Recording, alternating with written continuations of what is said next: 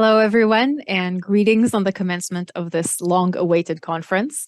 I wish to start by thanking the organizers and the hosts for putting so much effort into this exciting event that is finally happening after all this time, and also by apologizing for not being able to be with you today. Unfortunately, this was not possible, but I appreciate the opportunity to share my work with you despite the distance and the time difference, and I wish you all a wonderful conference. So let me begin by sharing my screen. As the subject of my presentation today may be a bit unfamiliar to some of you, please allow me to begin with a few words of background on my area of study. I work in rabbinic literature, which is a large corpus of Jewish texts from late antiquity whose authors are generally regarded as the rabbis. What makes this group of authors distinct in the ancient Jewish landscape is the fact that they profess a religious commitment to two kinds of Torah. Torah meaning teaching or instruction, and that's the traditional Jewish name for the first 5 books of the Hebrew Bible, the Pentateuch or the books of Moses, which primarily contain the laws that form the basis of the covenant between God and the Israelite people.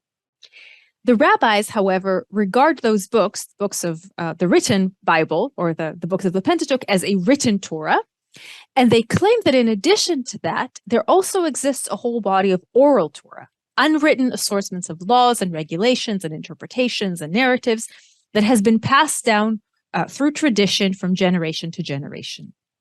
As far as the rabbis are concerned, they are the guardians and transmitters of this oral Torah.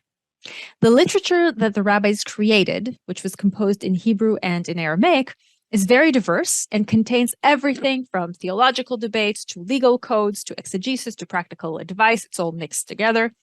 And this literature, all guided by this ideal and notion of double Torah, written and oral, is where I spend most of my time. So just to locate us in terms of time and place, the literature of the rabbis apparently started to form toward the end of the 1st century AD and came to a gradual halt toward the 6th century AD, or the end of the 6th century. We usually divide it into 2 periods, the early period until about 80 to 50, in which all rabbinic activity that we know of was in Roman Palestine, and the later period until about 550, in which there were 2 prominent rabbinic centers, one in Roman Palestine and one in Sasanian Babylonia. Today, I will trace with you one particular motif from the early to the late period, which will lightly touch upon and, give us hints of the transformations of the rabbinic movement during those centuries. So as you can already tell from my brief introduction, the word Torah and the concept of Torah is very important for the rabbis. Following ideas that appear already in the Hebrew Bible, the rabbis maintained that God revealed himself to the people by giving them a text, and that preserving and following and pondering this text constantly is the condition for maintaining the covenant with God that secures the Jews' existence. Moreover, for the rabbis, there was not any other way to communicate with God or to know God's will. They did not think that prophecy was possible anymore, and they downright dismissed any notion of esoteric or mystical revelation. For them, God was the text of the Torah, and the text of the Torah was God. The theological centrality of the Torah was compounded by the rabbis' own claim for social and political centrality. Their own claim to power and authority as the cultural elite was predicated on the notion that all of life revolves around the Torah and on their self-proclaimed position as its only legitimate interpreters. They turned Torah, in other words, from a text into a vocation, into basically a job of a specialized elite. It is against this background that I want to explore with you today one very surprising trope in rabbinic literature. The idea that the Torah was, is, or will be periodically forgotten. It seems very strange that the rabbis place this huge emphasis on a particular body of texts, both oral and written, as the basis of the entire Jewish existence, and yet claim that these texts have disappeared in the past and are bound to disappear again. What I will try to do in my remaining time is to suggest that the notion of forgetting the Torah serves the rabbis as a strategy of persuasion. What changes through time, I propose, is whom the rabbis are trying to persuade and of what. Very quickly, I will argue that the idea of the periodical forgetting of the Torah has very ancient roots, which precede the rabbis, but that as we trace rabbinic literature diachronically, we can identify 3 stages of the use of the strope for persuasive purposes. In the first stage, the rabbis are trying to make the case for themselves as a group, as a movement. In the second stage, individual rabbis are making the case for their superiority over other rabbis. And in the last stage, rabbis are using the strope as part of a larger Jewish-Christian apologetic debate. So, let's start. To understand where the idea of forgetting the Torah comes from, we need to go back in time all the way to the 6th century BCE. In the year 586 BCE, the small kingdom of Judah was destroyed by the Babylonian forces of Nebuchadnezzar, and the temple of Jerusalem was burnt. The elite among the inhabitants of Jerusalem was relocated to Babylonia, whereas the lower classes remained in Judah, but many died of hunger, diseases, and so on. In 538 BCE, the newly coronated King Cyrus, founder of the Achaemenid Empire, gave permission to the Jews in Babylonia to go back to Jerusalem and rebuild it. And this here is the Cyrus cylinder, which contains Cyrus's restoration edicts. These events are recorded in the Hebrew Bible as well as in a variety of other sources. The biblical book of Ezra also tells us that in the year 458 BCE, a scribe and teacher by the name of Ezra, a descendant of a family of priests from Jerusalem, ascended from Babylonia, where he was born as the descendant of exiles, to Jerusalem so as to teach the book of Torah to those who returned to Jerusalem to reestablish the city and the temple. He was appointed by King Xerxes to enforce the laws of the Jews on behalf of the Persian Empire. So this is the story of Ezra as it appears in the Bible. As of the 1st century AD or so, we begin to find here and there an idea according to which during those 128 years between the destruction of the Jerusalem temple in 586 and Ezra's arrival to Jerusalem in 458, something happened. The Torah of Moses, the one that was, given traditionally and transmitted, was entirely forgotten. This idea has no trace in the Hebrew Bible, but it begins to pop up in later literature. The text in which this idea is expressed most prominently is 4th Esdras, one of the apocryphal books of the Old Testament, which was probably originally composed in Hebrew, but was preserved only in a Latin translation. It's a pseudo-epigraphic. It is written as a first-person narrative of Ezra the scribe. He's the one who's presumably telling the story, Ezra who lived in the 5th century BCE, but the text was probably written around 70 AD or so. In this text, Ezra is describing how God appeared to him in Babylonia in a series of visions and appointed him as his messenger. He's kind of a second Moses, and you can see this here. After God appears to Ezra and says, okay, you are now my messenger. I'm giving you visions. What do you want? Ezra asks God to receive a new revelation of the Torah because the original Torah, the one that was given to Moses, was entirely lost. Then I answered and said, the world lies in darkness and its inhabitants are without light. For your law has been burnt, and so no one knows the things which has been done or will be done by you. If then I have found favor before you, send the Spirit into me, and I will write everything that has happened in the world from the beginning, the things which were written in your law. God grants Ezra's wishes. He tells him to appoint 5 scribes and to drink a potion, and tells him that the Torah will be given to him anew. Ezra does everything that God tells him to do, and the Torah that was previously lost starts flowing out of him. And as he describes it, so I took the 5 men as he commanded me, and we proceeded to the field and remained there. And on the next day, behold, a voice called me, saying, Ezra, open your mouth and drink what I give you to drink. And when I had drunk it, my heart poured forth understanding, and wisdom increased in my breast, for my spirit retained its memory. And the 5 men wrote what was dictated in characters which they did not know. The key here is the words in characters which they did not know. In order to affirm that the revelation of Ezra that Ezra received was authentic, that it really came from God and not from Ezra's own mind, the scribes who wrote what Ezra was saying wrote it in new, unfamiliar characters. They themselves did not know what they were writing. According to this narrative, the Torah was given to the people of Israel twice. First to Moses on Mount Sinai, and then, after it had been forgotten during the Babylonian exile, the same Torah was given again to Ezra in Babylonia, but in a new script. When the story of the Torah being forgotten was first introduced, probably around the 1st century AD, this narrative was used, among other things, to explain the change in the script of the Torah from the Paleo-Hebrew script to the Aramaic script. The Aramaic script is the Hebrew letters that are still used to this day. The transition probably happened around the 2nd century BCE, but it was very controversial. And it makes sense that this story was invented, among other reasons, to justify or to explain the transition, the change in the script.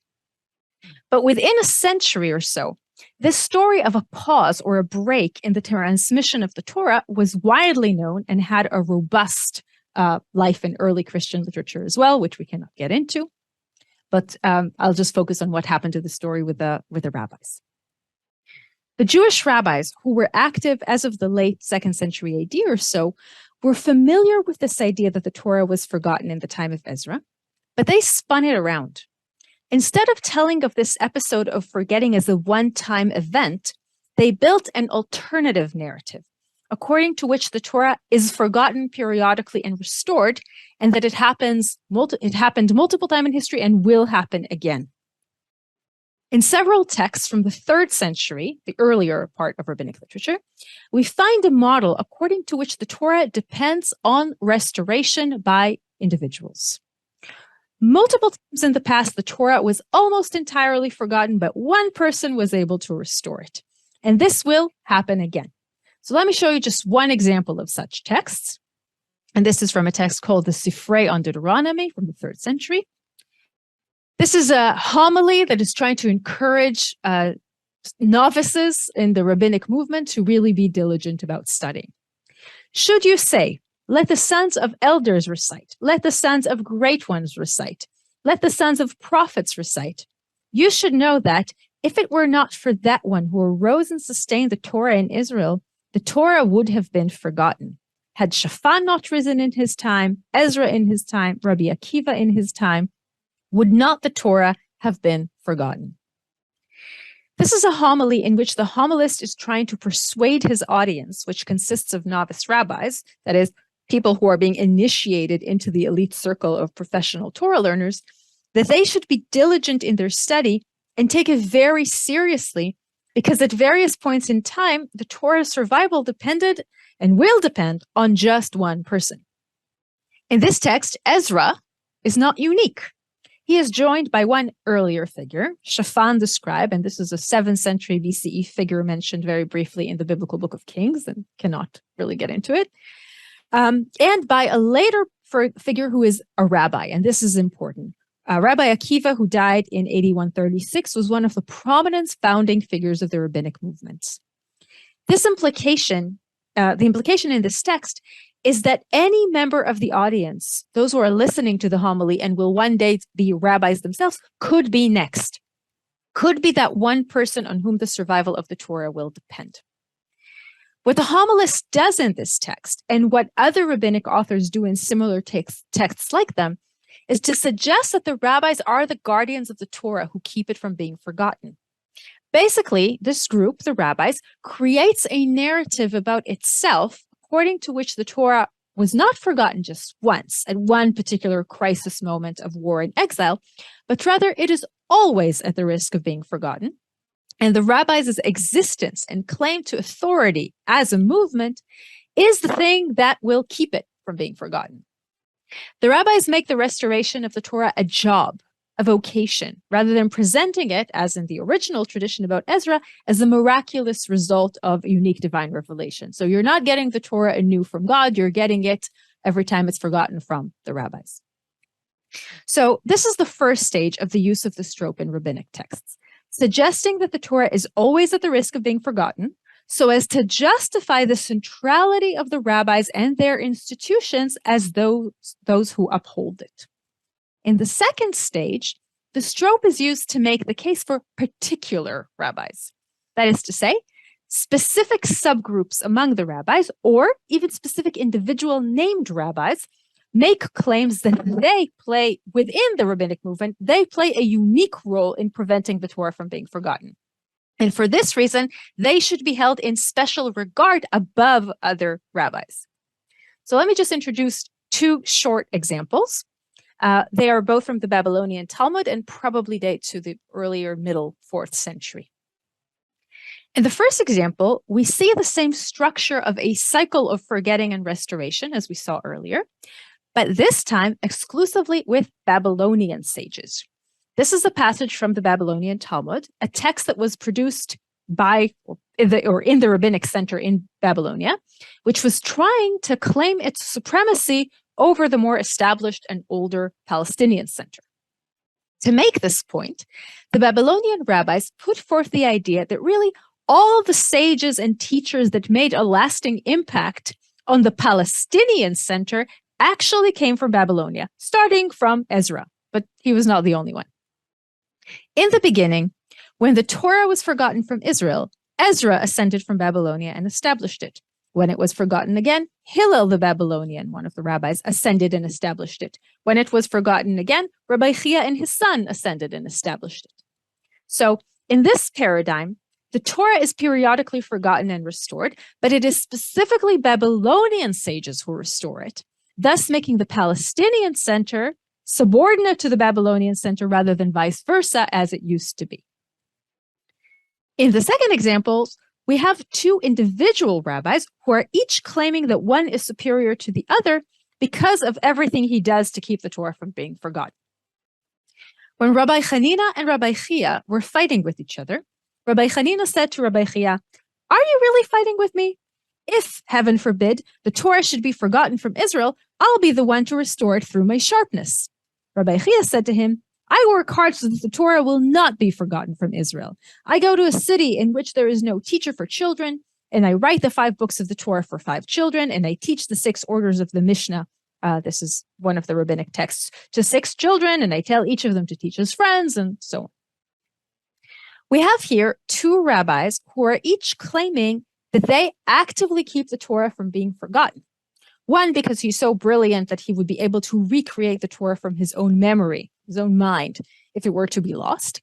And the other, because he does so much in terms of teaching and disseminating the Torah to the wider population. This text is interesting for a variety of reasons, but for our purposes, it is noteworthy how the trope of forgetfulness and restoration of the Torah evolves. When the rabbinic movement was in the earlier stages of its formation, it was used to justify the movement as such, to justify the very effort of institutionalized Torah learning through a centralized elite group of rabbis.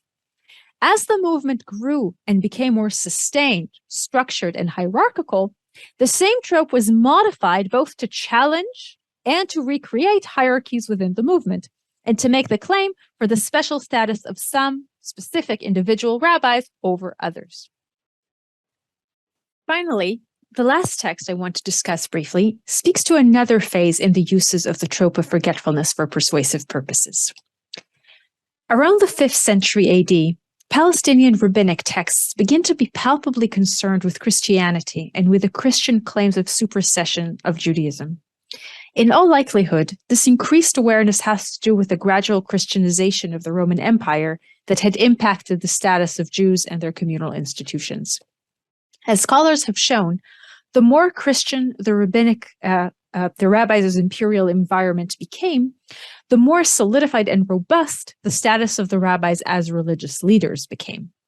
Jews who were originally inclined toward a more Romanized lifestyle, which included some practices of traditional Roman religion, now basically had to choose whether to be Jewish or to be Christian. And if one was to choose being Jewish, the rabbis were, by that time, the only acknowledged option for being Jewish. At this point, then, the rabbis are no longer using the trope of forgetfulness and restoration of the Torah to make a case for themselves, because they don't need it. They're the only game in town, so to speak.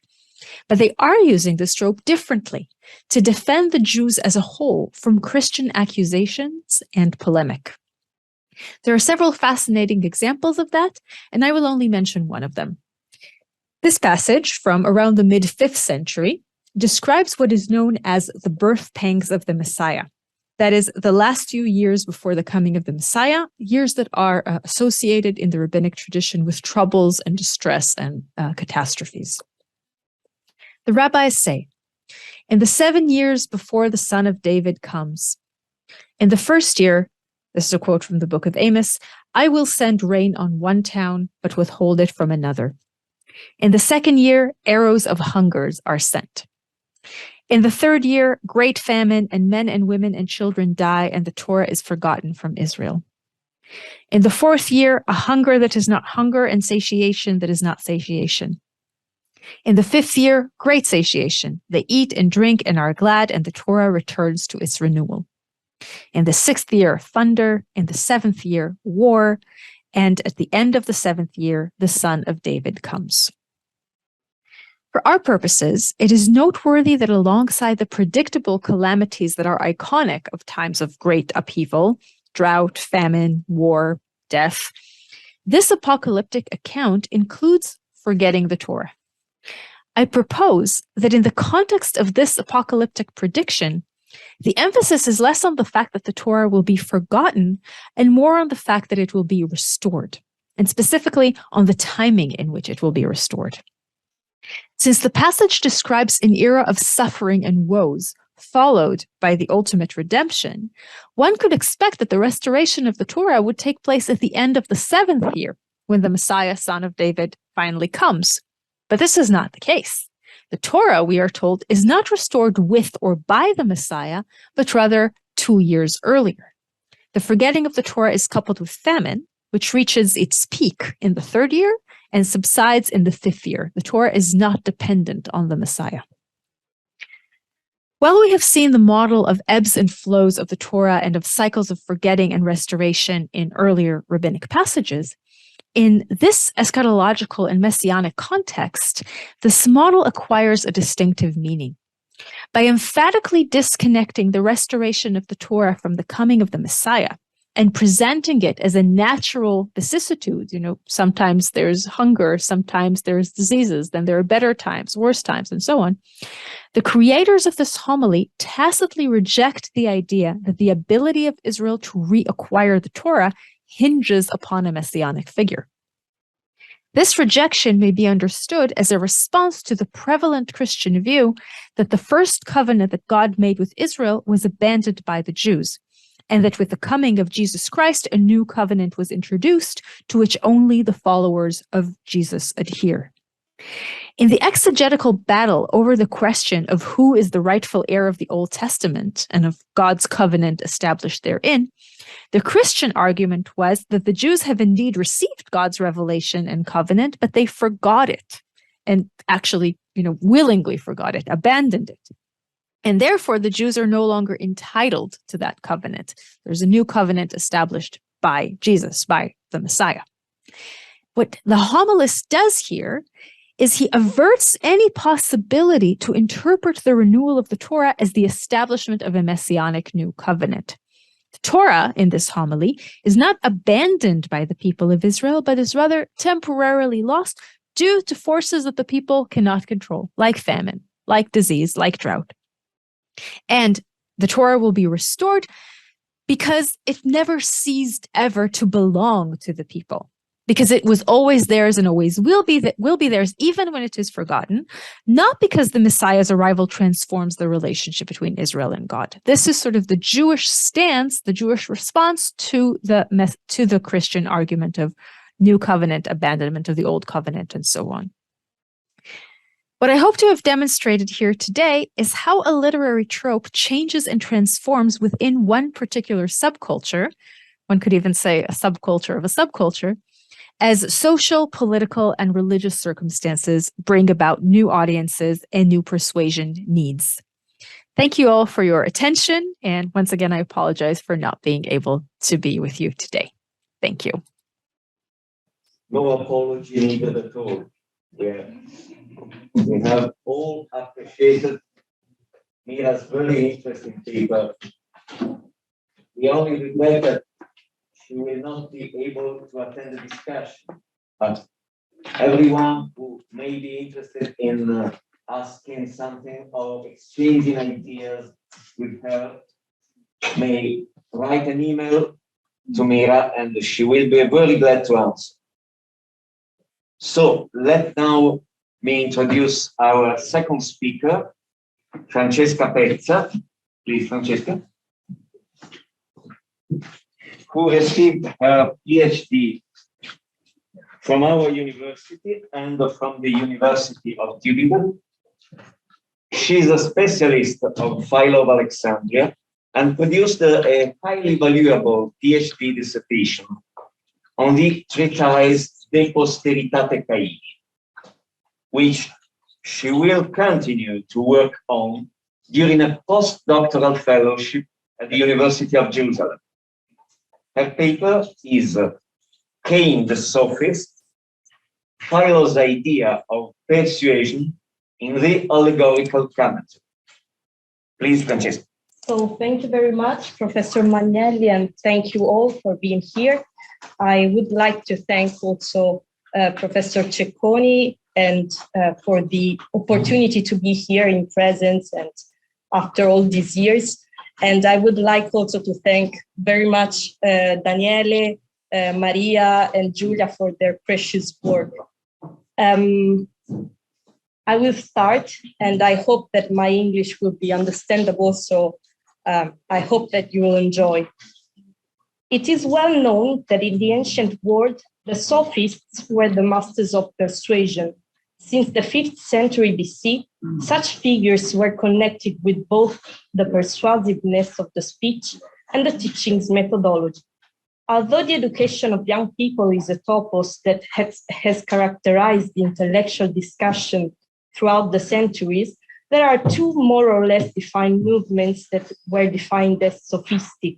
The first, dating back to the second half of the 5th century BC, refers to figures in Athens well known for the novelty of their thoughts, argumentation, and methods. On the other hand, the so-called second sophistic encompasses the political and cultural movement of the 2nd century AD, whose existence and impact are attested not only by numerous inscriptions, but also by Flavius Philostratus' Vitae Sophistarum, dedicated to its exponents. These belonged to the leading families of Greek polis and happened to be brilliant orators and influential citizens of their city. Sometimes they even took part on legations for their city or became active in the imperial administration. In fact, the term sophist is likely to have been used continuously throughout the centuries in between, that is, during the Hellenistic period and the Roman Empire, to identify in literary texts, alternatively, a teacher of rhetoric, a teacher in general, a bad teacher, a counterpart of the philosopher, or a representative of Greek education.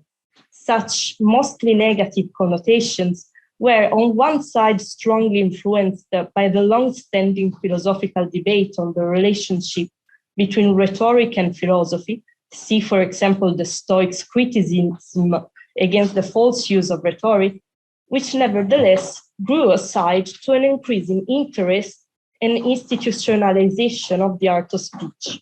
On the other side, as the volume Sophisten in Hellenismus und Kaiserzeit, as you can see in your bibliography at the end of the handout, well shows, such connotations can be contextualized also in the changing of the educative system and the social role of the teachers.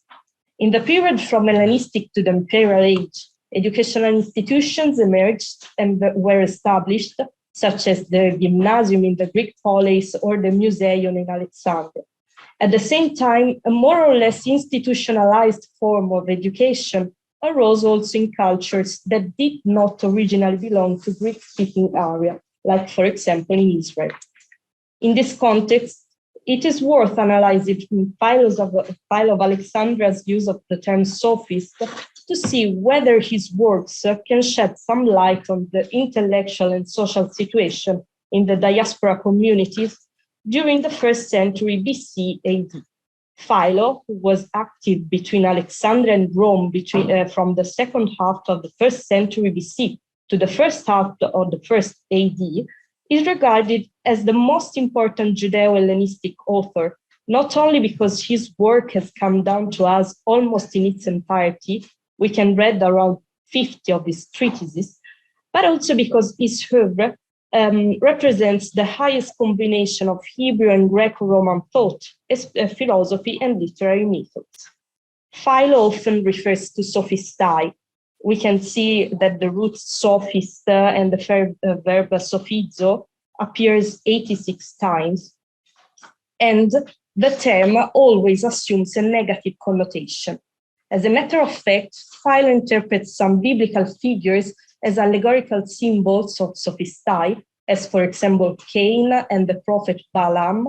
Moreover, he frequently adds critical remarks to a non-specific class of sophistai, who are negatively described as either vainglorious quibblers who talk vaguely and do not search truth, or bad teachers who want to reach fame instead of improving their students' knowledge.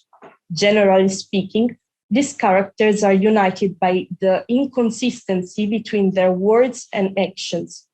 A matter of debate is whether behind Philo's sophistai hides specific contemporary figures. Winter, 2002, followed by Van Houten in 2008, suggests to see in Philo's sophists the world traveler's spokesman, therefore anticipating the second sophistic to the beginning of the 1st century AD. On the other hand, Koscielny, 2013, criticizes Winter's idea and argues that Philo followed a literary topos of Platonic heritage. Lastly, Wyss, 2012, understands sophistes as a synonym for grammatikos, teacher. All three positions are partly right, but the issue is too multifaceted for its explanation to be exhausted in a one-sided perspective. As a matter of fact, Philo does not talk about the role of rhetoric and speech. Philo does talk about the role of rhetoric and speech. However, we should be cautious about recognizing traces of the second sophistic in his digressions, especially if we think that there is far no evidence that Alexandria was one of the centers of this movement. In her book, Rhéteur et orateur de l'époque impériale, Bernadette Puech, you can find also this in the bibliography, mentions only 3 sophists from Alexandria who lived between the 2nd and the 3rd century AD. This is right to highlight the criticism of teachers, which is also in line with other contemporary sources such as Seneca and Aulus Gellius. However, Philo's use of sophistai is not limited to the educational context. Finally, as Koscielny points out, it is difficult to make a sharp and consistent distinction between the use of sophistai as literary topos or, alternatively, as an allusion to a contemporary situation.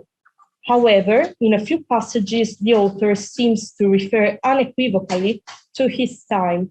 For example, when the digression is introduced by Newne, for example, in the Vita Contemplativa 31 and the Posteritate 101. What I will try to show here is that we do not necessarily need to identify a single and coherent meaning to be applied to any occurrence of sophistes in Philo's work, and that beyond the strong Platonic influence, which lies at the heart of Philo's thought, there are at least 2 further possible interpretations of the author's use of sophistes.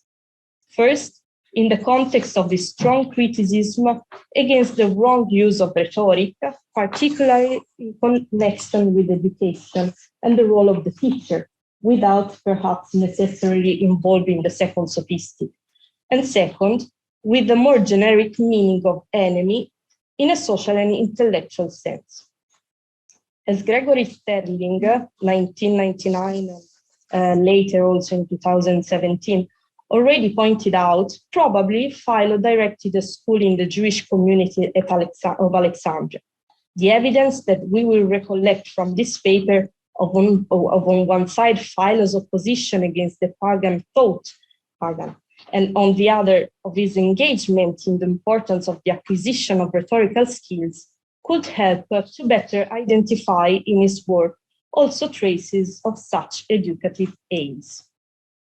In order to better understand Philo's position, I will refer to the allegorical interpretation of Cain as the first sophist.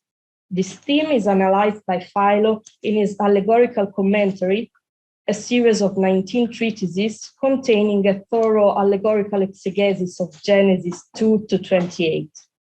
Especially in the treatises Quod Deterius Potiori Insidiari Soleat, which deals with Genesis 4, 8 to 15, that is the murder of Abel by Cain, and De Posteritate Caini, that is Genesis 4, 16 to 25, that is Cain's foundation of the first city and his posterity. Cain is a paradigmatic example of Philo's versatile conception of sophist. In the allegorical commentary, he represents the soul who rejects God in life and joins the material world, governed by sensation and passion. You can find at point 1a and 1b. The first point is the etymology of the name of Cain, that is possession, and it means it regards the soul who just does not want to follow God anymore and just centers his life and his mindset on itself, not in the soul. And on the point 1b, there is the opposition between Abel and Cain. That is so the soul who loves itself, Cain, and the soul who still loves God, that is Abel. The refusal of God, who only owns the truth and the virtue, brings Cain, that is the soul, the symbol of the soul, to a world where everything is relative, and the measure of which is man himself. Point 1c. Incidentally, this was Protagoras' conception. The philosopher, according to Philo, is in fact regarded as a descendant of Cain. So Cain is the father of one of the first sophists, we can say. Okay. In this absolute relativeness, the soul builds its system of thought, that is the symbol of the building of the city by Cain, which is defended by the strength of the speech and which will welcome all the souls who refuse God and center their existence on themselves. That is the point 1d. Beside the philosophical characterization of Cain as the soul completely immersed in the matter, opposed to the pure rationality of God, in a strong Platonic dichotomous conception of the world, Philo also highlights Cain's rhetorical skills, characterized by strength and persuasiveness, which can seduce everyone. His aggressivity emerges especially from Quod Deterius Potiori Insidiari Soleat, that is the point 2b and 2c on your handout, where we can read Philo's reading of the fight between Abel and Cain. In this passage, Philo interprets Genesis 4.8. You can find the text of the Septuaginta in the point 2.a of your handout. Philo interprets such passage as an allegory of a fight between two speakers, where one, Cain, is a sophist who uses his advanced skills to make his position win, whereas the other, Abel, represents the virtuous man, who has already perfection in his soul, but is not trained in rhetoric, and therefore is doomed to die. Following a Platonic idea, later consolidated in other rhetorical works, Philo constructs a metaphor between the discussion and the fight, drawing on a vocabulary related to arms and violent sports, such as pancratius. I have underlined on your handout the words, the terms that just refer to sports and to violence and aggressivity, and to these allegory, this metaphor between the fight and the discussion, the oral discussion. The fight between Cain and Abel takes the shape of a real dichotomy between two opposite philosophical positions, that is, to be with God and pursue the truth, or alternatively, to focus on the centrality of man. Here, Cain is a sophist not only because of his skills, but especially because of his opposition to what Philo regards as the right mindset. The idea of an oral fight between Cain and Abel returns also in the Targumim's tradition, point 3a on your handout, as an improvement and explanation of the textual problems in Genesis 4.8. Also in this case, Cain and Abel engage in a theological discussion, where the latter represents the man who believes in divine justice, and the former is the wicked one who is no longer able to recognize it. The Targumim, I don't know if you know what the Targum is, but just really fast. They are Aramaic translations of the Pentateuch and of the Torah in some cases, and some of the Hebrew Bible in some cases. So they are translations, but expanded translations, so that the textual problems are already explained in the translation. And so for this reason, we find Genesis 4.8 just so expanded in this case, because the interpreter and the translator just needed to fill the gap, and just try to explain something better. Exegetical innovation. Exactly. Yeah. Although the Targum has no direct connection with Philo, it seems clear that Cain and Abel's fight was used to represent, for the Jews of the diaspora communities, the strong opposition between two different systems of thought, which either neglected or regarded God, the Jewish one, as the center of the spiritual life.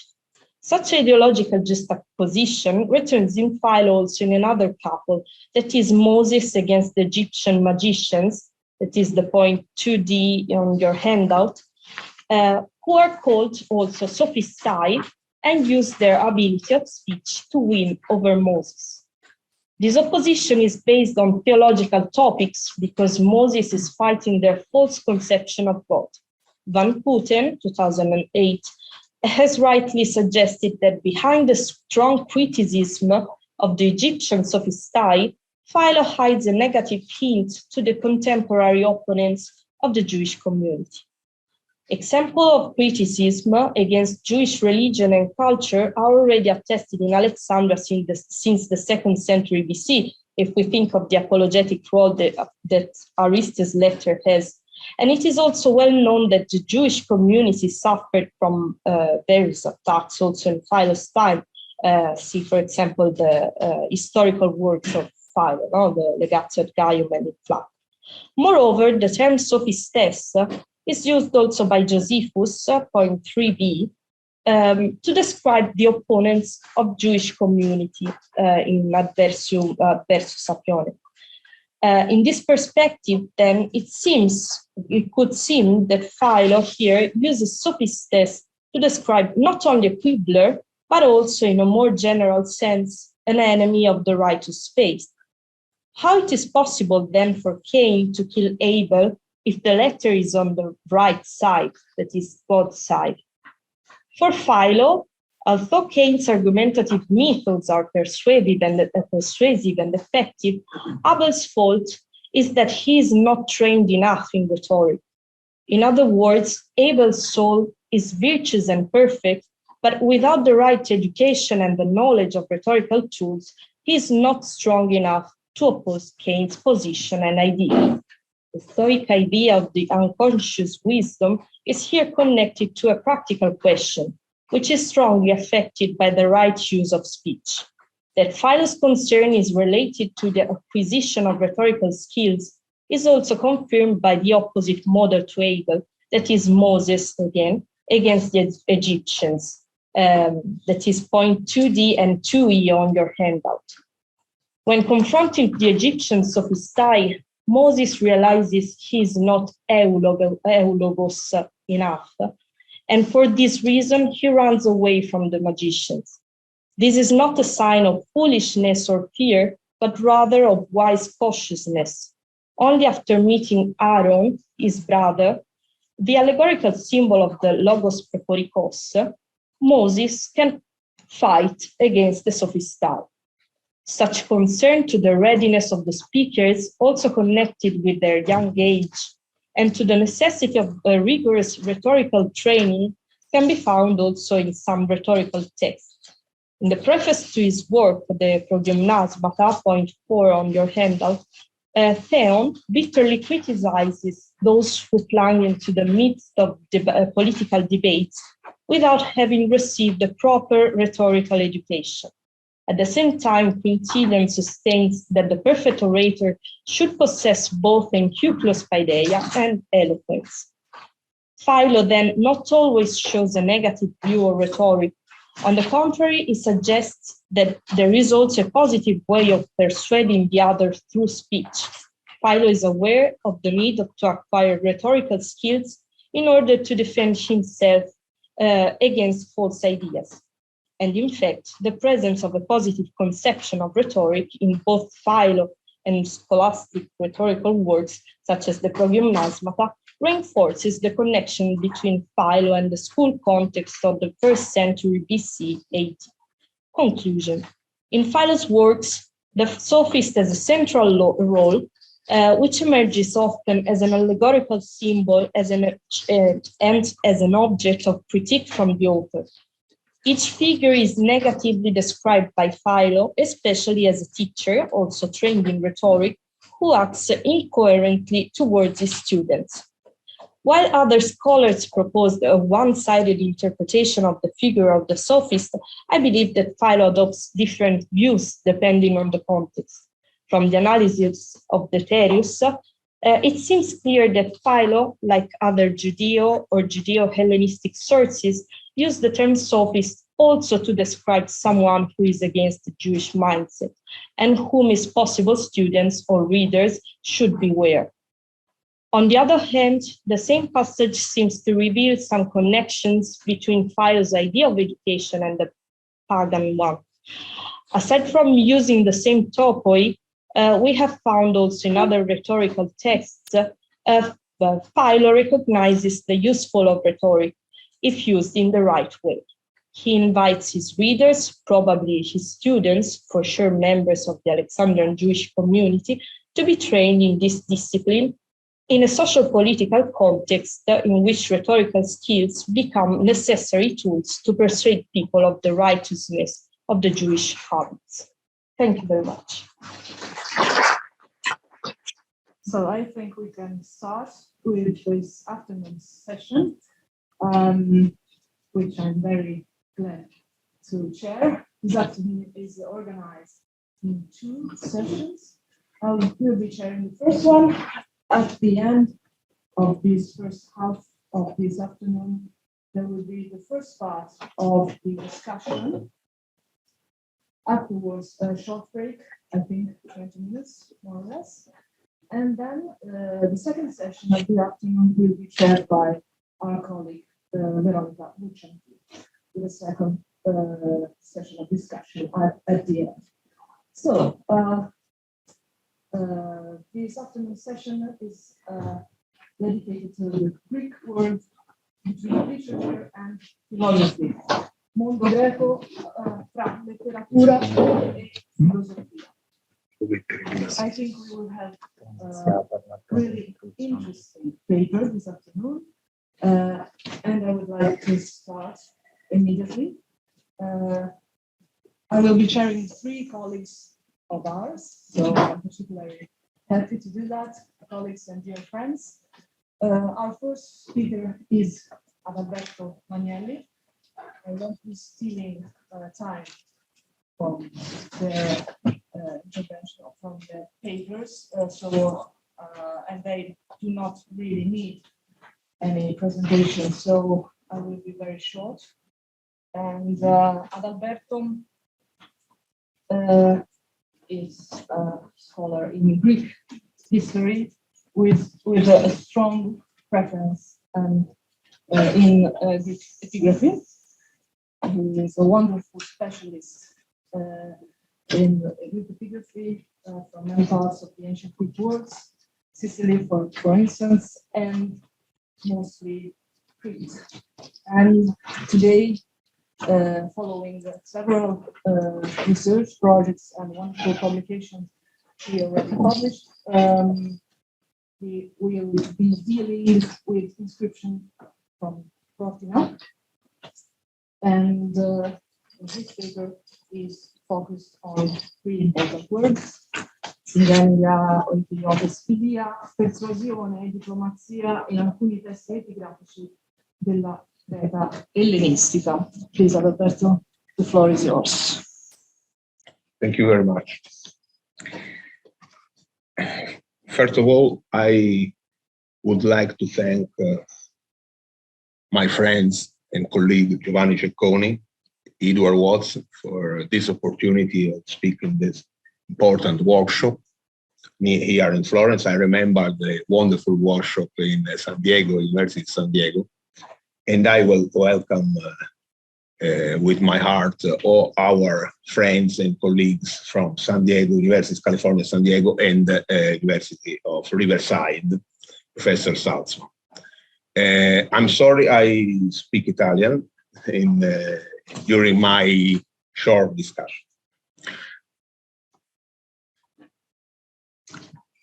Diceva appunto la collega Maltomini 3 termini che sono singeneia, oikeiotes e filia, 3 termini che riecheggiano un famoso lavoro di Edward Will, ormai si sta parlando, è uscito postumo tra l'altro fra gli anni 80 e 90 del secolo scorso, sul problema grande di che cosa realmente significassero queste parole e che tipo di rapporto esistesse fra esse nel lessico e nel lessico in generale e nel lessico della diplomazia in particolare.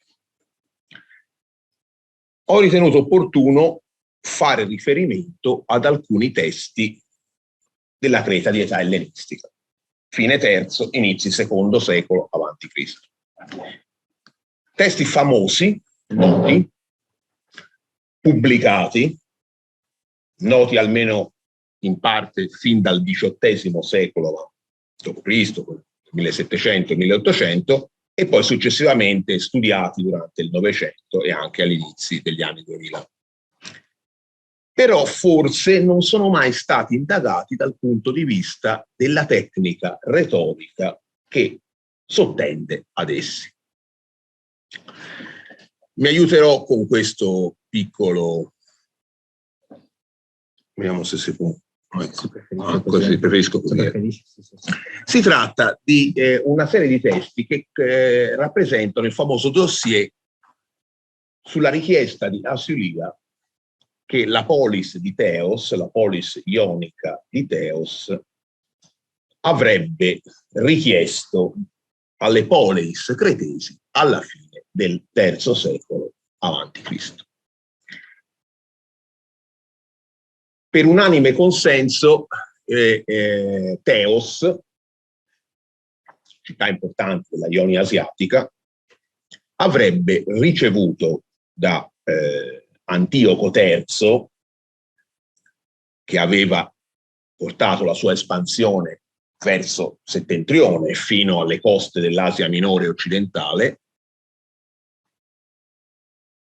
dei benefici particolari, tra cui la Sulia per il suo territorio e per il santuario di Dioniso che esisteva nel territorio stesso, forse legato alla presenza della corporazione dei tecniti dionisiaci che esistevano nella polis, e oltre a una serie di altri benefici importanti, come per esempio le esenzioni dai tributi che Teos, tra l'altro, doveva alla precedente dominazione, perché Teos rientrava nella sfera di influenza almeno fino al 205-4 a.C. degli Attaleti di Pergamo.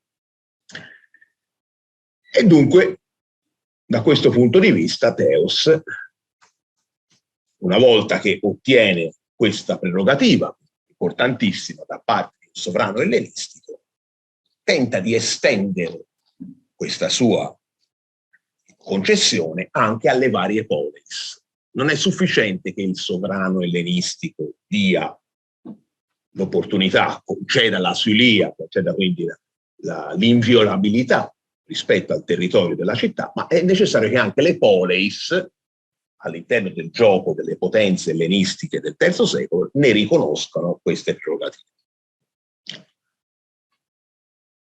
Abbiamo quindi una serie di testi di cui vedremo poi brevemente, non voglio vedere tutti, cioè io li ho riportati tutti, poi chi ha interesse posso dare, ovviamente possiamo discuterne, però la cosa importante è che ricorrono in questi testi costantemente, insistentemente, in maniera ossessiva, due termini: oikeiotes e syngeneia. Syngeneia e oikeiotes. Qual è il valore che noi dobbiamo attribuire a questi termini in quel contesto specifico dei rapporti internazionali, interstatali, fra Teos e le varie realtà del mondo cretese di questo periodo? Oikeiotes. Cosa significa oikeiotes? Abbiamo una serie di definizioni, dei grammatici, io ne ho riportate, sono andato troppo avanti, ne ho riportate alcune di definizioni principali. Uno studio abbastanza recente del collega Roberto Sammartano dell'Università di Palermo, che riprende in parte anche uno studio già condotto da Giovannini, da Darwill e anche da Domenico Musti, che ha fatto un lavoro eccezionale da questo punto di vista, ritiene che la oikeiotes, il significato di oikeiotes, faccia riferimento all'ambito familiare in senso orizzontale. È un rapporto che si viene a instaurare quando si ha una epigamia, cioè un matrimonio. Sono i rapporti matrimoniali che permettono di entrare nell'oikos. È un rapporto quindi che dà importanza alla sincronicità, per cui può essere sviluppato ampiamente all'interno di un oikos, più matrimoni ci sono, ma in uno stesso periodo di tempo, cioè non ha la profondità dell'altro termine, syngeneia, che invece avrebbe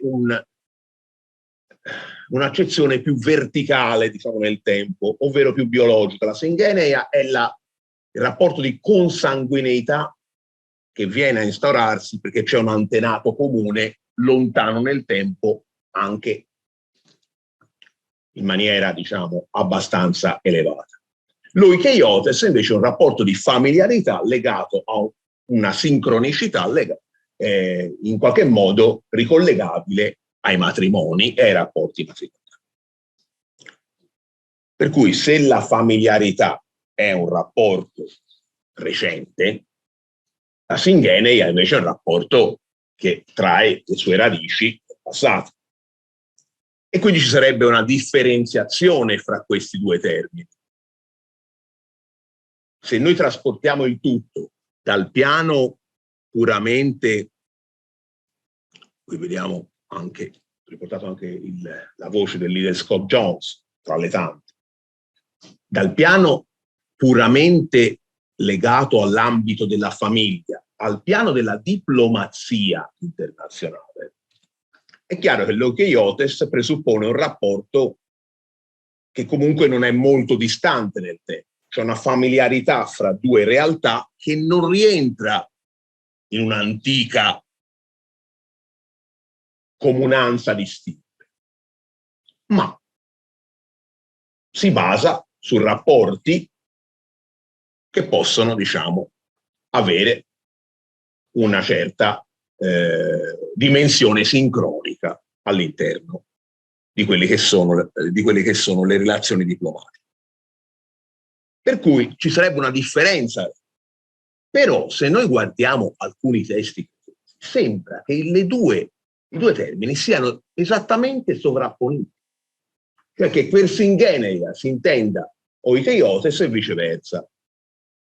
Musti dice che la singeneia contiene l'oikeiotes e non viceversa, l'oikeiotes non presuppone una singeneia, c'è un rapporto stabile di comunanza di stirpe, anche perché fra la città, fra la polis di Teos e le realtà doriche della Creta, una comunanza di stirpe che se ne voglia dire, e qui sono stati fatti studi molto approfonditi sui legami mitologici e miti storici, nonché mitopoietici, di queste realtà non esiste.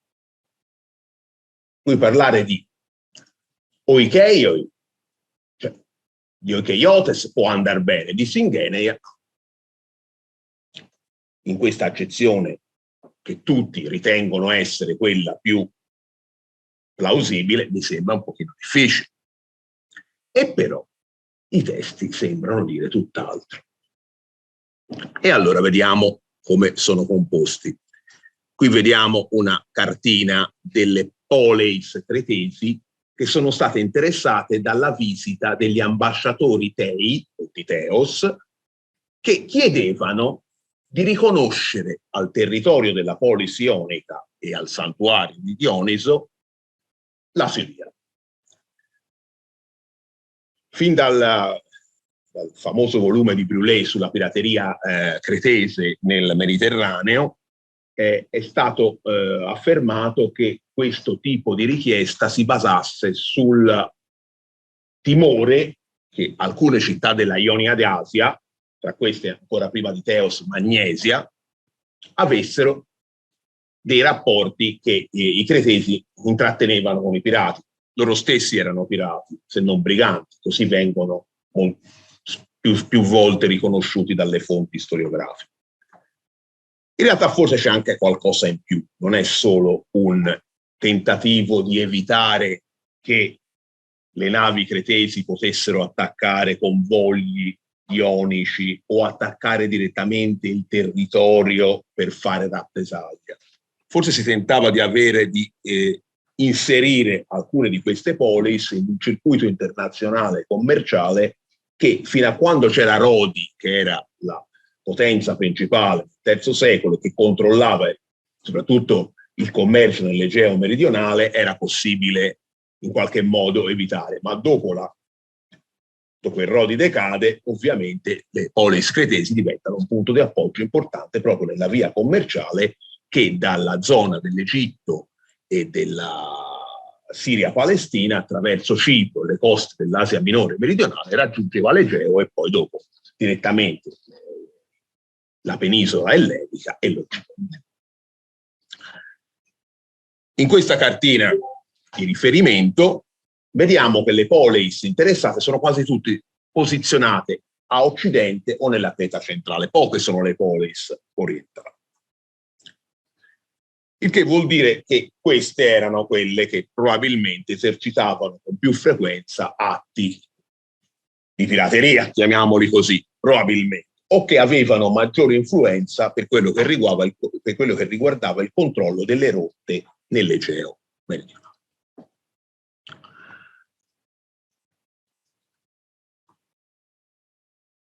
E allora andiamo a vedere questi famosi decreti.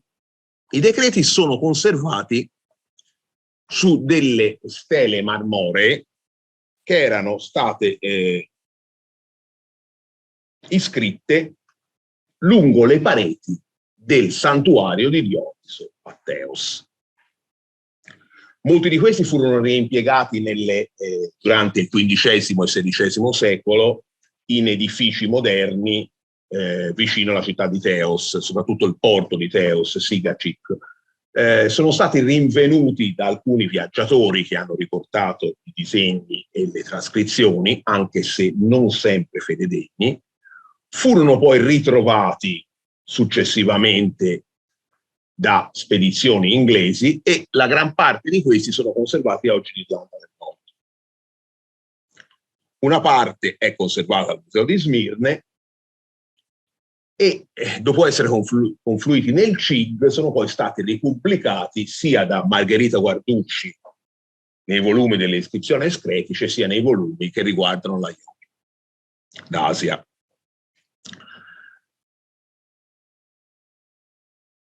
Prima di tutto la forma di questi documenti.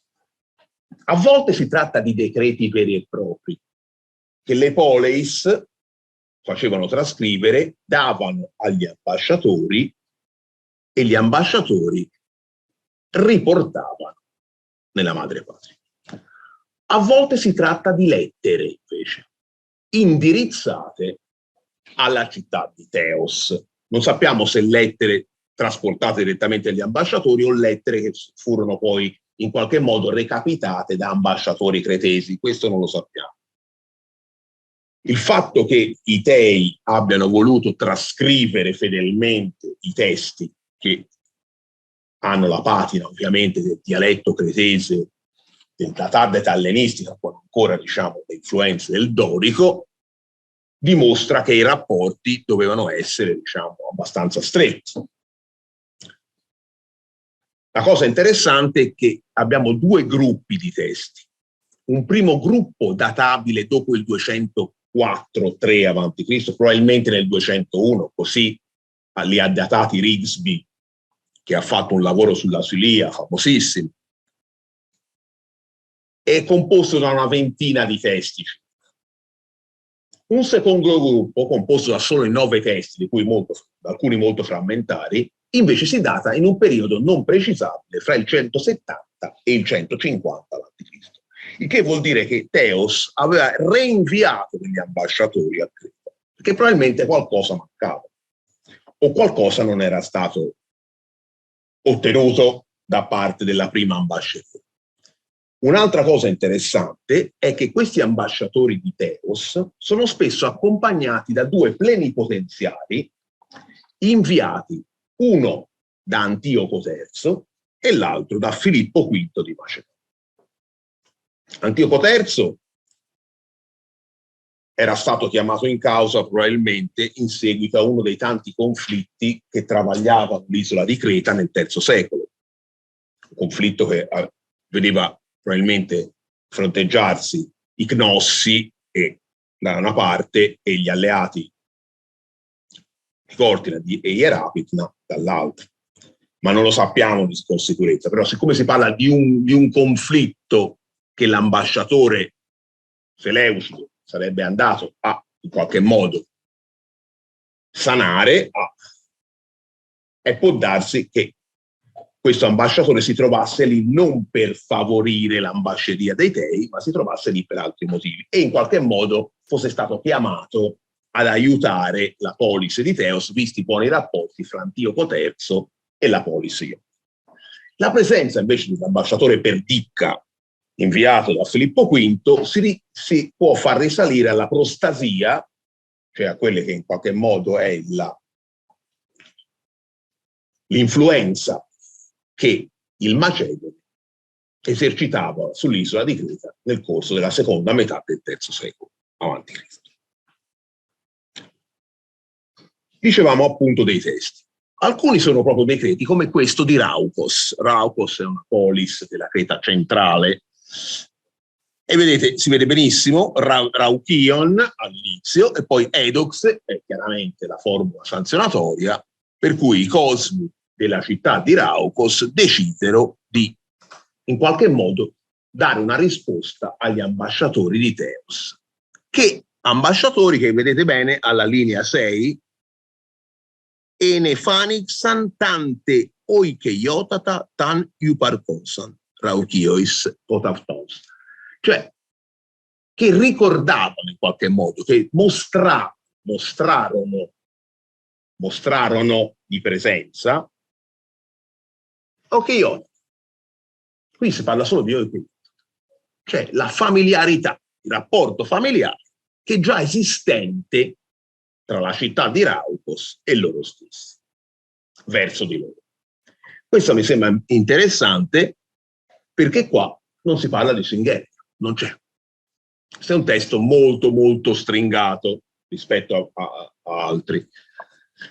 Poi c'è la formula di risposta che troviamo alla riga 12, dedoctai rauchion tois cosmois catapoli, apocrinastai teiois oti, eccetera, eccetera. Cioè la risposta è semplicemente che i cosmi e la polis, quindi l'assemblea, il cosmato, i cosmi sono i magistrati principali, accordano, diciamo, l'asilia.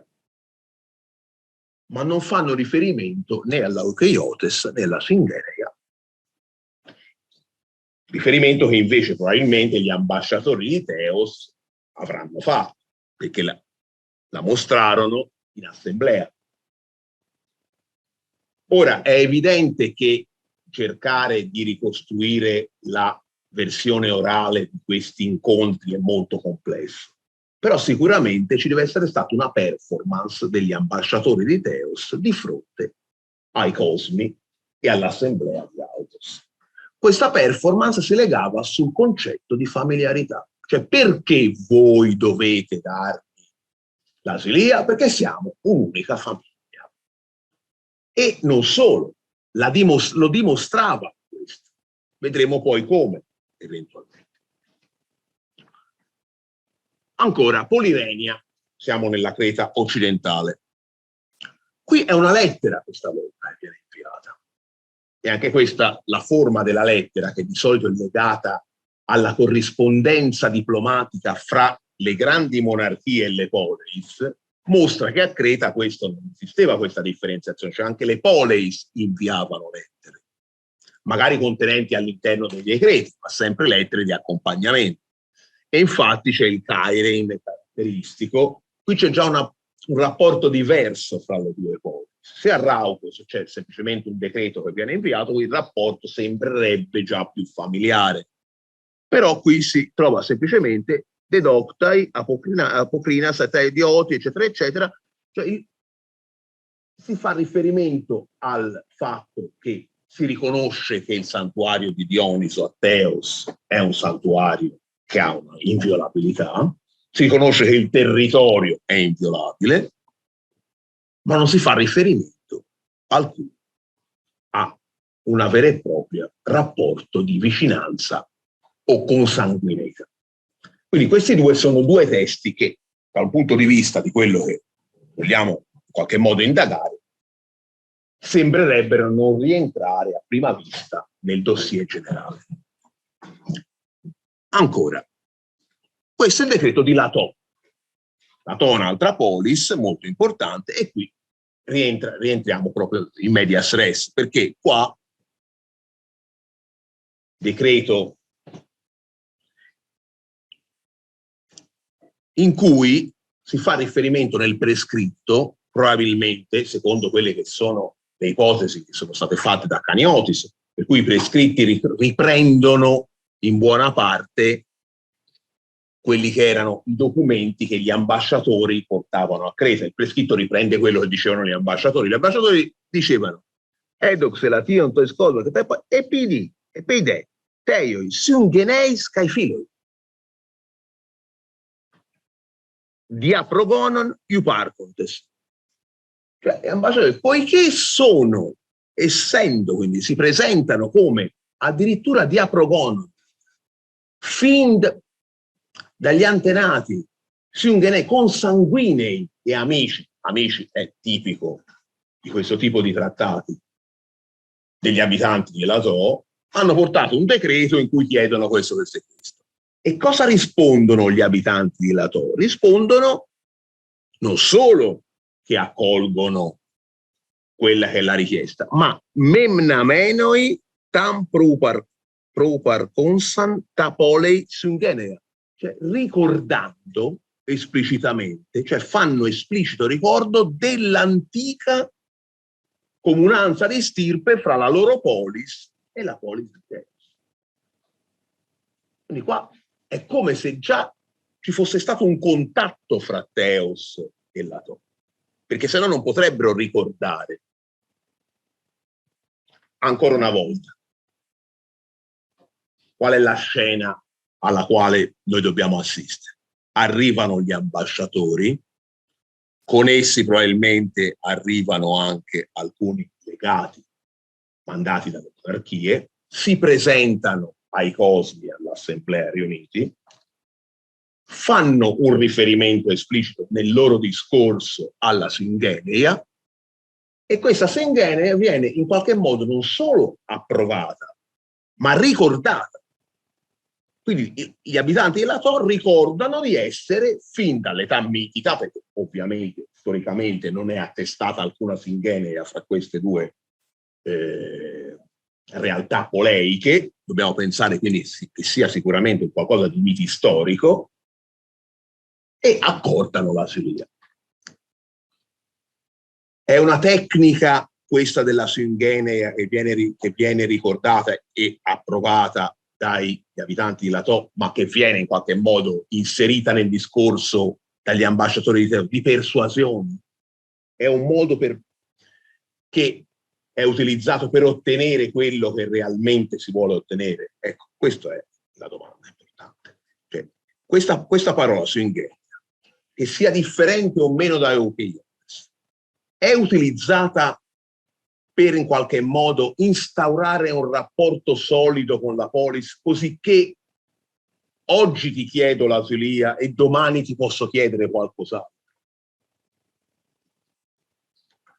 È una tecnica retorica, quella che viene utilizzata dagli ambasciatori di Teos e recepita in alcune polis, mentre in altre no?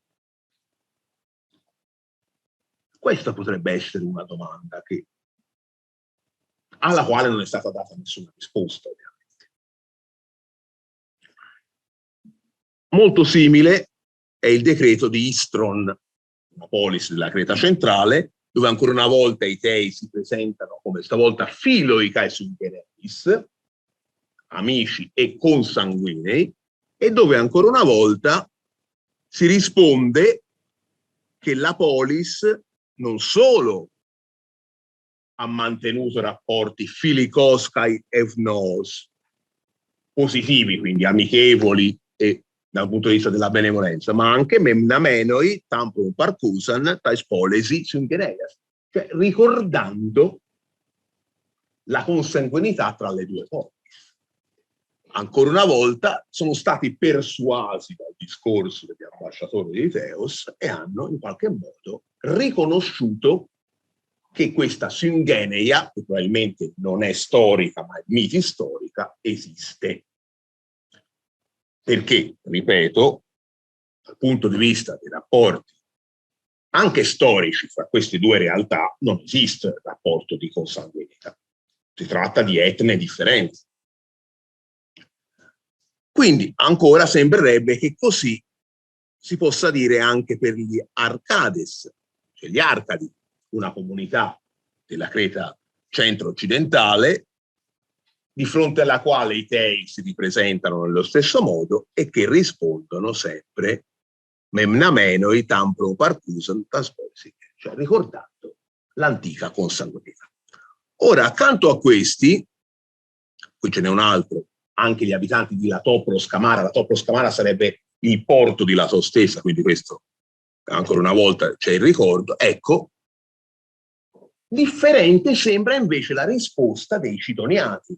Chidonia, nella Creta nord-occidentale, di fronte ai quali Cidoniati, gli ambasciatori di Teos, si presentano sempre come filoi kai syngeneis. In questo caso sembra che l'assemblea e i cosmi rispondono in maniera differente. Perché? apokrinas eteios philos kai oikeiois eosin, quindi rispondano ai dei che sono amici e oikeioi e familiari, non dice, però lo aggiunge subito dopo, quando dice dioti ton dionison kai autoi sebometa kai ten teion damon, scusate, ton teion damon sungenea olta aspasom, cioè in qualche modo accogliamo, quindi salutiamo gioiosamente il popolo dei Tei come nostro consanguineo. Sembra che qui per la prima volta si accetti il fatto che esista una consanguinità, mentre là si ricordava qualcosa che già era stato in qualche modo istituito. Qui per la prima volta sembra, perché da una parte si dice, si risponde ai Tei che sono nostri alleati, filoi, amici, diciamo, non alleati, filoi, kai oikei e familiari, ma dall'altra parte si riconosce, si saluta il popolo, il damos di Theos, come un singeneo, cioè come il nostro consanguineo. Quindi noi possiamo dire che abbiamo tre livelli. Un primo livello sono i primi due testi, in cui si accorda la sulia, ma dove non esiste rapporto di singenea o eukeiotes. È molto vago. Un secondo livello, probabilmente dove già esistevano rapporti precedenti fra Theos e quelle poleis, dove si rinnova questo rapporto di consanguineità, magari portando un certo tipo di documentazione, perché non è escluso, e lo vedremo con l'ultimo testo di questo dossier, che in realtà di fronte all'assemblea cretese gli ambasciatori portassero anche documentazione che in qualche modo rafforzava l'idea della consanguineità fra le due polis. Ovviamente documentazione artificiale, creata ad arte, molto persuasiva probabilmente, che aveva una certa dose di persuasività. E per la persuasione si utilizzano tutti i mezzi, non solo la sofistica retorica, ma anche per esempio la melodia. Performance melodiche che sono fatte probabilmente di fronte alle assemblee da parte di questi ambasciatori. Qualcuno dice anche danze, perché questo creava una comunanza che altrimenti sarebbe stato difficile. Quindi un secondo livello. E un terzo livello in cui probabilmente c'era la oikeiotes, cioè c'era una familiarità dovuta a rapporti di tipo intestatale ma non genetici, dove si richiede poi, in questo terzo livello, dove in qualche modo si accorda anche la singenea successivamente. In tutto tre tipi di documentazione differente all'interno del dossier criterio. Alcune città concedono la sulia e basta. Altre città la concedono sulla base della singenea, altre città che un tempo avevano rapporti di oikeiotes, ora la concedono e riconoscono anche il rapporto di singenea. Perché questa differenziazione? Probabilmente perché il rapporto di singenea avrebbe permesso ai Tei di chiedere poi ulteriori benefici da parte delle polis. E questo lo vediamo nei decreti del secondo gruppo, quelli del 170, 160, 150 a.C., dove molto spesso si dà anche la isopolitei, la possibilità di la entesis ges kai oikias, e in pratica dove abbiamo tutta una serie di privilegi che non erano menzionati in questo punto. Quindi la singenea è utilizzata in maniera artificiosa e viene recepita allo stesso tempo in maniera artificiosa per instaurare rapporti che siano più duraturi di quelli che originariamente si prevedevano. Il fatto che esistano delle polis che non ne parlino vuol dire che si vogliono lasciare, secondo me, scusate, fra virgolette, le mani libere, per poter poi eventualmente continuare a fare operazioni di sulan, quindi di rappresaglia, magari contro cittadini di Theos, perché quella che si concede in tutti questi documenti è l'asilia, cioè l'inviolabilità del territorio del tempio della città, non dei cittadini che vanno all'estero. Non è l'asfalto. Non si richiede qui la intangibilità del cittadino ionico che si sposta, quello no. E qui probabilmente è la furbizia delle polis cretesi, che concedono senza concedere però tutto, cioè si vogliono lasciare uno spazio di manovra. A proposito di quello che dicevo, qui altri documenti di questo tipo qua,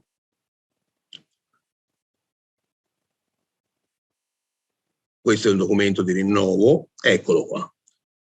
Nel 170 a.C. abbiamo questo interessantissimo testo, che è il decreto di Priansos,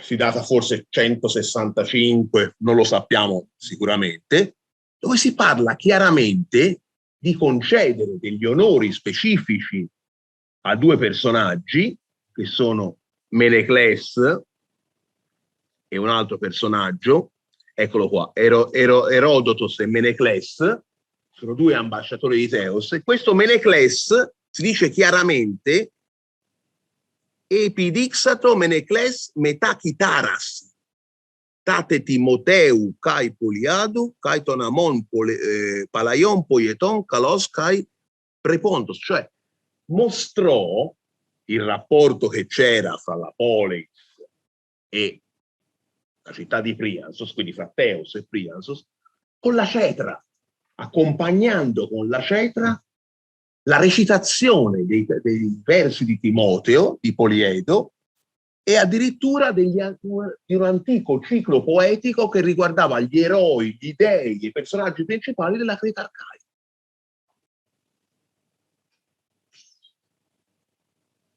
È un sistema di captatio benevolenze dovuto a una tecnica persuasiva? Anche questo? Cioè c'è la persuasione, un tentativo di persuadere, quindi l'uditorio, per mezzo non solo della sofistica del discorso, ma anche di documentazione e di musica, in questo caso qua. E infatti poi lo dice dopo.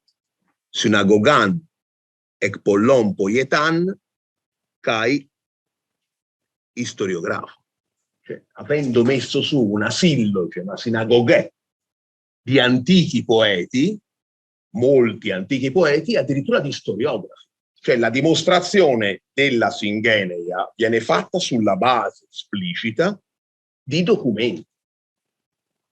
Ovviamente si tratta di una ricostruzione molto probabilmente artificiale, anche se speculato di un Atamante che avrebbe avuto rapporti con Creta, e Atamante sarebbe il mitico fondatore di Teos, in realtà è il mitico fondatore di Chios, ma comunque diciamo dell'area ionica, cosa che però non torna molto. Sicuramente si faceva riferimento alla talassocrazia di Minosse, al fatto che i minoici avevano rapporti con la Caria e con la Ionia, e quindi in qualche modo si ricostruiva una possibile singeneia che veniva, da questo punto di vista, accettata o meno dalle polis a seconda degli interessi che erano in gioco. Alcune polis la accettano subito, altre non la accettano, ma accettano un rapporto di oikeiotes, altre ancora invece si mantengono nell'ambito della più generica filia. Io penso ci siano questi vari. Ovviamente si tratta di un lavoro che io ho iniziato proprio sulla base di questo, è uno studio che ho iniziato proprio sulla scia del convegno, andrebbe approfondito. Non so, forse non ho più tempo a disposizione, vedo che il Presidente mi richiama all'ordine, io da buon ascoltatore mi lascio andare alla persuasione del foglietto. Mancava un'ultima parte, ma comunque diciamo che la parte, ci sarebbe stato un altro documento, un documento che la città di Allaria, che si trova nella Creta centro-settentrionale, aveva con l'isola di Paros, ma di questo poi, se vogliamo, ne possiamo discutere. Vi ringrazio, thank you.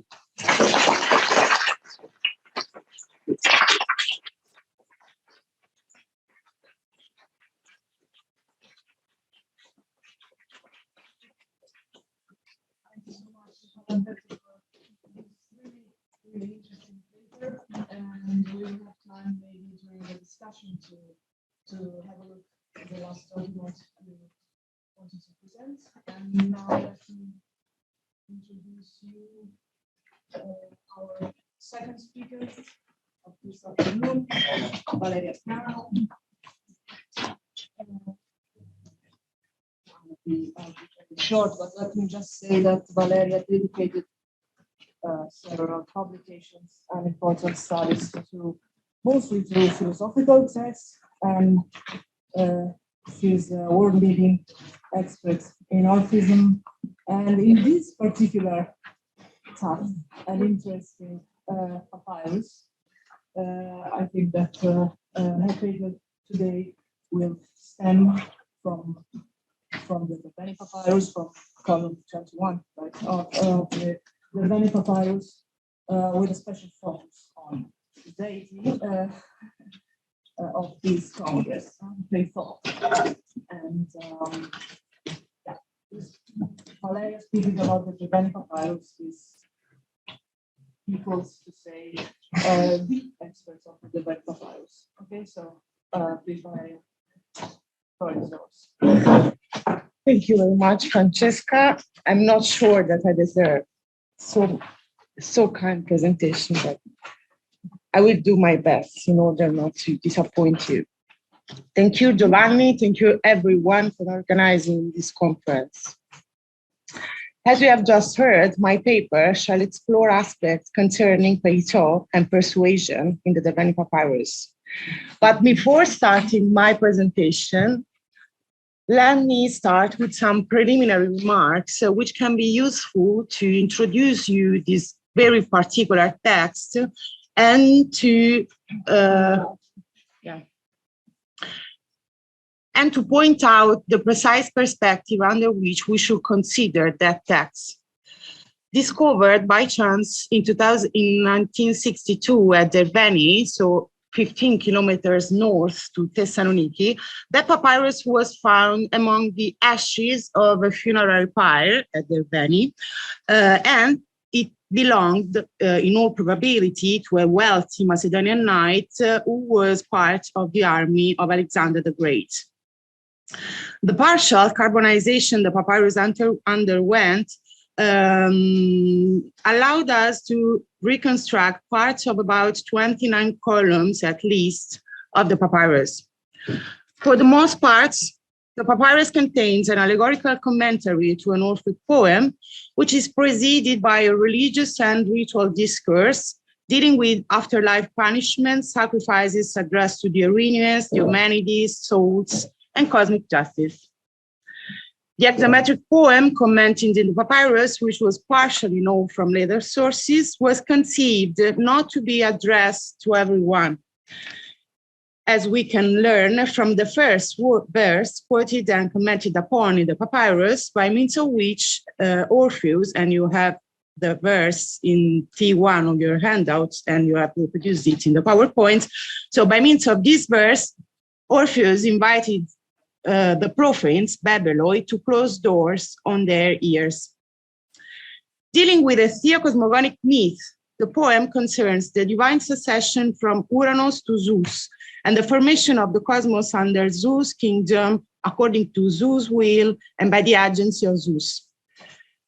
Being convinced that poetry is enigmatic, as you can read in the PowerPoint, the author says that poesis is enigmatodes, so is riddling for human beings, and convinced that Orpheus speaks in riddles, our anonymous author quotes one or more verses in his text and systematically interprets them allegorically, aiming at bringing to light the true meaning hidden in the Orphic enigmata.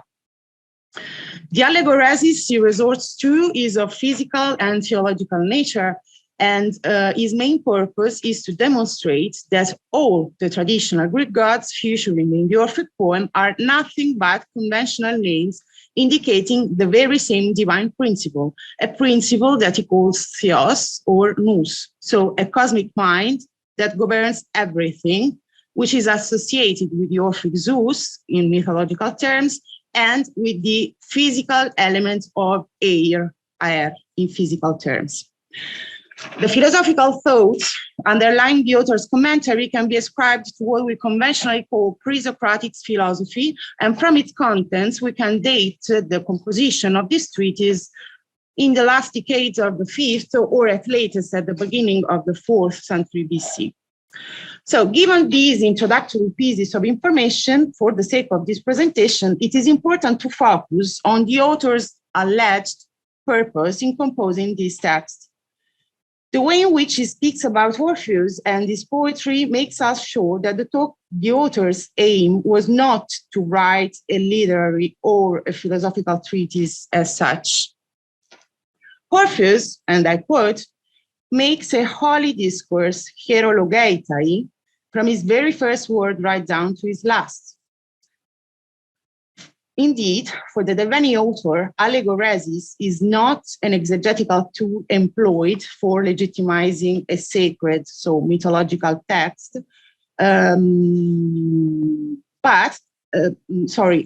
is an exegetical tool for legitimizing a sacred account in the light of modern physics, the physics of pre-Socrates. On this respect, let me quote what Glenn W. Most wrote in a seminal paper on the Deveni papyrus. By making reference to Amos Funkenstein's concept of secular theology formalized in connection with medieval thought, Most claims that the Deveni author's approach, and I quote, develops as a movement within religion that does not dream of questioning the sacred authority of a sacred text, so the Orphic one, but accept the challenge to accommodating that text to the most up-to-date doctrines of contemporary secular science, end quote. So the aim of this challenge, of the author's challenge, we might add, is to persuade that both Orpheus' revelation and contemporary physics, and in particular pre-Socratic physics matching with the Orphic account, are true. That persuasion is part of the author's agenda is clearly shown also by his exegetical modus operandi. After citing one or more hexameters, the author usually indicates first the wrong interpretation of the quoted verses and then the correct one. The interpretation the author ascribes to what he calls hoi kou dinoscontes, so those who do not understand, is the literal interpretation of the Orphic myth, while the correct one, the one on which hoi de dinoscontes, so those who understand, agree upon, is the allegorical and definitely peculiar interpretation the author develops throughout the text. So bearing this in mind, in the remaining part of my paper, I shall, one, look for elements in the commentary useful to shed light on the Deveni author's conception of persuasion, and if point one will find them textual support, I shall try to develop in my concluding remarks some considerations in order to apply to the first columns what emerged from the commentary, in the attempt to formulate a unitary concept of persuasion which could fit not only to the physical and theological perspective of the Deveni author, but also his religious purposes. So let's start.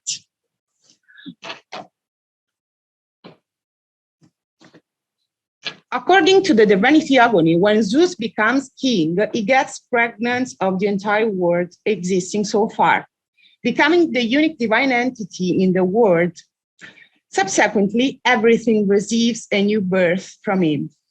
From column 21 to column 25, Zeus conceives in order Aphrodite, Gaia, Ocean and Acheloos, and probably the moon. The first goddess whom Zeus conceives is thus Aphrodite, whose birth is associated with the one of other two goddesses, namely Peitho and Harmonia. Unfortunately, the Orphic quotation narrating this conception is missing because it was written in a portion of the papyrus that got lost. However, we can have an insight on that quotation thanks to the commentary of column 21, which you see reproduced in your handout T2, and now also in the PowerPoint. I read only the English translation, and I will make reference to the Greek text when necessary. nor the cold to the cold.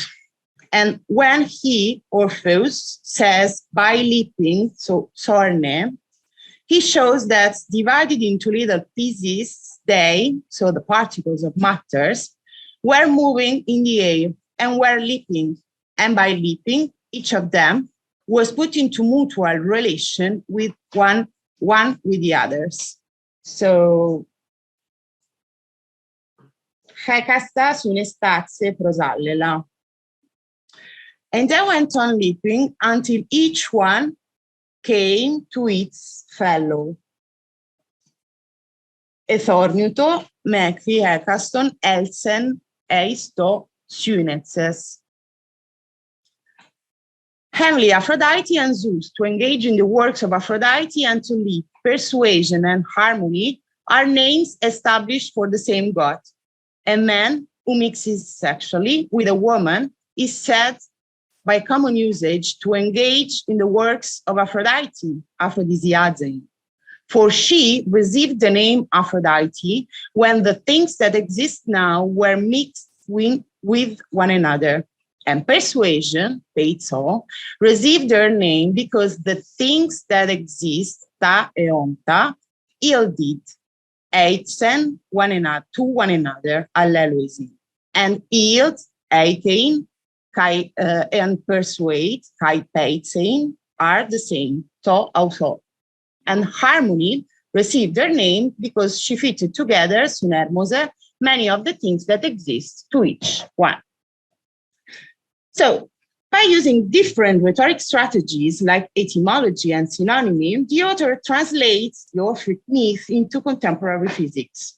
He focuses his exegesis on Thorne, Aphrodite, Peitzo, and Harmonia, having the specific aim to demonstrate, first, that the three goddesses in question are nothing but different names for the same god, the Orphic, who is the Orphic Zeus, or according to the author's word, the nous theos, so the cosmic mind. And second, that by making Aphrodite, Peitzo, and Harmonia the first products of Zeus' creation, Orpheus actually referred to the divine force of the cosmic mind, which regulates the combination of particles of matter that are not identical, but compatible. So synetia or synetses, as he says in line 5.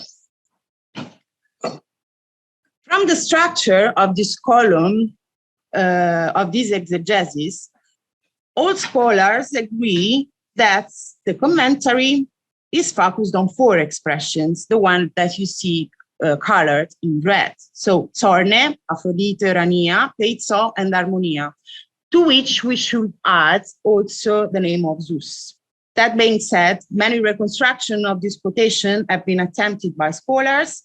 We will not discuss them in details, but or we will not discuss them at all, actually. But for the sake of completeness, I have quoted the most recent one in T3 of the handouts. And this is an attempt of reconstruction proposed by Richard Jenko and Miriam Kotwick, with respect to which I modified the interpretation of the word Sorne, about which you have some indications in the apparatus quoted in T3 of the handout. But let's focus again on our column 21.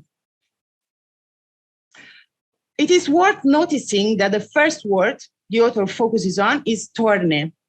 So line 1, Sorne de Legon, and the subject is obviously Orpheus. This word is very discussed. I agree with Martin West and Alberto Bernabé, who do not correct that word and understand it as a dative of an otherwise unattested substantive, a substantive that Merkelbach and Bernabé accent like Sorne.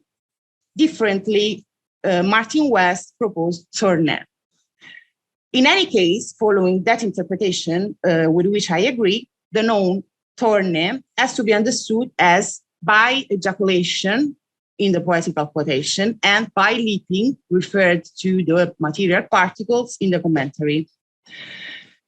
It is clear that that word, in any case, in any way you interpret it, is connected with sexual sphere and reproduction, because it is connected with the verb tornustai that occurs 4 times in these columns, and which means to mate in English, the active form of which is throskein, to leap, which is also very much connected to generation. So that word in our Orphic fragments indicated the birth of Aphrodite, Perso, and Harmony, most probably from the ejaculation of Zeus. Representing the cosmic force of love and sexual reproduction, Aphrodite is the first goddess who is born in this new cosmos. Orpheus coupled her birth with the one of persuasion and harmony, and as West has rightly pointed out, in the Derveni Theogony, Perso and Harmonia attend the birth of Aphrodite, assuming a role that resembles the one played by Eros, so love, and Chimeros, desire, in Hesiod's Theogony. And you have the passages quoted in T4 of the handout, where you have other, and it is a very selected point, other passages speaking about Aphrodite, Perso, and harmony in Greek literature. Again, let's focus on this column. Lines 1-5 clearly show that the author, playing with these two words, torne and torniusai, which have the same root, wanted to demonstrate that the goddesses generated by Zeus are nothing but the cosmic force that regulates the combination of compatible bunch of matters, one with the other. According to his physics, the process of combination of particles which are identical among them is a natural process, is the process that corresponds to the principle of the attraction of the like to like. And this is a natural process, and it does not require the intervention, according to our author, of the nous theos.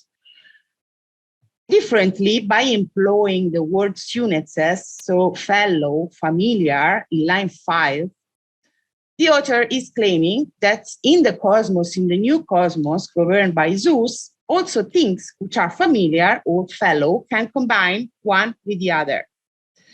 So things were leaping in the air until each one came to its fellow and was consequently put, the author says in line 3-4, in mutual relation with one the others.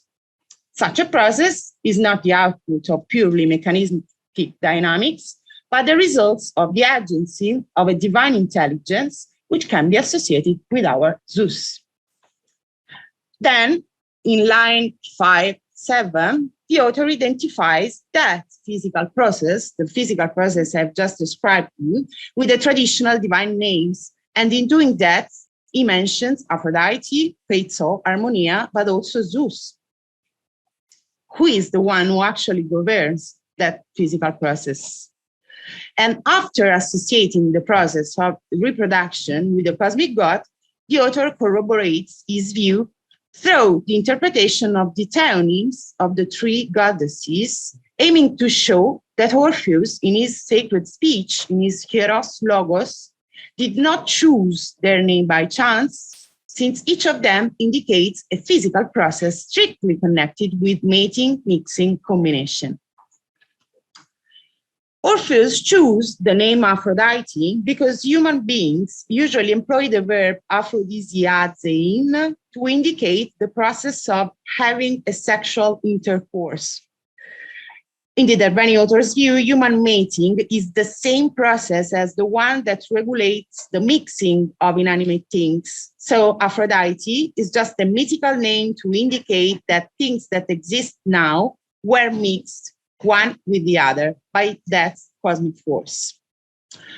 As in the case of Aphrodite, the author resorts to etymology also in the case of harmony. The traditional goddess Harmonia was called by her name because this name indicates the physical process of synarmozein, so of fitting together many of the things that exist to each one. So as you have seen, Aphrodite and Harmonia have been explained through etymology with two verbs connected with them. Differently, the explanation of peitso is not based on etymology, but on synonymy, and this synonymity sounds peculiar, at least to one ear. In lines 10, 11, the author says that the same divine principle was called peitso because the things that exist, so taeonta, yieldedeixen to one another, and concludes that toeikein, peitsein are the same thing. So yield and persuade are the same.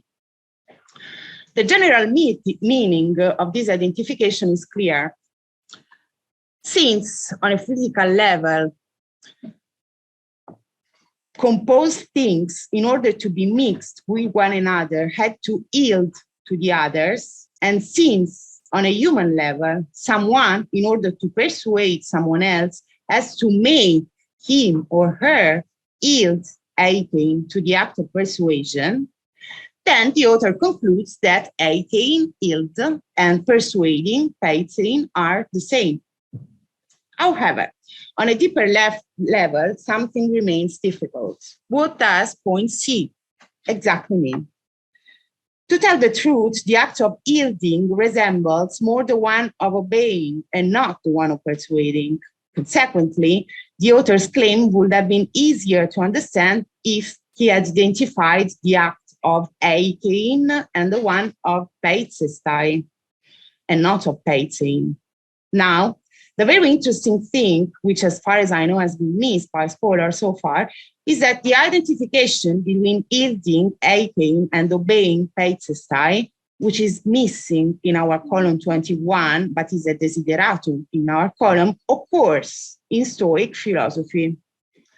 In chapter 31 of Epictetus' Enchiridion, T5 of the handout, concerning eusebeia, so the piety toward gods, we read, with regard to piety towards the gods, you should know that the most important thing is to have right opinions about them, namely that they exist and administer the universe well and justly, and to have set yourself to obey them and to submit to everything that happens to you.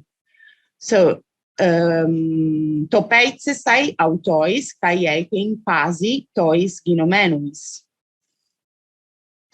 According to Epictetus, to peitsestai kai eikein represents the best and most pious attitude towards the gods. But according to the Stoic conception of the word, inanimate things and not only human beings are subjected to the very same deterministic law, the divine law that governs everything.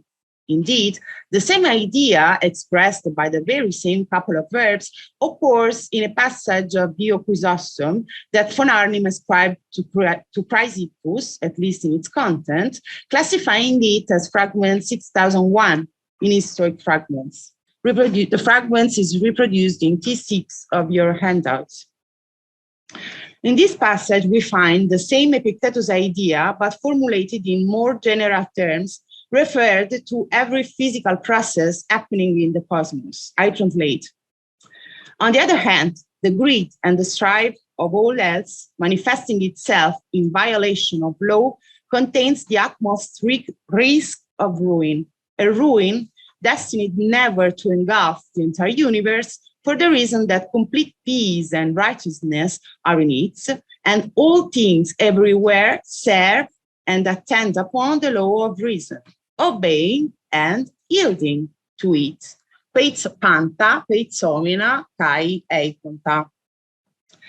So these Dio's expressions, panta, peitsomina, kai eikonta, strikingly resembles the Derveni one occurring in lines 10, 11 of our column, according to which the divine force of combination is called peitso, because taeonta, eitsen, alleloisin. So things that exist yielded to the other, one to the others. Of course, there are differences. The most evident one concerns the use of the active form of the present tense by our anonymous author. the active form, yes, of the present tense. In this respect, we might guess that according to the rationale of the author's exegetical strategies, the active form,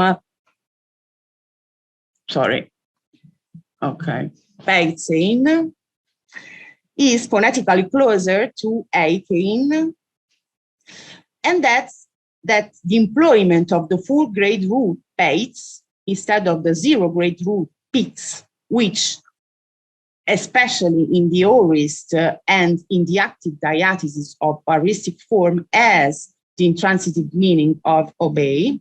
So the author decided to use peitz in order to have as a closer phonetic connection with the proper name peitzo. In short, if we admit that the verbal form peitzein was chosen also on the basis of phonetic resemblances that it has with peitzo and eikein, then we can conclude that the Derveni Papyrus is the most ancient text testifying in a philosophical and in a physical context, an identification that in its content is analogous to the one between peitzestai and eikein. Such an association then became a widespread topic in Stoic thought, where, in addition to being employed in a physical context, also acquired strong theological and fatalistic connotations. Now it's time to draw some conclusions.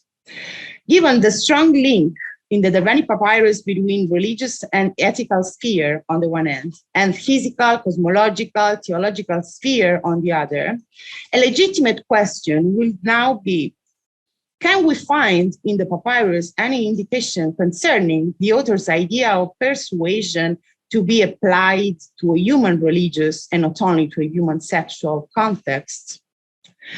The only other place in the surviving text in which we find a word connected with the semantic sphere of persuasion is column 5, where the author expresses a fierce critique to those who employ seers to inquire into the terrors of others, but are then unable to interpret oracular responses.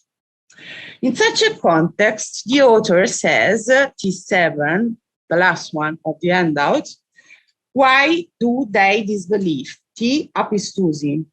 Not understanding dreams nor any of the other real things, by what sorts of other examples would they believe, overcome as they are by error and pleasure as well? These people do not understand, hoi do ginoscuntes, nor do they believe, ginoscusin, sorry, nor do they believe ude pisteusin. Disbelief, apistia or apistie, and ignorance, kai amatie, are the same thing. For if they do not learn nor understand, it is not possible that they will believe. The identification between apistia and amatia, so between lack of belief and lack of learning, brings us back to persuasion. The Greek word pistis has the same root as peitzo or peitzo, but it indicates the result emerging from the act of persuasion. If I am persuaded, peitsomai, by someone or something, I have trust, pistis, in him or in her, or a belief, pistis, in something, and consequently I obey, peitsomai, to him or her, or I yield to it. Since, as we have seen, the author aims to make his addresses know the true meaning of Orpheus' sacred speech, and to show them that the true maxisis, which entail a well-founded pistis, belief in the divine, is the one which comes from his treatise, we might perhaps conclude that likewise Zeus Petor, who made possible that things that yielded to one another in our physical world, our anonymous author aims to make his addresses yield to him, persuading them that what he says in his treatise determines the only true pistis, so the only true belief in the divine. Thank you. The first 3 papers of our afternoon session. So maybe perhaps we can start again on the first one. Are there any questions or comments on Alberto's paper? Please.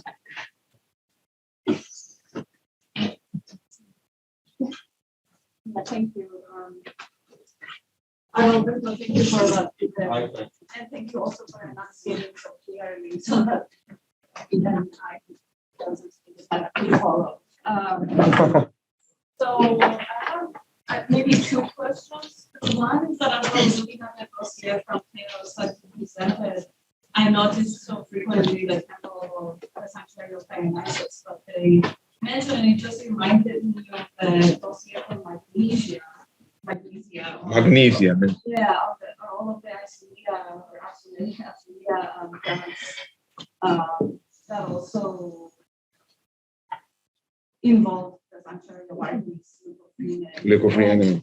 this is a very general question because I wonder whether you see any parallels between what chaos is doing in this period and what Magnesia is doing in this period. And then my second question is, in the beginning you showed the lexicographer's definition or like the semantics of the range of audience and associated that with epigamia, Catepigamia. And sometimes these decrees in other places also offer epigamia as a right to the people that they are honoring. And I didn't see it in the instruction that you mentioned, but I wonder whether any of them grant the right of epigamia to the ambassadors of the other people that they honor. So just Yeah. I thank you for this question. The first one about the parallels with Magnesia, they say. There are many parallels, but it's quite different, the approach. In Magnesia, possible there is a problem with the Singeni, the same problem, but we know that possible is more artificial. It's different, the answers about the request, because Magnesia not only have a temple, sacred land, but also games. The games it's different. Tells we have not of games, Isopitian, is Olympic. We have not. Magnesia, we have the games, so it's stronger the request, but the formulary is quite similar about the Singenia, only on this topic, not on the but it's very important. What do you say? Because the Magnesia examples is very heavy, broader, because tells we have Cretan answer, Atamanian kings and words, and Aetolian league answer. It something but little. Yeah. Magnesia, we are much more involved in this because it's greater. For the epigamia, we have not a grant of epigamia. We have only grant of antithesis. Gestotias, Asilia, Nosilan, but we have not epigamia. This is very important topics. I have to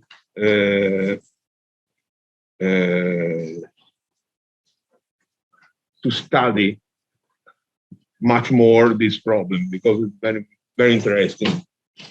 Also, in a dissertation, 40 said that Singenia and Ochiotes is the same. I don't know if, but it's possible that in such cases we have the same terminology because we have the same approach to the persuasion of these terms. I think. Thanks a lot. Other questions? Adalberto, a small detail. I am very curious about your mention of embassies, including male performance. Male performance. Yes, this is very interesting. And you added that some scholars are also inclined to think that a chorus of dancers was also involved. Well, I don't know, what do you think about that? Personally, I would not find this very strange. In the case of the inscription of preanswers, The decree. Moses is mentioned, and another poet, I do not remember which one.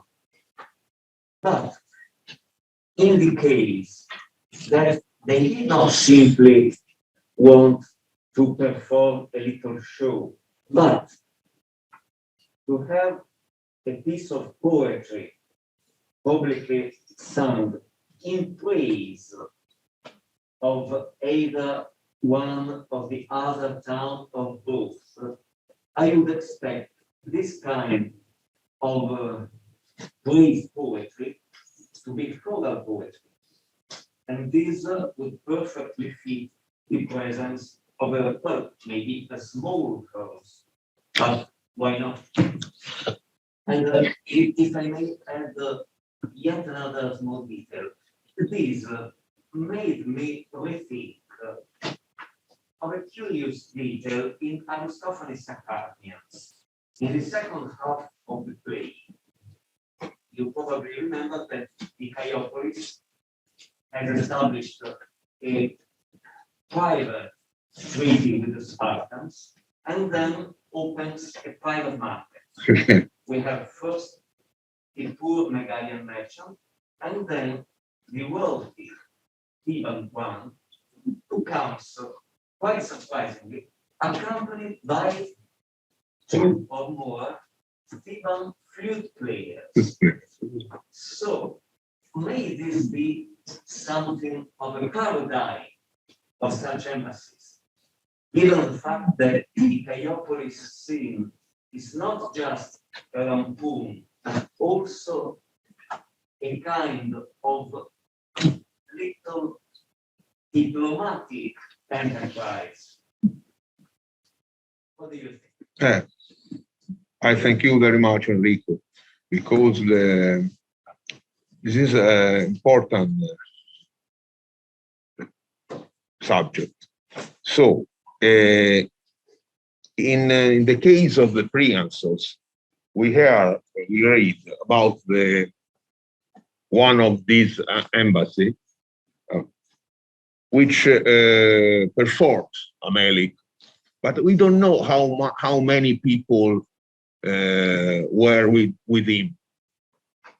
But we have another pieces of inscription from Mylasa,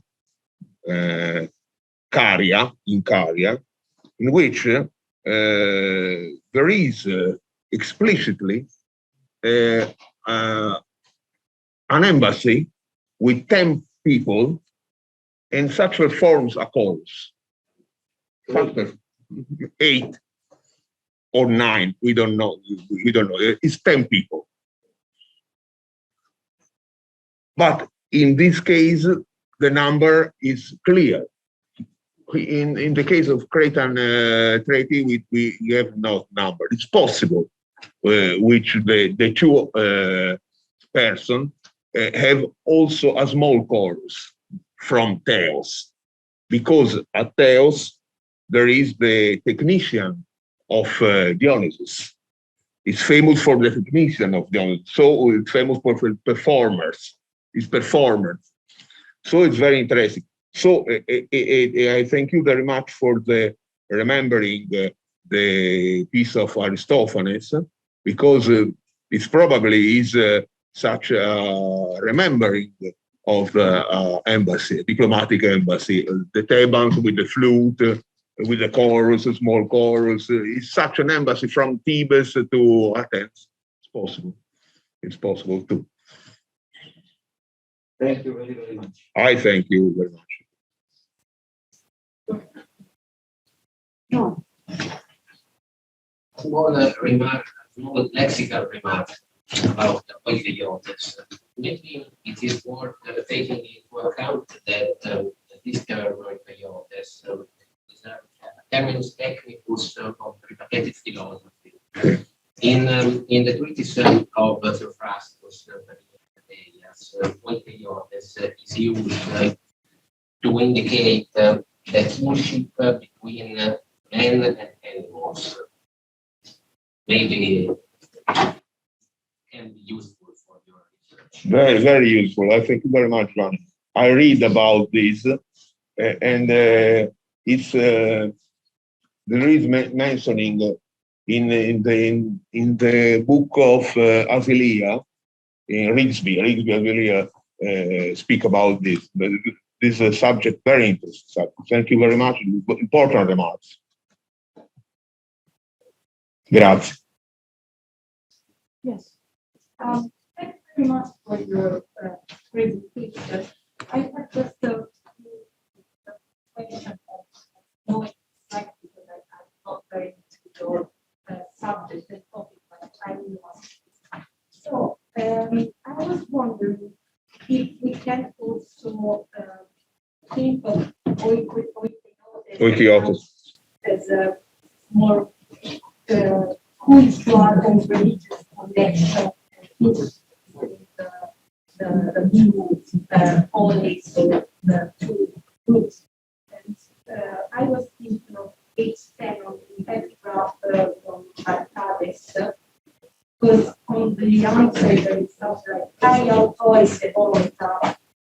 Sebometa. There is this "Ai autori," stuff like "we too." We too. No. And it's something like, I don't know if there are also in the other epigraphs something like these kind of traits of something like connection to religious. No. There is there are in other pieces the same. It's a formulary. It's a formula. This it's important because Ichiotes it's possible to link these terms with the religious places, but the problem here is another. It's possible to the two words Ichiotes Singeni. It's the same. This is a problem. This is a problem because there are some scholars say the same. During the Hellenistic period, is the same. Not before. Some scholars say no. It's impossible. So it's difficult to. It's like a nuance between the two. But also religious ties. It's possible to think. Any other questions or remarks from Roberto? Okay, if not, we can move on to the second paper. So, Thank you very much.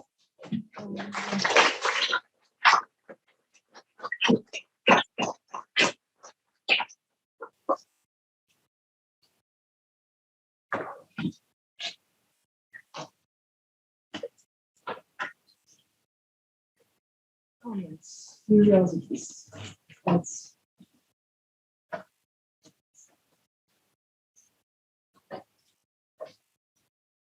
Can I ask just like super quick clarification? I just misheard. I wasn't sure. Did you say that leaping is associated with generation, or did you say that ejaculation? I misheard.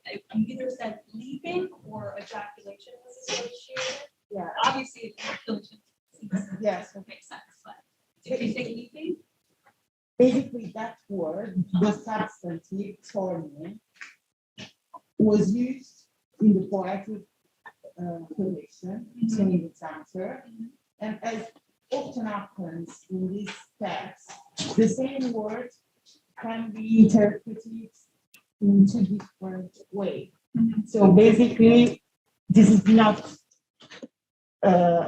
completely sure, but I agree with those who think that tornet can mean by ejaculation of semen or something like that in the form, and was used by the author in connection of the movement of the particles into the air. That kind of movement, leaping, was expressed by the very same Greek roof. Okay? A Greek roof that is connected with generation. So starting from that, he constructs the chain of argumentation that brings him to terzo, and to the verbs that means joining, basically. Thank you. Well, also remember excellent. Yeah.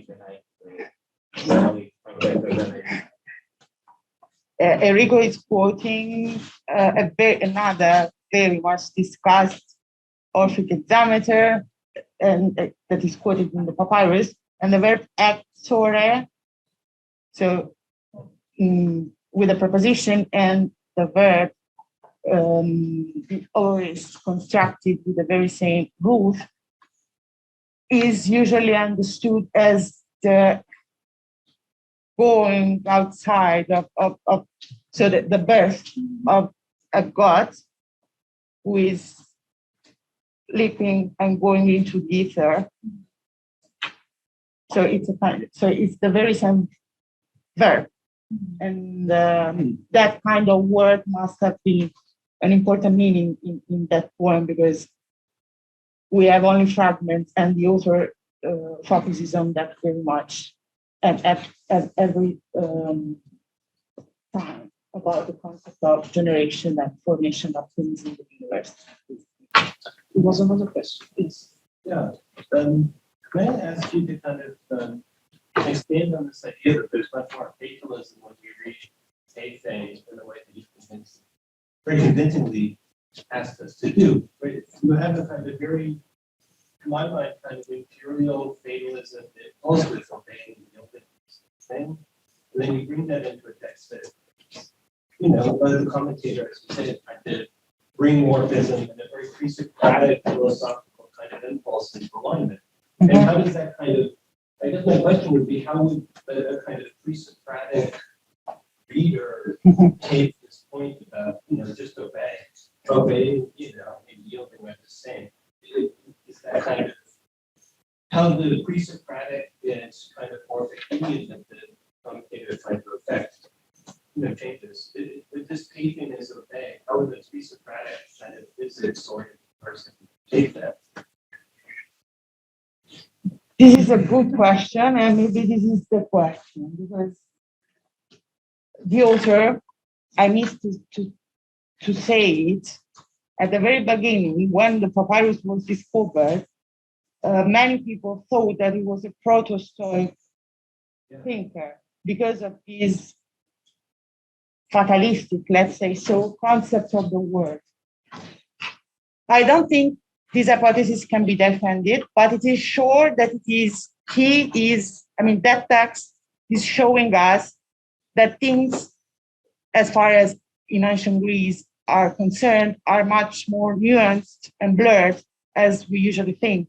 So basically, he uses words and concepts which were very much used in, let's call it, early Greek philosophy. And sometimes he pushes these concepts in a way that reminds us of either Plato or Stoic philosophy or something like that. As far as to reply to your question, you can find a similar concept, but expressed in completely different way about that kind of cosmic force that governs everything in Empedocles philosophy.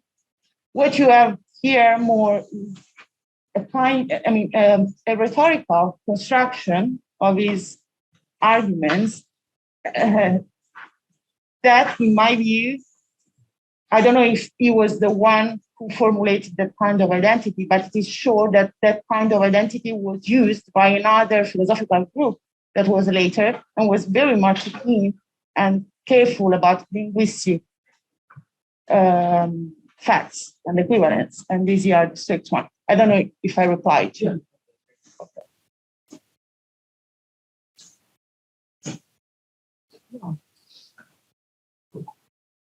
The similarities between the passage in the virus about AKU and say, and between the passage in the virus and the passages in status and Gospels are attractive.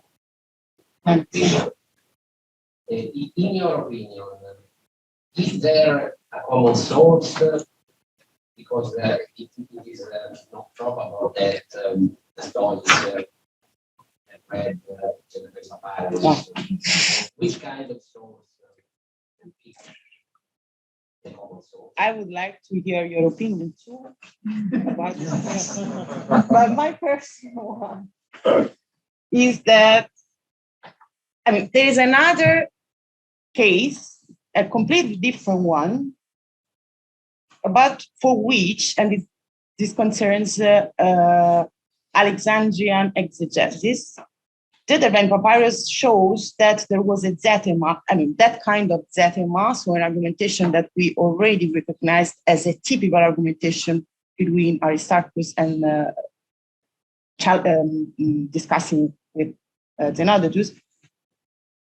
We thought that they invented it. The Derbent papyrus showed us that was already circulating many,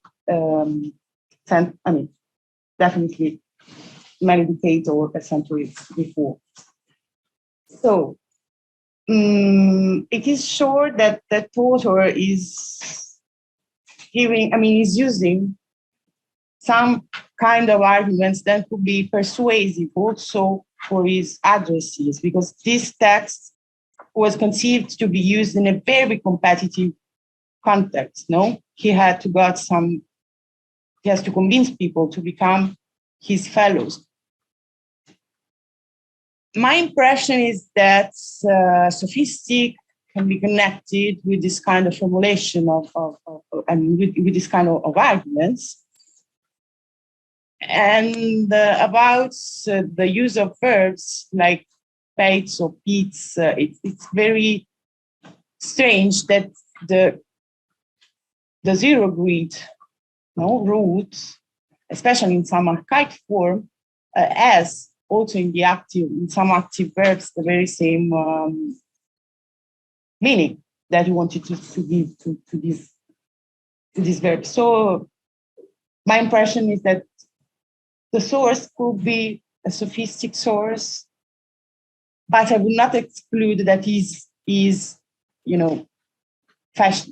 manipulating a source for his own purposes. So I don't know if that the diathesis and the roots he was using were just because he wanted to stress some similarities, or if the argument was circulating like that between these two. So painting and acting as such. That's, I don't know. Okay. Thank you. Any other questions for Valeria? If not, let's move. Oh, sorry. Yeah. A brief one. Yeah. Valeria, could you please say something about point 4C in your handout?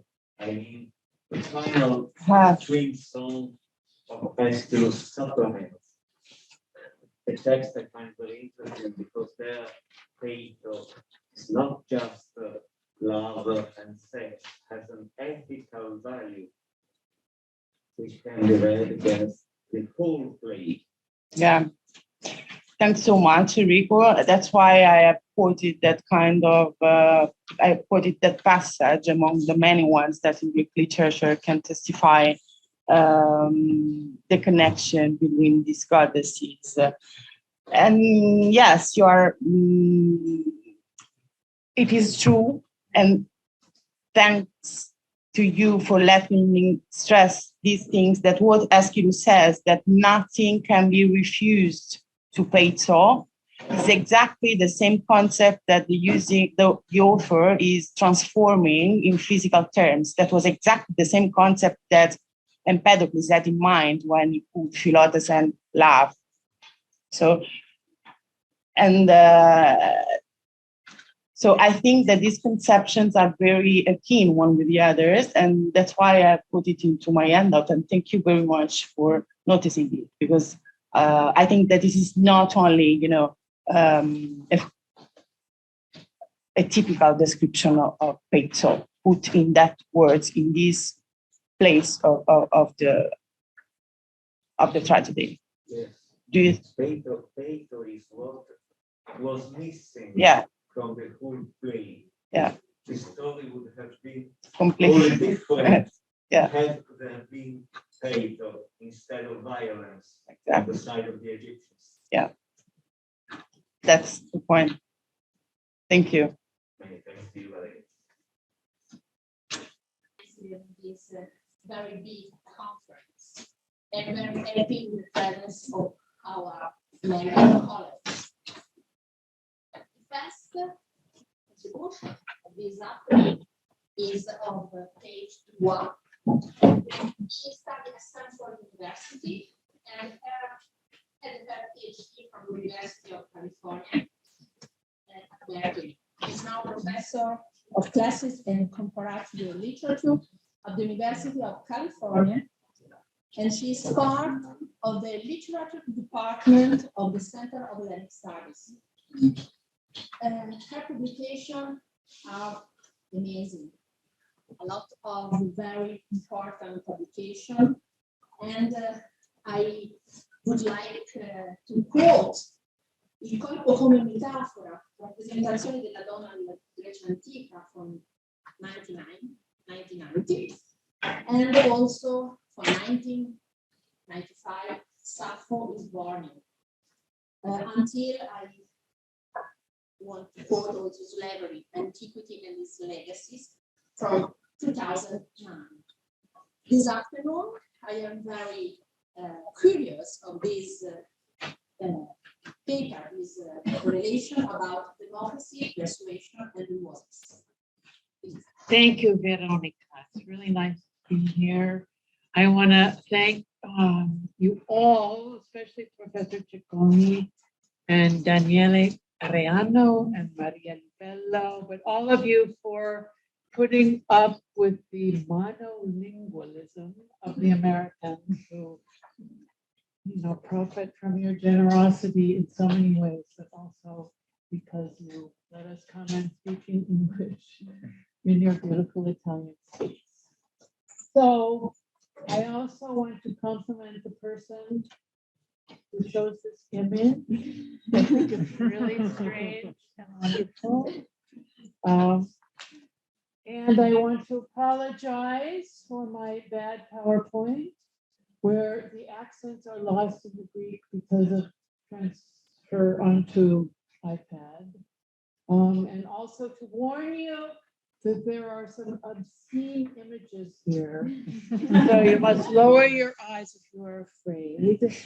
And it's very good that some of the undergraduates have departed because we don't want to damage the young with these terrifying Greek images. But I want you to know that I've sprinkled them through because I want to invoke the sort of wild, erotic, obscene atmosphere of Greek comedy as we talk about persuasion. Okay, so let me begin. Florence Dupont, in her Aristote ou le Vampire du Théâtre Occidental, contributes an idiosyncratic and valuable perspective on Aristotle's work in the theater, which figures in my argument here. Dupont's aim in this project is to deconstruct Aristotle's poetics and his concepts and denounce his aesthetic postulates, which in her view poison Western theater. She is concerned with the rampant and diffuse Aristotelianism which has invaded all the territory of contemporary theater production and criticism. And she is especially bent on targeting the fable, the mythos, the narrative of plays, arguing now that everyone believes theater to be the representation of a story, a history, une histoire. Although her book focuses on Roman comedy, much of her argument remains pertinent for thinking about Greek drama as well. She wants to restore the theatrical setting, bodies dancing and singing in theatrical courses. And this actually goes back to what we were just talking about in relation to diplomacy, embodying corporeal demonstration. To restore the bodies to a diminished and impoverished understanding of drama that looks back in her view to Aristotle's poetics. He has isolated in her view the text of theater to make it the object of analysis. As she makes abundantly clear, the ancient Greek public knew the drama of democratic Athens through the ritual performances of the great Dionysia and other Dionysiac festivals. But in Western thinking about theater and its performance, a verbal construct has become the keystone and implicitly the only instrument of persuasion, which is at stake in drama. In his rhetoric, Aristotle describes the setting of democracy and of its Dionysiac festivities of transcendentality. Democracy, he says, is a form of government in which the offices are distributed by the people among themselves by lot. Among those offices, a lottery used to obtain jurors in the city's law courts. He also mentions that the end of democracy is liberty, LL Feria, and he focuses on the question of persuasion, especially crucial, perhaps, in democracy. Oh, that one, sorry. Rhetoric is useful, he says, and its function is not so much to persuade as to find out in each case the existing means of persuasion. It belongs to rhetoric to discover the real and apparent means of persuasion. He further divides the art of rhetoric into three kinds: deliberative, forensic, and epidictic, and lists the possible means of persuasion in every case. Persuasion requires proofs, artificial, as he calls them, including ethical, emotional, and logical proofs, and inartificial. Among them, in the classical city, a form of proof that involves the body unpleasurably rather than speech, that relies on evidence to pertain to torture inflicted on the bodies of slaves and non-citizens. And the Mysteries of Androcles, this actually comes up, this question of torture. So now we're going to have the riotous atmosphere. Yes. Aristophanes' Wasps, a comedy produced in democratic Athens, exists in the shadow of, as a critique of, as an imitation of the forensic. In this paper, I discuss the possibility of a variety of modes of persuasion within this play, relevant internally to the engagement of characters and chorus with one another, and externally to the first audience of the comedy and then to later reception of this play. So this is just possibly a representation of one of the phallic processions, or a fantasy phallic procession that possibly preceded comic performances in the city. The Wasps, first produced in 422, puts on stage a set of characters and a chorus colored by the forensic, the law courts and their jurors. I'll just remind you briefly of what happens in the play. Sosius and Xanthius, slaves of Deleucleon, are guarding Philocleon, his father, who is bent on joining his fellow jurors at the Athenian law courts. These jurors, the chorus of the play, appear to summon him and remind the audience that as old men, they depend on the pay given them as jurors to survive. They are waspish dancers and singers who have extra stingers on their rumps in addition to the padded salary of ordinary chorus singer dancers. They remind Philocleon of the solidarity shared in their past as soldiers defending Athens from the Persians. The son debates his father, trying to persuade the older man that he is enslaved to Athens' popular politicians, among them Philocleon, and to the jury system. The chorus is persuaded, and the father is forced reluctantly to concede to his son's demand that he stay home, give up the companionship and joys of judging, and not proceed to the law courts.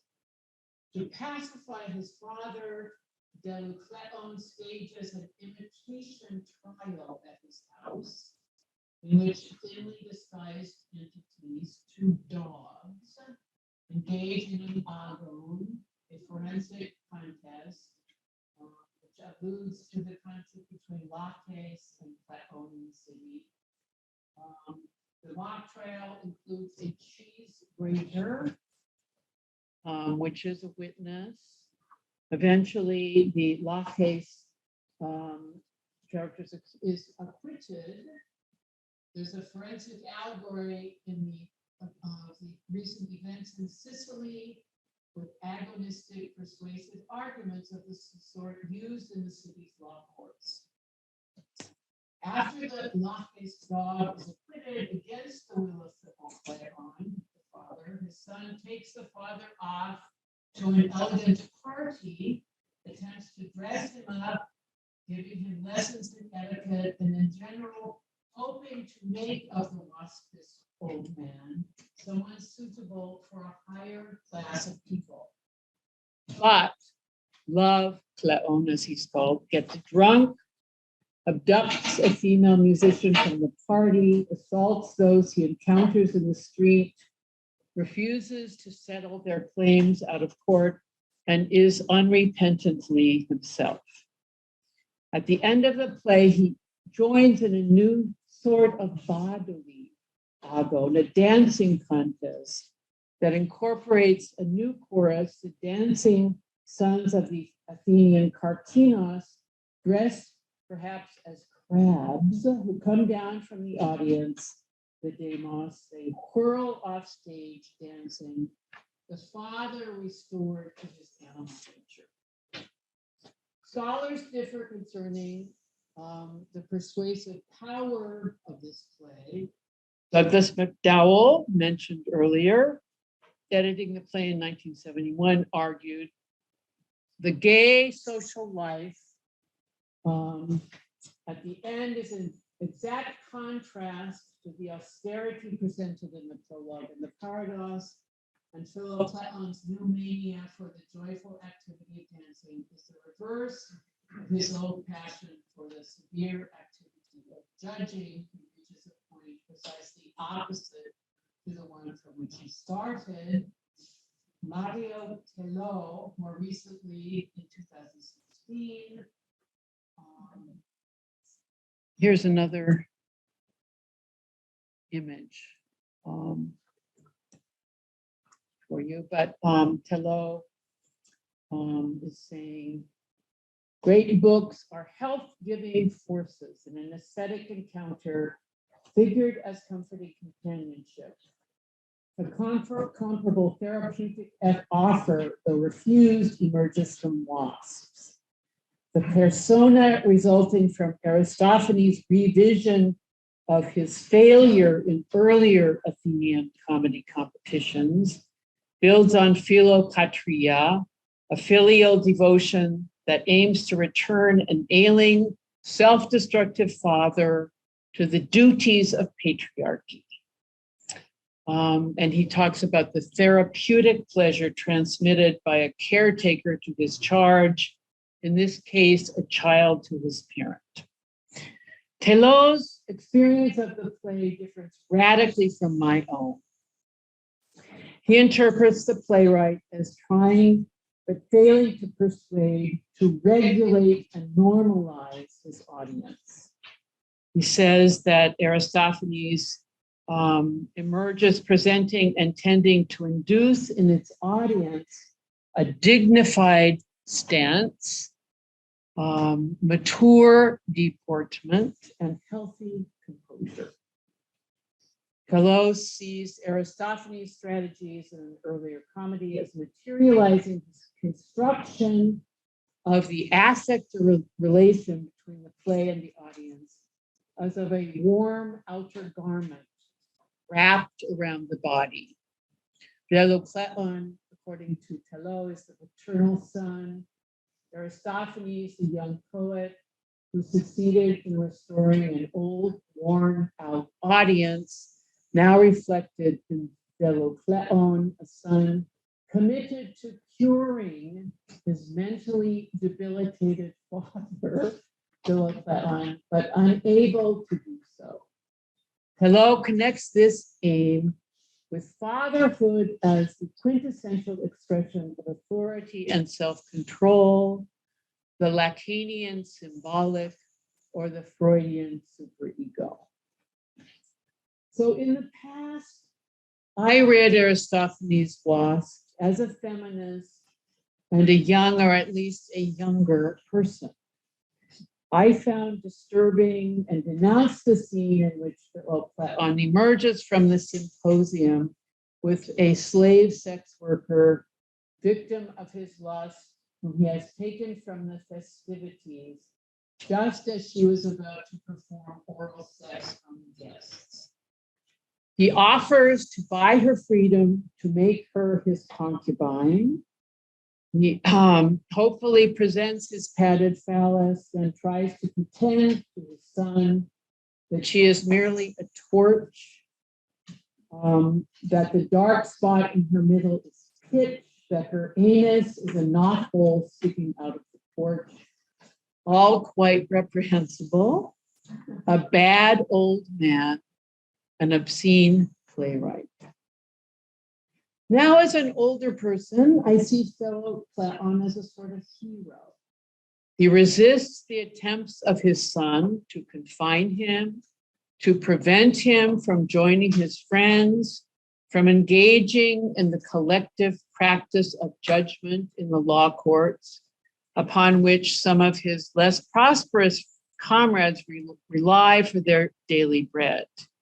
He doesn't want to enhance his wardrobe, to dress in a luxurious Persian cloak made by these traditional enemies, nor in the fancy Spartan sandals which the younger man tries to get him to wear, this in 422, in the midst of the war between the Athenians and the Spartans.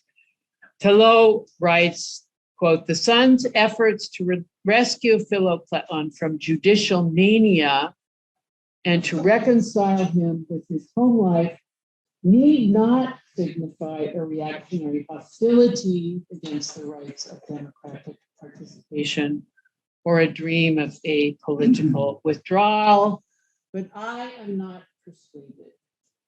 The son's efforts to convince his father of the error in his ways seem to me clearly to demonstrate the younger man's pretentiousness, his aristocratic or oligarchic ambitions, his shame at his father's unruly nature, his vanity, and his snobbery. He wants his father to be suave and witty, to tell amusing anecdotes. The son calls his father an ignorant oaf, coaching him to act like his sophisticated fellow guests, to be symposiastic and convivial, commanding him, extend your legs and pour yourself out on the coverlets in a fluid, athletic way. If the old man gets drunk in the company of gentlemen, his son instructs him, he can avoid paying for the damage by telling a witty story, something funny by Aesop. But this father is incorrigible, stuffing himself, prancing about and farting, mocking his fellow guests. As he rowdily staggers in the street after the symposium, the slave reports his version of a witty Aesopian fable is a thinly veiled attack on the baker Myrtia. This is his version, the old man's version of an Aesopian fable. When Aesop was walking home from dinner one night, a bold and tipsy bitch, that is to say, female dog, started barking at him. And he said, bitch, bitch, if you trade that nasty tongue of yours for some flour, I think you'd be showing sense. Not very urbane, not very witty, but with an eye to the baker's economic survival. As the chorus says of this old man, I do envy the old man, his luck. What a turnaround from his arid habits and lifestyle. Now he's learned different ways and he'll make a really great change to a life of delicate luxury. But maybe he'll not want that. It's hard for anyone to depart from his normal and natural character. Rather than relying as Thelot does on a psychoanalytic approach, one that involves a version of paternal law generated in 19th century Vienna, I want to suggest a political analysis here for a comedy which sets those in the city involved in symposiastic heteirei, envying or imitating the luxurious ways of Asia Minor, associated with oligarch tendencies, with a fifth column of anti-democratic aristocrats, would-be oligarchs in the 5th century city, setting these against the democratic chorus of waspish jurors, of which the old man is one. So I conclude by pointing to a form of persuasion laid out in Aristophanes' Wasps that expands Aristotle's list of possible means. The more familiar form is the persuasion of logos, speech, which many people have talked about. The argument made in the law court, or in this case, in the agon of the comedy, the mock trial, the debate between father and son, in which the son has mastery of language, of the arguments of the political arena. This logos, which emerges in the diction of the play, uses the verb patho in many different forms as anapatho, which means persuade, but also convince, mislead, even bribe. The middle or passive form connotes not only to persuade in one's own interest or to be persuaded, it also can mean to obey, to submit, and as we heard earlier, to yield. And this form of verbal persuasion is what Philocleon refuses for himself and perhaps on behalf of the play's democratic audience. Philocleon will not be persuaded or bribed. He will not obey or submit. The form of persuasion he draws on and communicates to the audience is an embodied power. He dances. He joins the bestial chorus of the crab family rising up out of the audience. He does not submit to the blandishments and luxuries of his son, who wants to draw him into a betrayal of his desires and of the community of his erstwhile democratic comrades in arms. Philocleon embodies resistance to oligarchy and snobbery through his dancing in a choral and exceptional in Greek comedy. Some more choruses. So wasps, jurors, crabs, the chorus and the play singing. Now lead us out of here dancing, if you please, and quickly, for no one has ever done this before, to take a comic chorus off and dance. Philip Platon, I submit, is not at the end of the comedy the opposite of what he was at the beginning, as McDowell argued, nor is he the product of a playwright who desires metaphorically to embrace and comfort the audience, not the failed child of a responsible father-son who wants to clothe him lovingly in warm Persian garments. Aristophanes is rather the creator of this proto-cynic, an obstinate, lowly, bawdy, riotous old man who embodies desire, persuading with his body then the audience of the Dionysiac joys of lust and thirst and the pleasures of dance and democratic camaraderie. Thank you. So I ask you if there is a question, commentaries, remarks, please.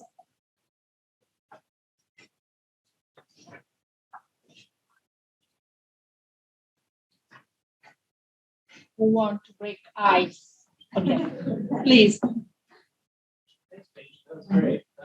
My question, I guess, is inviting you to elaborate on the idea that even in the kind of strict rhetorical education context, like body management and usage of the body is also really essential. So how much is the kind of way that you want to locate things in the body itself as a kind of response, a really powerful response? Is that kind of anticipating or building on or even offering a kind of contraposition to the idea that rhetoricians do need to know how to use their body to be effective? Well, I do think that that's a really important part of Roman rhetorical instruction. I don't think that for Aristotle that's very important. He doesn't really engage with performance in that way. Yeah, so I agree with you that it does become, I mean, the performative aspects of rhetoric become much more important in Cicero and Quintilian and people like that, but it doesn't seem to be a figure for Aristotle who is focused on the text, I would say, in the same way as we talked about in relation to drama as a textual object, as an object of reading rather than of hearing or seeing even. Thank you. Another question, please. Yeah. It's you. Paige, I was really interested in the way you saw sort of pro-cynic behavior in this. And actually, Ted's question kind of evokes and made the same idea of, part of what the cynics are doing is physical. Right? Yes. It's not so much teaching through words, it's teaching through acting in a very demonstrative way. That through the actions and the perception of actions highlights incongruities in the way that society functions. Would you be willing to sort of question this further with what Aristophanes is doing and suggest that you actually do already have a sensibility in action and create those awarenesses of discordance between what's proper and what society wants? I would say that. I mean, I think that that's one of the things that we miss when we think of drama as a textual object. That it's embodied in performance, but that these are choices that contemporary directors might make. But really, it's harder for us to see into a dramatic text that is produced solely as a text. That kind of, the effect of a group. I mean, it's related to what we were talking about before about diplomacy that is imparted, performed through choral presence, the Milik, all of that. I think it's just so difficult for us to think our way into those worlds because we are so bound by textual relationships. This is one of the things I find very interesting about Leslie Kirk and Richard Neer's new book, which is about lyric archaeology and the ways that in which a chorus and archaeological monuments produce geographical and communal effects.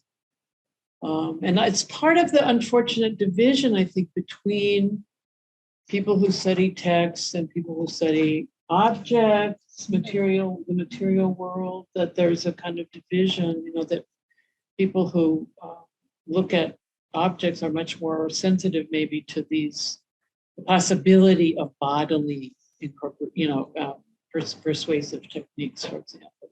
But when you see, Diogenes, who's there in the middle of the agora, rubbing masturbating in the middle of the agora and saying, I wish I could satisfy my stomach as well as this other part of me.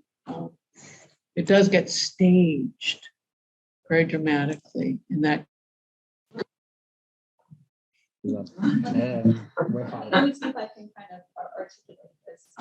When you were talking about the way that he at the end he was going to party and then he ended up taking the scroll who's about to kind of perform oral sex on the entire party. He's like, hey, come with me. It kind of reminded me, I think I agree with you that he's not any different at the end, but it did remind me of what he was like at the beginning, especially all the reasons he's giving for why he loves going to the jury. And it kind of, I just pulled it up, but it kind of struck me that it seems like he likes having the power of, good orator who is able to control other people and get them to do things that he wants them to do. Like that's what he really enjoys. And I think looking through some of these examples, the emphasis is, I don't like money. And of course, he likes pleasures. But what he really seems to like is having power over another individual. That's well, I understand what you're saying, and it does figure in that relationship with the Dardanis, their name is. But I think really he wants to be in a collective, and that's why I see this as a profoundly democratic gesture, that he wants to be with the other people in the chorus, and that his son is trying to thwart that by turning him into a hedonistic, symposiastic, athletic type. And it's true that he wants to, but he offers to make her his concubine, which is quite, it's really elevating her in status. And at the end, he's not dominating anybody. The crabs show up, and he has all these bestial aspects. They call him a honeybee. He's a wasp, and he turns into a crab. And so it seems to me it's much more about a swarm and an undifferentiated collective than it is about domination. So there is other questions. Maybe can I very little remark, because if I good understood, you speak about trufayon, Yeah.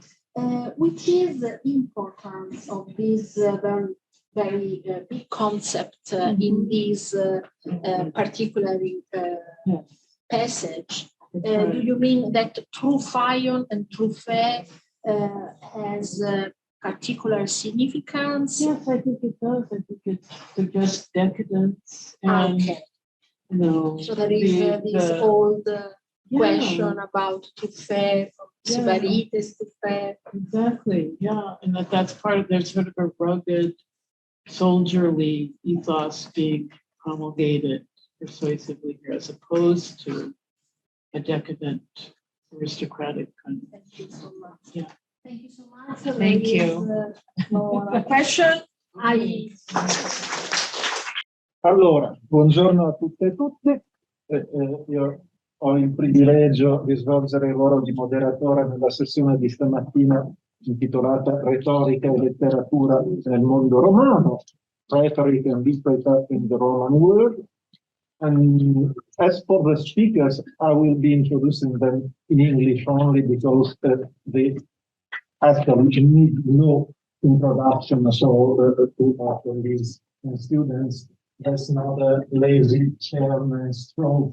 It's a natural too. And first on the floor, Barbara Del Giovane, who's she's a professor of Latin literature at the University of Florence. Her main field of interest has been rhetoric, especially late Republican and early Imperial, notably Seneca, to whom she has devoted a monograph in 2016, titled being Seneca, la diatriba e la ricerca di una morale austera, printed in Florence, proud in Florence. Grazie. Allora, mi sentite? Senza microfono è un po' complicato. Allora, quando Giovanni Cecconi, che ringrazio per avermi coinvolta in questo convegno, ha suggerito che l'oratoria forense potesse essere un utile ambito di studio per il nostro tema, cioè la persuasione, mi sono naturalmente trovata d'accordo. Il tema, che ho dunque scelto oggi, ha a che fare con l'oratoria e con il suo campione, Cicerone. Che Cicerone sia considerato indiscusso maestro di eloquenza è un fatto notissimo che non stupisce nessuno. Che però Cicerone sia stato considerato anche maestro e campione di ironia, anche oratoria, è un dato non tanto sconosciuto, ma che forse, almeno a livello scolastico, è stato sempre oscurato da altri primati ciceroniani, che nell'antichità la fama di Cicerone come umorista, buffone o mimo, attenzione a queste parole chiave perché vi ritorneremo dopo, fosse percepita in maniera più vistosa che l'età moderna, è stato oggetto di ancora complicato e non mi soffermerò dunque troppo su questo punto. Se è Cicerone stesso a parlare della circolazione di raccolte dei suoi paquete dicta, le testimonianze del Cicerone facente proseguono con Seneca padre, Petronio, Plutarco, Quintiliano, Macrobio, per poi tacere durante l'arco del Medioevo Giovanni tratta. In questo medioevo parlerò di ironia persuasiva, nei termini specifici di coordinamento date nell'ambito ma che sconsigliare di Dipartimento con un politico posto come Cicerone anche in altri campi. Il meccanismo persuasivo delle sedi processuali è finito più chiaro, in pochissime parole. Tutto il discorso oratorio ha una finalità persuasiva chiarissima, che è rivolta al pubblico e soprattutto ai giudici, che al termine del processo devono essere persuasi dell'innocenza o della colpevolezza dell'imputato. Nella trattatistica retorica romana, la iocatio, cioè un tono scherzoso, compare brevemente già nella retorica di Hellenic, verso 1, nella discussione sull'actio, come una delle possibili caratteristiche del tono discorsivo. Ecco che con Cicerone, in pagine celeberrime del oratore, ci troviamo di fatto di fronte alla novità. Un excursus dei ridicoli inaspettatamente lunghissimo e sproporzionato rispetto a tutte le altre digressioni e che anche dichiaratamente si allontana da tutta la trattatistica retorica greca precedente. A rigore, Cicerone nega che la trattatistica greca dell'ideologo possa essere di una qualche futilità. Leggo al testo 2: coloro che tentavano di insegnare un qualche sistema razionale in proposito riuscivano così insipidi che l'unica cosa che faceva ridere era la loro insultaggine. Pur essendo invece naturalmente chiarissimo e da tutti riconosciuto il debito, soprattutto nei confronti di Aristotele, la mente inizialmente propinata riveniva una dose naturale, salvo poi aprirsi a una duttile teoria del riso basata sull'osservazione e infarcita di esempi di battute dal mondo romano, a volte spassosissimi, a volte per noi poco comprensibili, della generazione contemporanea precedente all'ambientazione del oratore. Ricordo che i due oratori protagonisti è Strabone a condurre la trattazione di Ridiculis. Mi soffermerò su quanto è utile e di interesse ai fini del nostro tema. L'excursus compare al termine del lungo capitolo dedicato all'Empio a coronare la trattazione sui mezzi persuasivi dell'oratoria. Leggo il testo 2. Tutta l'arte del dire poggia su questi tre mezzi di persuasione, ad persuadendum, dimostrare la veridicità della propria tesi, accattivarsi gli ascoltatori e provocare nel loro animo qualsiasi emozione richiesta dalla causa. Ecco che dopo la trattazione di queste tre finalità persuasive, trovare, conciliare e muovere, prenderemo il nostro mini trattato e entrano in campo iocus e facetiae come strumenti gradevoli e soprattutto di grande utilità. Testo 4. Saepe utilis, vale a dire di grande efficacia persuasiva, perché utili all'ottenimento della conciliatio, cioè utili a rendere ben disposti il pubblico e i giudici. Le finalità del riso vengono riaffermate da Strabone al paragrafo 236, 4a, dove si ribadisce la simpatia che l'ilarità sia capace di attirare, benevolente a conciliare, aggiungendo di seguito che argomentazioni come la capacità di indebolire l'avversario, l'ammirazione suscitata dall'acumen, la possibilità di stemperare la tristezza. Rispetto a quest'ultima argomentazione, il riso sembra quasi svolgere, se non una contraria, quantomeno una collaterale funzione del movere, cioè quella di riuscire a controllare e a manipolare i sentimenti non tanto eccitando, quanto piuttosto rilassando e distendendo le emozioni. In conclusione, si ricorda come il riso riesca a dissipare le accuse di odio, come le argomentazioni non sarebbero in grado di fare, perlomeno poi anche su questo punto. Anche Quintiliano, come è noto, ci ha lasciato un trattatello De risu nel stesso libro dell'istituzione oratoria, che per larga parte si riparte dal libro del oratore, ma che anche attinge a telematica d'inizio atto e probabilmente una raccolta che di solito non viene menzionata. Prima di tutto, questo 5, Quintiliano parla della capacità di dissolvere sentimenti tristi, di distensione, di una nostra voce, subito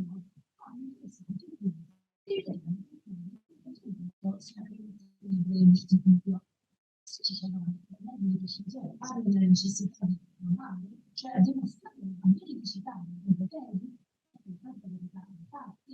In un certo senso, quando Quintiliano attribuisce al riso la capacità di allontanare l'animo del giudice dall'attenta osservazione dei fatti, all'intenzione non frequente, avertit, sta dando una sorta di versione in negativo del principio dimostrativo di verità. Come dicevo, quanto già viene affermato in 6.5, dove tra i compiti specifici dell'oratore vi è la necessità di distogliere la mente del giudice dalla verità. Ammissiare contemplatore a difendersi, come prende quindi una sorta di saldo della precipizia oratoria, un consiglio maliziato e motivato per i denti al giovane apprendista oratore, Quintiliano dichiara, leggo, questo non te lo spiega il cliente, questo non lo si trova negli appunti per il processo. Ammettiamo che le dimostrazioni facciano sì che i giudici ritengano migliore la nostra causa. I sentimenti li inducono addirittura a volere che essa risulti tale, ma ciò che vogliono, essi lo credono pure.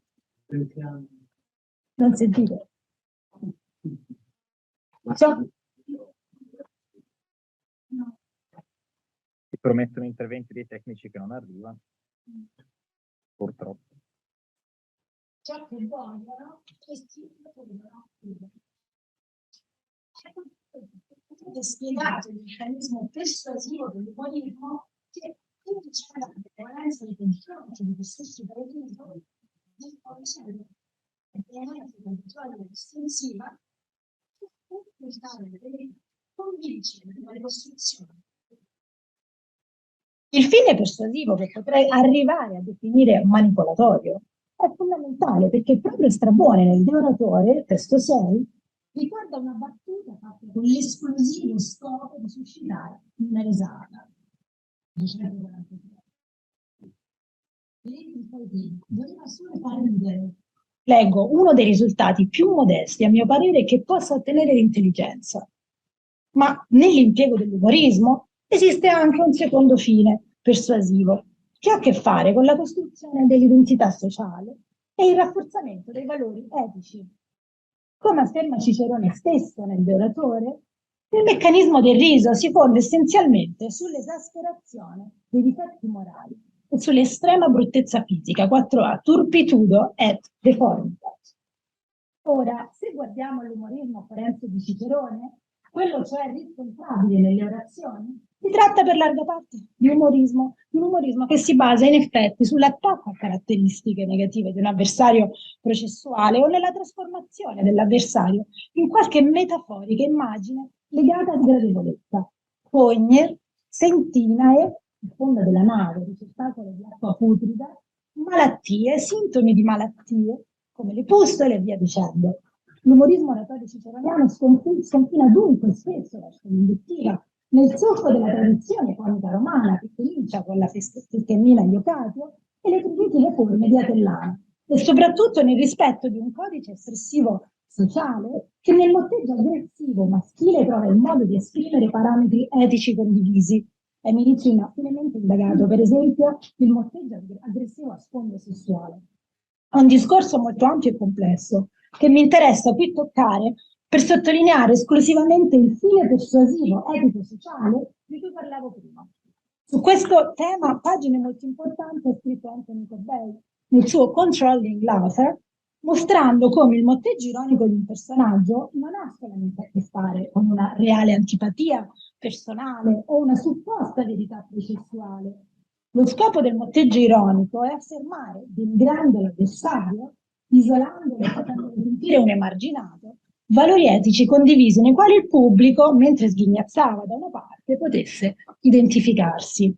Alla messa in ridicolo di un personaggio, alla sua decostruzione etica, segue dunque una costruzione positiva di un ideale etico-sociale in cui riconoscersi che persuade della giustezza di un comportamento, di un modo di pensare, che è in antitesi con quanto messo in ridicolo. Non posso non prendere le mosse da Vatigno, l'emblema della bruttezza e della degenerazione fisica, celebri sono le sue strumane, le ghiandole purulenti, che dicono un comportamento moralmente inaccettabile, cito da Convegno. Quando il pubblico si mette a ridere, Cicerone diventa il portavoce morale della società, che inveisce contro la morale incarnato operativo. Gli esempi abbonderebbero, ma basti un passo della Prosepio, testo 8, dove Vatinio è accusato di aver infranto la Lex Julia Nell'ambito, che vietava spettacoli gladiatori durante la campagna elettorale.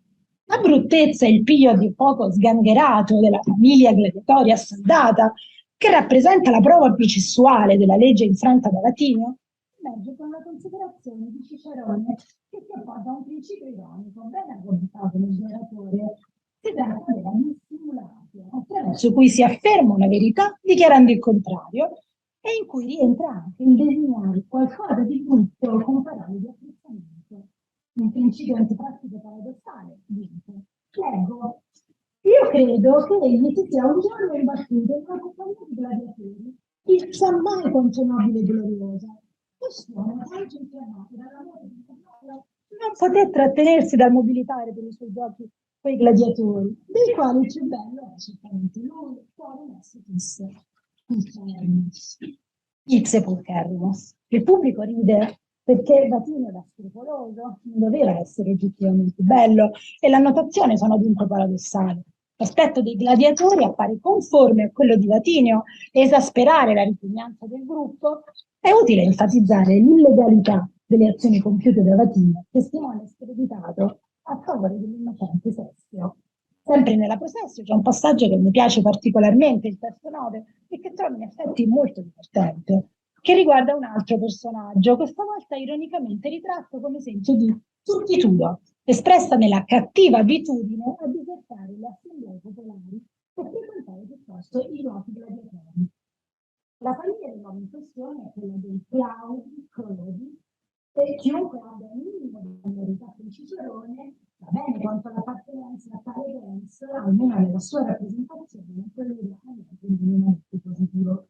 Anche Claudio Pulcro, fratello di Claudio, con cui tra l'altro Cicerone non aveva molti alternativi rapporti, è il protagonista di un consiglio grottesco che spiana la strada a un sapete con il caratteristico aprosdoketon dell'uomo. Si dice che frequenta i giochi gladiatori, che stranamente nessuno l'aveva mai visto entrare dall'ingresso principale. Appio Claudio, infatti, era solito passare da un corridoio sottostante le gradinate. Leggo, cercava Firenze, strisciato sui passi di legno. Mi pareva forse per gridare: te chiamo, o madre, mater te appello. L'ironia scaturisce prima di tutto dalla parodia tragica. Anche in questo caso il direttore registra la possibilità di inserire i versi per suscitare il riso, poiché Appio Claudio ritratta la stregua del fantasma di Neipilo, figlio di Liona, nipote di Priamo, quando compare al cospetto della madre. Mater, te appello, infatti un verso della coturnata di Pacuvio, e tra tutte le orazioni la professo che sia quella con più impasti tragici, spesso con finalità ironiche dissonanti. La degradazione della serenità tragica, come dicevo, privava lo sfondo parodico poetico per la fenomenale battuta. Leggo: così fu che quella via nascosta attraverso la quale egli giungeva fu chiamata Via Appia. Lo screditamento del personaggio si ricorda dell'antenato di Appia. Appio Claudio Cieco, che aveva ideato la celeberrima Via Appia, il virtuoso personaggio della Roma repubblicana, campione del Mos Maiorum, è evocato per esaltare il poco valore del suo erede. In questo caso il meccanismo persuasivo di identificazione sociale è tanto più chiaro perché il pubblico romano, i giudici, nell'escludere Appio Claudio Junior, accordano come esempio di autoriconoscimento il suo antenato. Non possono non evocare almeno un esempio di umorismo forense che ha per bersaglio Clodio, che dopo Catilina, o forse più di Catilina, costituisce il perfetto di costruzione o decostruzione narrativa, ideologica, non soltanto processuale, perché oggi è numerosissime testi 10. Trovo che il passo in questione sia tanto più interessante perché rappresenta anche una marcatura metanarrativa in cui Cicerone commenta apertamente il meccanismo di provocazione della risata. Il celebre scandalo della Bonadea aveva visto Clodio introdursi nella casa di Cesare dove si celebrava il rito vestito da donna. Il rito era strettamente riservato alle donne e Clodio, più che al rito, pareva fosse interessato alla moglie di Cesare. Nell'Abbia Rusticum Responsis, Cicerone davanti al Senato però la sua causa contro Clodio, che proprio alla luce di un responso degli Aruspici gli aveva sottratto la sua casa sul Palatino, dichiarando sacro il terreno dove sorgeva la casa e di fatto inficiando la possibilità di ricostruirli. In un punto della relazione Cicerone rievoca il scandalo della Bonadea attraverso il procedimento per immagini paradossali, che questo presenta nel Duratore, rese tanto più divertenti perché espresse con tono solenne. Leggo: è sui culti, sui sacrifici, sui riti che, o senatori, ha parlato in pubblico Clodio. Sì, Clodio ha lamentato trascuratezza, violazione, profanazione dei riti sacri. Il commento di Cicerone, nessuna meraviglia che la cosa vi sembri ridicola, rivela una traccia, in questa senza dubbio un'elaborazione scritta dell'orazione, della possibile reazione dell'uditorio, provocato dalla dichiarazione grandiosa e paradossale. Subito dopo Cicerone che Clodio suscita risate persino nella specialità suoi, insistendo sul meccanismo ironico basato sull'influenza, cioè l'atteggiamento solito a compiere una modalità che irreprensibilità. Se Clodio è pronto a farsi garante di purificia, l'appellativo di religiosissimus sacerdos rappresenta la arte della rappresentazione ironica che aveva valore e ruolo tradizionale dall'indebita protezione di Clodio. Al distanza paradossale scrive ironia e persuasione perché si ride dell'imponenza di Clodio e ci si persuade invece di quale sia il giusto modello di purificia, religio e di comportamenti etici. Ma torniamo ora sulla natura retorica e stilistica dell'umorismo ciceroniano e vediamo uno snodo cruciale. Fino a che punto il fine persuasivo permette di spingersi nel suscitare una risata. Cicerone, nelle discorsi del Duratore, costruisce una precisa gamma di antimodelli teorici che esattamente incarnano il contrario dell'ideale di un umorismo che risponda al criterio dell'urbanitas. Si può far ridere essendo urbani, facenti, uenusti, miocosi, lepidi, questi ci ha lasciato una ottima analisi di questa semantica. Se però si impiega ridiculus, siamo già di fronte a un termine più radicale, che implica appunto la mera azione di far ridere o di essere oggetto di scherno. Quando invece l'oratore fa ridere essendo scurrilis, vuol dire che è di tutto fuori strano, perché sta seguendo il modello ironico verbale dello studio, e i testi al punto 11 raccolgono queste testimonianze. Ugualmente negativo è il modello del mimus, dell'etolobus, l'imitatore.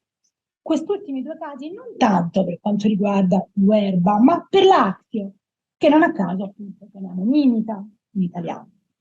Come dicevo nel Duratore, come anche nell'Orator, l'attitudine comica dello scurra e del mimus è esecrata in più di un'occasione e i motivi possono essere riassunti nel seguente modo. 11c.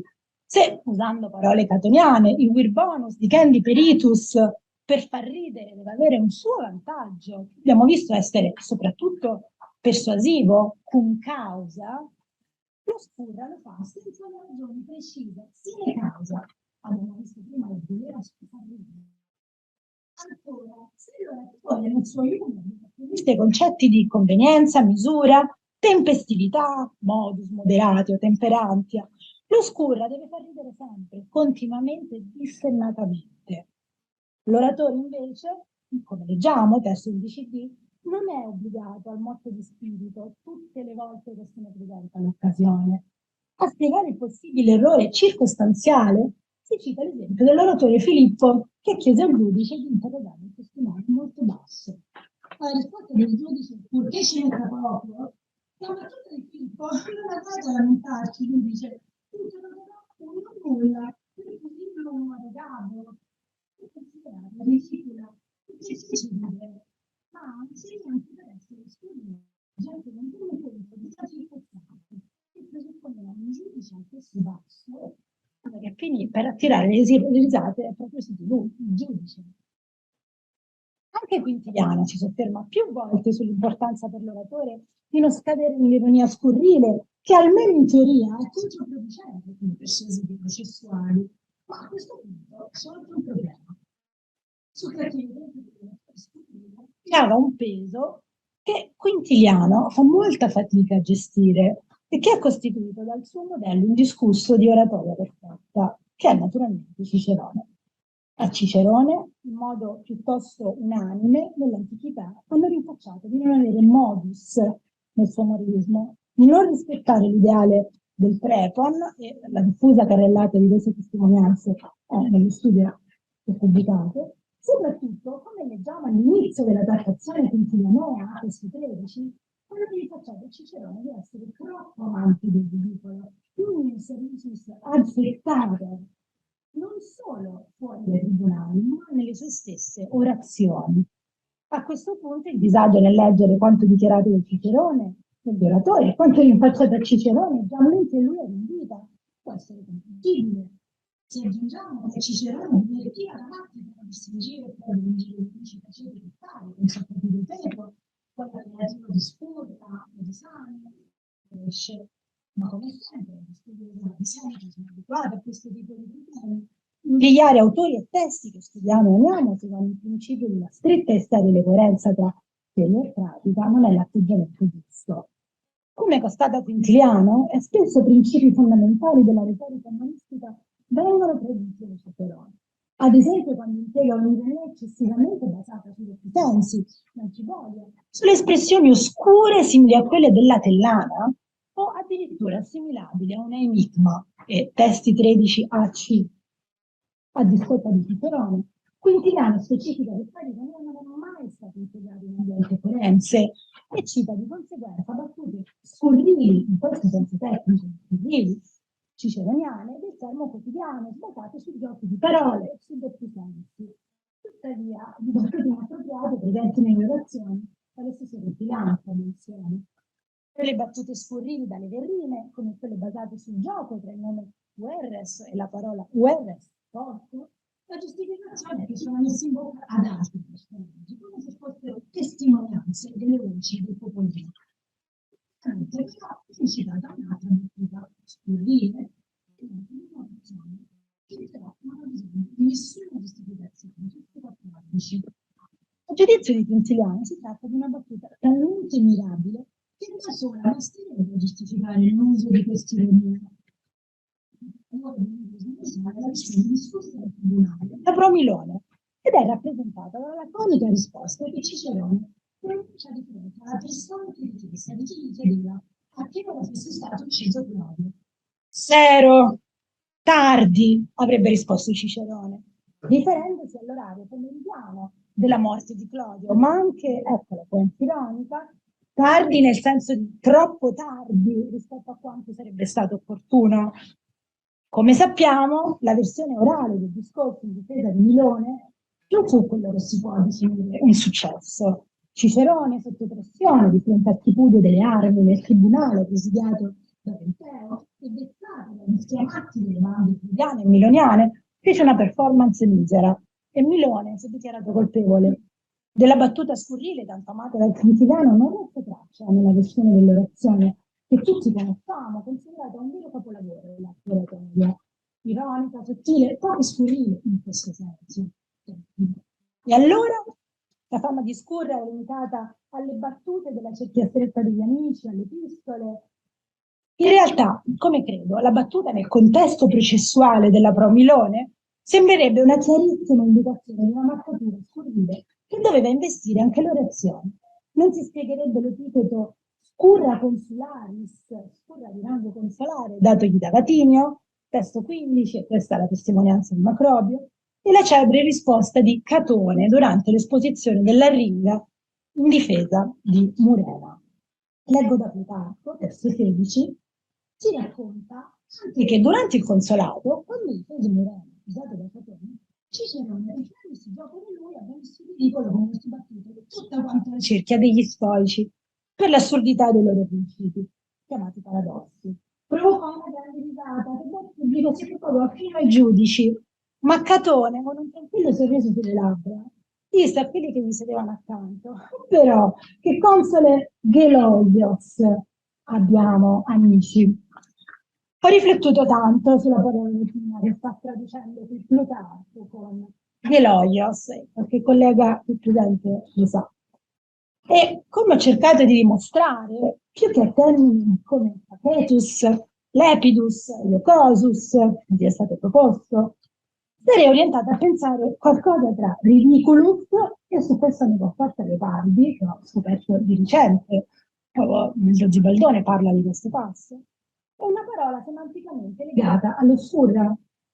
Come mi è stato obiettato, la Murena non è un'ironia scurrile, non è mai triviale, ma tantomeno veramente offensiva nei confronti di Catone. Certamente la stima di Catone, la stima di Cicerone per Catone è indubbia, in effetti la Promurena non presenta tracce di fisionomia ironica, scurrile, ma come per la battuta della Promilone, la risposta che fa buttare, si fece rapidamente Catone, poteva essere una scurrilità, più che non rimane traccia nella versione conosciuta dell'orazione. D'altra parte, è Cicerone stesso da mettere nel De Finibus, testo 17, che nel processo di difesa di Murena aveva impiegato toni eccessivamente scherzosi, privi di sottigliezza. Cicerone si giustifica anche con lo stesso Platone, spiegando che tale veniva stata motivata dalla necessità di accontentare e persuadere un pubblico ignorante, impedito. I Saturnali di Macrobio registrano una vera e propria storia dell'umanismo romano, notevole, in cui Cicerone compare come trattore di umanismo associato a un periodo di applauso, ci offre una testimonianza preziosa del potenziale persuasivo di un certo tipo di battute e del modo sottile di Cicerone, nel testo 18. Subito dopo la lezione dell'epiteto consulare si scurta a Latino, attraverso le parole di Simo, viene ricordato che c'è uno specifico gruppo di processi vinti da Cicerone, grazie alle battute di Occhi, anche per essere ritenuto manifestamente colpevole. Esempio riportato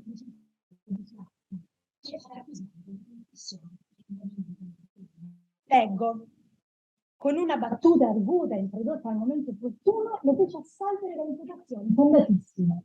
Tale arguzia, gli Occhi, non si trova nel testo del discorso, non letto di Baculo, ed è ben nota tra gli altri suoi motti. Che la Proflacco, come già la leggeva Macrobio, fosse frutto di una rielaborazione per la pubblicazione, non ci stupisce. Più notevole invece leggere che nell'elaborazione scritta venissero cassati gli Occhi che avevano addirittura garantito il successo del processo, e prima di tutto il successo persuasivo. Il giudice, allontanato dalla verità dei fatti, con una risata, ripensando al quotidiano, ha voluto credere nell'innocenza di Flacco e si è convinto di questo. Riguarda a questo punto l'ultima motivazione sull'utilità legata alla risata negli oratori, che prima forse lasciava un po' spiazzati, ma che ora assume più senso. Quella cioè di riuscire a dissipare accuse odiose che le argomentazioni non sarebbero in grado di fare. Il motivo della purga, per così dire comica, che sicuramente riguarda anche la Promione, che probabilmente anche la Promurena, le spiegazioni, è questo elemento scoprile di certe battute con giochi di parole che funzionavano dal punto di vista persuasivo per processuale, ma che non rispettiamo urbano. Di scadere nell'abitudine dell'oscura, che faceva ridere sempre, potrebbe aver influito nel taglio e nella selezione delle battute. Mi piacerebbe concludere con un'epistola che trovo fondamentale, almeno per quanto riguarda il tema dell'umorismo. Sempre di più si sta ponendo l'attenzione sulle epistole non soltanto come inesauribili archivi di nozioni storiche, comunque preziosissimi, ma anche come posto interstiziale, fondamentale per meglio comprendere il resto della produzione ciceroniana e che veicola nozioni fondamentali e tracce di dibattiti letterari, come per il caso dell'ironia, ad esempio l'epistole a Papirio Peto, su cui sto lavorando e sto studiando. La lettera in questione è la 732, ultimo testo, il 19, che è un personaggio dal nome parlante da commedia. Volumio e Trapelo, nome collegato alla parola greca eutrapelia, una forma di spirito definita da Aristotele educata arroganza. Si tratta di una formidabile trattazione della propria personale maniera di essere ironico, mossa dalla richiesta fatta a Eutrapelo di difendere in giro il proprio umorismo, dato che sempre più spesso a Cicerone sono attribuite battute non sue. Questo è un tema che Cicerone affronta anche a Cicerone.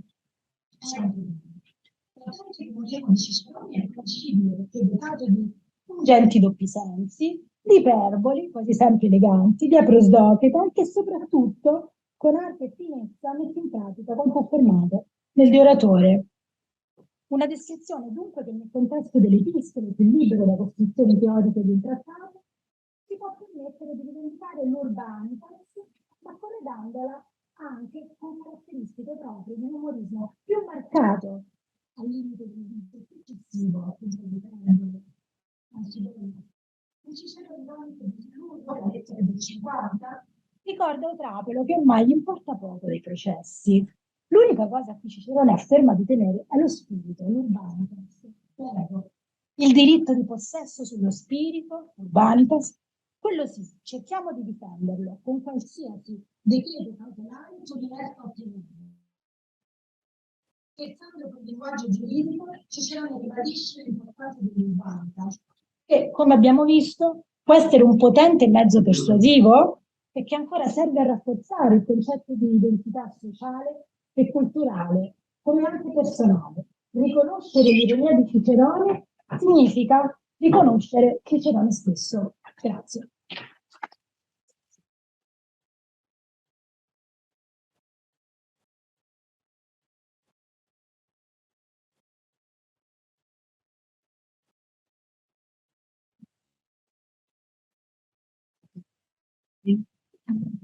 Il nostro prossimo oratore Laura Resi.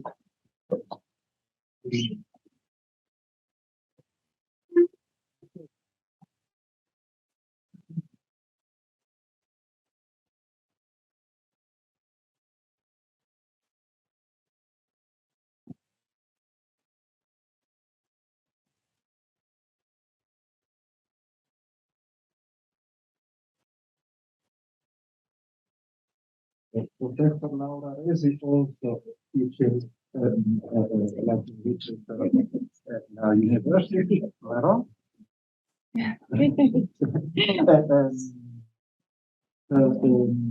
Field of expertise is the whole range of Forgotten poetry. Non si sente? D'accordo.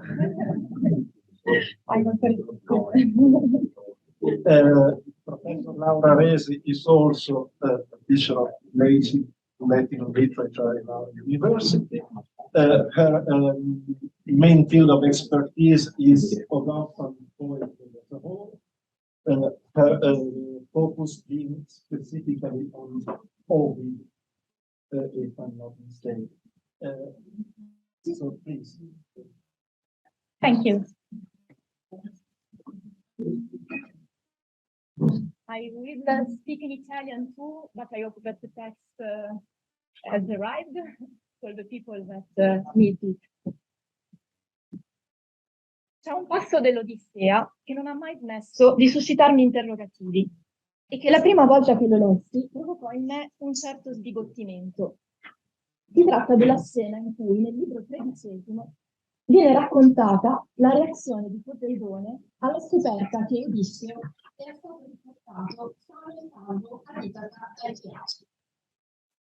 Ricordando Zeus, il dio del mare, si lamenta di un ritorno così facile, e quello che dice le mostruaci del fratello lo invita a vendicarsi come meglio crede.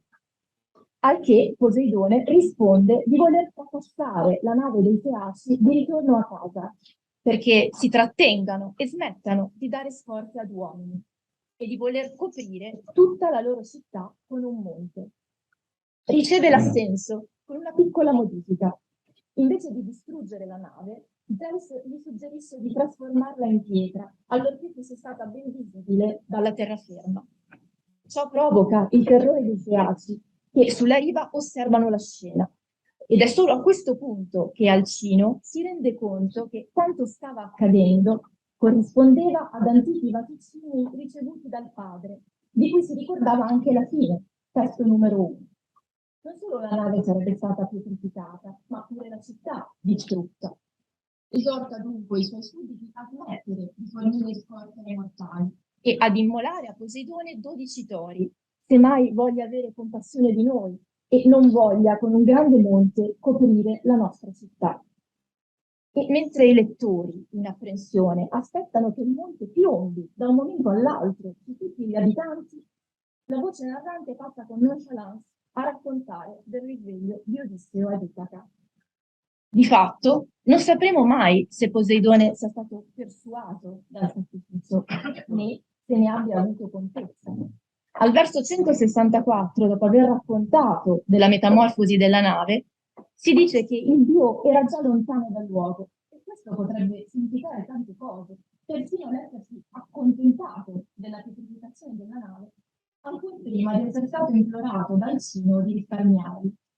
Del resto, che senso avrebbe avuto quell'atto punitivo come monito per il futuro, se quel futuro veniva ad essere negato all'intero popolo a prescindere?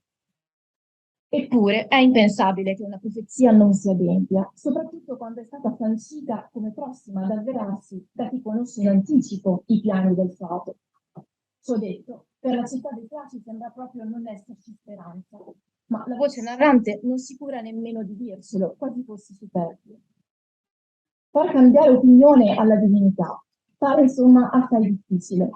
Se poi quella divinità è Zeus Giove, l'impresa diventa impossibile. Tuttavia, gli dei dei Greci e dei Romani ci provano, e sia l'Iliade e l'Odissea che l'Eneide sono pieni di concili in cielo, in cui ora l'uno, ora l'altro nume si accostano a Zeus e Giove nell'intento di sondare il terreno, di vedere se ci sia spazio almeno per un compromesso. Solo loro però ardiscono di usare la parola quale mezzo di una persuasione che si ponga ad un gradino superiore rispetto a quello della semplice preghiera, spesso legittimati nelle loro richieste da uno stretto legame di parentela. Uno dei casi più noti è quello di Giunone e Eneide. Gli esseri umani, invece, lo si è appena visto con l'esempio di Alcino, cercano di commuovere più che di persuadere gli dei, e lo fanno giocando la carta della compassione, del sacrificio, di una preghiera che, date le distanze federali tra mortali e immortali, non può che essere umile e sommessa. Pretendere di instaurare una interlocuzione alla pari e sulla base di questa parità tentare di convincere il proprio interlocutore è una premessa fondamentale di ogni procedimento retorico persuasivo che viene a mancare nel rapporto uomo-dio. Considerato ciò, quindi, sembra che parlare di persuasione in riferimento alla divinità sia una contraddizione in termini, soprattutto se per divinità si intende colui che sta al vertice del pantheon divino. Primo, perché si può persuadere qualcuno che è diverso dal muoverlo solo a pietà, soltanto se si ha un rapporto di parità tra persuadens e persuadendus, e questo evidentemente non rappresenta la condizione dei mortali nei confronti del sommo Dio. Secondo, perché la persuasione comporta il convincersi a sposare la tesi dell'altro, ma Giove e Zeus sa già quale sarà il corso degli eventi futuri. I suoi decreta dovrebbero essere per definizione fata, ovvero già detti e quindi irrevocabili. Tuttavia, vorrei sottoporre oggi alla vostra attenzione un caso che sembra sfuggire a questa regola generale. Si tratta di un episodio celebre del terzo libro dei Fatti di Ovidio, che rappresenta l'eccezionale caso di un mortale che riesce a far cambiare opinione a Giove in persona, e per lo più col mezzo di una persuasione condotta nella forma di una tensione verbale. Mi riferisco all'anomalo dialogo tra Numa e Giove sul modo per espiarne i fulmini, che vede vincitore del confronto-scontro la parte umana, rappresentata dal saggio re. Riassumerò brevemente i fatti per chi non li conoscesse. Numa sembra governare Roma nel migliore dei modi, eppure i mortali sono spaventati dal susseguirsi di fulmini terribili che si scaricano sulla terra durante una tempesta. Testo numero 2. Numa si stava allora dedicando alla edificazione della neonata religione romana e dopo aver incatenato, su ispirazione della ninfa Egeria, sua sposa, due divinità minori, Nico e Fauno, scopre da quelle che per risolvere il problema dell'espiazione dei fulmini è necessario trascinare giù dal cielo Giove in persona, cosa che, grazie a misteriose formule magiche, effettivamente avviene. Da qui la denominazione di Giove Elicio, da elichere al testo numero 3. Il re degli dei si ritrova in carne ed ossa di fronte a Numa, il quale, seppure spaventato, osa rivolgergli la sua richiesta. Segue uno scambio verbale tra i due, sempre al testo numero 3, in cui appare evidente che Giove stia chiedendo al re l'istituzione di un sacrificio umano. Numa riesce a patteggiare con la divinità un rito non cruento, addirittura senza spargimento di sangue animale. E Giove, niente affatto irato, ma anzi ammirato dall'intelligenza del suo interlocutore, non solo gli accorda quanto chiede, ma gli promette addirittura che il giorno seguente avrebbe ricevuto niente meno che le prove del suo favore. Imperi ignora. Il giorno consecutivo, in effetti, Numa si vede recapitare dal cielo uno splendido ancide, di cui fa fare all'artigiano Mamurio Veturio 11 copie identiche, perché nessuno potesse riconoscere e sottrarre l'originale. Fin qui dunque il riassunto dei fatti, che Ovidio sembra essere stato il primo a porre in un rapporto conseguenziale. La cattura di Pico e Fauno e il colloquio con Giove e Licio diventano la premessa dell'Aition sull'origine degli ancili sacri.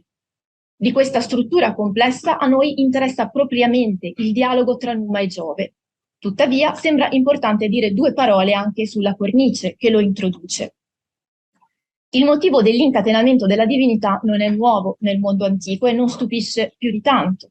Pico e Fauno, così come il Proteo del quarto libro dell'Odissea e del quarto libro delle Georgiche e il Sileno della sesta bucolica di Virgilio, appartengono ad un rango divino minore e tutta la scena si colora di una nota spassosa e comica.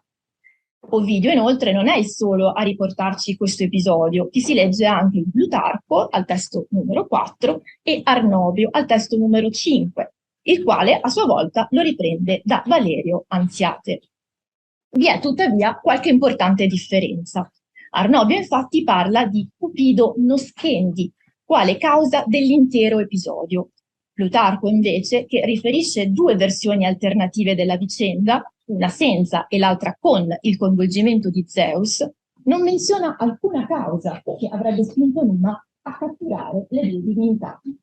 Solo nell'episodio ovidiano, in sostanza, Numa vuole imparare l'arte di stornare i fulmini perché terrorizzato dalla loro forza che non comprende e desideroso di trovare un modo per renderli innocui.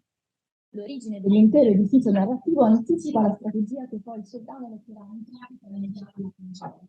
Convincere la divinità a farsi innocua, o quantomeno gestibile. In questo modo già si capisce come Numa si faccia portavoce di una concezione del divino in cui tutto non è già stato deciso dall'alto, ma può essere negoziato, pattuito.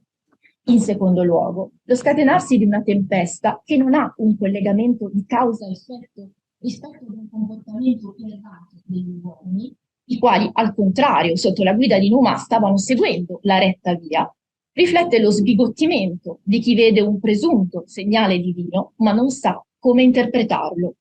Se l'epica di Omero e Virgilio è un'epica, per così dire, dalle cause certe, il narratore onnisciente ci dice sempre che cosa provoca un segnale e come esso vada interpretato.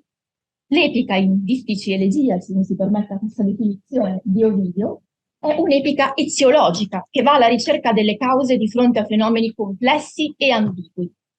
L'atto di Numa di rivolgersi al Dio per capire in che modo comunichi con l'uomo e che cosa significhino i suoi messaggi, riproduce in piccolo l'operazione che il poeta sta facendo in larga scala nel suo poema.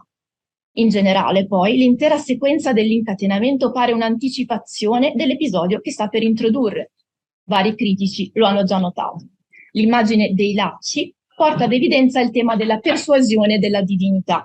Paradossalmente, però, questa non avviene per mezzo della preghiera, ma tramite il suo contrario, la violenza fisica. Anche il sommo Dio verrà indotto a parlare con un atto coercitivo, ma i legami che lo avvinceranno saranno quelli dell'incatenamento magico verbale, ordito rispettivamente prima da Pico e Fauno e poi da Numa. L'analogia più importante, però, riguarda il ribaltamento dei rapporti di forza divino-umano, che l'entrata in scena di Giove renderà evidente anche sul piano spaziale. Non è l'uomo che indirizza la sua preghiera verso l'alto, ad un'entità che non può vedere, ma è il Dio che scende di peso sulla terra e si presenta in carne ed ossa di fronte al suo interlocutore. La verticalità della preghiera si trasforma nell'orizzontalità di un confronto vis-à-vis. La tensione verbale che sta per essere messa in scena necessita di un agone comune e dall'espressione di una condizione di parità tra i partecipanti. Se l'atto di convocazione di Giove sulla terra, dunque, è la conseguenza di una costrizione, tale costrizione però è la premessa necessaria perché il divino e l'umano si confrontino ad armi pari, allo stesso livello. Possiamo ora passare finalmente ad analizzare la scena del dialogo tra i due personaggi, di nuovo al testo numero 3. È Numa a prendere la parola. Da certa pianina fulminis, esordisce con un imperativo il sovrano, e solo dopo si ricorda di aggiungere delle frasi di avvenimento alla richiesta, chiamando Giove altorum rexque paterque deum e facendo riferimento alle proprie manus purae e alla propria lingua pia. È come se avessimo una captatio benevolentiae in ritardo, un ulteriore ribaltamento delle consuetudini oratorie. Normalmente prima ci si assicura il favore dell'interlocutore e solo poi si avanza la propria richiesta. Invertendo l'ordine degli addendi, invece, Numa rende evidente di voler parlare chiaro e di pretendere lo stesso trattamento da parte della divinità che sta dall'altra parte. I piamina che gli richiede, infatti, sono definiti terza. Come risponde Giove a Numa? Lasciamo perdere per un momento i versi 337-38, che sono un vero e proprio capolavoro di ambiguità, e concentriamoci sul botta e risposta fra il Dio e il sovrano. Innanzitutto, Giove risponde a Numa di tagliare una testa, caede caput, e quello, facendo finta di obbedire, promette che avrebbe tagliato una cipolla, cepa, del suo orto. A questo punto il Dio puntualizza che si deve trattare della testa di un uomo, hominis, e il re ribatte che ne avrebbe avuto i capelli, tumet capillos. Giove allora dice di volere un'anima, postulat hic animam, e Numa gli accorda quella di un pesce, piscis. Il testo è molto noto e da più parti la critica ha sottolineato come ci si trovi, cito da Raccanelli, di fronte a un sottile lavoro di smontaggio e ricombinazione dell'enunciato, alla luce delle alternative semantiche, logiche e foniche rese disponibili dal codice linguistico. Fine della citazione. Infatti, la testa di cipolla, chepa, veniva chiamata anche caput, e alcuni, basandosi sulla testimonianza di Isidoro, chepa vocatur quia non aliud est nisi tantum caput, hanno parlato di una paronomasia. Altri hanno puntualizzato che si tratterebbe di una catacresi, dal momento che si parla comunemente di testa di cipolla, ma forse basterebbe parlare di un'associazione genericamente metaforica. Per quanto riguarda i successivi giochi di parola, quello tra caput e capilli, più che sull'assonanza, si basa su una sineddoche, e lo stesso si può dire per il terzo, quello tra anima e piscis. I testi di Plutarco e Arnovio riportano in quest'ultimo caso il termine sardina, che in greco e latino era qualcosa come maina, anagramma di anima. Proponendo un ulteriore sineddoche, invece, il Numa ovidiano conferma la sua predilezione non casuale per questa figura di pensiero. Semplificando, si potrebbe dire che il re sostituisca il discorso referenziale di Giove uno di tipo poetico, che descrive il mondo come una rete di parole e concetti che si richiamano tra loro per analogia. Nei fasti pare che sia Numa a interloquire direttamente con il Dio. Non bisogna dimenticare però che nella cornice esterna del racconto è Egeria, chiamata Dea grata Camenis, ovvero una sorta di muta latina, ad essere l'interlocutrice a cui Ovidio si rivolge come informatrice dei fatti che racconterà. È sempre Egeria, inoltre, colei che propone al re di legare Tipo e Fauno. Sembra improbabile dunque che adesso la sua assistenza sia venuta meno e che non sia proprio lei a suggerire delle risposte al coniuge nel modo traslato della poesia, facendone un proprio poeta e un alter ego dell'autore stesso. Del resto, nella versione di Plutarco si dice esplicitamente che Numa avrebbe riportato le risposte indicategli da Egeria, causa legine, il po' test, igelias, dedida menon. Riassumendo dunque, Giove vuole una vita umana e lo dice chiaramente. Numa invece reinterpreta le sue parole in modo da farle diventare ambigue. Eppure, analizzando l'episodio, Mario Lentano sottolinea come il primo a barare fosse stato Giove stesso, dal momento che anche caput è un asineddoche per uomo, nonché una metonimia per vita umana. Numa ne sfrutterebbe la valenza traslata per dare origine a, secondo Lentano, una strategia ermeneutica di tipo metaforico, fondata sulla ambiguità insita nel linguaggio divino stesso. Pur tuttavia, e in disaccordo con quanto espresso dallo studioso, nell'associazione caput vita umana, l'originaria figura di pensiero non si avverte più consumata dalla lingua dell'uso e fa parte dell'astuzia di Numa riportarla alla luce, prendendo in contropiede il Dio. In sostanza, dunque, nell'espressione caede caput si può vedere tanto l'esempio paradigmatico di un linguaggio trasparente e referenziale, quanto quello di uno metaforico e anfibologico. Il piatto della bilancia propenda più per il primo è da ricercarsi, a mio avviso, nel fatto che poi Giove sciolga il tropo che aveva involontariamente impiegato, dicendo che la testa è quella di un uomo, spazza via tanto la propria sineddoche quanto la metafora di Numa. Aggiungendo poi di volere un'anima, fa cadere l'ambiguità metonimica tra caput e vita, ma non si accorge che anima può significare anche solo soffio vitale. Di quest'ultima inavvertita ambiguità linguistica si serve Numa per ottenere la vittoria definitiva sul suo avversario. Prima di concentrarsi sulla reazione della divinità, è bene tornare alla coppia di versi che si è lasciata in sospeso, quella in cui la voce narrante prepara la risposta di Giove. Il testo dice che dopo aver annuito all'orante in segno di assenso, ad nuitoranti, ad nuitoranti, ho perso il segno.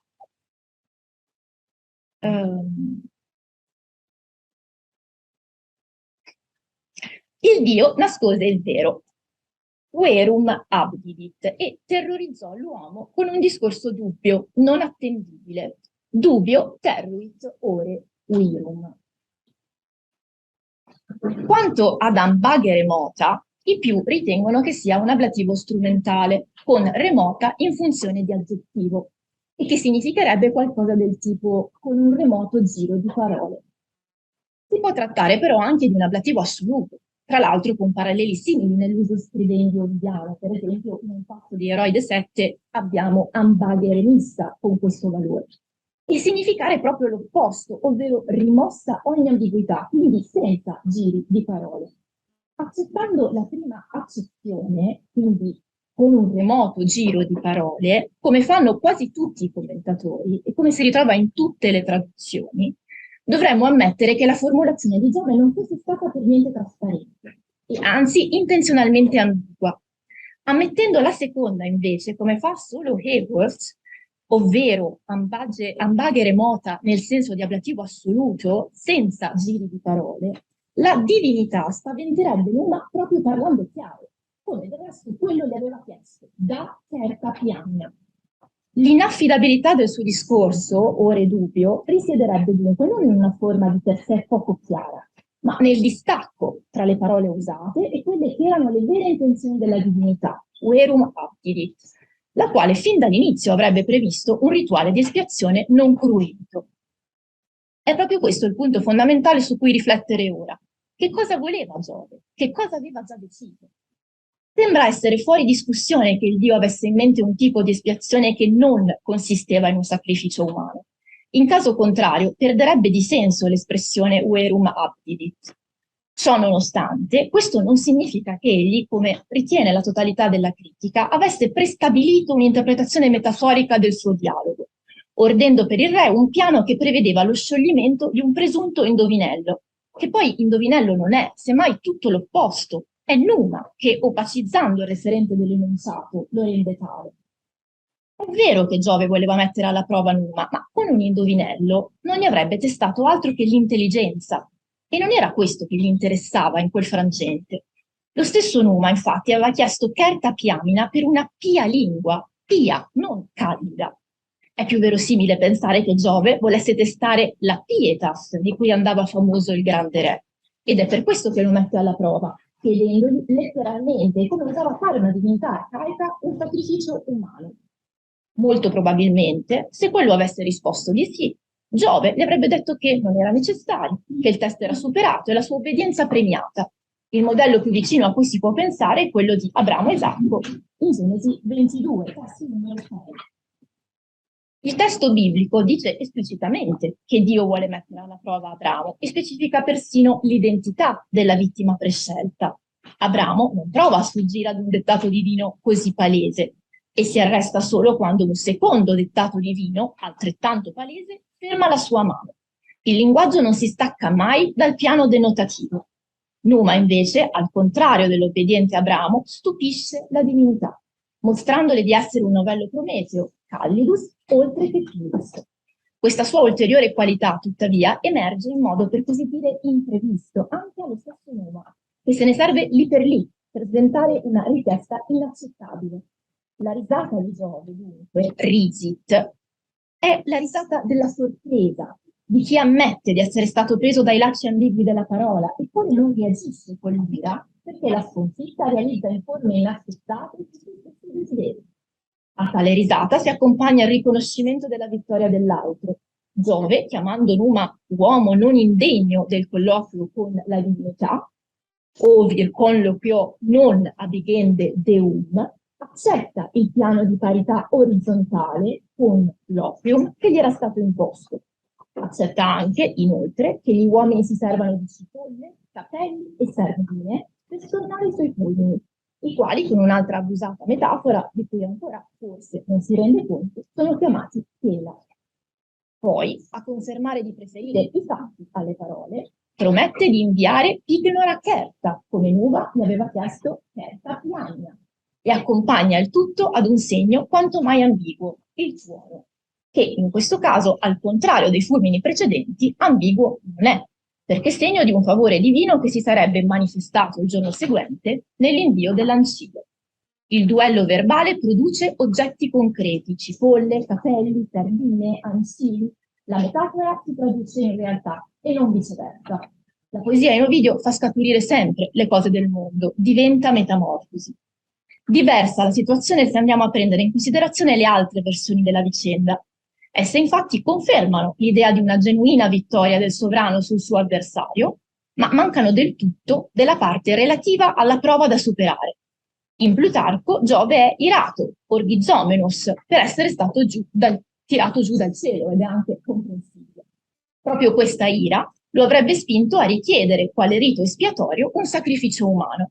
Poi però, dopo aver sentito le furbe risposte di Numa, si sarebbe trasformato in propizio, ileos, dallo stile che era. In Arnovio, invece, si dice che Giove è catturato dalle ambigue enunciazioni di Numa, ambiguis propositionibus captum, e lo ammette apertamente. De cepissime, mi hai ingannato, sottolinea, spiegando poi letteralmente cosa intendesse per caput, per capillus, per animal.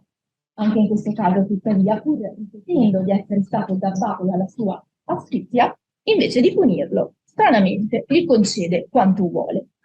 In conclusione, non sappiamo che cosa leggesse Ovidio e che cosa abbia modificato, ma se ammettiamo che nelle fonti in suo possesso Giove avesse davvero voluto un sacrificio umano, allora l'autore dei Fasti è stato in grado di creare una versione dei fatti in cui vengono ad essere valorizzate tanto l'autorità del sommo Giove quanto l'inventiva di Numa.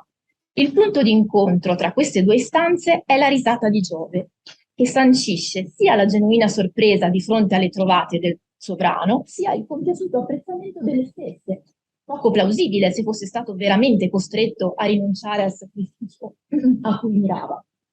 Il saggio re di Roma riesce effettivamente a persuadere la divinità, a farle cambiare opinione cogliendola alla sprovvista.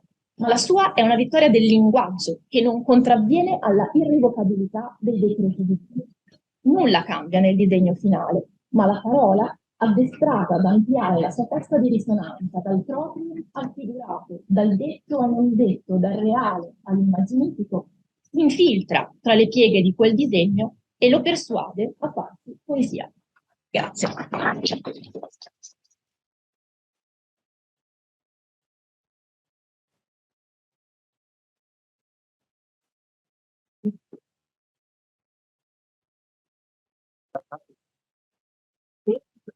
No, non sto parlando. Sì, grazie mille, guarda.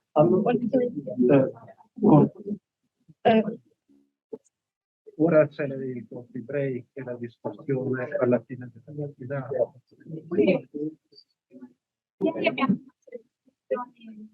È uguale in sostanza. Possiamo anche aprire una discussione se siamo solo due, siamo in tempo, possiamo farla adesso. Chiediamo a Rimango qui anch'io comunque.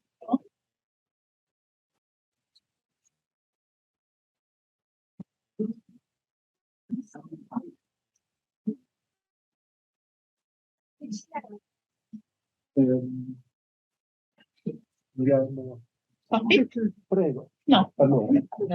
Barbara, vieni qua. Un'altra sedia, oppure mi alzo io mi metto. No.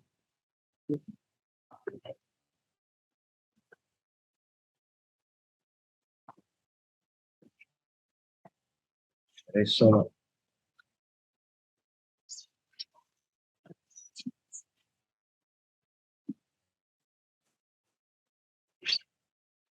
allora, prego, ci sono interventi, domande sulla relazione della professoressa Del Giovane?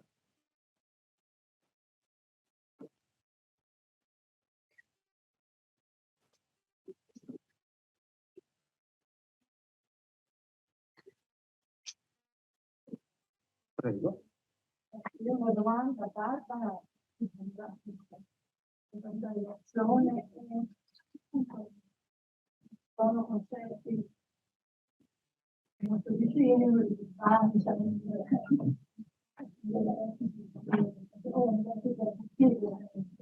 però è per il rapporto tra il cristiano e la distanza con qualche parere anche fatto la formazione del concetto di Stato, no? Non siamo evidenza che questo fatto è Stato, no? Appunto, proprio a proposito dei varianti, no? Sì. Per quanto riguarda Teresa, bisogna cercare anche di qualche cosa che per noi sarebbe una profondità e non certo da pilota cittadina, per esempio, taglio di però qualcosa del banco, quindi c'è anche la certa necessità poi della educazione. Questo ricordo appunto che non solo moltissimi esempi, però si parla come una bella che qualifica un atto, anche un atto o verbale o in questo caso diciamo un intervento non verbale, ecco, fa pensare che in fondo quasi che non lo esiste, non esiste assolutamente questo percorso mi sembra comunque c'è vigilanza con le terre, però comunque necessità di spiegare un attimo che il punto di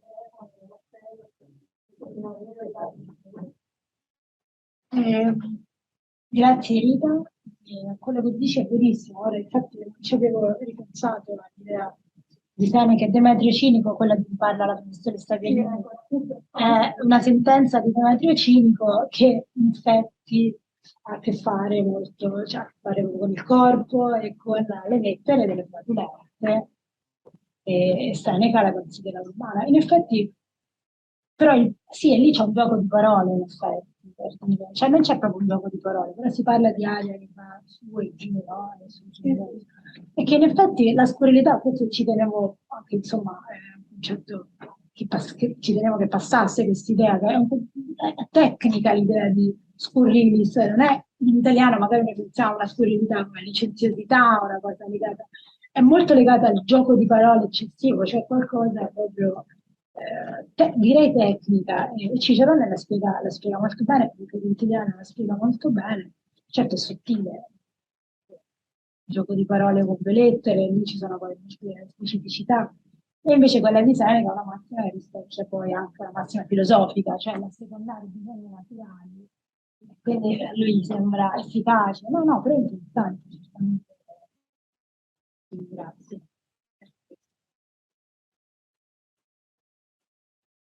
Altre domande per la professoressa del giovane? Sì, relazione molto convincente. Il problema della scurrilità è un problema interessante. Tu dicevi che è un problema tecnico, e ci sono alcune caratteristiche che già verrà risolvere. Certo. Poi a Cicerone, poi anche altri testi che vengono da questa tradizione Diego è ricordato come dire l'eccesso nella frequenza delle battute, che è uno degli elementi che definiscono l'oscuro, ma non è l'unico. Uno che secondo me va ricordato è il fatto, a danno di chi va dalla battuta di spirito, è colpito dalla ricerca, perché il ridicolo è un'arma. E quest'arma della realizzazione dell'Aristotele, di Rome, e poi di altri, va maneggiata per cautela.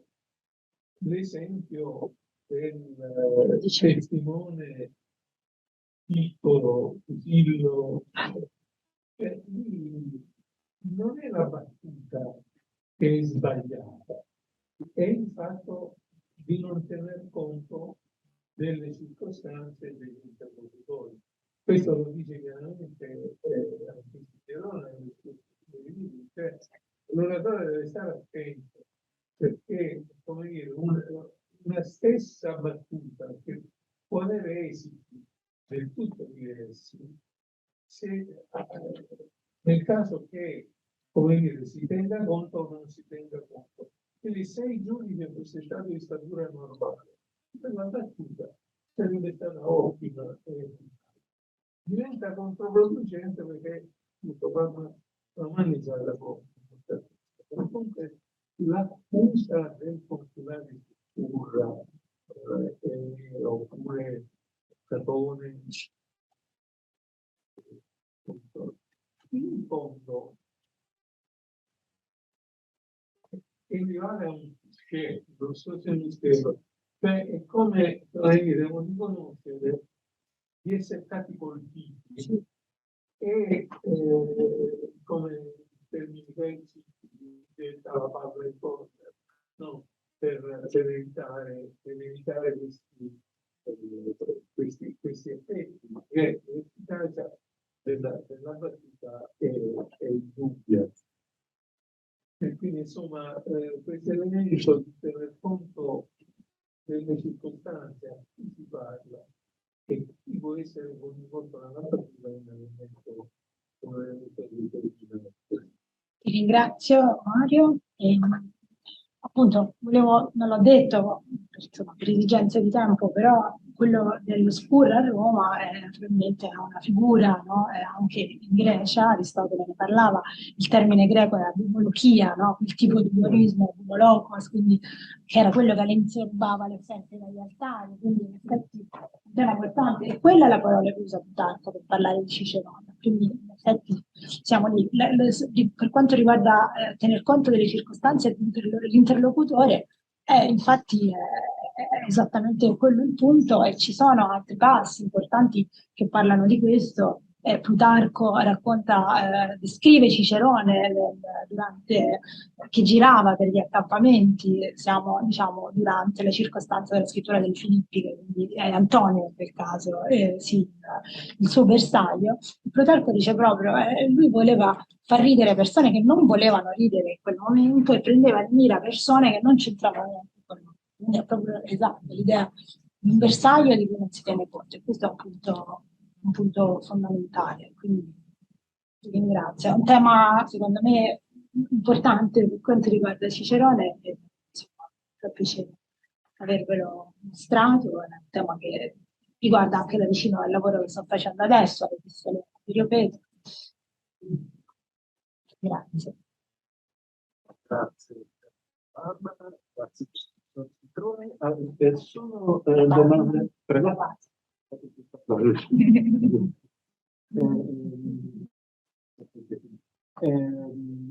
Ci sono domande per la professoressa Resi?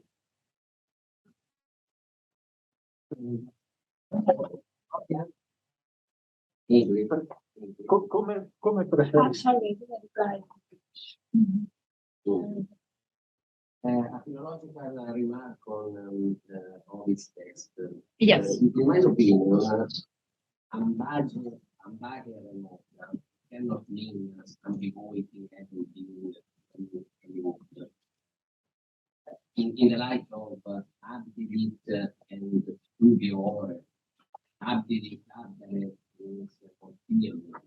So the interpretation by Hayward absolutely possible. Interpretation of Hayward. Okay. That quindi, ok,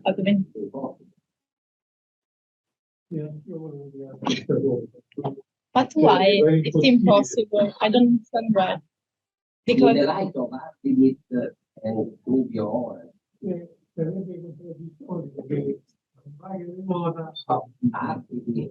Abdidit means conceived. The verum, the object is verum.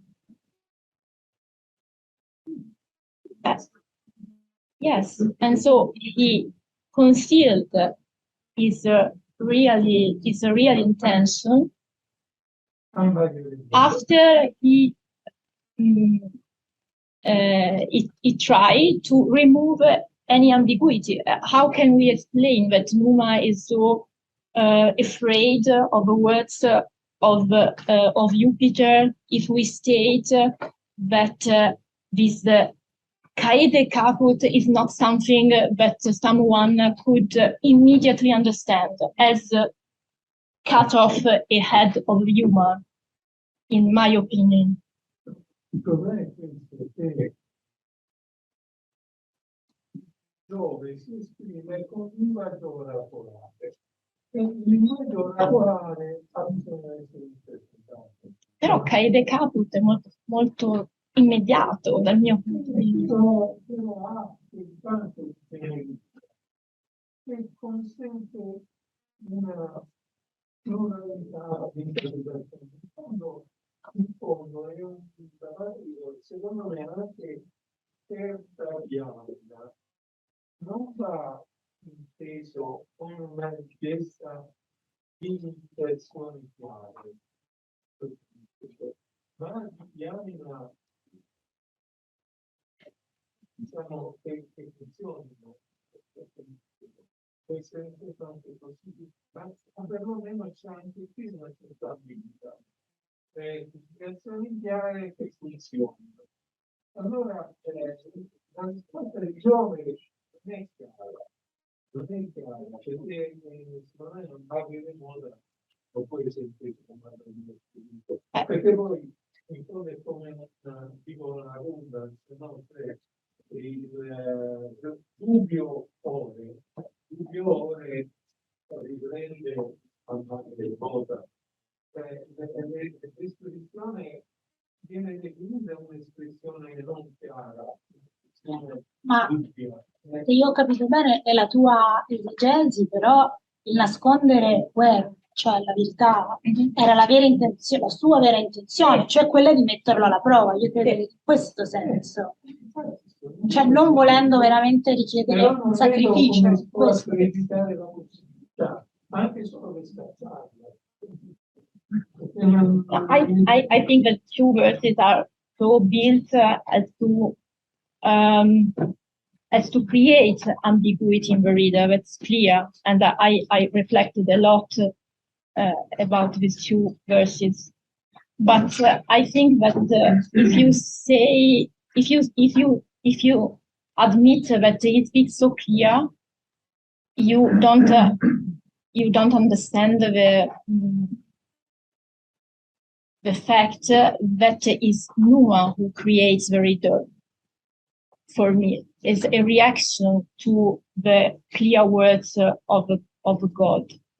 They are ambiguous because they don't say this is the victim, you have to do this like Abraham. But I think that there is no possibility to interpret caede caput in an ambiguous way. Caput is a human life, in my opinion, but Io credo dell'esempio del brano, che è abbastanza indicativo, cioè io non credo che qui Giove volesse sapere il sacrificio. No, ma questo lo dico anch'io, non lo voleva. No. Questo secondo me funziona se si intende andare in volta, come dice, come forse io vedo la maggior parte, chi è che lavora per dire? Come gruppo. Ovviamente mi pare che questa conversazione è sostenibile linguisticamente. You cannot say in any language, you conceal the truth unambiguous. Yeah, yes, because it's also wordplay that Ovid does in this. It's an interpretation. I know that this interpretation are not here, and this is a reader. The play that Ovid does is to present us a reader also in the formulation in which he introduces, the words of the God. There is a similarity between the words he uses and the words of. But I know that it's something that is not clear. That is an interpretation that a lot of other interpreters have not considered. Che ci sono e adesso gli oracoli parlano così, ma non dicono mai le cose con chiarezza, perché l'oracolo sfida l'uomo a interpretare. Mi pare che tu sia questo. Perché questa è un po' una differenza rispetto alle altre versioni che noi studiamo, qui dove è un diratto. Io qui ho messo in scena una sorta di competizione, in cui non è che Giove sarebbe pensato a pietas per la differenza di poter pregare il Giove. No, ma io non penso, appunto, non credo che l'indovinello, cioè che Numa, che sto dicendo tutti, che Giove volesse in qualche modo richiedere un sacrificio umano. Questo non anch'io penso che non sia affatto così, cioè che fin dall'inizio lui non volesse richiedere un sacrificio umano. E che però io, appunto, tutti i commentatori poi commentando, tutti sposano appunto questo tipo di traduzione con ambaghe remota ablativo strumentale, però poi tutti commentando dicono Giove parla chiarissimamente, è chiaro che vuole una vita umana. E quindi mi era sembrata un po' una contraddizione in termini, dire Giove parla chiarissimamente, vuole una vita umana nel commento, e però poi diciamo, nell'interpretazione dei versi lasciare in qualche modo intendere che parli in modo... Cioè è vero che è dubbio perché non specifica ovviamente in modo chiaro l'identità di questa possibile vittima e rimane molto tutto sospeso nell'aria, è molto, come dire, ellittico. Questo è chiaro ed è tipico del linguaggio oracolare. Ma sì. Sì, sì, sì.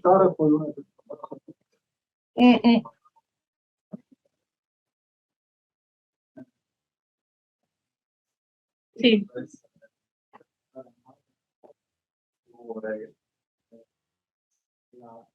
Dalla prospettiva di Giove, lui nasconde il vero, quindi con un arcano inganno, ma la prospettiva non cristiana, cioè c'è legato non è ambiguo apparentemente, ma nella potenza sì. Sì, sì, sì, potrebbe essere questo, me lo dico, ma è spaventa, con un discorso dubbio, non è il boss è perché nelle sue intenzioni. Appunto, sì, sì, sì, questo io ce l'ho fatto come un ablativo strumentale. Sì.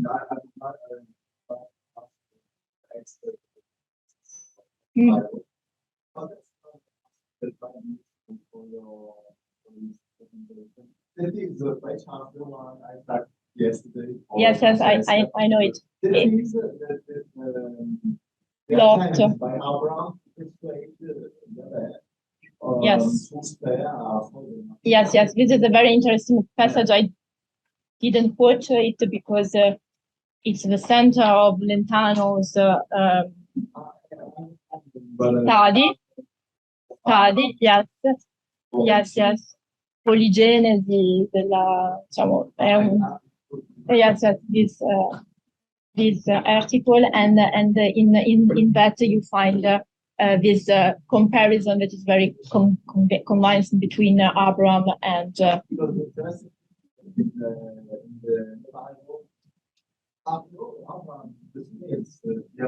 yes, yes, but the city is destroyed. The city is destroyed. The city is destroyed. Yes, yes, it's very interesting. Yes, yes, yes. Thank you.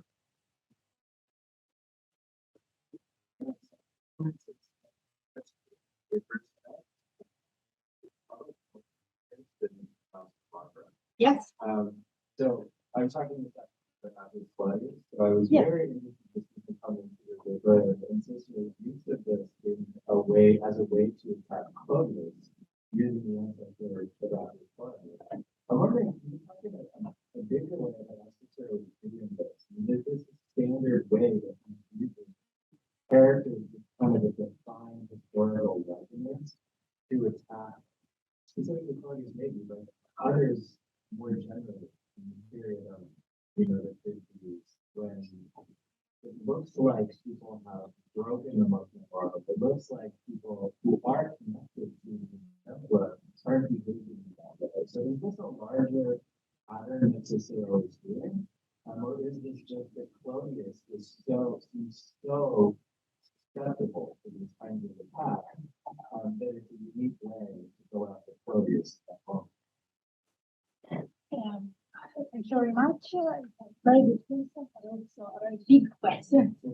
Yeah, because it engage with the Cicero's modus operandi, which he attacked characters, as you said, using other characters. And this specific factor is interesting because he wants, of course, to attack Claudio because the relation and sex with text is important to adapt Claudio. He attacks Claudio through his brother, but also through the ancestor up to his father's side, in a sort of contrasted way, as I saw. So all the family display the ancestor in which to destroy Claudius through the mediation of the senior brother. As you are the partner, yes, so I put into different orations. The Claudian orations, the moon, also the Donsua, also the response, and the different characters used to attack Claudia. Work to investigate investigating this direction. There are yes, it's a pattern, but not also to attack Claudia, it's different characters. We took Claudia down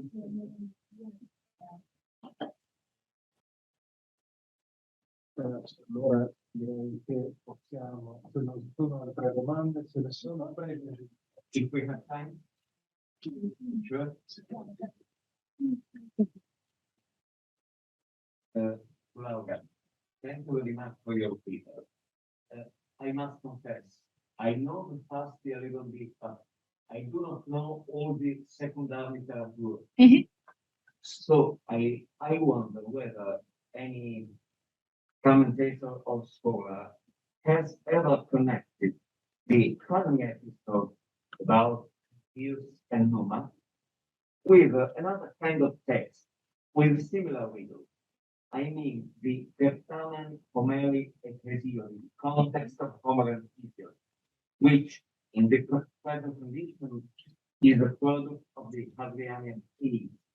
But we know that its original cause dates back to the 5th century BC to the sophist Alkidama. And we have a similar structure, especially when a malicious Hesiod tries to overcome Homer by means of similar riddles. Hesiod utters hexameters like to choose a quite a glory instant. Also remain the use of own crea paukenasicon. So they ate beef and horses, and Homer correct. Equion hidronta se pay for the rest.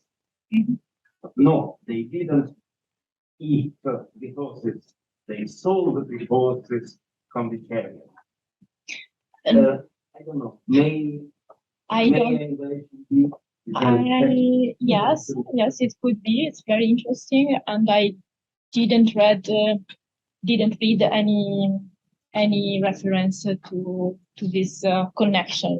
So I think it's something new, but that I will read with a lot of interest. Thank you. To Laura, I would like to Laura reading her relation of mind.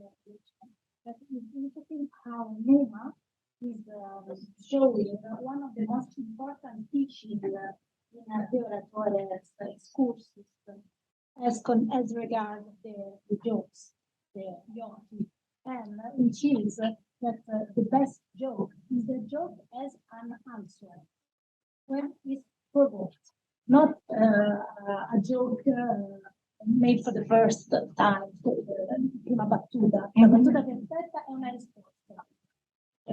So Numa replied, "You won," and Giove pleased. So practices. Thank you.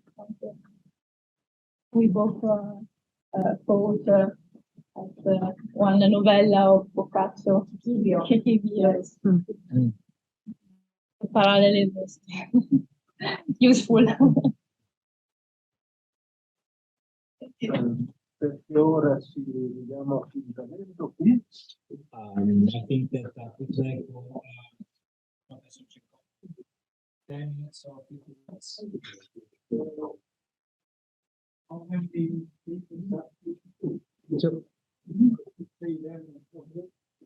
Okay. 20 minutes. 20 minutes. Grazie.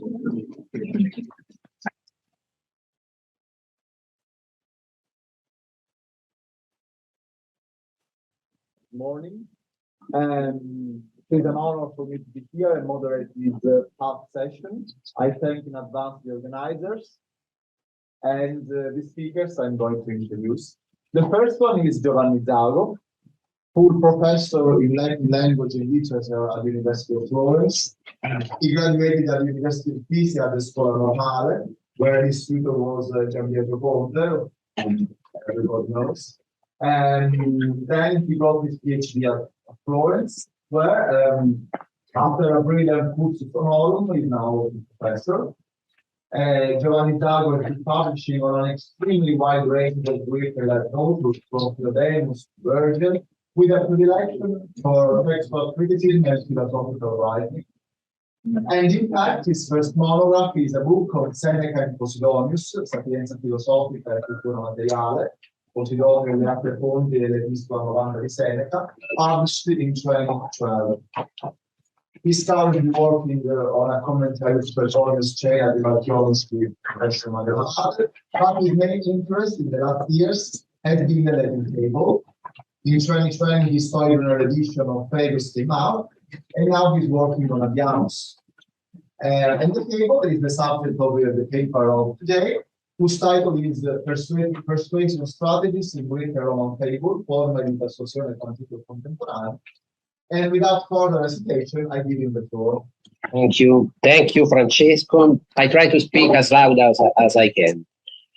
Thank you, Francesco, for your kind introduction, and special thanks to Giovanni Cecconi for organizing such an interesting conference and for inviting me. I will speak in English to be more understandable to our American guests.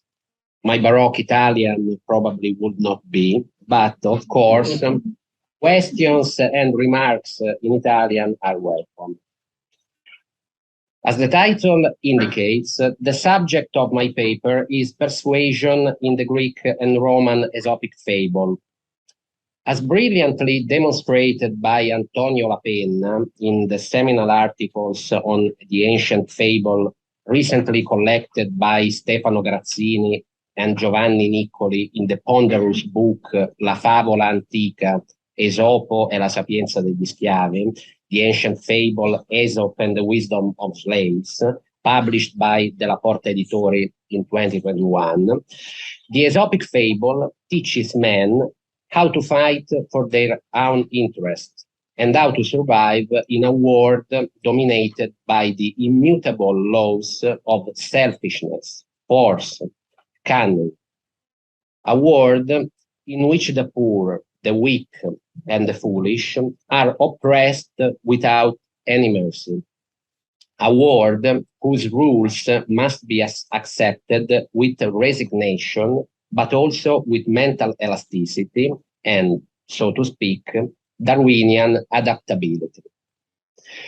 As is well known, Aesopic fables, stricto sensu, are set in a kind of golden age in which not only men, but all other living creatures and even trees had the power of speech.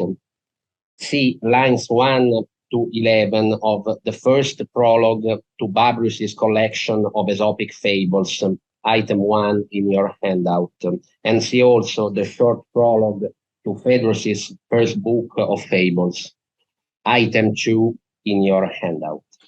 In this sense, the Aesopic Golden Age resembles the Golden Age described in Plato's Politicus, item 3 in your handout, in which both humans and animals are able to speak. However, the Aesopic Golden Age is absolutely paradoxical. In the literary tradition, the Golden Age was characterized not only by the absence of violence among men, but also by peace among animals, pax animalium. See, for instance, the fourth eglogue by Virgil, line 22, nec manios metuent armenta leones, item 4 in your handout. The Aesopic Golden Age, by contrast, is dominated, as I have said, by brute force. Obviously, in such a violent world, the world of the Aesopic fable, talking animals use their ability to speak in the struggle for survival. And of course, in the Aesopic world, rhetorical ability has persuasion as its goal. The kind of persuasion, terzo, which, to use Gorgias's words, item 5 in your handout, joining together with speech, logos, shapes the soul as it wishes and constrains the soul that it has persuaded to obey what is said. Encomium of Helen 12 and 13. Therefore, if we want to define what rhetorical skill is in the Aesopic world, we can undoubtedly use, on the one hand, Plato's synthetic formulation of Gorgias's conception of rhetoric, item 6 in your handout. Peitsus demiurgos estin e rhetoricae. Rhetoric is a manufacturer of conviction. And on the other hand, the definition given in the first book of Aristotle's Rhetoric. Rhetoric is the ability to grasp, in each case, what is potentially persuasive. Item 7 in your handout. But we can go a step further and try to define more precisely the style of persuasive speeches in the collection of Aesopic fables, focusing on the most sophisticated ones from a literary point of view, namely the collection of fables in iambic meter of Fabrus and that of Babrius. But the point I am about to make could also apply to some collections of prose fables, such as the collection of Aphthonius, and also, to a lesser extent, the Collectio Augustana, in which the desire for brevity, suntomia, prevails over rhetorical elaboration. As far as I know, such an attempt, the attempt, I repeat, to technically define the style of persuasive speeches in the Aesopic tradition, has never been made. Due to time constraints, I will only focus on a few texts that I consider particularly significant. First, a famous example of persuasive, or rather deceptive, speech. You all know the Aesopic fable of the raven and the fox. A raven, a male raven, grabs a piece of cheese and perches on a tree. A fox, wanting to snatch it, begins to praise his beauty, saying that he only lacks a voice. If he had this, he would deserve to be the king of the birds. The raven, flattered, opens its beak to sing and drops the cheese, which the fox takes. Let's read, in translation, the Babrian version of this Aesopic fable, Fable 77 in Babrius's collection. You can find the Greek text in your handout, item 8. A raven, holding in his mouth a piece of cheese, stood perched aloft. A crafty fox, who coveted the cheese, deceived the bird with this speech.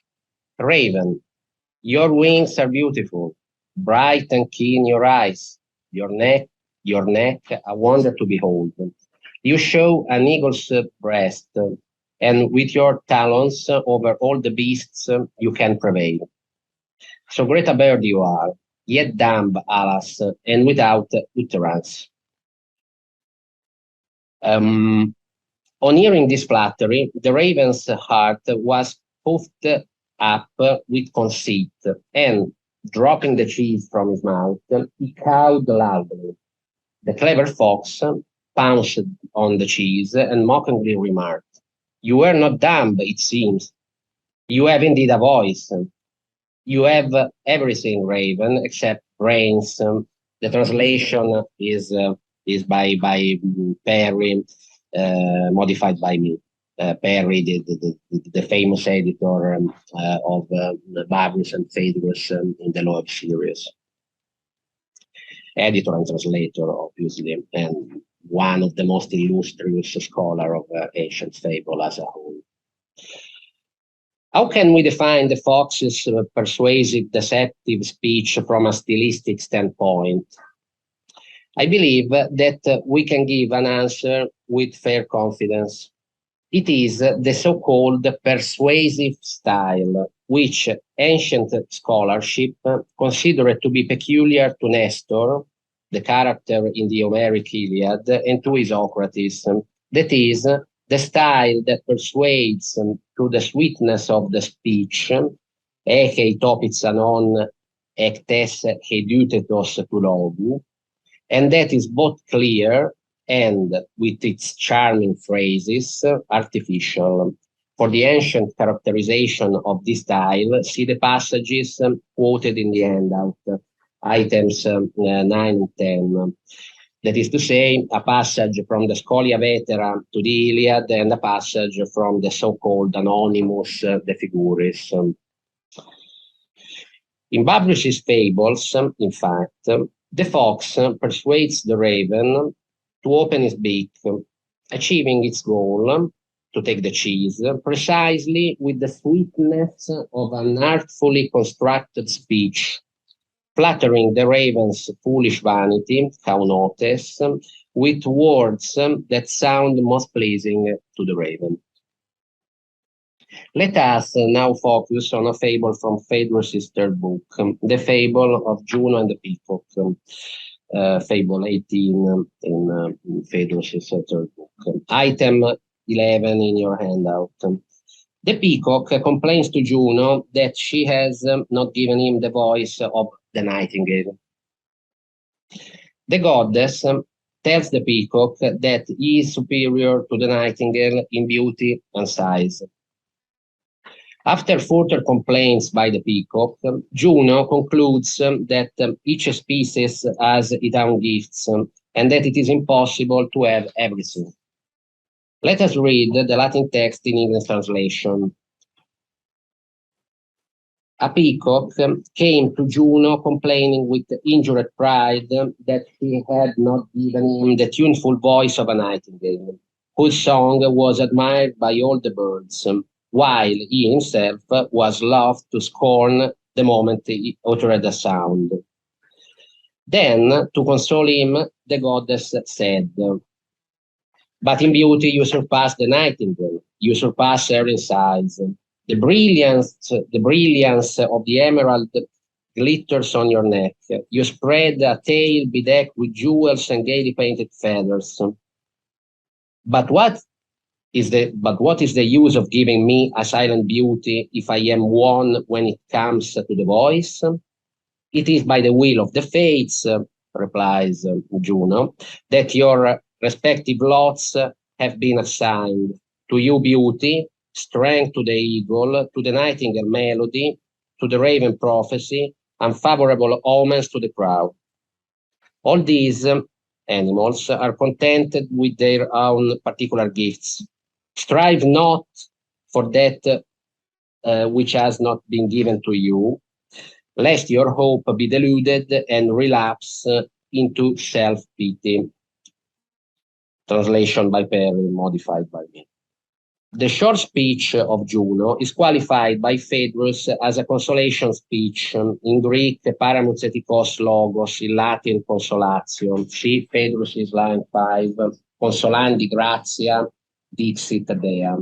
But it's also, of course, a persuasive speech, because on the one hand, Juno consoles the peacock for not having the ability to sing, and on the other hand, by her speech, she persuades the bird to accept his own condition.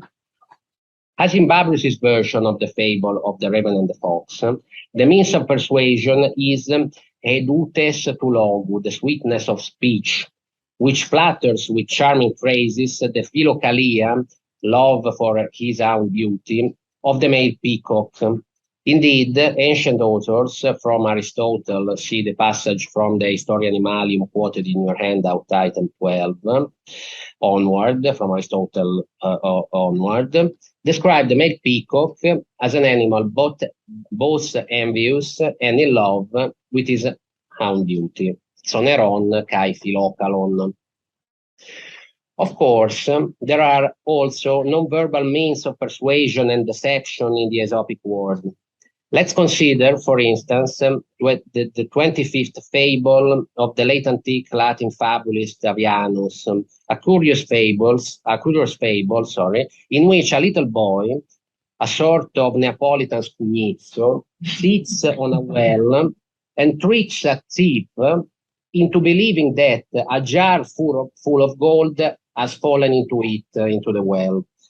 The thief undresses and goes down into the well, but he doesn't find the gold and loses the clothes he took off, which are stolen by the boy. In order to persuade the thief to go down into the well, the boy tells a lie, corroborating it, and this clearly is the boy's most effective and persuasive trick, by pretending, corroborating his lie, by pretending to cry and be sad about losing the gold, which he never had.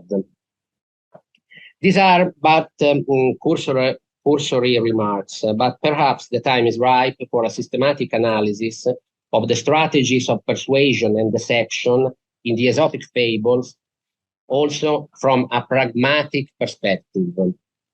That being said, I want to conclude my short paper with a close reading of a particularly successful fable by Phaedrus, a fable that has no previous model, as far as we know.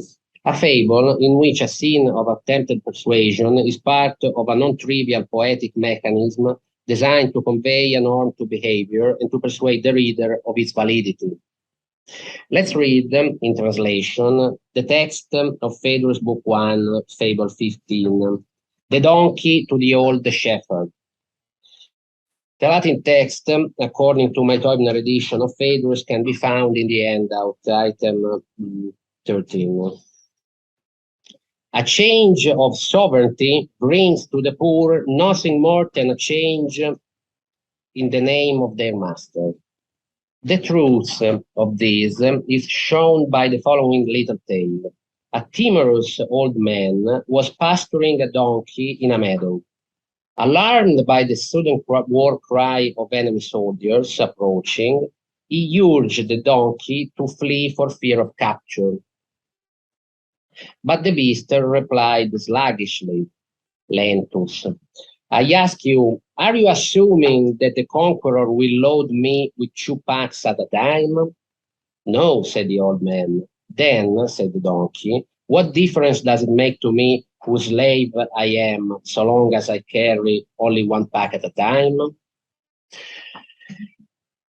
In the Aesopic tradition, the donkey is the symbol of the slave. And when the old shepherd tries to persuade the donkey to flee as the victorious enemies arrive, suadebat in line 6 as a connotative nuance and means tried to persuade, the donkey refuses because for the donkey, the symbol of the slave, I repeat, life under the new masters will be no worse than life under the previous ones, in the sense that in both cases, the slave is exploited in the harshest possible way. But the fable also suggests in an oblique way that nothing will change for the shepherd himself if the regime changes. In fact, in the first two lines of the fable, that is in the Prometheum, we read that the poor change only the name of their dominus.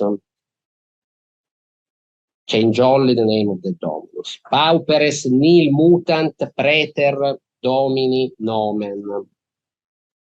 In principatu civium commutando. Literally, when they change the princeps of the citizens. In other words, Phaedrus suggests that it is foolish for the poor to contribute to or even aspire to a regime change, because the new princeps will be a dominus, a master, as harsh as the previous one. And who are the poor? Evidently, not only slaves, but all members of the lower classes, including the free ones, in my opinion. That is to say, members of the urban plebs, peasants, shepherds, and so on. As far as I know, no modern critic has interpreted this fable of Phaedrus as I'm doing in this paper. However, I believe that this is the only possible interpretation of the fable, and I also believe that one of its most distinguished readers, the readers of these fables, interpreted it in the same way. I'm referring to the towering figure of Giacomo Leopardi, who discussed this fable by Phaedrus in a very interesting passage of the Zibaldone, item 14 in your handout. A passage which I will read in English translation, but the Italian text is in the handout. Modern wars are certainly less bitterly fought than ancient ones, and victory is less terrible and harmful to the conquered. This is very natural. Someone who conquers does not conquer a particular people, but a particular government. Only governments are enemies of one another. Victory is then not over the nation, which, like Phaedrus's donkey, changes only its load or its driver, asinaio, the Italian word is asinaio, but over the government alone. A conquered nation loses its government and receives another one, which is more or less the same. In an autograph manuscript of the year 1823, now at the National Library in Naples, Carte Leopardi 10, 12, 33, we find a list of titles of a series of operette morali that Leopardi planned to write, but never wrote. One of these titles is Asinaio ed Asino, o Laponosi. This title reveals the contents of this never written operetta. Indeed, it clearly recalls Phaedrus's fable of the donkey and the old shepherd.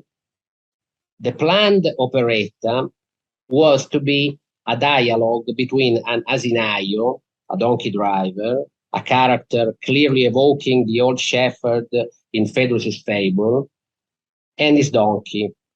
But how should we interpret the word aponosi, a hapax legomenon, a neologism created by Leopardi from the Greek preposition apo and the Greek noun onos, donkey? The scholars of Leopardi, including Ottavio Besomi, the critical editor of the Operette Morali, attribute to aponosi the meaning of apotheosis, deification of the donkey. This explanation, however, cannot be accepted.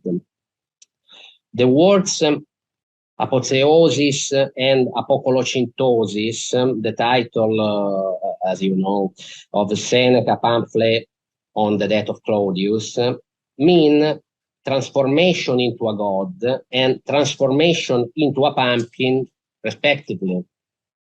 So, aponosi must mean transformation into a donkey. As we have seen, there are only two characters in the never-written operetta morale we are talking about. Thus, there is no doubt that Leopardi was thinking of a transformation of the asinaio into a donkey. What kind of transformation would it have been? I suppose it would not have been a physical transformation, but a metaphorical one. In a work, even a planned one, by a radically materialist thinker like Leopardi, there could hardly be room for a physical metamorphosis in the manner of Ovid or Apuleius. It should also be noted that in the fable of Phaedrus we are discussing, the donkey is anything but dull or stupid. On the contrary, Phaedrus's donkey is very wise, and as we have seen, it is able to effectively express the pessimistic view of the world that is typical of Phaedrus himself and of the Aesopic tradition in general. We can therefore assume that in such a context, aponosi, transformation into a donkey, paradoxically means something like transformation into a wise creature. If so, and I believe it is, I conjecture that the plot of this planned operetta was more or less as follows. The enemies arrive. The asinaio tries to persuade the donkey to flee. The donkey refuses, and by proving that for the poor, including the asinaio himself, nothing can change when sovereignty changes, successfully persuades the asinaio to wait for the enemy soldiers. In summary, the page of the Zibaldone and, if my hypothesis is correct, the planned operetta Asinaio ed Asino or L'Aponosi show that Leopardi understood that the real purpose of Phaedrus' fables of the donkey and the old shepherds was to persuade all members of the lower classes, including the free ones, to remain indifferent to regime changes, because, to paraphrase another literary donkey, a sort of spiritual heir to the wise donkey created by Phaedrus, namely Benjamin, the old donkey in Orwell's Animal Farm, things never have been, nor ever could be, much better or much worse than what we experience year after year. Hunger, hardship, and disappointment being the unalterable law of life. Thank you.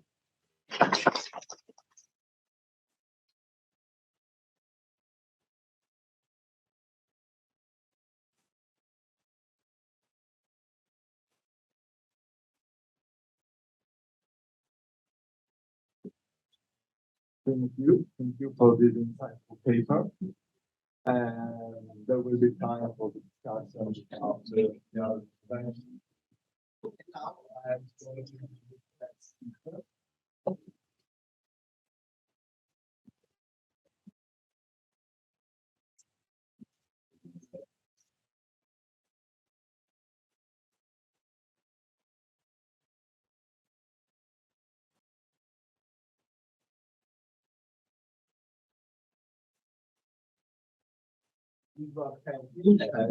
Is assistant professor in Hellenic Studies at Diego.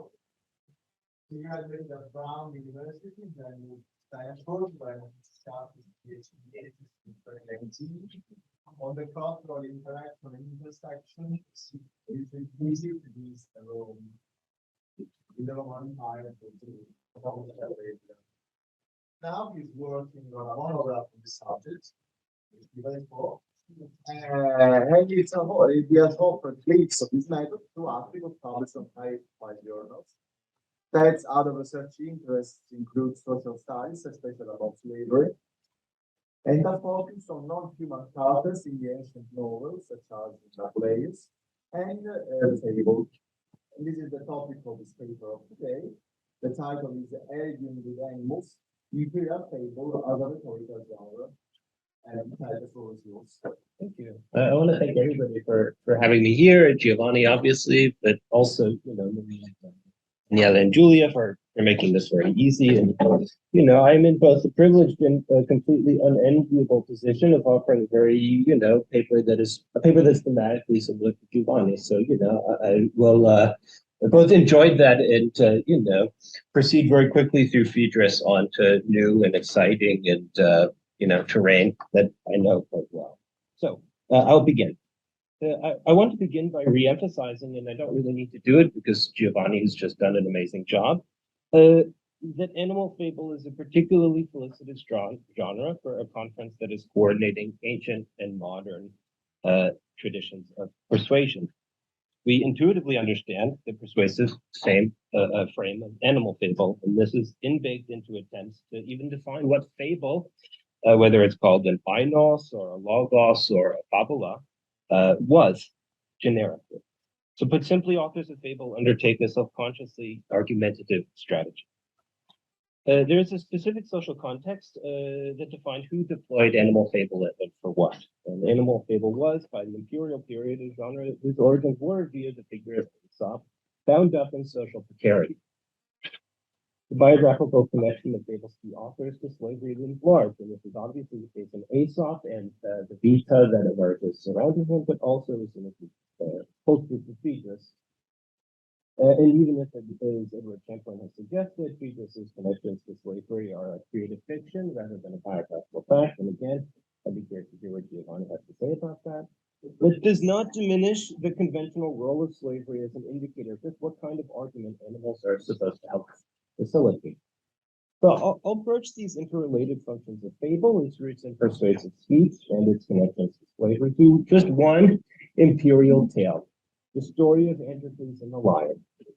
It was originally attributed in antiquity to the Greco-Egyptian author Appian, and just kind of biographically, that's how I'm getting to this material in my work on Appian. The story itself of the enslaved Androcles and his long-lost lion friend, their original meeting in Africa and their surprise reunion in the Circus Maximus in Rome, is immediately recognizable. But I'm going to start from the premise that this fable's original authorship by Appian and its concomitant connections to Egyptian approaches to animal fable are significant.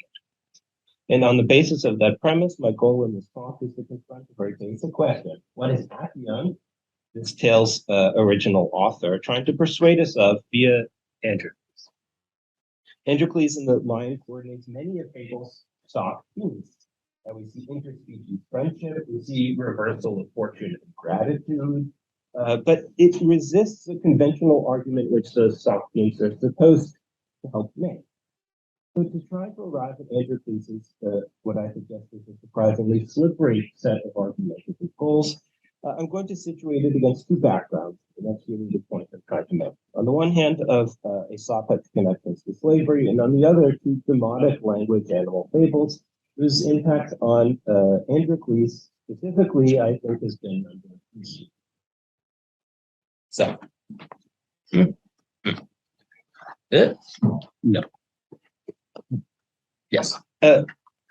I'll begin by briefly sketching out the slavery theme. I'll then provide a bit of background on Appian, not exactly a household name, I know, and the Androcles tale. And then I'll try to show how Appian's tale intersects with Egyptian approaches to animal fable. And then I'll conclude by briefly returning to my core orientation. Right? What's the argument? So to start with the slavery motif, and I can try to move relatively quickly because I don't think this is a matter of much fun. Appian's fable centers on an enslaved Androcles, and as a result of that, it builds on a long-standing association of enslaved fabulous that reaches back originally to Aesop. And here I'll pick up page flat. The life of Aesop, which is a fictional biography of the famous writer of Fable, canonizes the way that Fable is defined by scientific theory. And the life is certainly and historical, and it goes around 100 BCE to 200 CE. But it draws on a long, long tradition of Aesop's slavery. So in the life, the birth of fable as a kind of discourse is bound up in Aesop's social position as a slave. And that itself depends on the literal rather than figurative return of his voice. He can't speak and then he can. And that is because of the goddess Isis Tuke. And as a result of Aesop being a good turn to a stranger who's makes a prayer on his behalf. And then Tuke shows up and gives the following gifts. Tuke, standing over him while he slept, granted him wisdom, a quick tongue, and the ability to solve riddles because he was affable and hospitable. As the quote makes clear, Aesop's gifts as a fabulist, which within the narrative of the Vita set in motion his manumission via an eloquent speech, are encoded as a kind of readiness of speech that is deliberately trying to bind together what fable does with the ability to speak the right things in the right context as an enslaved person. The enslavement motif soon became a self-conscious feature of fable, and by the time one gets into the imperial period, it's an explicit object of reflection. This is most fully on display in Phaedrus, and here I will kind of put my foot in the accelerator strategically. He was a kind of fabulist writing in Latin. And he was in his own putative, do with that what you will, biography, adopting the Aesopic mantle. And so he gives the following explanation in the prologue to the book. Now I will explain briefly why the type of thing called fable was invented. The slave, being liable to punishment for any offense, since he dared not say outright what he wished to say, projected his personal sentiments into fables and eluded censure under the guise of jesting with made-up stories. Phaedrus's origin story of fable is a moment of canonization of something that is already on display, or also on display in the life of Aesop. But the endurance of the birth is explicit that fable is constructed literature and is constructed to form a sort of character. That is a core point of Phaedrus's immortal self-fashion within his own works. As used in his narration, the former slave brought the work to Greece. And the second part, the movement part, is also a core part of his prose, and it forms an important form for correlating. Fable as a generic tradition is defined by a fourth movement. Whether from Phrygia to Delphi to Babylon, Egypt, and Aesop, or from Greece to Rome. So fable, slavery, that's the background that I think we need to have in mind as we try to enter this. And it's a story that's relatively well known, so I'm just going to do some summarizing. So this version of a story first appears in Aulus Gellius, who attributes it very explicitly and seems to frame it as a quote as of Appian. It also is included in Aelian, Aelianus, who maintains the story, changes it a bit, but does not attribute it to Appian, and I'd be happy to talk about his differences in a few. I think on the basis of Gellius is pretty studious, and Aelian's kind of really slacked at practices as a compiler of texts. The presence of Appian and Gellius and lack of presence in Aelian is not totally surprising, but again, it doesn't matter for Aelian. So in Gellius, the tale is framed as a direct account of this guy Appian, which Gellius reads in the fifth book of Appian's Opus, so we're called So when at the circus, this is Appian speaking now, he sees a gladiatorial hunt, right? And here's where I'll kind of move relatively quickly through the whole thing. He immediately focalizes on one slave named Androclus and a lion, right? You think that the lion is going to eat Androclus, but there's an immediate moment of recognition.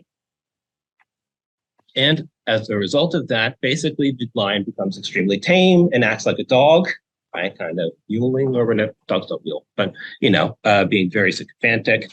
And then after recovering his wits, there's the mutual recognition, and Androcles recognizes the lion. Right. Then we get backstory, and I want to underline that the backstory is presented in direct speech, and Androcles kind of takes the stage. He's the one talking for the rest of the table. So he gives backstory to View. And the backstory is basically that he has a cruel owner whom he flees. As a part of that flight, he gets to a cave, and in the cave he meets a lion, pulls out a thorn, they become friends, and then we fast forward 3 years. He tires of living in the wild, tries to kind of return to an urban space, is immediately captured again and shipped away.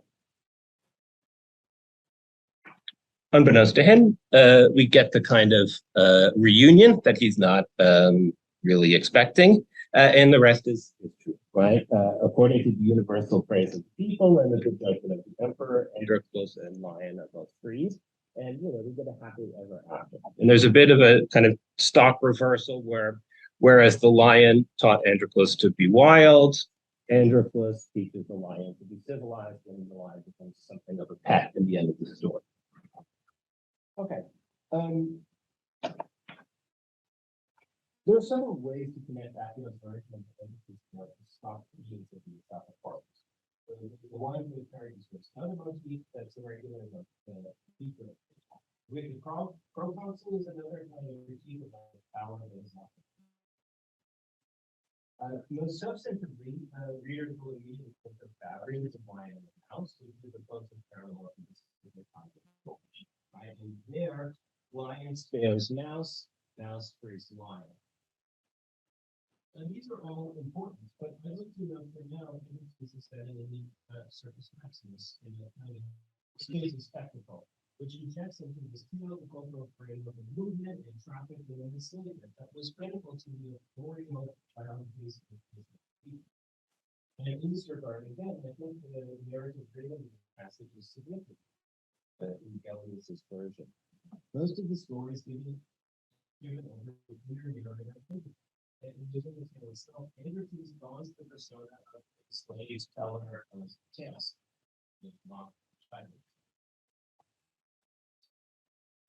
As he tells his own story, Androcles adopts the example of the titles that is some part of the tradition. And Androcles possesses a purpose of how or he gets what he wants. He receives his freedom. His persuasive hold upon the food. His own critique of the proconsuls is that the gun business marked with its direct audience, the emperor, and its wider audience, the crowd. So far, so good. But as you look at the way of specifically in the work of Appian about Sanskrit wider program.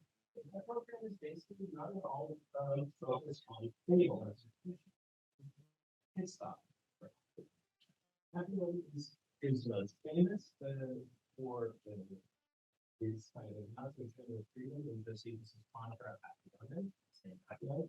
Appian represented the Alexandrians in their conferences that in the Ulysses after 38 CE, I don't think the city represents fine. I would really not be surprised if you was a sophisticated in the kind of jamming ways.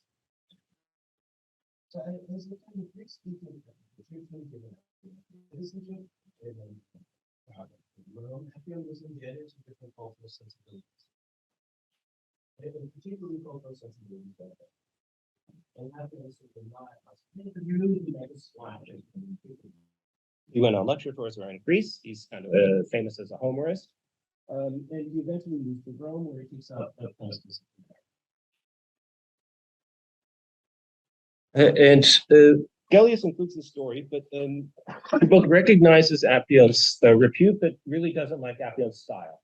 Appian is very showy, and Gellius basically thinks that he is, too verbose, and he's an advertiser, right? This venditator is not a praising, not a kind noun to use.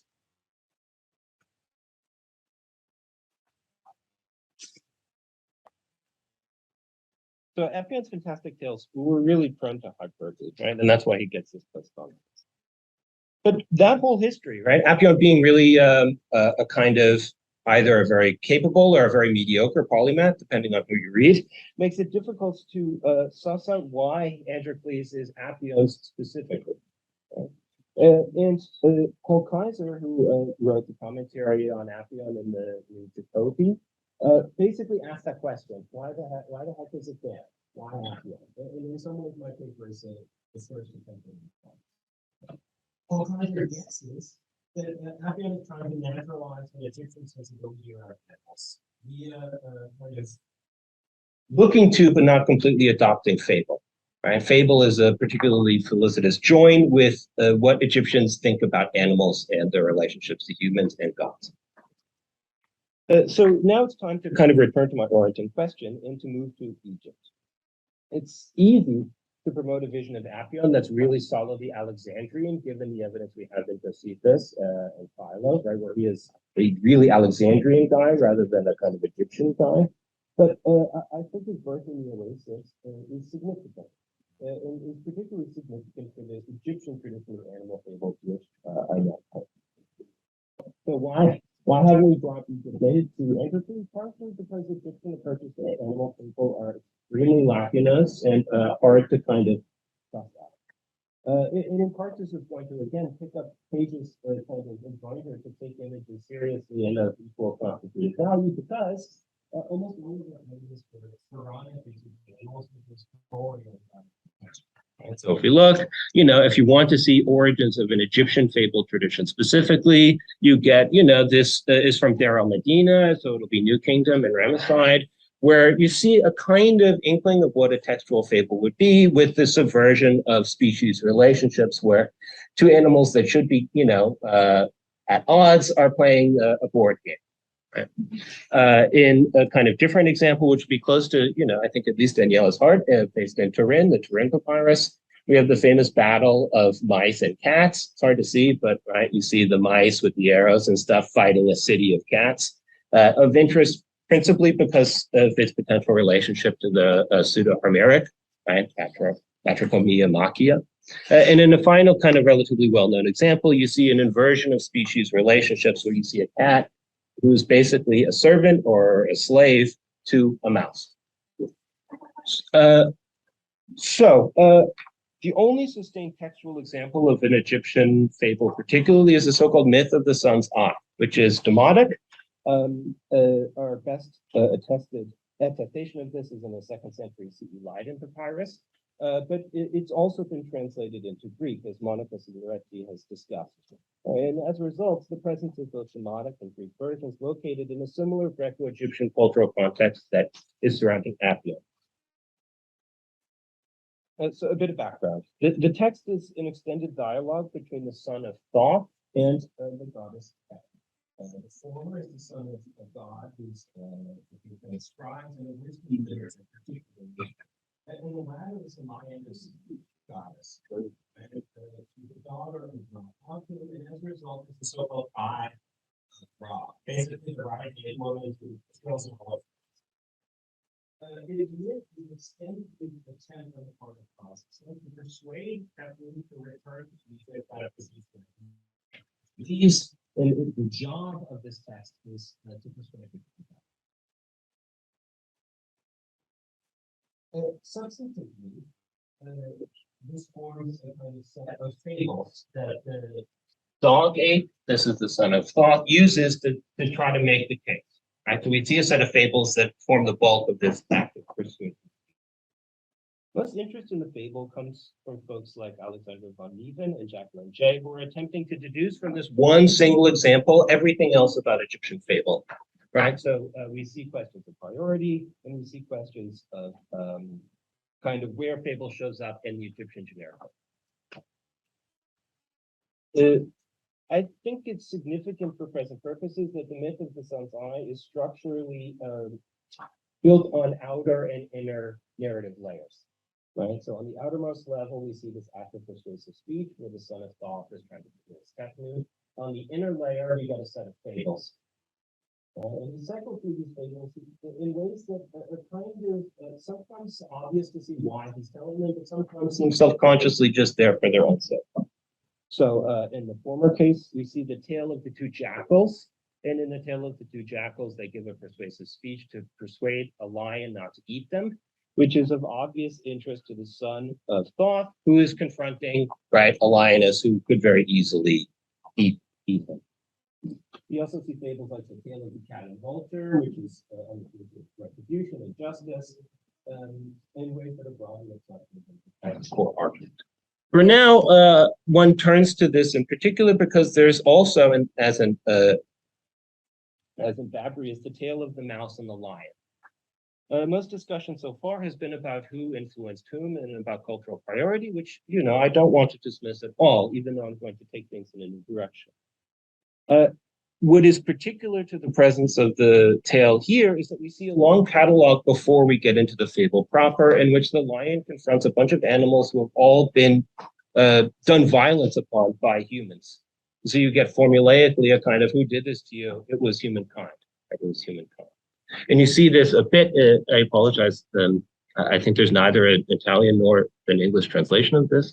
This Gerät in die Hand des Menschen, right, falls into the hand of men, right? That kind of dynamic is formulaic in the text.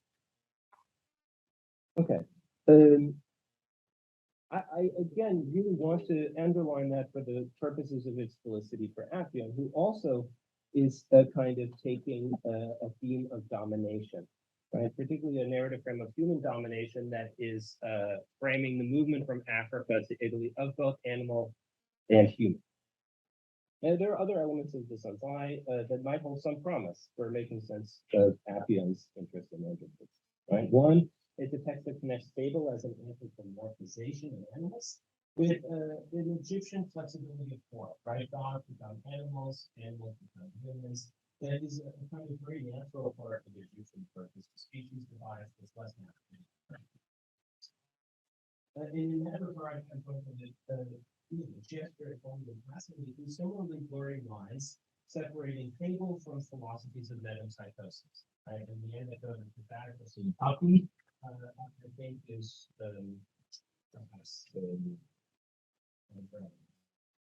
but even doing that on the slide, it's important because we can look at this slides. The kind of text we hear in writing is that you can do control of animals and humans alive.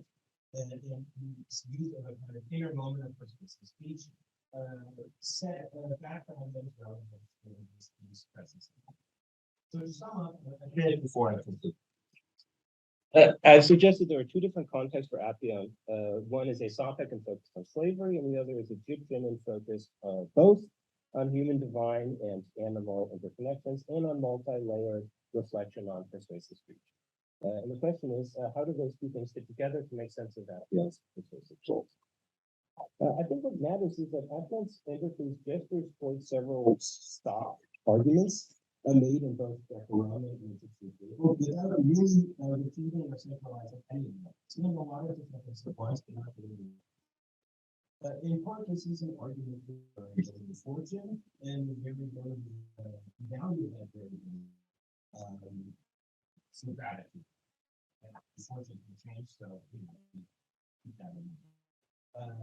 And it's right in that slavery before the status is a fabulous well, and then compared to that, slavery is something. But it was also time of the dramatization of multi-national, one of the Egyptian approach, one where even animal is food and far from schematic and separated. Then it would be deeper than my aspect of this really private is often kind of workable. And I should conclude that having only other kind of fable is the story of the dolphin's love for a boy who's operating in the steamer.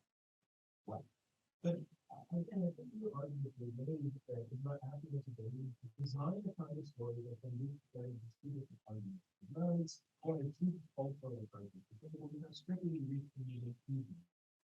There are jagged edges. The jagged edges like the lack of my friends that may call Heisman suggestion debate.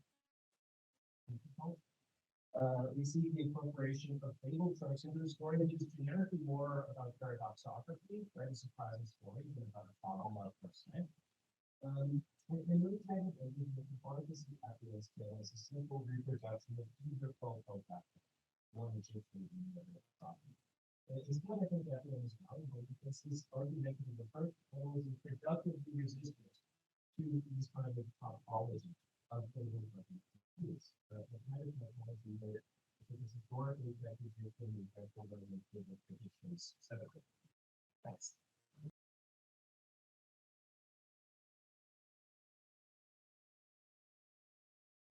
Allora, buon pomeriggio a tutti. Prima di iniziare do la parola al collega Cecconi che vuole rivolgere 2 parole di ringraziamento, immagino, no? Per la...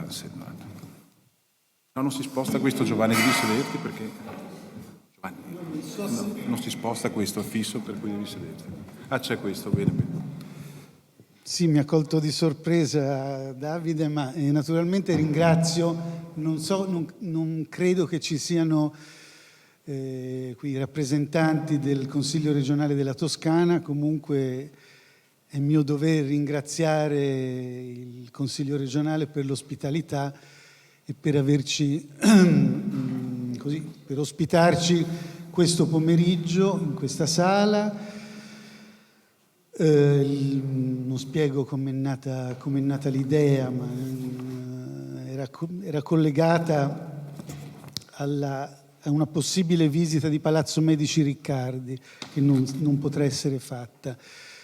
Però è un piacere lo stesso essere qui e credo che la sala dovrà essere comunque liberata entro le 7, possibilmente anche un pochino prima.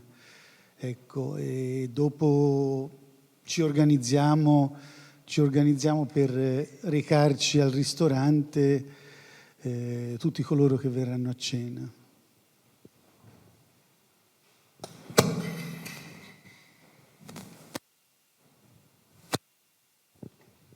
Bene, allora iniziamo questa seduta di questo pomeriggio. Sarò piuttosto celere perché abbiamo qualche minuto di ritardo, dunque per non sottrarre spazio alle comunicazioni e al dibattito, che ricordo sarà a seguito della seconda parte del pomeriggio, quindi non immediatamente prima di queste 2 comunicazioni. Dunque, question time is after the second session of this afternoon. The first speaker is Edward Watts from University California, San Diego, who will speak today to us about the disruptor becomes the elder statesman, Appius Claudius Caecus and the Pyrrhic generation. Okay, the floor is yours.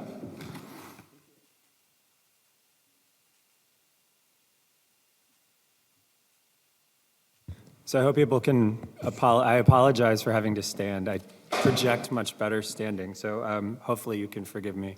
I want to start by, again, thanking Giovanni and Maria and Daniela and Giulia and everyone in Florence for putting together such a really wonderful event in such stimulating circumstances and creating so much space for the kinds of conversations that our agreement and our partnership is supposed to generate. It isn't just that we've had so much time to talk about new ideas, it's that we've had so much time to be together as a group and continue to build the community that COVID sort of interrupted for us. This has been great, and I think it's a wonderful restart to a relationship that has been wonderful in the past, but I think will continue to grow and become better. So from the deepest part of my heart, I'm very thankful that this has come together and it's taken the form that it has. So what I want to do today as a tourist to Florence is also serve as kind of a tourist to the 3rd century BC. This is not where I live, it's not where I spend a lot of time, but the topic that I wanted to address today is a topic that I think is important because it gets into the question of persuasion and the power of the individual to generate persuasive ideas and to change the direction when a group has decided to do something different. And this is a moment, I think, that's historically quite important. It's a moment that many of us have heard about, but it's also a trope that you see in especially ancient Roman sources talking about senatorial deliberations. What you frequently see in discussions, say in Sallust's discussion of the Catilinarian conspiracy or other places where you have senatorial discussions, is the setting is always the Senate is all going in one direction and someone stands up and gives a speech and persuades them, and then they go in a different direction, and then maybe someone else stands up and gives a speech. A lot of the time, this is a historical trope. It's very hard to say that the speech actually had that effect. But today I want to talk about a moment where I think the speech did have that effect. And this is a moment in 280 BC that I think is probably very familiar to you. It's certainly very familiar to all of the Romans who wrote about those dramatic senatorial speeches where the change in the direction was so sudden and instantaneous. And this is the speech that Appius Claudius Caecus gave in 280 BC in the context of the Pyrrhic Wars. So the background to this is probably familiar to all of you. In 282 BC, Rome provoked a war with Tarentum by sailing into the waters outside of Tarentum, violating a treaty that had been signed in the context of the Third Samnite War. And in that context, the Tarentines were surprisingly resolute. Rome had an alliance with the rival city of Thurii. Tarentum marched on Thurii. It expelled a Roman garrison. And when Rome then marshaled for war, which they had obviously planned to do, Tarentum surprised them by inviting the Greek king Pyrrhus of Epirus into southern Italy to lead a defense against Rome. We know what happened, right? The initial battle between Rome and Pyrrhus proved more difficult than both sides expected. Pyrrhus won the battle when a charge by his elephants broke the Roman lines, but he sustained very heavy casualties, hence the context of the Pyrrhic victory. He couldn't easily replace the professional soldiers that he had lost. His main military ambition actually was outside of southern Italy. He was planning to use southern Italy as a jumping off point to attack Sicily, and then use Sicily to go back and take over Macedonia. He had very little interest in southern Italy. And the Romans had replenished their casualties without tremendous difficulty. And so what Pyrrhus realized is this is not something where he's going to get the outcome he wanted. He wanted something that represented a kind of symbolic victory, but nothing more than that. And so Pyrrhus first tried to achieve this by bribing a Roman ambassador. That didn't get anywhere. The ambassador's integrity prevailed over his greed. Then Pyrrhus sent an embassy to propose a treaty directly to the Roman Senate. He offered to restore without a ransom the Roman men who'd been captured in battle, and he promised to assist them in the subjugation of Italy as an ally. In return, the Romans only needed to agree to an alliance with himself, immunity for the Tarentines, and nothing else. And the sentiment in the Senate inclined very strongly towards accepting Pyrrhus's deal. Many Roman senators in the 280s, of course, fought in the armies that were led. They knew that they really couldn't stand apart from any decision they made. This isn't Putin invading the Ukraine, where you can stand back and let someone else do the fighting. The senators would do the fighting. And they didn't particularly want to fight elephants, among other things. So the sentiment in the Senate was very clearly on the side of accepting Pyrrhus's offer, which admittedly is a good offer. Then Appius Claudius Caecus entered the Senate. So Romans at the time called him Appius Claudius Caecus, the blind. And he was known mainly by reputation to many of the younger senators. He rarely attended meetings anymore. He could barely walk. And he needed to be carried into the Senate in a litter because he physically couldn't make it up the steps on his own.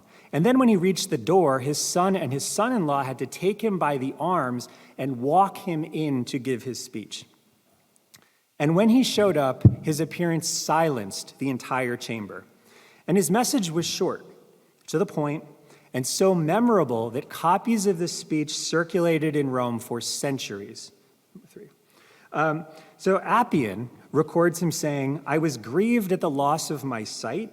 Now I regret I did not lose my hearing too. For never did I expect to see or hear deliberations of this kind from you. Have you become so forgetful of yourselves all of a sudden, by reason of one misfortune, as to take the man who brought it upon you and those who called him here for friends instead of enemies, and to give back to the Lucanians and the Bruttians the property your ancestors took from them? And some of you dare to call this peace instead of servitude." Plutarch, who's probably working off of the same text that Appian is working off of, says much the same thing, but he adds that the old senator warned his colleagues, Do not suppose that you will rid yourself of this fellow by making him your friend.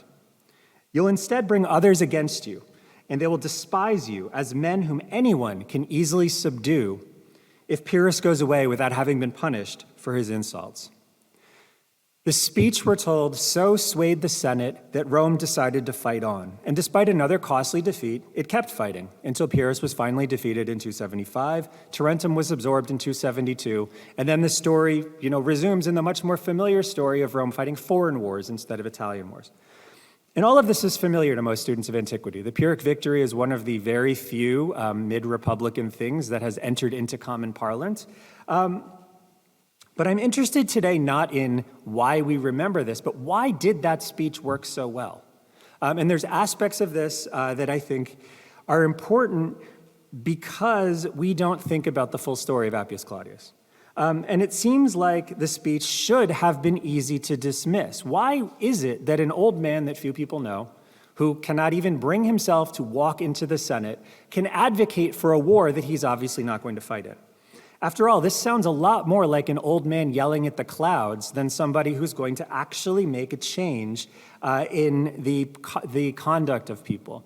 This is a speech about a younger generation not understanding what an older generation has done. We hear those all the time. They very rarely work. Why does this work? Well, I think if we go back to the beginning of his life, we can see that this is actually a very strange position for Appius Claudius to find himself in. Because Appius Claudius is a very strange person at the beginning of his career to see advocating for Roman conservatism, because he's not a conservative at that phase. Appius Claudius, of course, was a patrician. He was born to a family that entered the patrician order in about 504 BC, when his ancestor, who came to be known as Appius Claudius, this is going to get confusing, arrived in Rome with an army of attendants and offered to join the Republic. And he's brought in and he's sort of adlected into the patrician order. Livy describes the early Republican Appius Claudius as a reactionary, not just a conservative, but a genuine reactionary, who strongly opposed all of the earliest moves to do anything for the plebeians in the first stage of the conflict of the orders. Another ancestor, also named Appius Claudius, was the arch-villain among the second group of decemvirs who refused to step down in 449 BC. He too is a kind of reactionary figure, and it was his attempted rape of Vergina that precipitated the secession of the plebs that brought down the decemvirate. Now, the Claudii are a historically important family. These figures are obviously very well known in Roman history. The descendants of Appius Claudius Caecus are also very well known in Roman history, people like Clodius and Claudius the emperor. This is a very famous family. It's very hard to actually acknowledge and realize that between 444 BC and 367 BC, this is a patrician family in decline, pretty significant decline. In that nearly 80-year span, only 2 members of the family held a top magistracy in Rome. One of them, Appius Claudius, Appius Claudius's grandfather, held a consulship in 349, but he died in office without doing anything of substance. Appius Claudius's father was elected for a dictatorship, but was immediately forced to abdicate it under a cloud. So this is not a family at the time of Appius Claudius's career beginning that seems to be in a particularly strong position. This looks like a fading patrician family. And Appius Claudius's political career in its early stages definitely looked like the career of a scion of a fading patrician family, until perhaps out of desperation, he chose to run for election as censor.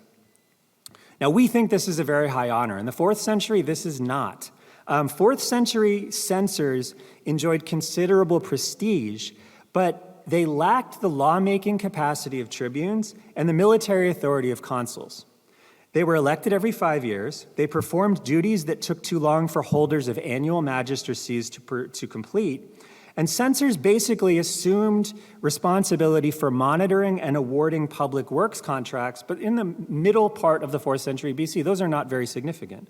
And the most important task, of course, is to supervise the count of Roman citizens, assessing the wealth of each citizen and making sure they were appropriately registered in the correct voting tribes and centuries. The process usually took around a year and a half, and it was expected that when that process was complete, the censors would lead a sacred ritual purification that would then symbolize a coming together again of the Roman community under an established set of guidelines, and then they would step down. and there would be no censors for the next 3.5 years. One other duty that the censors performed in Appius Claudius's day was new. Sometime between 339 BC and 332 BC, a law called the Lex Avinia was passed that made the Roman Senate a permanent deliberative body, instead of a group of advisors chosen by the consuls each year. This law empowered censors to populate and regulate the Senate by reviewing the moral quality of existing senators, removing those senators who behaved immorally, and choosing new senators to fill any vacancies. This is the censorship we know when we think about the Roman censorship. This is not the censorship anybody understood was possible in 332. This was new, and the potential to use this office in a new way had not yet been realized. But Appius Claudius understood the potential of this office under these new circumstances to completely change what a censor was and what his career could be after the censorship. So following the passage of the Lex Avinia, many Romans thought the censorship was, again, just this sort of ceremonial counting position where you supervise the lustro at the end, and then that's it. You step down. He understood it could be much more. And so when he won election for a term starting in 312, almost immediately, he began to use this office in a new and revolutionary way, as a way to build a personal political machine that would rebuild the brand of his family. And Appius's achievements would be remarkable in any age, but they particularly stand out at a time when nobody thought this was possible. No one thought the office could be used in this way. So Appius Claudius was the first censor to understand that the unchecked ability to order, pay for, and attach his name to construction projects without senatorial approval was a very powerful tool for building a political brand and generating patronage. So Appius built Rome's first aqueduct, the 16-kilometer-long Aqua Appia, and, quote, he spent a large sum of public money for this construction without a decree of the Senate. He also used the censor's position to pay for the building of the Appian Way, the first great Roman road that stretched from the southern side of the city of Rome down to Capua in Campania. It, too, took its name from Appius Claudius. Both projects involved impressive feats of engineering. The Aqua Appia offered the growing city of Rome the first reliable source of water beyond the increasingly polluted Tiber River. Furthermore, it ran underground, almost entirely, a feature which prevented the aqueduct from being cut by enemies, which was a key consideration in 312 because, again, the Samnite Wars had not ended. So it is quite possible that you could have an Italian adversary cut the water to Rome. The Appian Way was an even more impressive project that extended for more than 200 kilometers, dug through elevated places, filled ravines and valleys in the process of leaving a deathless monument to a man who was ambitious in the public interest.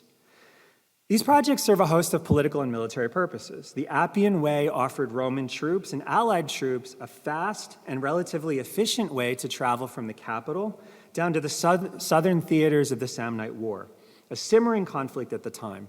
It ran through Roman territory at first, but then it cut through areas that had recently been integrated into the Roman state. So after leaving the old Roman heartland, the Appian Way passed through the land associated with the Scaptian voting tribe that had been created in 332 BC. Then it passed through the land of the Pomptina tribe that had been organized in 358, then that of the Ufentinian tribe that had been chartered in 318, and then finally, after winding through allied territory that belonged to populations of citizens without suffrage, it crossed Roman territory again that was associated with the Falernian tribe, which had been created in 318. And then finally, it ended in Capua, another Roman city that was occupied by citizens without suffrage.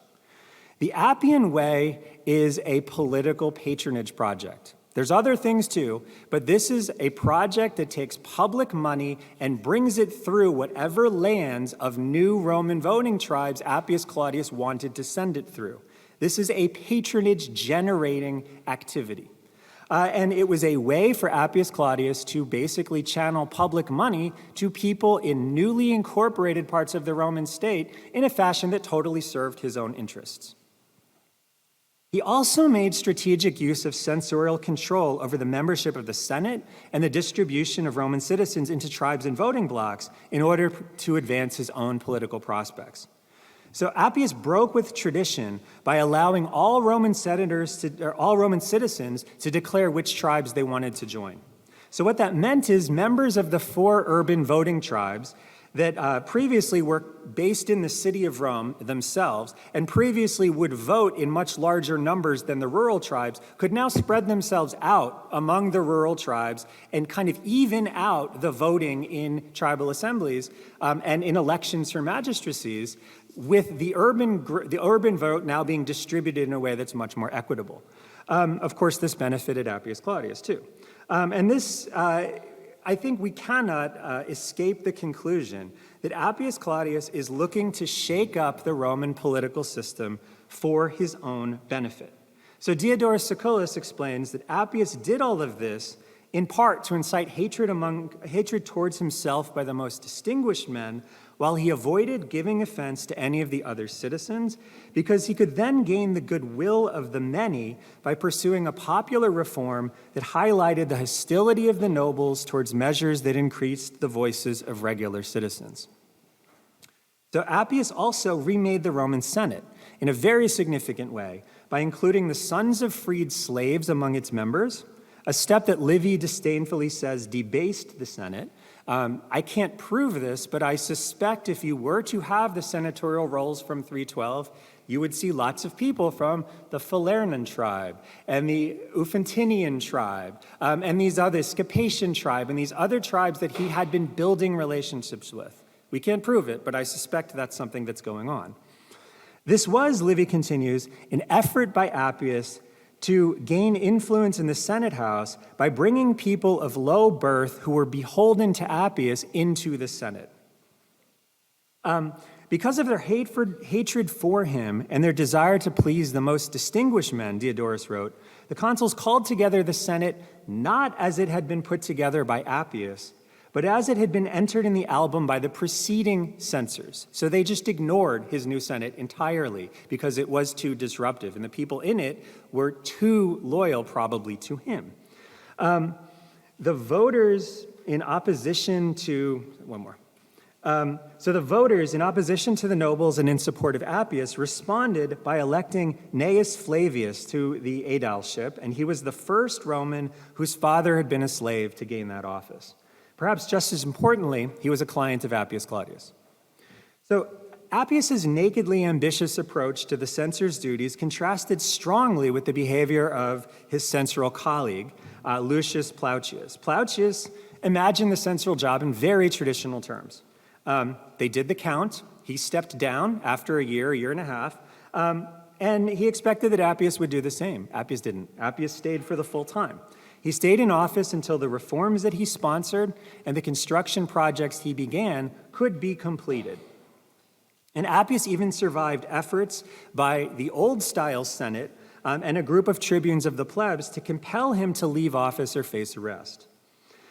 The Appius's structural reforms of Roman representative democracy largely failed. These things were undone as soon as they could be undone because they were so disruptive that the established and entrenched interests didn't want this to go on.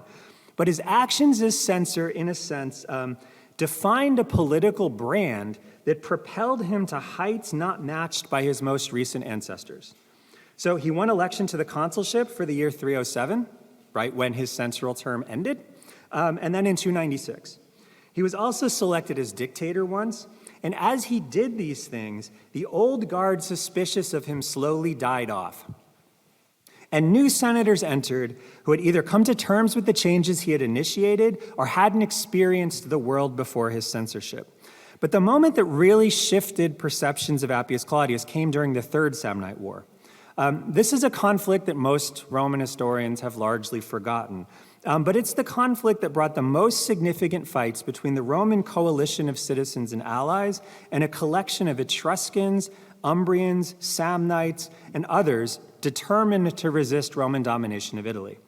And the Third Samnite War is, again, completely overshadowed by the Punic Wars. We don't think of it in the terms that Romans at the time would have thought about it. But it's no exaggeration to say that if Rome had lost the Third Samnite War, we wouldn't be talking about Pyrrhus, we wouldn't be talking about the Punic Wars, we probably wouldn't be talking about Roman history. It would have prevented Rome's ascent to dominance in Italy. And the war was so serious that Rome abandoned the regular transitioning of men into and out of annual magistracies and military commands in favor of keeping many of Rome's most accomplished and experienced commanders in charge of the armies. So in 295 BC, 5 such pro-magistrates commanded in the war's various theaters. And they needed to do so because at that point, a Gallic force based on the other side of Etruria had joined the anti-Roman coalition, and the Romans were outnumbered. Appius Claudius was one of this dream team of 5 commanders. And while he didn't actually secure the victory at Sentinum that effectively ended the war, he, quote, took many towns from the Samnites while campaigning during this war. And this was the war that first saved Roman power in central Italy, and then secured Roman domination across the entire peninsula. And it's often lost on a modern audience that many Roman senators in 280 BC were relatively young men. So in the imperial period, when we look at this, the average age of a senator is probably around 40 years old. Senators of that age had not been in public life before Rome dominated Italy. They had not, in many cases, fought in those wars. Many of them were not even adults when Rome won the battle at Sentinum.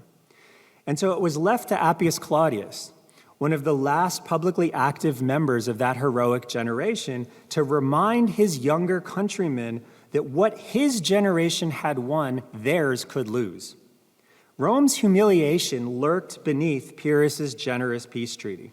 And as the Samnite and Lucanian defections to Pyrrhus had shown, humiliation was dangerous when you occupied and controlled a coalition of allies like Rome did. Roman domination of Italy depended greatly upon the magical combination of Italian eagerness to share in Rome's victories and fear of the consequences that would come to them if they betrayed Rome. And it took Appius Claudius to remind Romans that the Italian Commonwealth on which their power and security depended would rapidly fall apart if Rome refused to fight to maintain it. So why was this persuasive? I think a combination of factors. First, as the best orator of his age, Appius Claudius knew the power of well-articulated arguments expressed in compelling language. And I think when you look at the play on sight and hearing and the way that he's building up the sensory experience of encountering, interacting with, and feeling very viscerally what Roman defeat means, you can see the power of his words. But even more important, Appius Claudius understood political stagecraft. He played up his agedness. He played up his infirmity. He played up his blindness to emphasize that he had come into the senator like the ghost of a prior, better, more heroic age. And in doing this, he appropriated all that was good about that past in the minds of a younger generation that idealized their sacrifice.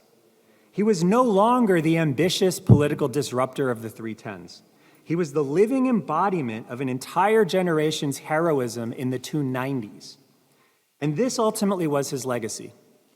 The Senate speech in 280 BC represented Appius Claudius's final and most impactful public act. More than 20 ancient sources mention the speech, detail its effect on the war with Pyrrhus, or reproduce parts of the published version that Cicero says was still in circulation in the 1st century BC. Ennius's Annales even versified parts of the speech that spoke about the current generation failing to measure up to the standards set by Appius's own.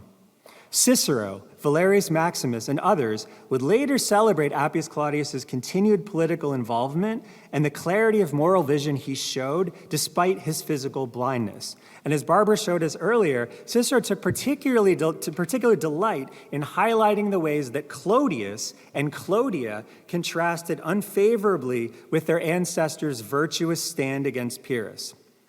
And I think this is particularly ironic because I think if you'd asked Clodius about Appius Claudius, he would have talked probably about the Appius Claudius of the 310s, the reformer, the revolutionary, the disruptor. That's not the legacy that anyone else had, though. The speech, though, was what nearly 300 years later caused Appius Claudius's larger-than-life-size statue to be placed in the Forum of Augustus, amid a gallery of other notables that Suetonius described as the commanders who turned the realm of the Roman people from a very small one into a very large one.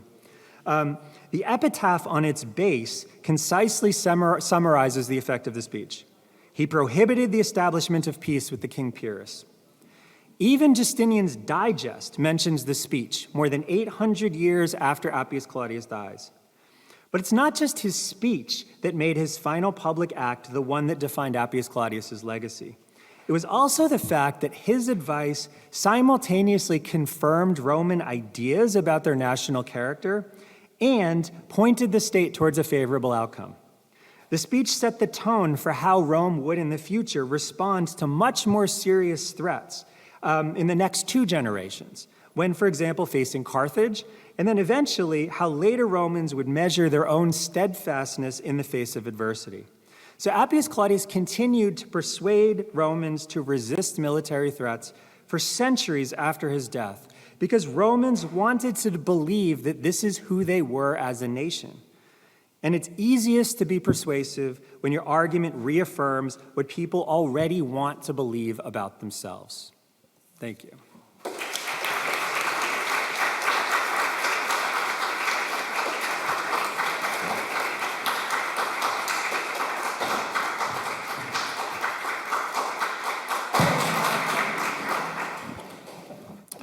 Bene, ringraziamo il nostro primo relatore. So now it's time for second speaker on this afternoon, Jamie Marvin, University California, San Diego. Persuasion with and without understanding, the role of persuasion in Emperor Julian political agenda. The floor is, yeah.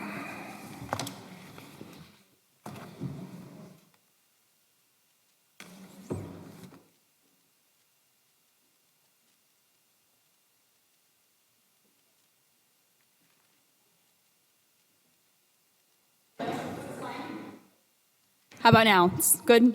Perfect. Okay.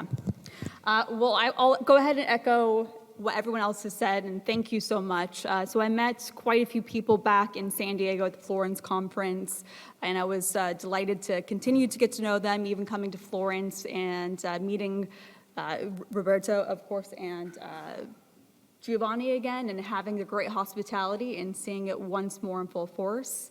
Everyone has been extremely generous, both with their time and also with their conversations, and I'm looking forward to more of it tonight. Okay, all good? Oh, that's pretty. I didn't realize it sparkles. Okay, so the paper that I'm gonna have to get used to this. Okay, so the paper that I'm presenting today, is this okay?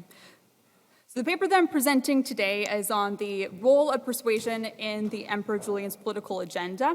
And so in a nutshell, I'm arguing that the end of political organization is the benefit of the political community, and that persuasion is indispensable as a means to this end. So I know that's pretty standard so far. I think what makes it really interesting for the Emperor Julian is the way that he defines what it means to benefit individuals and how specifically persuasion fulfills that definition of beneficial. So I'm going to start the paper with a brief overview of that and what it means to persuade and the methods of persuasion before we turn to look at a couple different examples of persuasion. One of the ones that I want to look at in particular is an example where he is punishing or chastising an unknown official. Unfortunately, we don't know the context fully of this. We don't know who he is, but I think it highlights the method that he's using and the ends to which he is seeing persuasion fulfilling.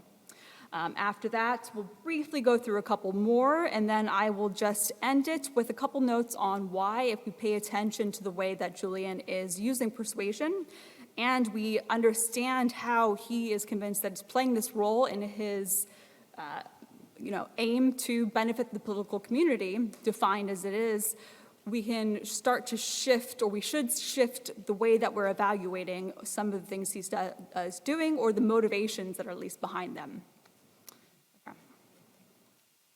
So for most of you who know Emperor Julian, if you know nothing else, you probably know that he was the apostate emperor. You also probably know that he has an affiliation with Platonic philosophy, specifically the later Platonic tradition that started with the Iamblichus. And although we don't have philosophical treatises by Julian himself, because he wrote prolifically, we can actually situate him within this tradition, and especially the later commentaries that discuss how it was they were interpreting Plato and get a better sense of what he thought he was actually doing. And if you know anything about Platonism, it's probably that their idea of the good life or their idea of the final aim in life was either the happy life, the virtuous life, or the godlike life. This was Julian's goal as emperor as well. So I'm just going to wrap up. Political community as either happy, as virtuous, or godlike as possible. And these are really the same thing, just different ways of phrasing it. I was originally going to try to show how persuasion can be understood in each of these terms. Realized I couldn't make it all fit into the paper, so I'm just going to be focusing on virtue and how true persuasion makes an individual virtuous in Julian's eyes. So true persuasion differs from persuasion as we normally think about it. So persuasion as we normally think about it, it's inducing belief or action. It doesn't matter whether it's both, but for Julian it absolutely does, and it's a little bit more specific than that. So true persuasion produces an understanding, dianoia, and or a belief, doxa, concerning a given particular good attended by a corresponding attitude, an inclination or rexus to seek that good. Okay, so what we see here with this definition, this isn't something that I'm taking directly from any of the Platonists. It's not a quotation. It's not spelled out. But if you look in the later aspects when it's talking about what are the aims, and then you also look at what Julian's doing, they match up. I just wanted to make that clear. And if we wanted to look at what persuasion is and where it fits in with the Platonic tradition, we can look to, I think, Olympius's and Gorgias. And so one of the distinctive features after Iamblichus was the reading of Plato focused on the scopos, the aim of every dialogue. Every single dialogue of Plato has a specific aim, and down to the lexis, you have to interpret that dialogue according to this one specific aim. They didn't always agree on what that aim was, but that it was always important to focus in on that in order to understand the dialogue itself. So this is Olympiodorus on the Gorgias, which is the second in line of the Platonic reading list. So first is the first Alcibiades. I know, maybe not really by Plato. That is focusing on self-knowledge. This one is, according to Olympiodorus, focusing on the ethical principles that lead to constitutional well-being or political well-being. So as for the aim, the scopus of the dialogue, different views have been taken of it. Some say that its aim is to discuss rhetoric, and they give it the heading of the Gorgias or on rhetoric. So you can see how, and if anyone's read the Gorgias of Plato, we all know it's all about rhetoric. And so you can see how the Platonists, they're very much connecting political happiness to rhetoric. They're tied together.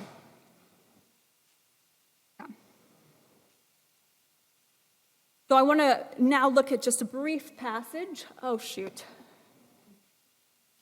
That probably would have been helpful. Okay, I want to look at a brief passage. And so this is from a Pythagorean called Theages. It's called On the Virtues, and this is preserved in Stobaeus. And it really is pretty much the same concept of virtue. And again, virtue is all the different ideas are compatible with one another, but here's one aspect that I want to highlight because it really shows the role of persuasion. So hence, it is evident that virtue must necessarily perform what is fit voluntarily, ekousios, that which is involuntary indeed, not being without pain and fear, and that which is voluntary, not subsisting without pleasure and delight. And just to skip ahead, deliberate choice, prohoresis, subsist in both of these. That is the rational and the irrational part of the soul. For it consists in dianoia and appetite, orexis, of which indeed dianoia pertains to the rational and appetite to the irrational. So in short, this idea of virtue, which applies broadly, you cannot have a Platonic conception of virtue according to Julian that says that virtuous actions do not include feelings of pleasure, because feelings of pleasure always attend voluntary action. If it's not voluntary, it's not virtuous. Okay. So, yes. Going back to this, if we look at this idea of virtue and we compare it to what persuasion actually accomplishes, we can see, or we can argue at least, that true persuasion, insofar as it produces an understanding, a dianoia, and a doxa concerning a particular good, attended by a corresponding attitude and inclination to seek that good, the action that comes after this, and the action does naturally follow from this, is the performance of a virtuous action according to this definition. Okay. And I just want to quickly note, so it always must be performed voluntarily, and voluntarily always involves pleasure and delight. I am a little bit more hesitant about the deliberate choice aspect for a particular reason. And this is why I've added to my definition of persuasion either or dianoia and or belief. Doxa, belief, is a lower level cognition, and dianoia is a little bit higher level. And if we think about the way that the later Platonists are understanding virtue according to a scale, it makes a lot of sense. And so the natural virtues, those are the ones that you were born with. You have these inclinations that are good, and at that stage of life, you're only acting on your inclinations, and so therefore you're virtuous insofar as your inclinations are leading you to perform what is fit or what is appropriate or what is good and fine. At the natural, there's none. At the ethical level, this is when you're performing virtuous actions based upon habit rather than real understanding. Maybe you have a belief that this is something good, which I would argue, but it's not dianoia properly. It's only at the political level where the rationality comes into it. But at all three of these, in order to be virtuous, in order to perform virtuous actions, you have to have the lower part of your soul, the non-rational, and the higher part, the rational parts, to be in line. And you have to have pleasure and pain in alignment as well. You have to take pleasure in what is good and have pain in what is bad. If you don't have those attendant, again, not virtue. Okay. Just a quick note here. Again, I don't have time to get into it, but if you are interested in the way that this is actually conceived of as functioning, you can see how the moral psychology and the psychology of behavior and motivation in the Platonists is being developed pretty sophisticatedly, especially if you look at the soul as a capacity for activities. So we have, and this is from Iamblichus, and Iamblichus is quoting the Platonists and the other Pythagoreans, which he generally agrees with. So we have doxa, we have dianoia that moves the body, and then we have orexis for good and fine things. If anyone wants to talk to me about this afterwards, especially if you are well informed on this, I would love that. But I just wanted to make it clear that this is a more complicated issue than simply what I've been presenting. But because these different concepts of the soul and the way that the soul is determining virtue fit together, divided, rational, non-rational, tripartite, appetite, reason, and spirit, these are all just compatible ideas, just different conceptualizations and designations. Okay. So all together now, Julian's goal is to benefit the Julian's goal is to benefit the political community of Rome. Virtue is beneficial. Virtuous people perform virtuous actions. Virtuous actions must be performed willingly. Willing action is performed with pleasure. Pleasure attends belief in the presence of a good, and pleasure is inherently desirable. This is a natural impulse. So virtuous action also must be appropriate. An individual's psychic potential and level of development determine what sort of cognition is appropriately involved in motivating that virtuous activity.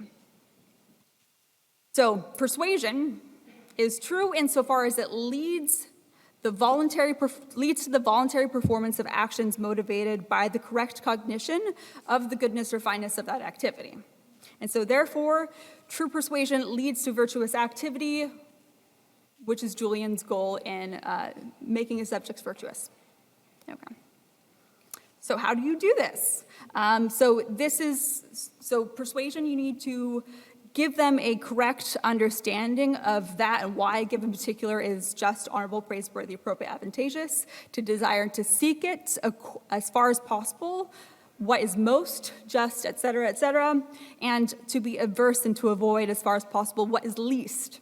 I have this lower part in gray because persuasion, properly speaking, just pertains to the appetitive aspect of it. But because seeking and avoiding pleasure and pain, they're tied together, you always want to make sure that when you're persuading someone, you have this dissuasive aspect of it as well.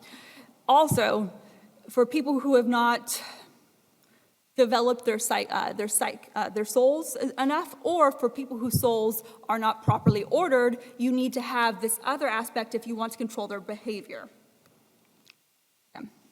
And so there are two approaches to persuasion: the manipulation of pleasures, pleasures and pains, and so to entice the individual with perceived goods, and to avert with perceived bads. And so those goods also should be geared towards the individual's soul. So if you were just driven by sense-perceptual desires, this is the first stage of life. Maybe none of you go past it.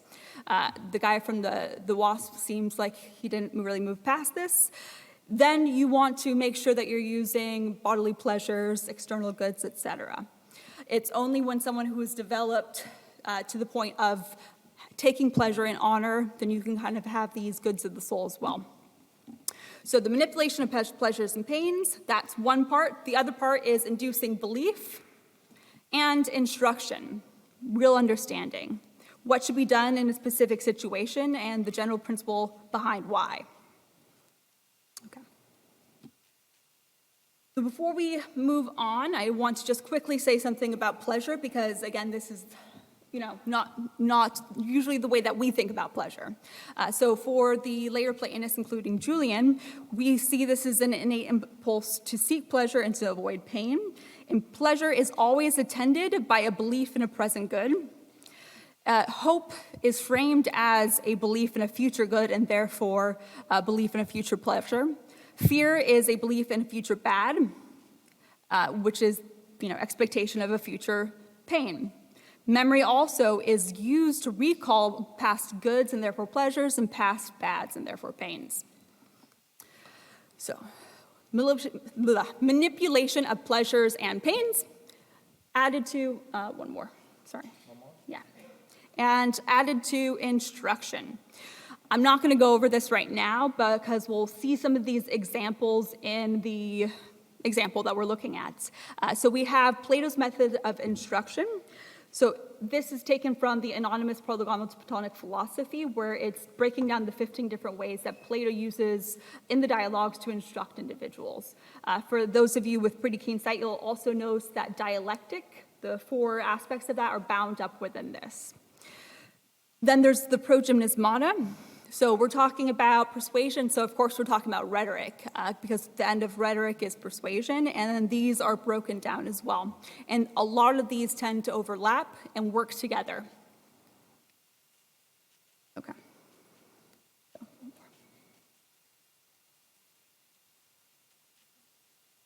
So, in this example, we're going to look at Julian, who is responding to a petition from one of the high priests about some sort of official, we don't know who apparently did something violent to a priest, and Julian is trying to persuade him that his method of punishment was unjust and his treatment of the priest was inappropriate and dishonorable. He's trying to get them to understand also what the just and appropriate method of treating the priest and punishing individuals is. And He's also trying to get him to want to seek to punish justly and to want to treat priests appropriately, and then, of course, the opposite, although, again, not properly persuasion. Okay. So, is it not right to pay human beings the respect that we feel for things made wood? Let us suppose that a man who's obtained the office of priest is perhaps unworthy of it. Ought we not to show forbearance until we have actually decided that he is wicked, and only then, by excluding him from his official functions, show that it was the over-hasty bestowal of the title priest that was subject to punishment by obloquy and chastisement and fine? I apologize for not including the Greek in this, but I can give it to you guys afterwards if you want. So we can see both here. So the criticism of the official's treatment of the priest and the way that he went about punishing it, specifically what he did wrong. So he explains the correct treatment of the priest as well. He also notes the importance of fact-finding, of evaluating the evidence when it comes to punishment, giving very specifics of what it means to punish justly, because that understanding of how you would punish justly is important for persuading the individual to do so in the future. Okay. He goes on. If you do not know this, you are not likely to have any proper sense at all of what is fitting. What experience can you have of the rights of men in general if you do not know the difference between a priest and a layman? And what sort of self-control can you have when you maltreated one at whose approach you ought to have risen from your seat? For this is the most disgraceful thing of all, and in the eyes of gods and men alike you are particularly to blame. So we see him appealing to the final headings, you could say, the just, invitation, honor. So when it comes to what is fitting, when it comes to what is right for a particular person, in this case, for a particular priest, for a particular layman, and also applying disgrace, what is dishonorable, and blaming him for it. So he is, by blaming him and by asking these recalled questions, implying that he does not have self-control, that he acted disgracefully, and that he has no proper sense of all. He is also advertising his bads, which is creating shame, and then shame, of course, is a form of pain. Okay. So, perhaps the bishops and the elders and the Galileans sit with you, though not in public, because of me. Yet secretly and in the house, the priest has actually been beaten by your order, for otherwise the high priest would not, by Zeus, have come to make this appeal. So he provides evidence of the misdeed, and he provides the plausible motivation behind it. I'm going to move on because I'm looking at the time and I'm a little bit short. Okay. But since what happened in Homer to you merely seems mythical, listen to the oracular words of the Lord of Didymus, that's Didymi and Apollo, that you may see clearly that even in bygone days he nobly exhorted the Hellenes in very deeds, so too in later times he admonished the intemperate, those lacking self-control, in these words. So we don't have this reference to Homer. We're not sure whether he knows exactly what it means. It seems to be a reference to the Iliad when Apollo is punishing, I think, Achilles or someone for mistreating one of the priests, and he's invoked, and he is subject to bodily harm.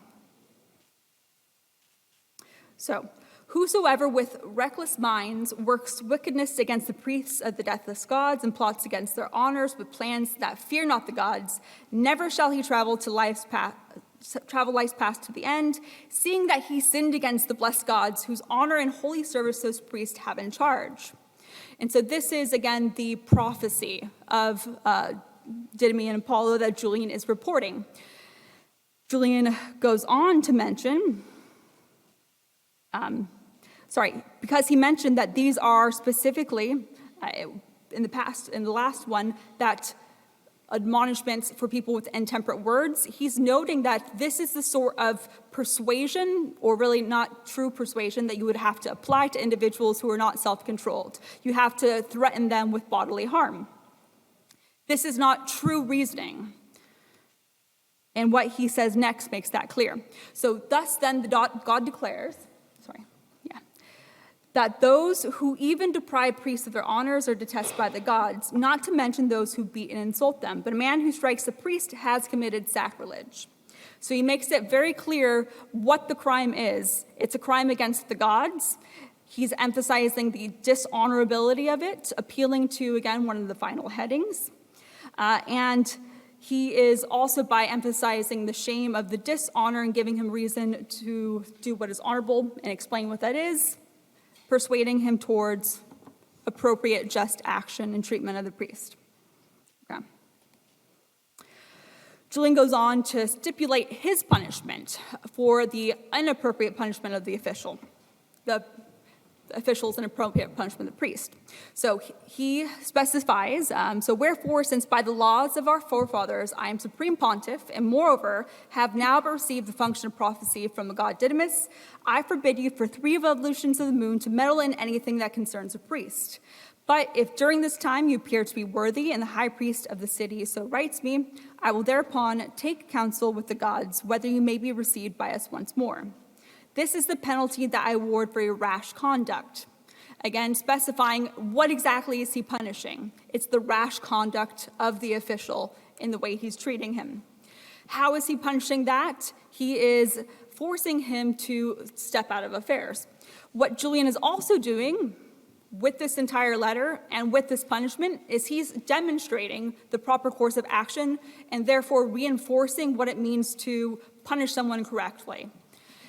He is showing that despite all evidence to the contrary, that the official is a just individual, that is a worthy individual of his position, even though it seems like he lacks self-control, lacks justice, lacks knowledge of what is fitting, he is not going to rashly make a judgment on this official, and he's going to wait and give him 3 months. So he's showing the sort of right punishment through his example. Okay, next one. And then he goes on to say, so as for curses from the gods, men of old in days of old used to utter them and write them. But I do not think that this was well done. For there is no evidence at all that the gods devised those curses. And besides, we ought to be ministers of prayers, not curses. Therefore, I believe and join my prayers to yours, that after earnest supplication to the gods, you may obtain pardon for error. So he gives him here hope of future goods and pleasures. So he makes him think that if he acts in the way that he's describing, punished justly as he just set out, and treating priests correctly as he just set out, then he will have expectation of future goods, that is, future pleasures, which we all seek. He engenders goodwill also by emphasizing that he wants this as well. He's not the one who thinks that, that he's not the type of person who wants to have curses thrown at this individual. Also, he's emphasizing the fact, hey, I'm giving you the benefit of the doubt that you are a temperate person, and so I'm not trying to use these threats because those are only appropriate for people who lack self-control. So we can see, perfect. Oops. So we can see, and I won't have time to go over all of these, but the number of methods of instruction that Julian used, and if you look carefully, you can also see how in the rhetorical handbooks, the specific ends that are set out for how to persuade and what they're being used for, these are also evident in the way that Julian is constructing what he's doing. So throughout this, one more. I'll just point out this. So after that, you will introduce the comparison, attributing a greater fault to the accused by means of the contrast, which he did with emphasizing the sacrilege of the priest in the example, and then what he did by hitting the priest. Then comes the heading called intent, attacking the state of the mind of the doer, which he did when he said, maybe you were sitting with the Galileans. Maybe it was because you were hanging out with the Christians that you were doing this to a priest. And then he gives...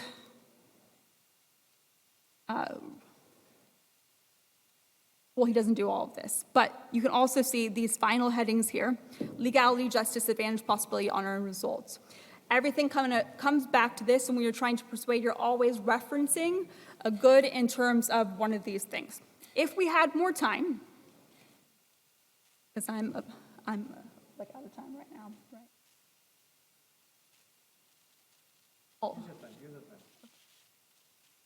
If I had more time, I would go through a couple more examples so we can see the structure over and over, but I'll mention this one last thing. This one last example. So we have with Olympiodorus, he is saying that true rhetoric, the one that Julian is using, he's describing this as it serves the statement by way of recommending whatever he commands. For example, persuade them that there should be a doctor in the city. Okay, so we can have, I want to go to just the last example of Julian persuading people that there's a doctor in the city, or not that there should be, but why he is giving a special privilege to the doctors based on this idea that they are good to the state. So, that science of medicine is salutary for mankind is plainly testified by experience. Hence the sons of the philosophers are right in proclaiming this science also descended from heaven. For by its means, the infirmity of our nature and the disorders that attacked us are corrected.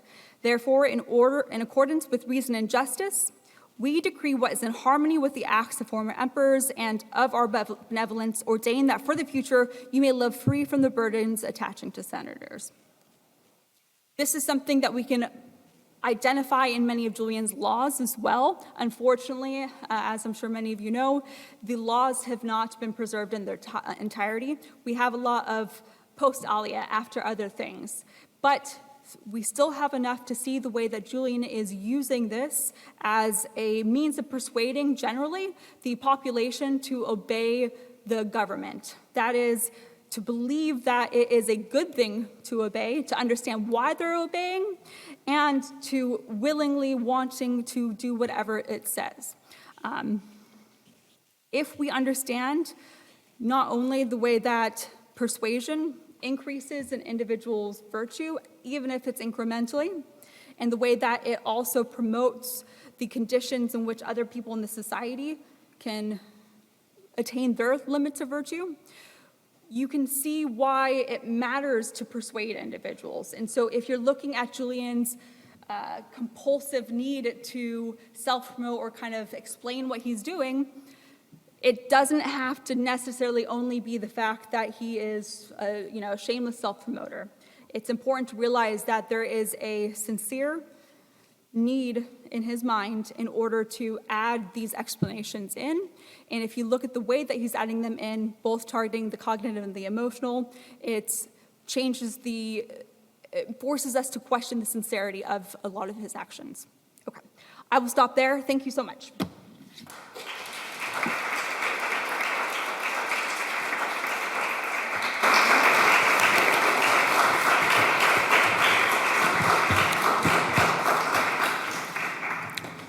Bene, allora ringraziando la nostra seconda relatrice, i lavori riprenderanno dopo la pausa con la presidenza della collega Franchi, quindi we start again after the break.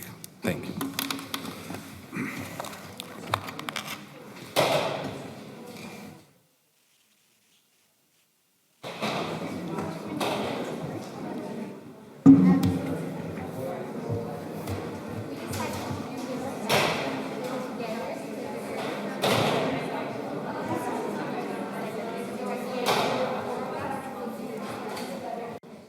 So I think that we can start with this final part of the workshop. So we are moving to the conclusion of this second day conference, and I'm proud to introduce the organizer of this workshop, Professor Cecconi, whose remarkable engagement in research is well known.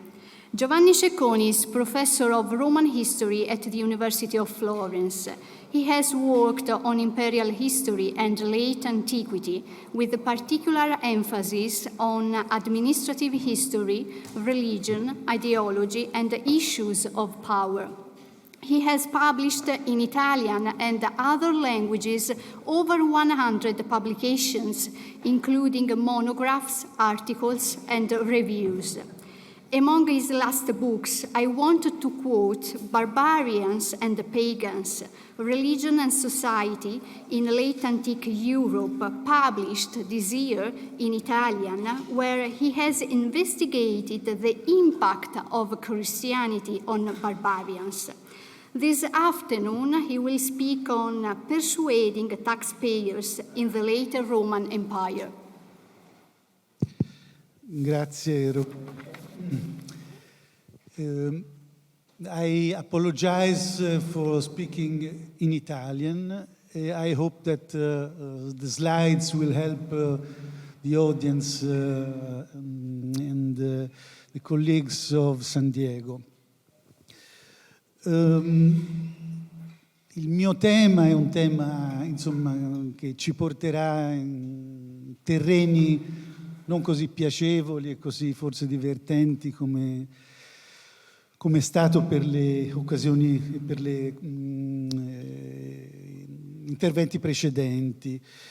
Qua potete vedere due copertine di volumi che fanno riferimento a un approccio che è quello della sociologia fiscale, che è un approccio che nasce con lo storico dell'economia Schumpeter intorno al 1920, grosso modo, e che poi è stato risviluppato. Voi vedete alla vostra destra un volume uscito nel 2009, The New Fiscal Sociology, è stato un approccio che ha conosciuto un'evoluzione, insomma, nel corso del tempo. E come facevo notare al Edward Watts, fra l'altro, questa freccia rossa indica che Isaac William Martin, che ha curato questo volume miscellaneo molto interessante, è professore proprio dell'Università di San Diego. Questa è una esornativa scena di pagamento delle imposte di fine secondo secolo, conservata al Rheinisches Landesmuseum di Treviri, e questa è una diapositiva sulla quale avrei voluto soffermarmi, ma poi per evitare di rischiare di sforare troppo ho deciso di non soffermarmi, se non per dire che questo tema della sociologia fiscale e questo approccio della sociologia fiscale è mettere al centro la tassazione per conoscere, per interpretare, per leggere le trasformazioni delle diverse società storiche e anche contemporanee. Avrei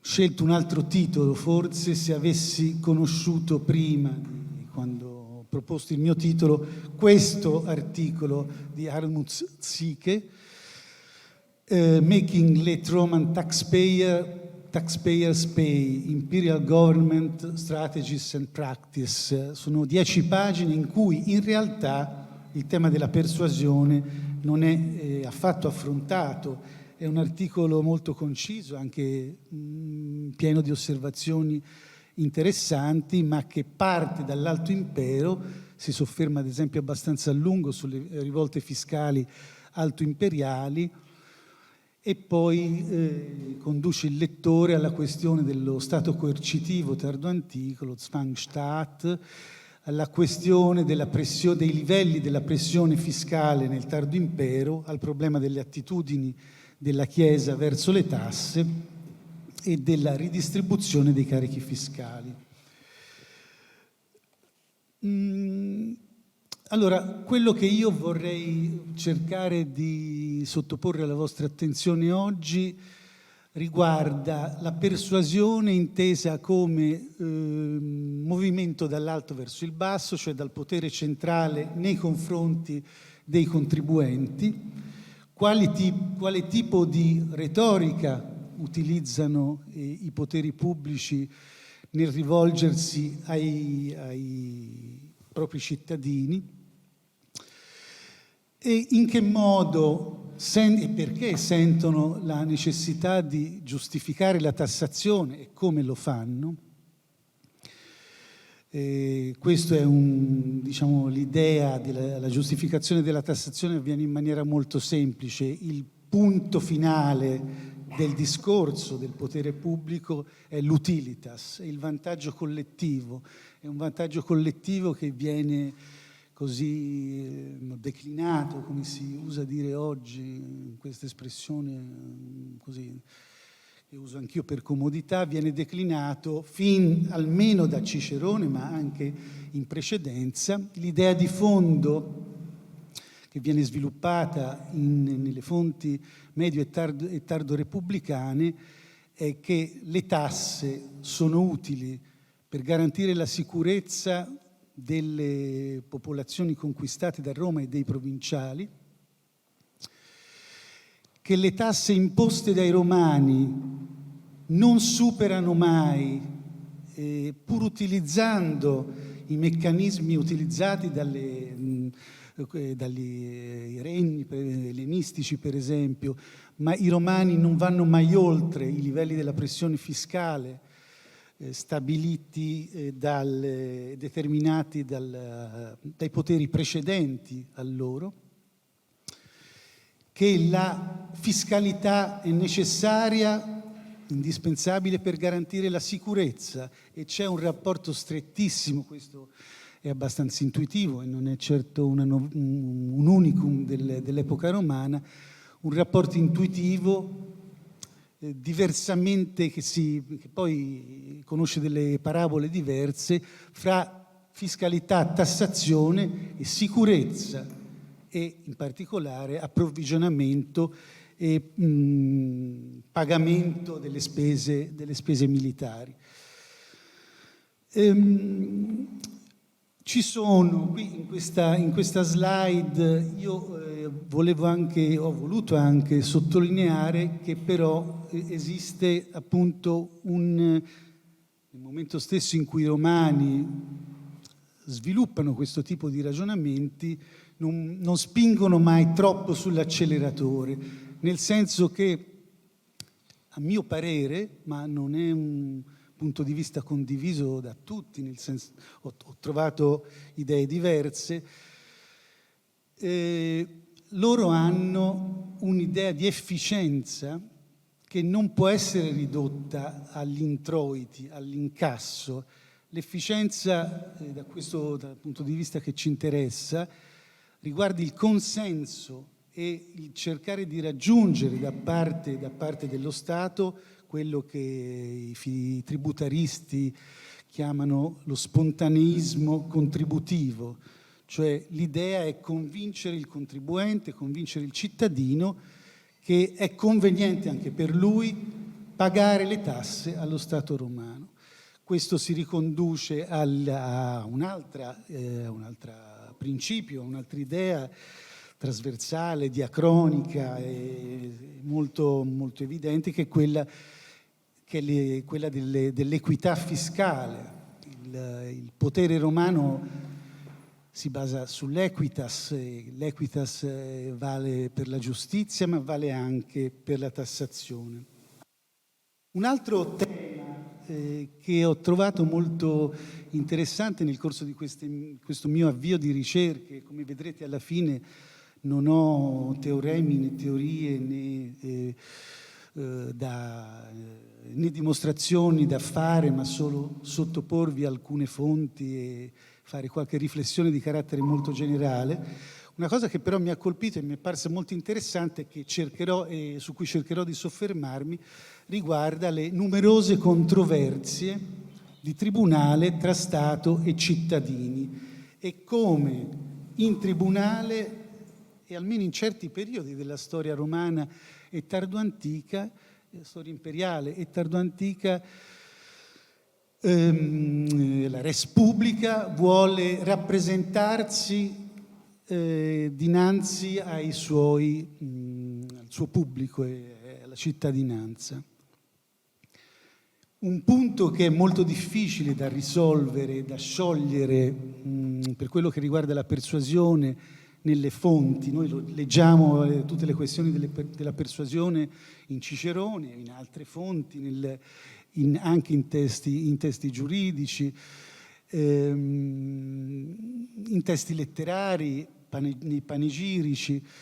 Ecco, com'è che le autorità centrali possono pensare di raggiungere, di persuadere al pagamento delle tasse il contribuente comune? Credo che il processo, non facilmente però così rintracciabile nelle fonti, sia le autorità e le loro segreterie elaborano dei principi o stabiliscono varano delle leggi che hanno dei destinatari, che sono i funzionari dello Stato, che a loro volta affiggono questi testi e interiorizzano certe idee, certi slogan, certi principi, e poi all'interno, progressivamente, delle diverse circoscrizioni cercano di applicare queste indicazioni che ricevono dall'alto. Quindi il mio discorso è un discorso che così si muove in questa verticalità, dall'alto verso il basso. Un aspetto che sarebbe anche piuttosto interessante sarebbe anche vedere come è affrontato in parte nel libro di Roberto Mascellari, come sulle petizioni nell'Egitto romano, in epoca imperiale, come è dal basso verso l'alto anche che esistono dei moduli persuasivi, soprattutto quando ci sono dei ricorsi in tribunale e ci sono dei formulari, o comunque i ricorrenti fanno riferimento a dei principi che conoscono poter far breccia presso le autorità che giudicano questi ricorsi. I problemi sono moltissimi, le sfumature di questa ideologia tributaria riguardano tante cose, per esempio il problema delle remissioni e delle dilazioni fiscali, che menziono qua alla fine di questa slide. Su questo forse dirò qualcosa più avanti. C'è un problema che riguarda le concessioni dell'immunità, però queste immunità conoscono diverse piste possibili. Ci sono concessioni di immunità, esenzioni, che tengono conto della realtà delle cose, crisi demografiche, crisi di approvvigionamento, carestie, terremoti o calamità. Ci sono delle immunità e delle esenzioni che avvengono in virtù di rapporti di forza, rapporti di potere con categorie o con singoli individui che hanno la capacità di incidere sui poteri pubblici per ottenere dei privilegi. E quindi la beneficial ideology è qualcosa di anche molto sfuggente e in qualche modo difficile da ricondurre a cose concrete, a meccanismi sempre riconoscibili. Esiste una beneficial ideology di tipo paternalistico, abbastanza generalizzata. Esiste una beneficial ideology che invece soffre di più la pressione delle lobbies. Altri problemi riguardano l'evasione fiscale, un'evasione fiscale che noi conosciamo soprattutto dalle fonti tardo-antiche, molto più che dalle fonti precedenti. Potrei introdurre molti altri aspetti, quasi costruire una sorta di indice di un qualche progetto, di un qualche lavoro che però dal mio punto di vista, il punto di vista che io vi propongo e che interessa a me, non riguarda modelli quantitativi e non so, in grado di stabilire i livelli della pressione fiscale in certi periodi. Mi interessa più l'aspetto politico, ideologico e le ricadute sociali di questi aspetti più, se si vuole, politici, direi in generale. Questa è una slide così che riguarda l'evasione fiscale nella Grecia attuale, ma forse dovevo metterci barrarla perché adesso non la voglio commentare. Anche in questo caso ci si potrebbe riportare a problemi molto ampi fino dall'epoca dell'imperialismo romano, cioè quando va la proclamazione dell'eleuteria in casi come la Grecia, l'Ellade o anche la Macedonia si accompagna direttamente alla libertà dal tributo, sono concetti strettamente collegati. È molto bello questo passo di Livio 45-18-1-2 in cui Livio parla dello sforzo di Roma, appunto, di convincere sia i popoli già liberati, sia quelli che saranno liberati da Roma, che è per loro conveniente entrare sotto l'ombrello protettivo di Roma. Poi faccio qua riferimento anche a casi che riguardano Alessandro Magno, che però non ho ricontrollato nelle fonti, esenzioni tributarie che dopo dei successi di Carlo Magno, Arriano insiste su questo abbastanza, Alessandro Magno sviluppa una politica sistematica di favori garantiti ai territori liberati a territori o città liberati dai persiani. In questa slide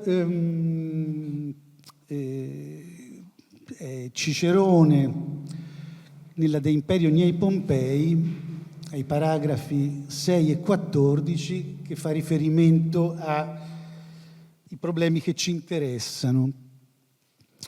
Quindi fa riferimento alla ricchezza dell'Asia, ai Vectigalia, che è importante che siano assicurati e che sono i più abbondanti rispetto anche alle altre province. Al paragrafo 14 il tema della prosperità dell'Asia è fortemente sviluppato. In questa orazione parla ai comizi centuriati, insiste sull'importanza di garantire la pace garantita tramite Pompeo che è nei paraggi perché ha appena sconfitto i pirati, e garantire la pace lo si può ottenere affidando il potere a un comandante di altissimo prestigio e che dà grandi garanzie, dopodiché va assicurato il controllo dei territori, e il controllo dei territori porta anche con sé questioni che hanno a che fare con l'assicurarsi dei gettiti fiscali, su quali insiste molto nella prima lettera del primo libro Ad Quintum Fratrem, che è un opuscolo di grandissimo interesse, nel quale il tema della fiscalità è molto insistito, insomma, e che è affrontato con dei consigli che Cicerone dal fratello Marco su questioni estremamente delicate che riguardano il rapporto e gli equilibri molto esili, il crinale molto sottile dei rapporti fra l'ottenimento delle tasse da quelli che lui chiama i soci, cioè i provinciali dell'Asia, gli asiani, e invece i pubblicani, che in Asia, come è noto, avevano una fama pessima, le guerre mitridatiche di fatto hanno modo di esplodere, come è avvenuto a seguito soprattutto del grande problema della tassazione. In questo passo si sottolinea al paragrafo 34 c'è un elemento che richiama l'idea della persuasione, cioè Cicerone e Marco scrive a Quinto e gli dice simula et illud Asia cogitet, nullam abse, neque belli externi, neque domesticarum discordiarum, calamitatem a futuram fuisse, si hoc imperio non teneretur. Quindi c'è l'idea che chiaramente lui vuole insufflare presso i provinciali, che l'impero romano li garantisce da discordie interne e li garantisce da futuri, e li garantisce da bella esterna.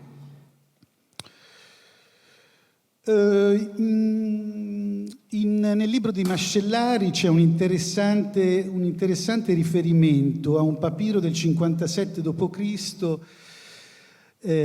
cito Roberto, in cui, dall'Arsinoite, in cui Practores Laugrafias fanno presente al prefetto, un Tiberio Claudio Balbillo, che il calo demografico della zona loro assegnata non garantisce un adeguato gettito fiscale e quindi chiedono che si scriva allo stratego del nomo di lasciarli a perenocletus, tranquilli, fino al prossimo dialogismos.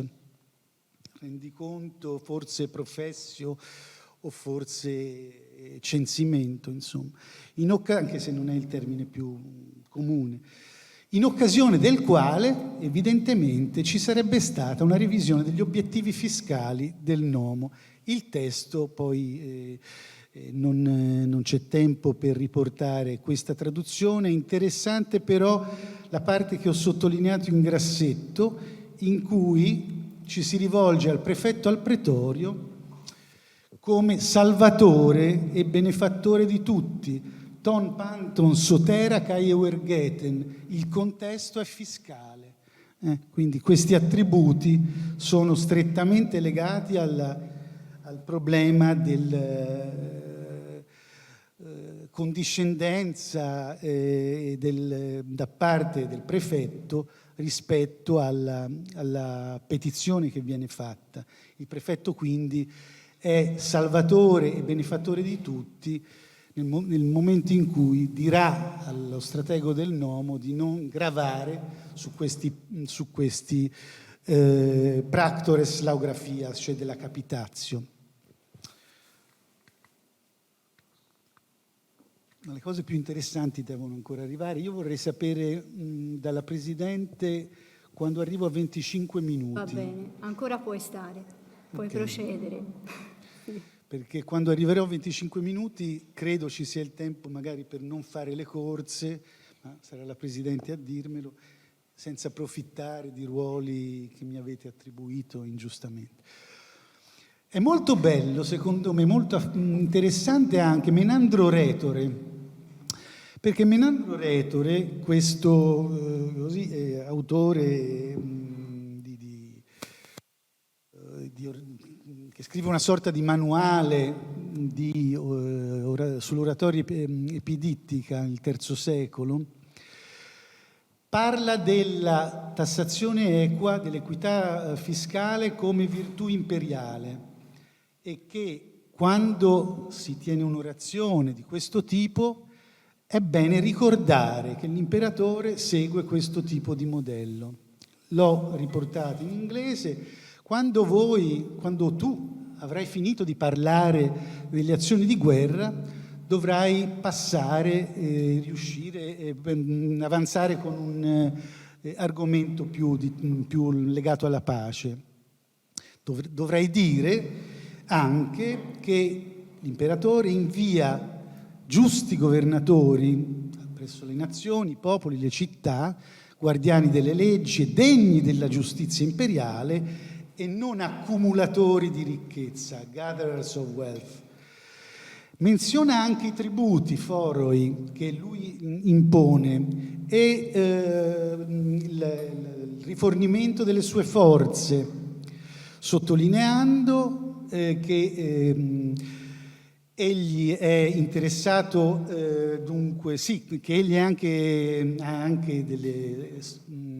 una sollecitudine per la capacità dei suoi soggetti di sopportare questi pesi, dice kufos kai radios, con una certa facilità, una certa leggerezza.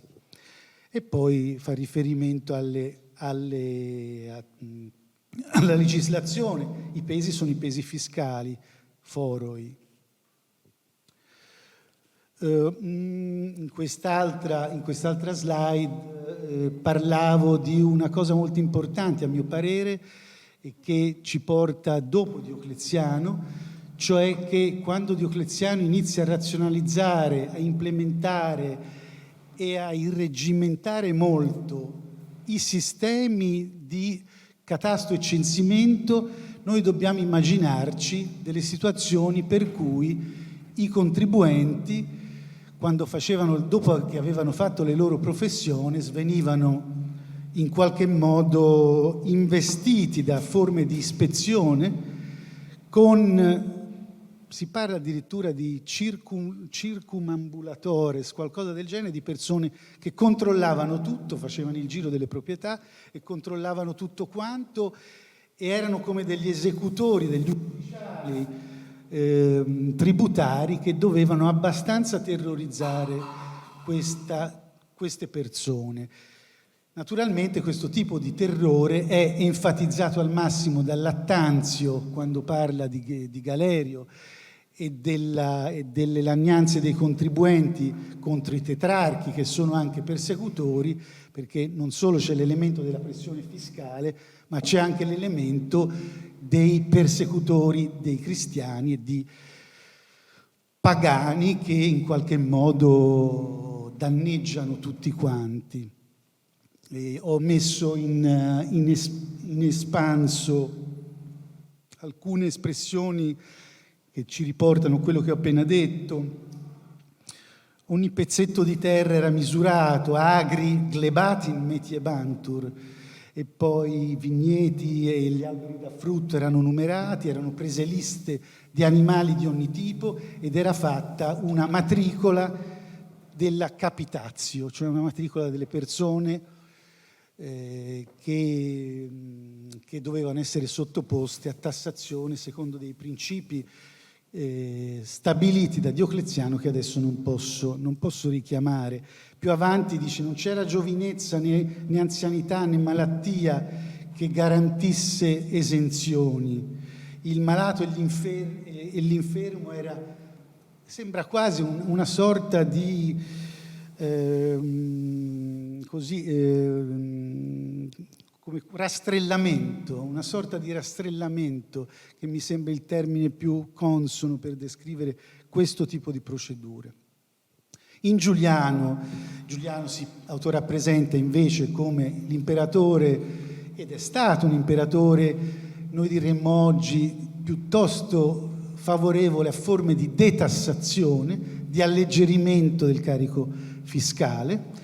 Qui abbiamo un esempio giulianeo, un esempio analogo che riguarda Graziano.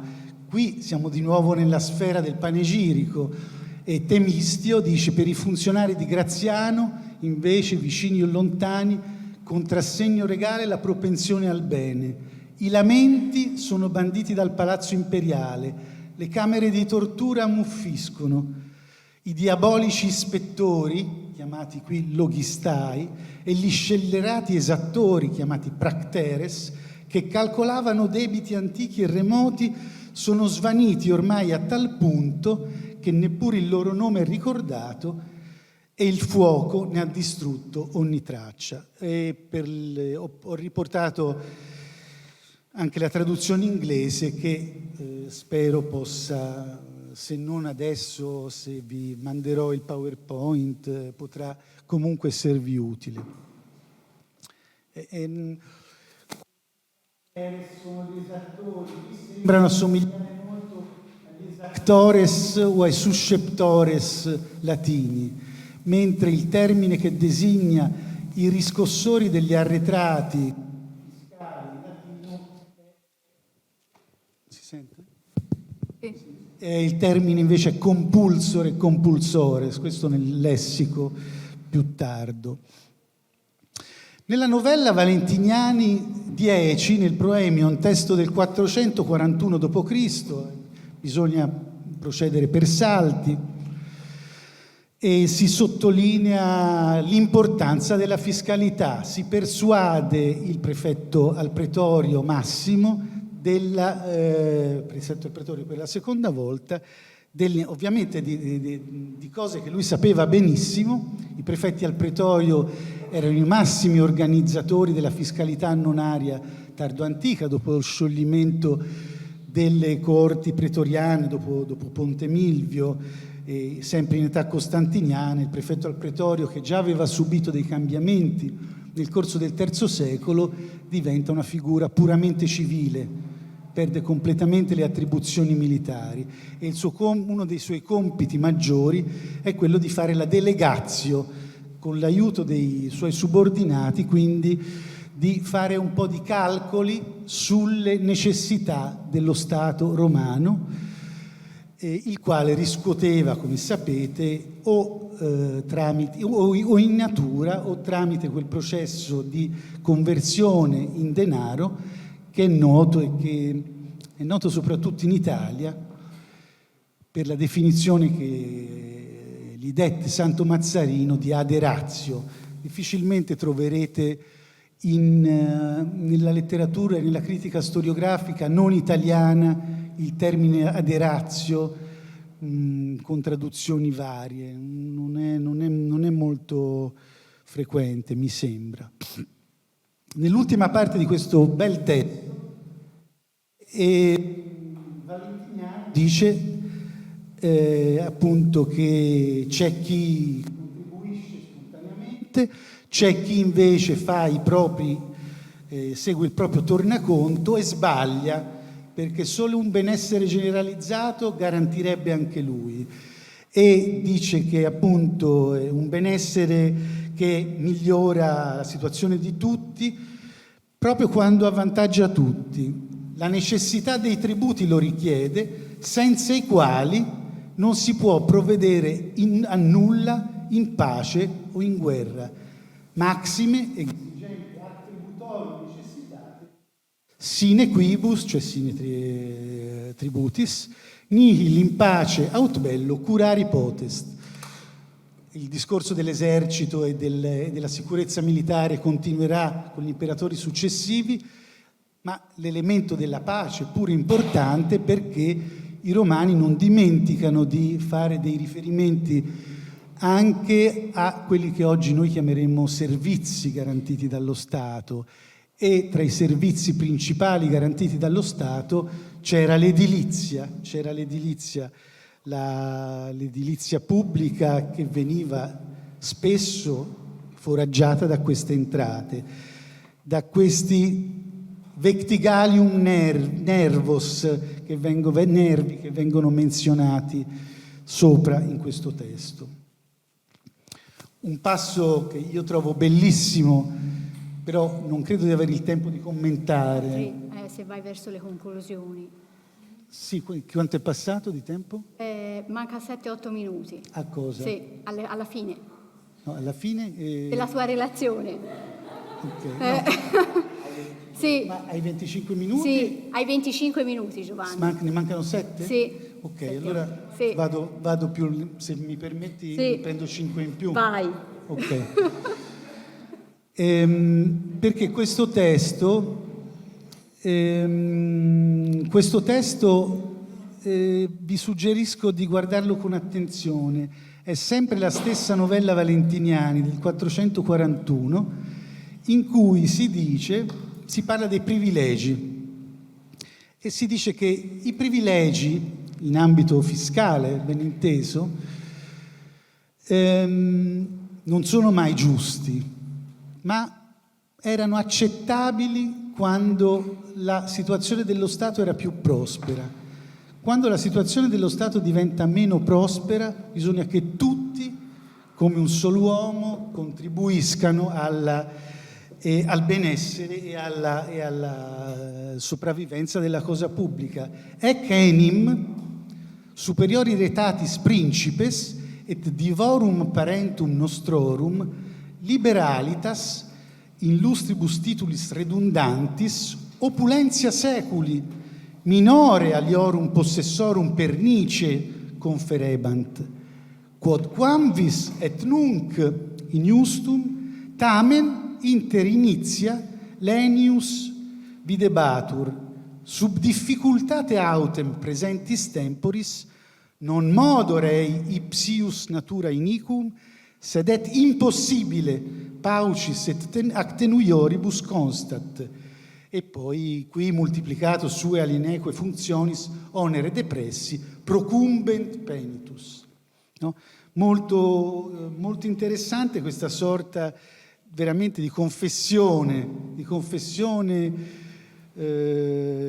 quasi interiore che viene esteriorizzata, esternata da parte delle autorità politiche.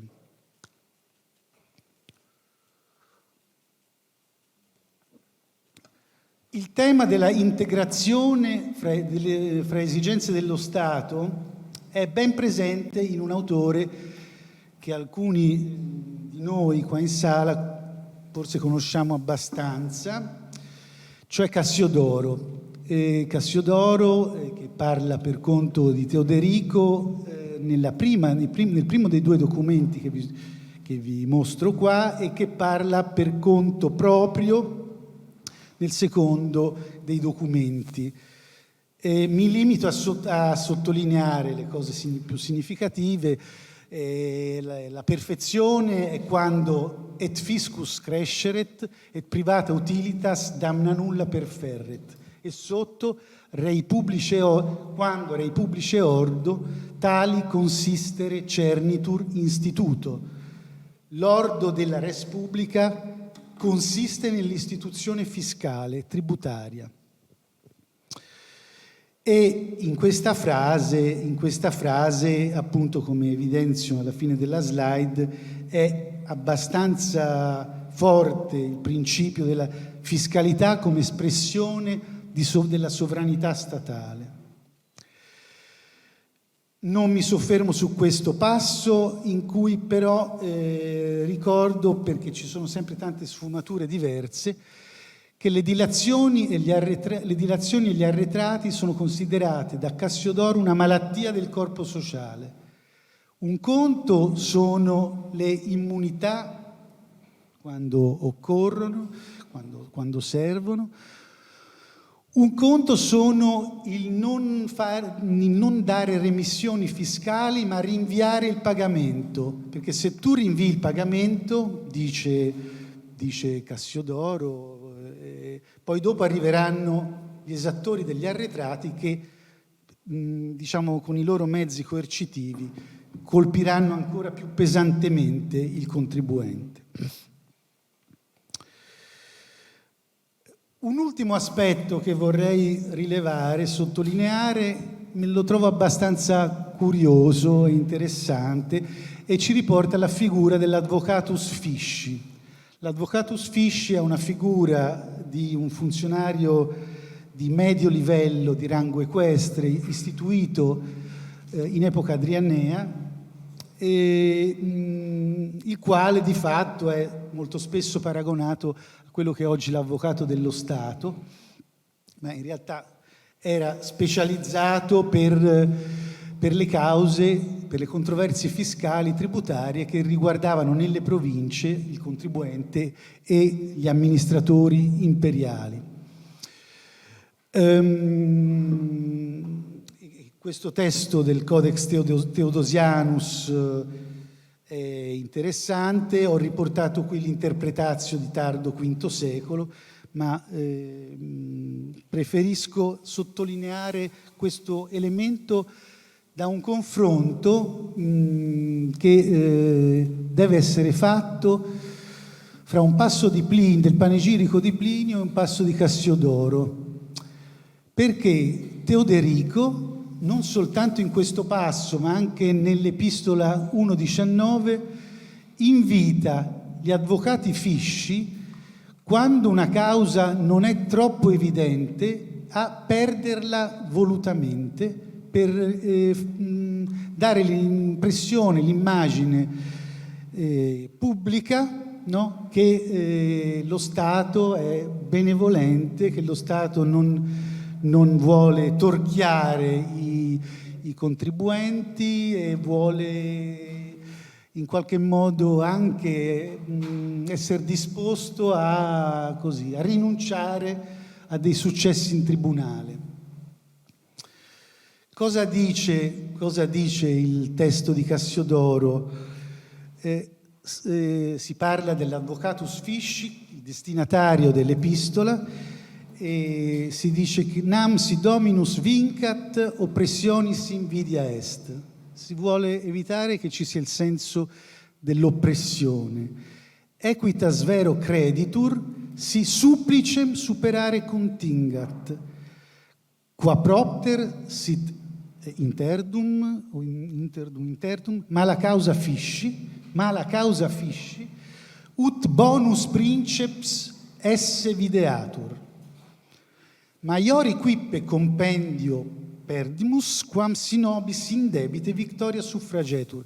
Compendium e dispendium sono due termini semitecnici del linguaggio fiscale tardo antico. Ma se si confronta questo testo con quello di Plinio, Plinio dice praticamente la stessa cosa, senza arrivare al punto di invitare quasi l'advocatus fisci a perdere volutamente le cause. Si dice eodem foro utuntur principatus et libertas, le due grandi categorie ideologiche pliniane e tacitiane, quae principio a tua gloria est, quae principio a tua gloria est, sepius vincitur fiscus, cuius mala causa nunquam est nisi sub bono principe. Cioè, mi pare di doverlo leggere così, non esistono cause infelici per lo Stato e per gli avvocati dello Stato, ancora peraltro non esistevano, se non sotto un bonus princeps, che è la stessa espressione utilizzata da Cassiodoro nel testo qui a fianco. Qui c'è una epigrafe, l'immagine di un'epigrafe di un advocatus fisci delle tre Ispanie, che è anche patrono ottimo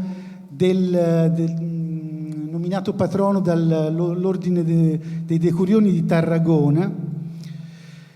E sarebbe da capire se è stato nominato patrono perché come advocatus fisci si è comportato in maniera mite, e osservazioni riepilogative che leggo in italiano e con la mia traduzione, spero non troppo approssimativa, in inglese.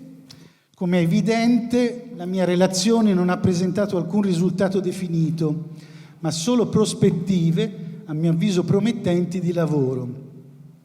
Ci sarebbe spazio anche per tentare una sintesi sulla fiscalità tardoantica, vista da un punto di vista dell'ideologia e dei rapporti tra governanti, anzi c'è spazio, tra governanti e governati, tra autorità e contribuenti, ciò che configura decisamente un sistema di persuasione non inedito, ma diversamente contestualizzato rispetto alla tarda Repubblica e al Principato, con l'obiettivo primario di riuscire a tenere sotto controllo la fiscalità ordinaria che dopo Diocleziano aveva conosciuto una razionalizzazione a monte, cui non corrispondeva necessariamente un incremento incontenibile della pressione fiscale. Allora come oggi, il principio teorico basato sull'idea di equità fiscale e finalizzato a indurre un certo spontaneismo contributivo consisteva nel salvaguardare le entrate pubbliche senza tartassare i contribuenti e tenendo conto, ma è solo un esempio, della congiuntura economica dei singoli territori, tema presentissimo nelle fonti che dicono la situazione nei casi ovviamente più di maggiore equitas, Sappiamo bene che la vostra situazione economica è peggiorata. Rispetto all'ultimo catasto, all'ultimo censimento, vi consentiamo un'immunità, ma da ora in poi dovrete pagare regolarmente le contribuzioni ordinarie annuali. Infatti, come abbiamo visto, si creava una disparità tra esiti di censimenti e catasti in momenti diversi. E questo principio lo troviamo ribadito in decine di casi nella nostra documentazione amministrativa e giuridica. La prassi era un'altra storia e del rapporto tra teoria e prassi fiscale in una prospettiva sociologica spero abbiate colto dal mio magmatico discorso le, a mio parere, grandi potenzialità di ricerca. Qualche vocabolo del lessico fiscale tardo-antico e una bibliografia che eventualmente distribuirò.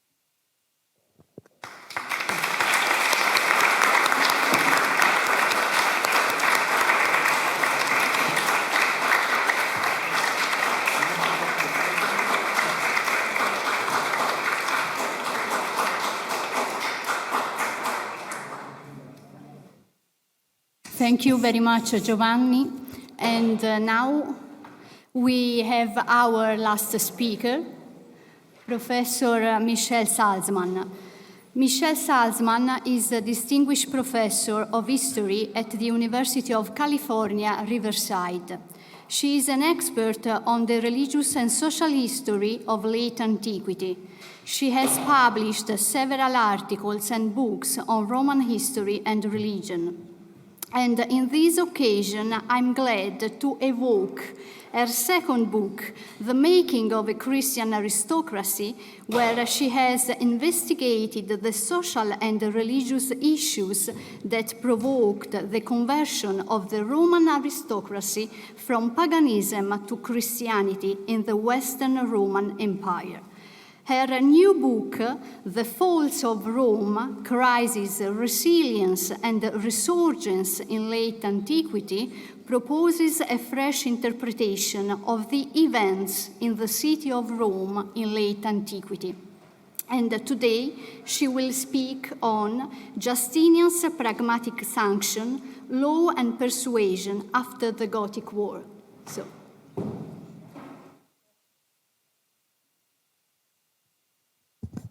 Ok, va bene. Okay. Allora, voglio cominciare con un grande ringraziamento a Giovanni e anche Cecconi e anche a Ed Watts per questo invito. Sono molto contenta con tutti, specialmente per le cose pratiche a Maria Lubello, Daniele e Giulia Senesi. Grazie tantissimo. Io vorrei parlare in inglese di essere più precisa, però volevo cominciare almeno con l'italiano per un momento. E poi per le domande puoi fare anche in inglese o italiano. Allora, I'm going to speak about, actually my paper follows very well what Giovanni just spoke about in many ways. Justinian's pragmatic sanction, the final defeat of the Goths in 554 AD, after 20 years of fighting on the Italian peninsula. Can you hear? No? See person? Okay. So, the final defeat of the Goths in 554, after 20 years of fighting on the Italian peninsula, left Justinian in control of a damaged region. Some cities had been devastated, some agricultural areas had been abandoned, and whole segments of the population had been displaced. It was time to rebuild. The promulgation of new laws for Italy offered Justinian an ideal opportunity to persuade Italo-Romans to return to do just that. Of course, the emperor could have just relied on sheer force, coercion, to restore or return the population. But you can see the motivation for the emperor's efforts to persuade, especially wealthy landowning Italians, of the benefits of returning to Italy. If he succeeded, they would rebuild and then pay the taxes that would enable him to protect and control Italy. So in 554, Justinian issued his pragmatic sanction, a general decree that consists today of 27 constitutions. It was posted in public places, in the Senate House in Rome, as well as in churches. And he sent it to his general Narses and to the Praetorian prefect of Italy in order to enforce it. In the very first constitution, Justinian asserted that he would continue the existing government of Italy, which the Romans had granted in the late 5th century to the Ostrogothic royal family of King Theodoric. Justinian's claims to continuity with pre-war Italy were crafted to persuade his subjects that his rule, and hence the war, the 20-year war, had really benefited them. However, Justinian's pragmatic sanction represents significant, and I will argue, damaging changes to the society, economy, and administration of Italy. At the same time, Justinian's reform further augmented the growing civic authority of the bishop. So despite his efforts to persuade his subjects to return to Italy, and his efforts to represent any changes as continuities that benefited Italo-Romans, the negative consequences of the pragmatic sanction were very soon apparent to late Romans, and they should be so understood by modern historians as well. To make this argument, I will focus today in the first part of my paper on Justinian's efforts in the pragmatic sanction to persuade Italo-Romans to return to Italy to enjoy the benefits of East Roman rule. In part 2 of my paper, I will highlight the most damaging changes to the civic administration of Italy, and most especially its senatorial class. And in my conclusion, I'll discuss the growing civic role granted to bishops and to the church across Italy. These constitutions, which were ultimately aimed at facilitating the collection of taxes from his newly acquired territory, thus represent the final stages of what Francesco Perena has rightly termed the provincialization of Italy, the demise of Italy's favored status in the empire, which in the late 6th century, actually in the late 6th, early 7th, brought with it the end of its autonomous Senate, along with the rise of the papacy, both of which are institutional developments that long outlasted Justinian's rule. Before I turn to the specifics of my argument, I want to just talk briefly about what the pragmatic sanction is as a document. Next slide. Justinian called it a pragmatica in his last constitution.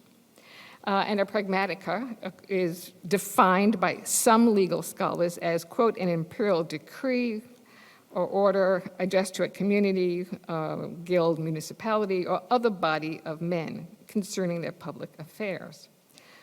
In this case, the body of men really are the tax-paying senators who would be most affected by these laws. The original text of this pragmatic sanction does not survive. It would have been in Greek. Most scholars, including myself, ascribe to the view that what has come down to us in 3 separate manuscripts is a mid-6th century summary version of Justinian's enactments translated into Latin. It was appended to the epitome of Julian, who was a professor of law at Constantinople. Julian likely did this for his teaching purposes. And that actually is very interesting. The knowledge of Justinian's pragmatic sanctions was considered useful to law students in Constantinople. These students were preparing to administer Italy for the emperor, and they needed to know the laws. Unfortunately, the pragmatic sanction is missing its opening preamble, where we would have had the flowery language and everything that would explain Justinian's wars. He could have boasted about his triumphant victory, but we don't have that. But what we do have makes a very strong case that the emperor's rule is really restoring civic life to to the advantage of all known inhabitants of the Western Empire. Justinian's assertion that he is granting the same concessions as the rightful heirs of the now deceased Gothic kings is an attempt to persuade Italo-Romans of the continuity of his government. Ironically, this statement flies in the face of the fact that Justinian had justified his invasion as revenging the murder of Amalasuntha, Queen Amalasuntha, at the hands of the Goth Theodahad, the details of which Procopius relates in his history. So Justinian's laws simply whitewashed his actions, and it's quite jarring to historians to read this, but it really fits well his strategy. He's aiming to persuade Italians of the benefits of his rule as a mere continuation. He's framing his argument as continuing, but he's not. In fact, the pragmatic sanction places all the blame on the recent war on Totila, the king of the Goths in the final stages of the war. His leadership of the Gothic cause is labeled tyrannical by the emperor. Indeed, calling Totila a tyrant is actually very much in keeping with late Roman parlance, by that which he means an illegitimate ruler, a usurper. That's not correct either. Totila had been the duly chosen king by the Ostrogoths. Nevertheless, Justinian ordered, and here I'll just translate, that any act of the usurper Totila, a grant found to have been made by him to any Roman or to anyone else, is revoked. And this was explicitly extended to property, which included not just land, but slaves and tenant farmers. Some of them had been freed by Totila during the war. Justinian clearly wanted to encourage landowners to take legal action to regain all of their property, but he also wanted to use some of this confiscated property to reward those men that had served him during the war. And in fact, in the first constitution, I don't include it, he goes on to talk about two senators whom he rewards, Liberius and Maximus, for their efforts in supporting his war. So the pragmatic sanction tries to persuade Romans that his intent was to restore law and order, and in fact, 13 of the 27 constitutions deal in one way or another with the restoration of property, livestock, or people. And as befits Roman law, they're quite specific about what is lost, what is returned, how to return it. So I'm not going to go into all those details. You'll be happy to know. I will not go. But for example, Constitution 3 stipulates that the loss of documents due to war or enemy incursions is not prejudicial in court concerning claims on property. Constitutions 4 and 5 stipulate the returns of property like flocks if that property was sold out of fear. Clearly, these matters were concerns especially to wealthy landowners, as well as to the bishops and Church of Rome, of Italy, the other large landowning entity in the late 6th century. Since many of the senators were in exile in Constantinople because of the war, they were in a position to request these laws as incentives for their return. In fact, the very first constitution of the pragmatic sanction claims that Justinian drafted this document in response to a petition of the then Bishop of Rome, or Pope Vigilius. Vigilius also was in Rome during the war, although he wasn't there voluntarily. He had been forced there by the emperor, who indeed was attempting to persuade Vigilius to condemn 3 particular texts, known today as the 3 chapters. This was Justinian's effort to unify all Christians behind this formulation.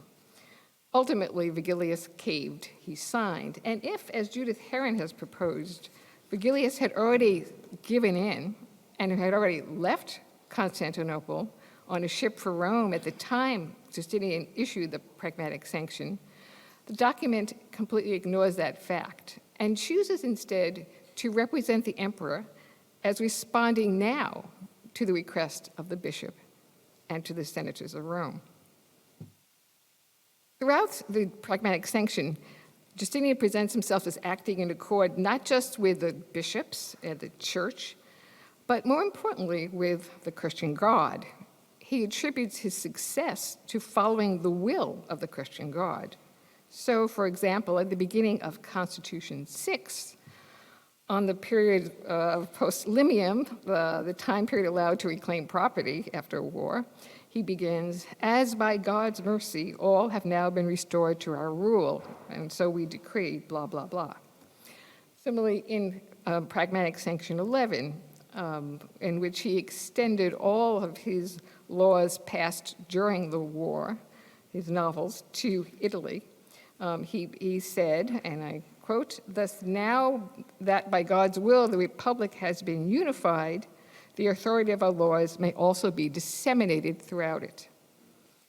Behind these kinds of assertions lies Justinian's view, expressed elsewhere in the Institutes and in the Code of Civil Law, that since he was God's chosen agent, he was the sole interpreter and source of authority for the law. Consequently, all new imperial laws passed since the Gothic War began in 535 would be applied also to Italy and the Western provinces. This very fact demonstrated the divine support of the Christian God for Justinian's authority, in itself a most persuasive demonstration of the legitimacy of his own rule. Finally, as part of Justinian's attempts to persuade Italo-Romans to return to Italy, I want to note that he also proclaimed himself the protector of all taxpayers, and his assertion that he was fairly treating all the citizens recurs. So we see, for instance, in Constitution 9, so that the provincial population shall suffer no injurious treatment with regard to tax exaction, we decree that no office holders of higher status are to be sent out for the exaction of taxes. Only provincial governors and their staff can collect taxes.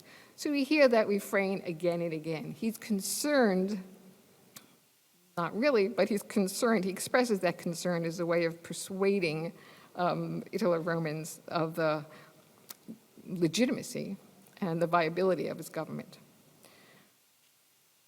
But the reality was, as I said, quite different. And here I enter into part 2. The reality was different because there were key changes in Italy's civic administration included in the pragmatic sanction. And the most destructive change, in my view, is the very last constitution, which is 27. In it, Justinian asserted that, quote, lest it should seem that due access to our court is somehow being denied to our senators or taxpayers, we permit most illustrious and magnificent senators who wish to attend to come to it without any impediment. No one is to have authority to prevent them. And the emperor went on to explain that he was most concerned about the financial repercussions of landlords being long absent from their properties, further adding that these men are granted the right of traveling to a province of Italy and staying there for as long as they may wish for the purpose of recovering their lands, as it is difficult for upholdings to be revived or given their proper cultivation in the absence of their masters. Justinian's permission to travel back and forth from Italy to Constantinople and the omission of any residential requirements for senators in Rome is a striking break with the pre-existing restrictions on the movements of senators. And it was a break that severely undermined the traditions that had encouraged wealthy aristocrats to serve in government and to serve in the Senate in Rome.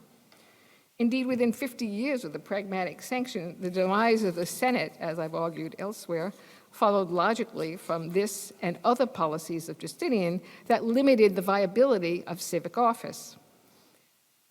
To appreciate how sharp a change this last constitution was, I'm going to go into a little bit more detail about about the residency requirements, and so bear with me while I go back in time to the early 3rd century and what in the Sententia of Pauli.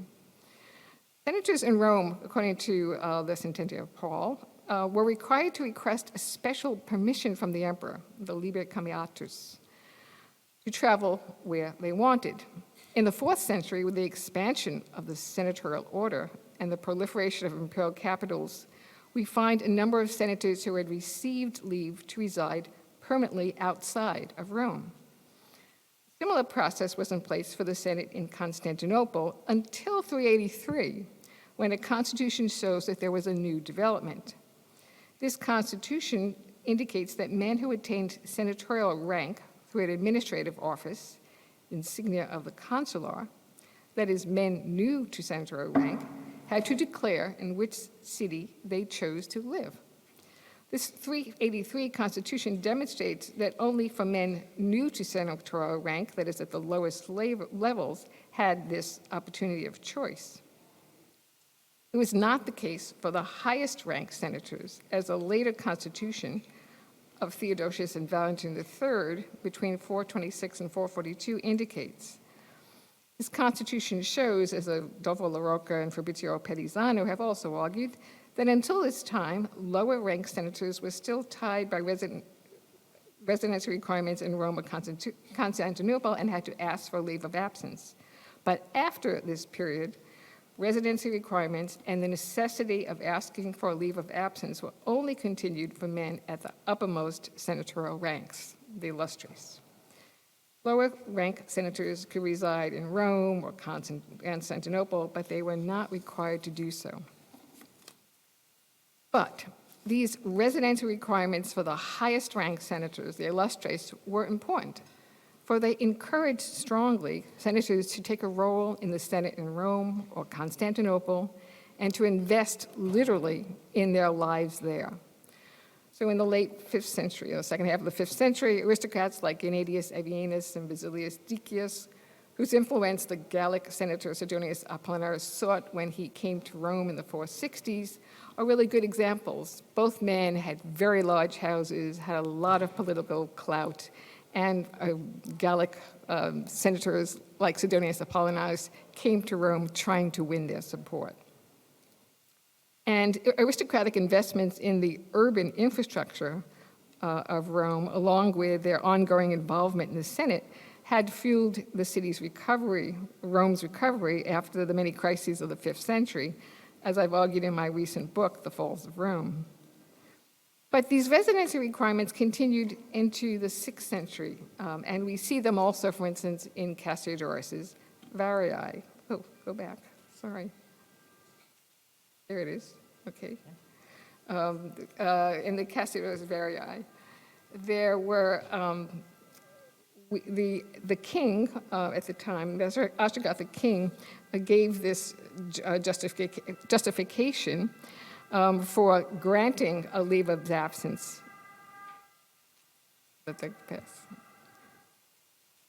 And his justification, I think, is interesting because it underscores the moral value of residency in Rome.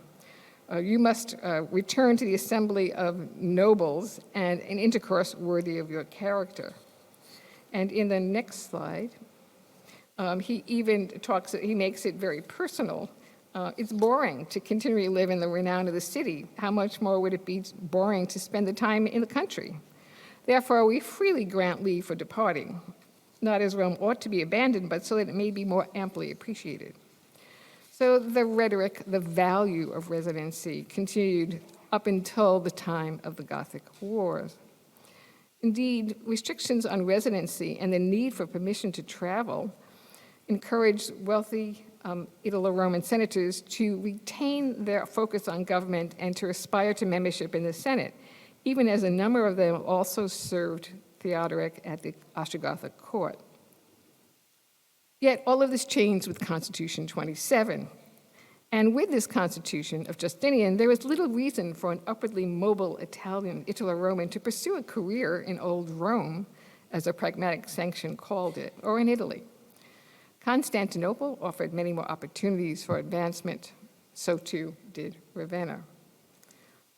A second provision of the pragmatic sanction diminished further the need to engage in government service beyond the local level, and this is the very famous Constitution 12, which brought bishops and local landowners into the process of actually determining who would be the provincial governors. That is, for the first time in Italy, governors were chosen by bishops and local landowners.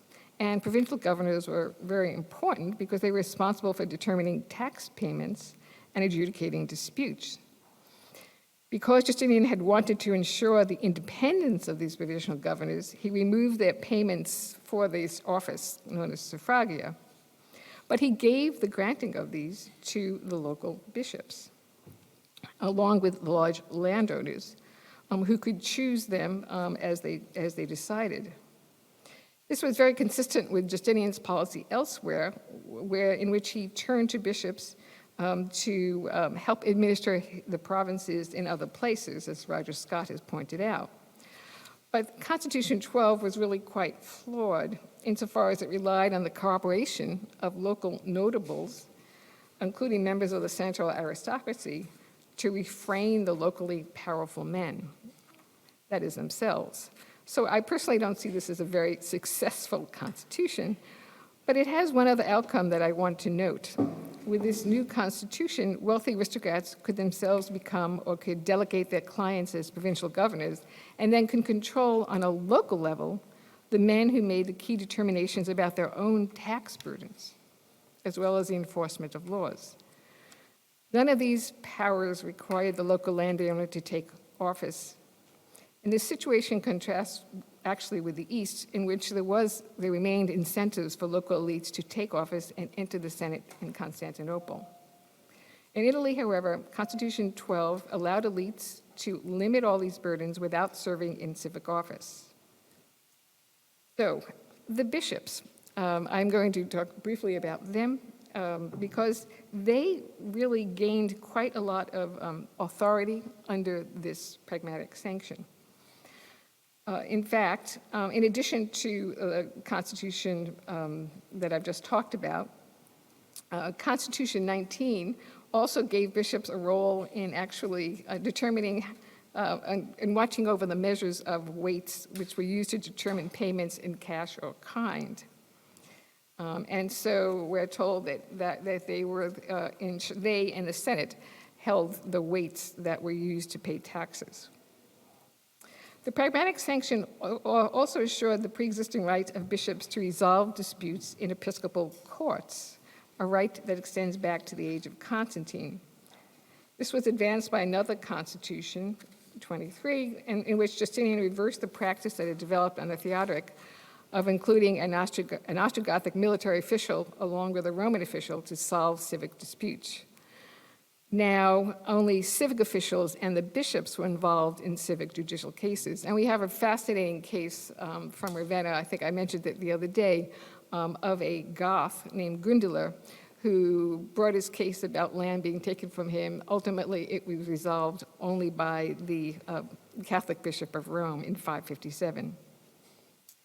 There's one other constitution, this one, that underscores the prominence that Christian bishops and clergy had in Justinianic Italy. In 535, in a well-known constitution novel, Justinian had asserted that it was the unique responsibility of the emperor to regulate the lives of clergy.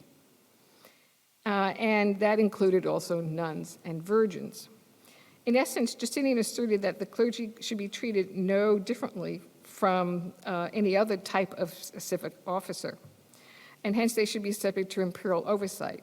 So in line with this reasoning, and with his concern to restore property, in Constitution 17, Justinian asserted that virgins dedicated to God and allegedly taken captive by force must be, quote, returned to their monasteries, their churches, or the sacred purpose to which they were dedicated. But in a very telling addition, Justinian added that these women must be returned, quote, all the more if they are unwilling. So this damage on a human level points to the ongoing negative impact of the Justinianic restoration of civil society.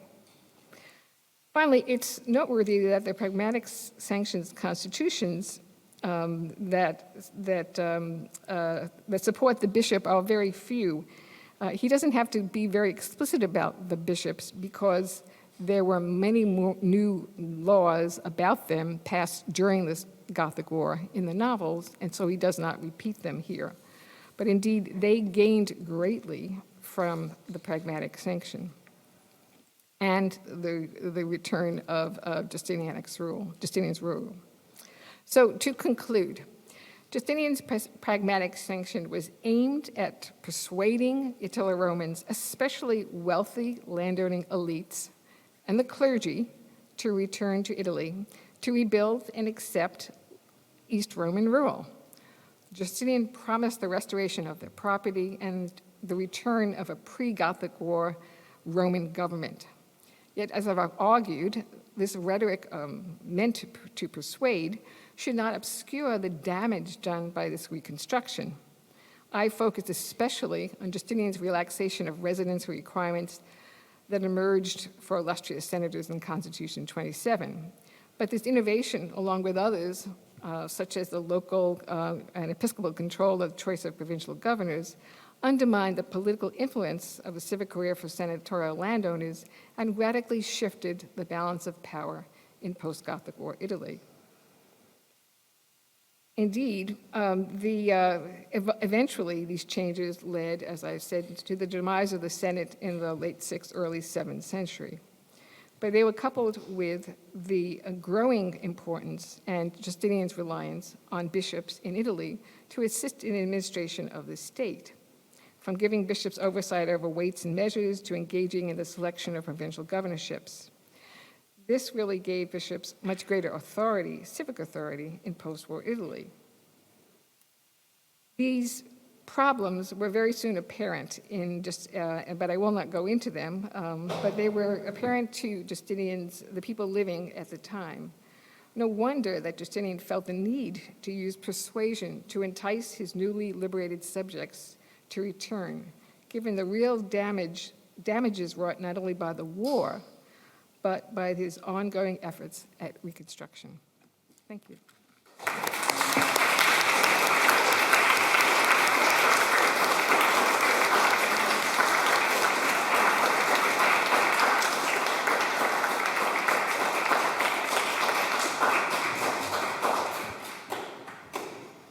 So thank you very much, Michelle, for your paper. And I think that we can open our discussion, starting with the first paper.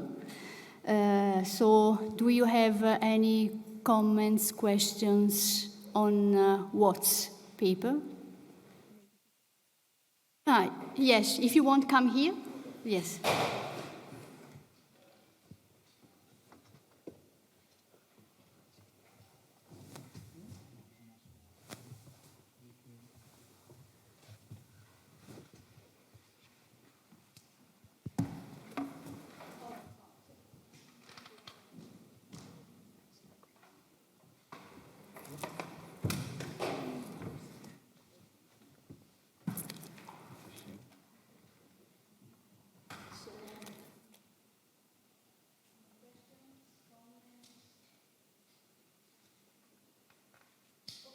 Yes, I have one question. Thank you, Professor Watts, for your interesting paper. And I have a brief comment about it. The Appio Claudius, I take some notes, so the Appio Claudius apostrophe to the senators recalls two verses from the last book of Iliad, where Hecuba say to her husband Priam something very similar to the quote of Ennius that is inside the Senectute of Cicero. Maybe at the verses 200, 201, more or less. Obviously, the ambassador of Pyrrhus, Cinea, would have reported the words of Appio Claudius to Pyrrhus. And Pyrrhus was an Iliad-loving king who considered himself a descendant of the son of Achilles, Neoptolemus, as we see in Plutarchus.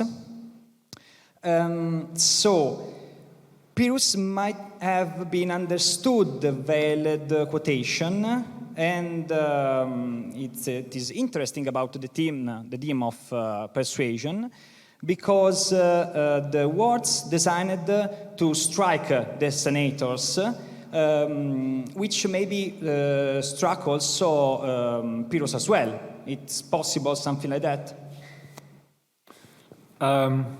Yeah, I think that's a great question. I don't actually remember the verse offhand, so it's hard to say. I think, though, I think a lot of those performances in the discussion with Pyrrhus have obviously dual audiences. The story of Fabricius, for example, it's a very Roman story, but it's also a story, of course, that's playing out in a way that has a moralistic meaning in the context of Pyrrhus as well. And I think the fact that this story plays out so prominently in Plutarch's Life of Pyrrhus, which is portrays Pyrrhus as kind of a nihilistic person just pursuing kind of thrills for the sake of thrills, I think it actually is designed to very much highlight that. In terms of Appius Claudius's speech, I don't know that he's actually trying to speak to Pyrrhus. I'm not sure about that. Because I think that what is happening there really is it's a generational, I think that we as historians forget what the generation that won the Third Samnite War went through. The fact that war was actually won because Decimus Mus performed a devotio and charged into the lines and killed himself, just like his father had done before, 50 years before. This is, I think, emphasizing a generational obligation to uphold the activities of your ancestors, but also the activities, like your personal ancestors, but also the activities of the Roman generation that came before you. And we remember the generation that fought Hannibal. This is the generation that people, Fabius Cunctator becomes the person that they all remember. But in 295 or 280, that hadn't happened yet. What they remember is this generation that saved the empire. And he is, of the people who were those commanders in 295, there's one more that I think we can plausibly say is still active and has a role in 273. There's another one that it's thought holds a command in the First Punic War, but that doesn't, he would be 80-something years old. I think it's impossible. I think it's his child. So really what Appius Claudius is doing, I think, is speaking to a Roman audience, because that generation of the Third Samnite War isn't going to mean anything to Pyrrhus, right? It's just an old man who shows up and does this wonderful stagecraft, but why would Pyrrhus care about that? And so the words, I don't think, will matter so much as the effect that the performance has. But for Romans, I think that it is the performer, the performance, the context, and then this Roman cultural context that gives meaning to this multi-generational imperial project, that is still very precarious in 280. More precarious, I think, than we imagine, because we see the map, right? We see that, Rome has everything down, to basically Tarentum. It's very precarious. And this isn't Rome in the 210s, where those places have been integrated. They have just been captured. And it's his generation that did it, and he's reminding the people commanding now, you have an obligation, because of what we did and what we suffered and what we gave, to keep it together.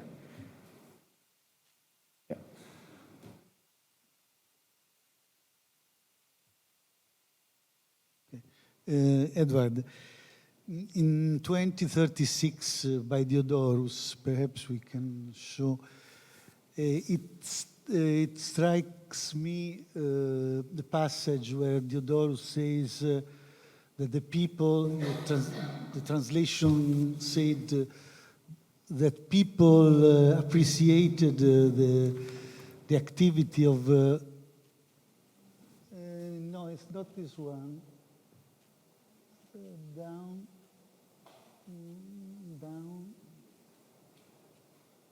no. Yes, this one. This passage paints an image of Rome with a censor who appears as a demagogue, and a people who accept with pleasure that the Senate will be accessible to the son of freedmen. Is this, in this period, at the end of the Second Samnite War, how do you imagine the situation, the political situation of Rome, with people close to the lower layers of the city against the senatorial oligarchy? And it's quite striking, in my opinion. No, I think I think it's important because we're actually in the middle of the Second Samnite War during his censorship, right? The Via Appia is the Second Samnite War ends, I think, in 304. So we're in the middle of it still. And so when the Via Appia is built, it's part of building the network to connect these places that are, again, pretty precarious. You know, some of them have full Roman citizenship, but this is still the period where full Roman citizenship means basically you have lost local autonomy, not we've given you a gift. And then there are others that have citizenship sine suffragio, which is a little better, but not much better. And so what you have that process that is ongoing of integrating people who have been captive and just released. So some of these freedmen are not going to be, you know, Caesar's captives from Gaul who come into the slave market. There's going to be something more complicated going on because they are going to be in these situations, you know, on the way to Capua, in these areas that have just gotten Roman tribes because they've just gotten Roman citizenship, because they've just lost local autonomy. And so I think that what you can see in this is a situation where the status of being a Roman citizen and the status of having status in the Roman state is it's been turned upside down. And there are lots of people who have categories that we as people familiar with like a later republican or an imperial structure see as privileged categories that probably don't feel those categories are privileged. And so if you have somebody who's going to say, this thing that you think doesn't mean anything can now mean something. You know, I can take you as somebody who has Roman citizenship but is a freedman and lives in this area that is very, you know, wasn't even really integrated 2 years ago. I can get you in the Senate. Like, you have lost local autonomy, but now welcome to Rome, you can communicate and participate. This is where I don't think we have to see this as the lower classes and upper classes.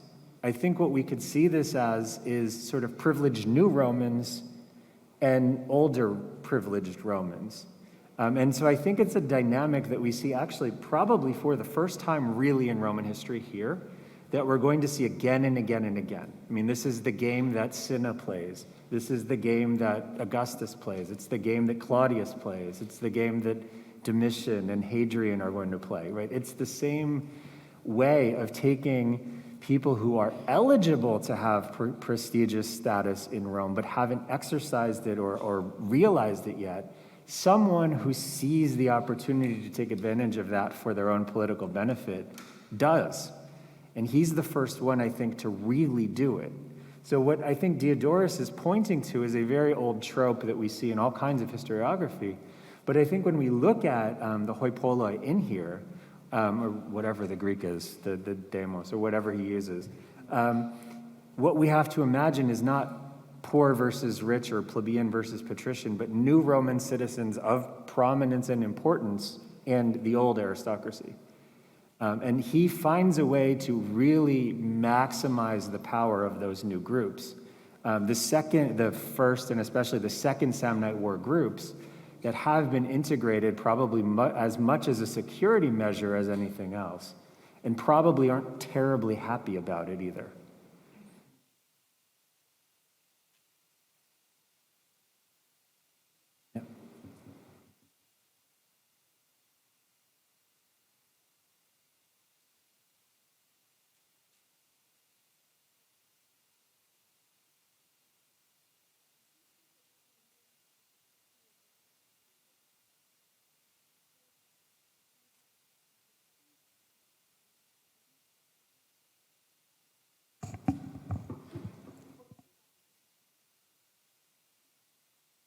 Thank you, Jamie, for your paper.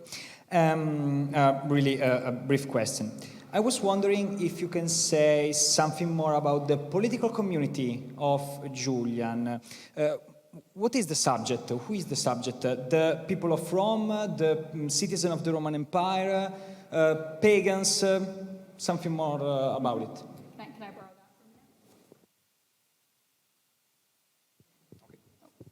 that?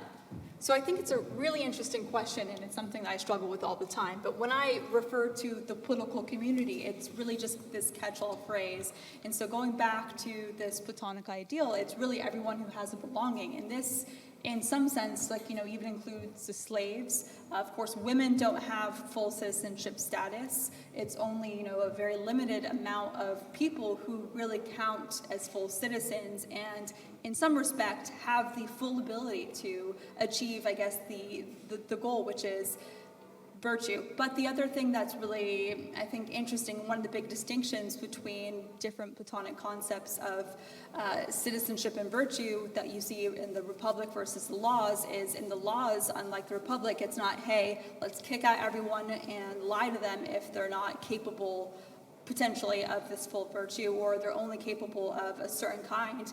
It's focusing on shaping the political community at large, or the political organization, so that everyone who's living inside, whether you are an actual citizen, a foreigner, a slave, etc., has the potential to reach the maximum. I will say, with a caveat, with Plato, it seems like his major concern is more so the effect that everyone else has on the actual citizens. It's not like, hey, I really think we should be extending it to slaves and foreigners, etc. The emphasis is more so on how is it that we have the citizens, people who actually have citizenship status, who have a stake in the community in terms of, the 5,400 families, whatever, the plots of land that are involved in the city, et cetera, et cetera. So, of course, with Julian and the way that he's doing this, I think it's also really interesting, and I think this maybe ties a little bit to Ed's kind of discussion as well, is what does it mean to be a Roman and have Roman citizenship, and how is it kind of, it is very different than in the Greek world. And I think, again, Julian, in my way of looking at it, he is very invested in the same sort of thing, and making everyone as virtuous as their individual natures allow, whether that means you're a slave and you can only be, led by someone who actually has reason, or whether or not, you might be born a slave and you can actually come to have citizenship and then be able to use your citizenship and move up if that's possible. So for Julian, it really is political community broadly, everyone who is kind of partaking in or engaging in the politeia. Does that answer the question? Okay.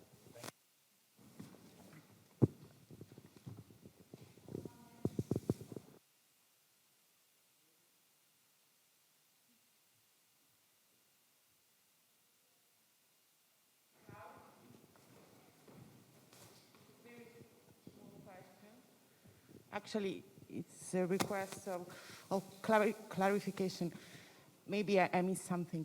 Can you tell a bit more us about the way in which you understand dianoia and the way in which, because as far as I remember, you translated it as persuasion, right? So can you tell us something about that? Why it is persuasion for you? Sorry, why is persuasion related? How is persuasion related to dianoia? Okay. Okay, perfect. Again, I think it's a really interesting question. So there are a couple different ways of looking at dianoia. So one of the ways is just the simple, understanding without its kind of full package of the term. The reason I emphasize there towards the end before switching to the methods about dianoia in terms of a capacity as the soul is, if you look at the different capacities, there's phusis, there's aesthesis, fantasia, doxa, then dianoia, that moves the body, that's one capacity. And then there is also orexis for good and for fine things, and then there's noesis. But anyways, so dianoia, it's a capacity of the soul, and it's the capacity of the soul specifically that moves the body. If you look at less rational or pre-rational, undeveloped rational individuals and animals and children, people who are mentally impaired, whether it's because they're drunk or for any sort of reason, who do not have the ability to use dianoia, the way that they act, their motivations, it goes straight from doxa, which is a belief about something, whether it's good or bad, and then that belief leads to an erexis for the good and bad, and then there's no dianoia that kind of supervenes and says, okay, I'm going to move the body for this reason. It's just impulse to action, action. And so dianoia is a capacity of the soul. It's the reasoning that moves the body in the soul. And so that's why it's part of one virtue, because you have to ideally have some sort of rationality that's going to motivate your action. And then two, it's related to persuasion, because that's Julian's goal, is to get you not just to have, oh, I believe that this is something bad and should be avoided, or I believe that this is something good and should be sought. It's understanding why is this good and being able to apply not just good, but good in terms of justice, appropriateness, legality, honorability, fineness, etc. Those final headings. Did that answer that question?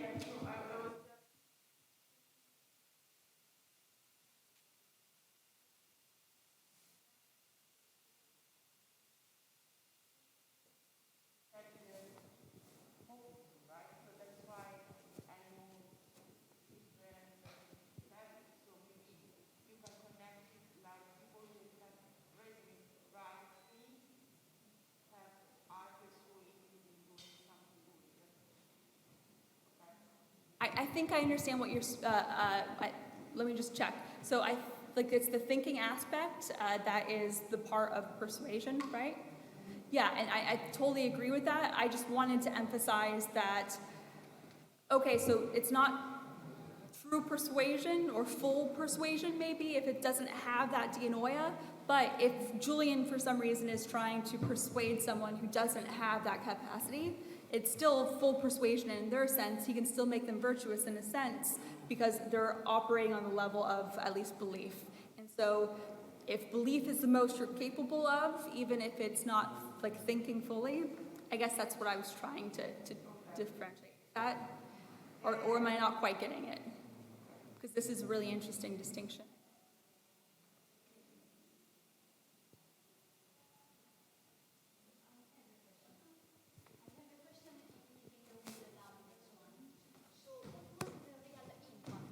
Julian's technique of persuasion on pagans and on Christians on the other one, because I think that it's very different about this aspect, no? Yeah. Are you asking about like what was the actual impact? Yes, yeah. Okay. So this is also something that I think is really interesting, because on the one hand I look at what Julian's doing and I'm like, yes, this is working. When he's trying to persuade someone, he seems to be able to identify what sort of motivation are they working with, and how is it that I get them to, one, change their behavior, and two, change their attitude towards something. Every time I look at the way that he's applying it to Christians, it does not seem quite, I don't know how to put this. So one of the examples is he takes away the money from the church who's been behaving badly. And he says something along the lines of like, oh, well, you guys always brag about how it's great to be poor, so I'm just helping you along. And he frames it in that way. Clearly he's not being very sincere there. He's not showing them the same sort of maybe the goodwill that we saw with the letter to the official who behaved poorly. That official at the end of the letter, he emphasized, hey, I'm chastising you, I'm publicly shaming you, I'm insinuating that you don't have self-control, that you don't know justice, that you don't know what's fitting. I'm calling you out, and so on the one hand, he is being very aggressive in that way, but he ends it by making sure that he says, hey, I don't want this to be the case. I truly want you to both change your views and your actions. And so it seems more sincere in the way that he's going about that.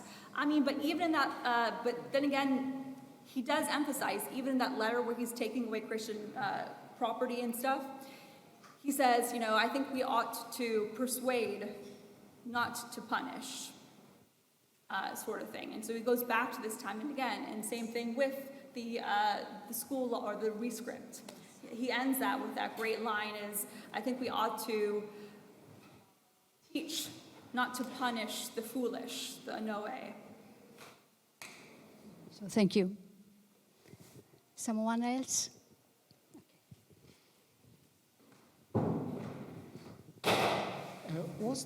I've read the name of Homer in Epistola number 18, and what's the importance of the classic quotation or remind of classical history in order to support the strategy of persuasion? Thank you. So do you just want me to say a little bit more about that? Oh, okay, yeah. So I think this is fantastic. And so if we look at the way that this is treated, both in the rhetorical handbooks, and so a great example is either from Maxims, from Maxims or Crea, Nome or Crea.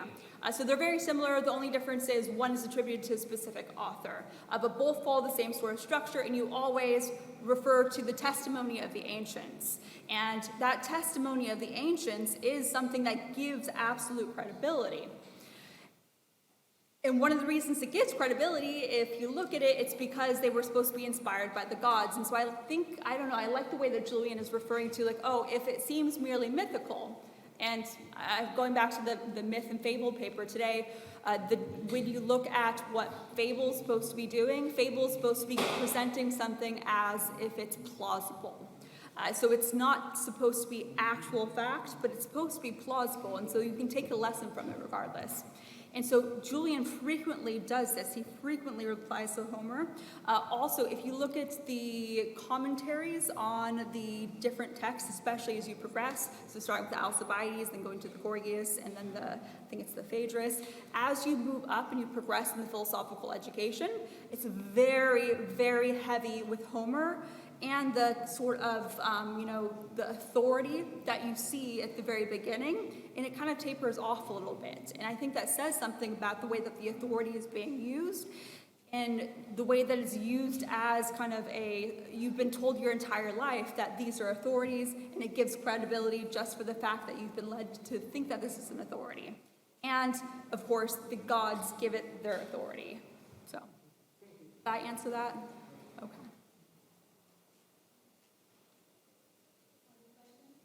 Oh, but if you're interested in the inspired prophecy, there's a couple different examples of where he's saying that Plato is using it as a method of instruction. That's in the Anonymous Prolegomena. Thank you. Thank you for your paper. The emphasis on the voluntary character of the virtuous actions sounds very Aristotelic. Are there, in your opinion, other doctrinal echoes of Aristotle in the works by Julian? Yeah, and so this is a fantastic question and something that I'm really struggling with when it comes to the Aristotelian sort of influence. Same thing with any influence, the Stoic influence, etc. It's really hard to figure out, in Julian's mind, because this is what I'm trying to figure out, is, if he thinks this is Platonic, for all intents and purposes, for me, it's Platonic. But it is very clearly Aristotelian influence, and especially when it comes to the and the energy and the way that you see the soul in those ways, very influenced. And this is coming through Iamblichus. Also, one of the main, there's a great example. I think I cut it from it, but Julian says when he's quoting one of the differences between the gods and humans, he says the difference is we have pleasures and pains. And he refers specifically to Aristotle in terms of having them kind of like, they do not homologeon. They do not kind of, they're not compatible sort of thing. And one of the other kind of big influences there is imagination, fantasia, and the way that's working. It's not entirely clear to me, but if you look at the way that Iamblichus is conceiving this, fantasia has a huge role in both the transfer from aesthesis to doxa. And pretty much everything must go through that, and it is very Aristotelian. Thank you. It was the habituation stuff in terms of the education.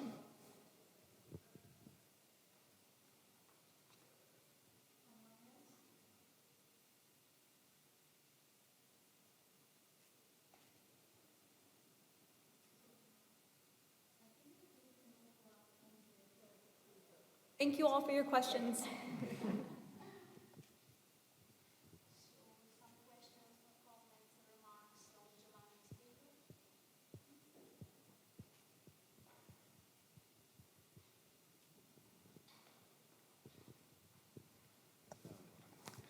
Allora, caro Giovanni, ti ringrazio molto per questa bella carrellata di fonti. Le mie erano solamente due osservazioni, ecco, riguardante due documenti che hai fatto vedere. Uno del bel libro del nostro caro Mascellari riguardante il Tiberio Giulio Alessandro. Qui è molto interessante perché questa figura è una figura che ha una certa seminidivinità in Egitto. È un archiereus e viene anche pregato dai provinciali, dagli egiziani, per far cessare pestilenze, per far tornare la pioggia, eccetera. È un prefetto veramente piuttosto strano, e peraltro poi anche il figlio di un caro familiare di Tiberio, e peraltro in questo documento, no, non è questo, è questo? Sì, quello, ecco, no, quello precedente, sì. Ecco, interessante perché in questo caso il fatto che lui ottenga questi titoli sostanzialmente di evergete, lo è dato dal fatto che il prefetto è pure il procuratore della provincia, no?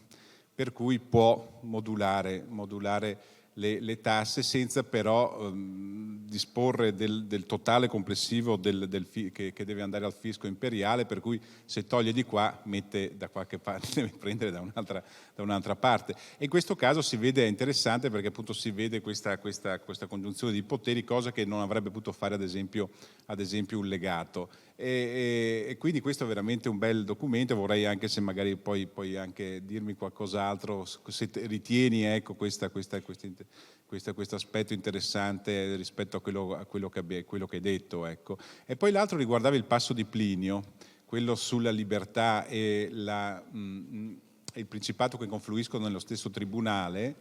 Quello, se non sbaglio, dovrebbe essere un passo che è riferito all'istituzione del pretore fiscale con Nerva o con Traiano, oppure con Nerva e poi modificato con Traiano, per cui per la prima volta in Italia c'è la possibilità che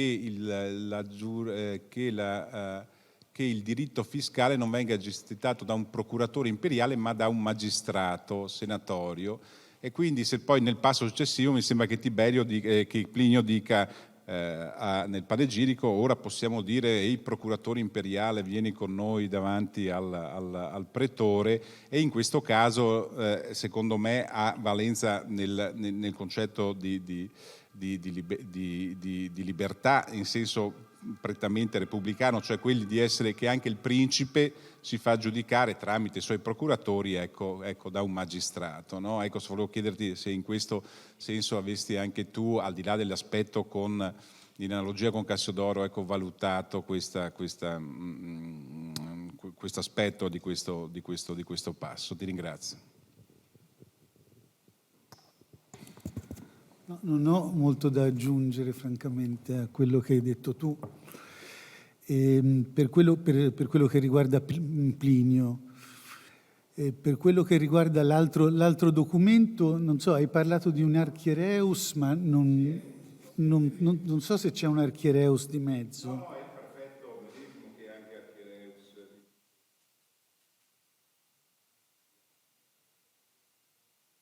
Il testo del documento, la traduzione del testo è questa. No, l'aspetto che mi colpiva è sia certi elementi di formulario, sia il meccanismo mediante il quale in momenti diversi questi querelanti, o meglio questi supplicanti, mirano ad arrivare al loro diretto superiore, passando però per il responsabile provinciale principale, che è il prefetto.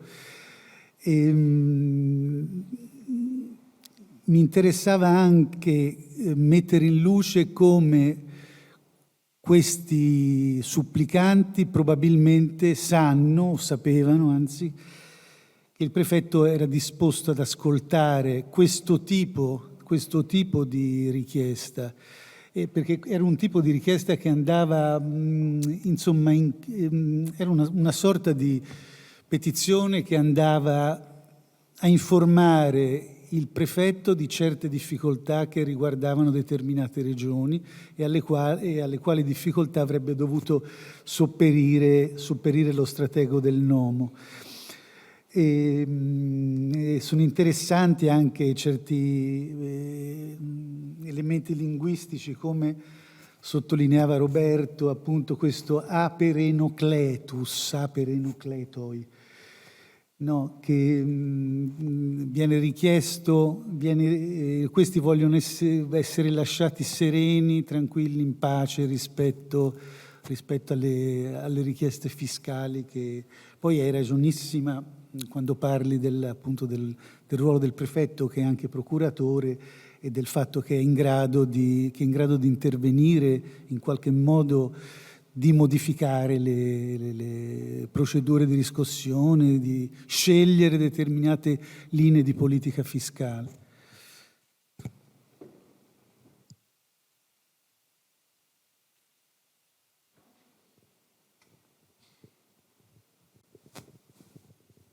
Thank you, Giovanni. Do you want me to ask you in English? Okay, I go in English, I try. Okay. So thank you very much for your paper. And I just wanted to ask you something more about what you were saying on the use of the words soter and the vergetes from the, as far as I understand, you think that the petitioners are using the same epithets usually used for the emperors in order to persuade the prefect. So you are trying to understand, you are trying to do a wider research also on this kind of persuasive techniques according to, and try to see if also from the bottom people are trying to persuade the higher level by using also their same epithets, or the epithets that were usually associated to emperors or... Thank you. No, this document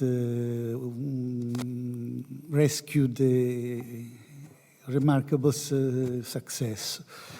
But in any case, I don't think that there is an important strategy of persuasion bottom-up in this formula that is, I should say, I don't know if in English exists banale.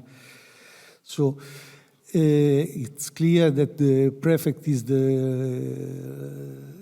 represents the emperor, but for expressions like soter, cae vergetes are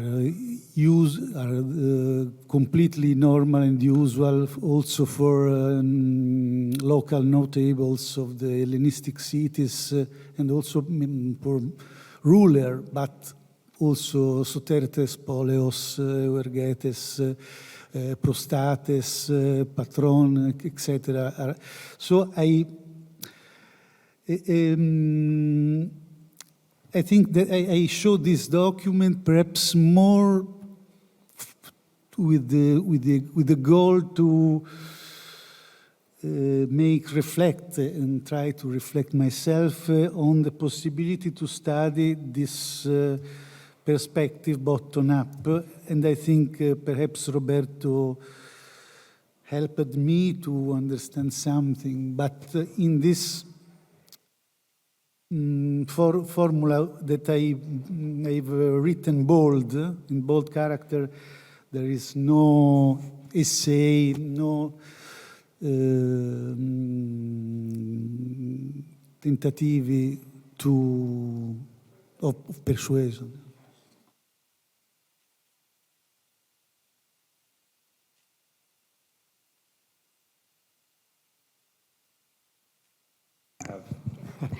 Giovanni, just a quick question.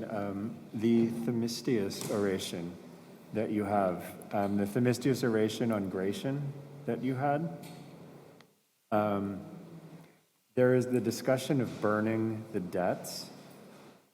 The thing that immediately came to mind is the Plute Traiani, right? The burning of debts of Trajan. And I'm wondering, I've completely forgotten about that oration entirely. So what is the context to this when Gratian is doing this? I mean, when Trajan is doing it, it's wrapped up into a whole big way of understanding the Trajanic Empire. What is it? How does this fit with how Gratian is to be understood? The first part of the It's Themistius oration 13. In the middle of the panegyric, and as David reminded, is talking about some reforms or some administrative initiatives by Trajan, if I remember well. So I should not. I am not sure of the exact context of this, but it's the part after that he praised the military affairs, military campaigns of Trajan. But the context, in my opinion, in this case, is not so decisive, not so important, and in any case, I just noticed this symmetry. I don't know if you agree on this. Oh no, I was actually thinking of the Themistius passage. Not Plinius? You were talking about okay, can you show the Themistio, the passage of Themistio?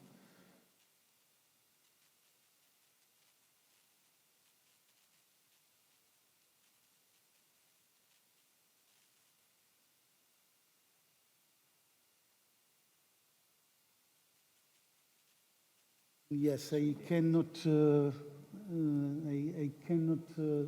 say exactly what is the context. I admit to say this. And in this case, there is the praise of Gratian as an administrator, as a good administrator. Right. Yeah, no, I was just thinking that the burning of the debt collection, this is, I think, well, it's interesting because it evokes the act that Trajan did with the Plute Traiani, the big frieze in the Senate House. And it's interesting because when Trajan is doing it, it, I think, is separate from taxes. I think it's debts to the imperial account, but I think it's separate from taxes. And so it's interesting here to see something similar where, you know, it again is, it's debts. And so I'm wondering whether there is some evocation of Trajan in the discussion of Gratian, or if not, where this would be. I have not noticed this, Yeah. but thank you for the observation. Yeah. Usually, as you know,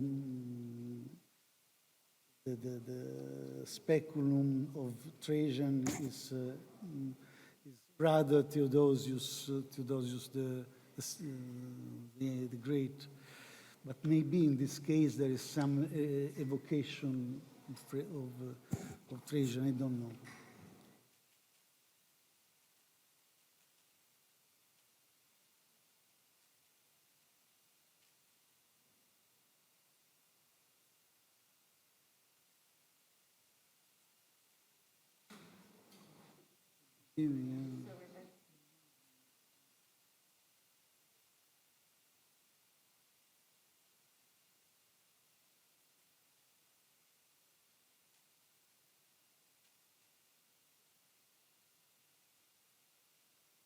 Quello di Giuliano.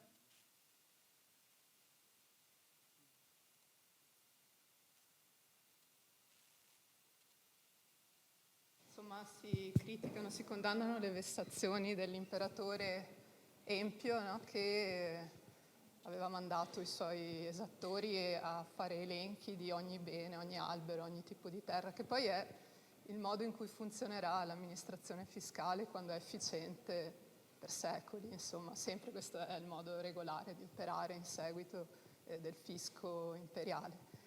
E quindi questo motivo dell'imperatore per cui è titolo di merito l'inerzia fiscale, no? Che poi si ritrova molto più tardi. Mi veniva in mente l'encomio di Basilio I, insomma siamo nel X secolo, in cui si dice che uno dei meriti dell'imperatore è stato di non aver mandato i perequatori, gli agrimensori, quindi di aver lasciato il popolo senza aggiornare i registri, insomma, ecco, i registri fiscali. E quindi la curiosità era, questa sarebbe interessante tracciare l'origine di questo motivo, no? Nell'encomio imperiale, questo aspetto dell'assenza, dell'inefficienza fiscale da una parte come qualità dell'imperatore Clemente Magnanimo, e che si trova in maniera più attenuata già in Menandro Retore, insomma, in cui non imponeva carichi troppo pesanti. Quindi questa sarebbe una delle prime attestazioni, forse, o se ne conoscono altre più indietro nel tempo, non so.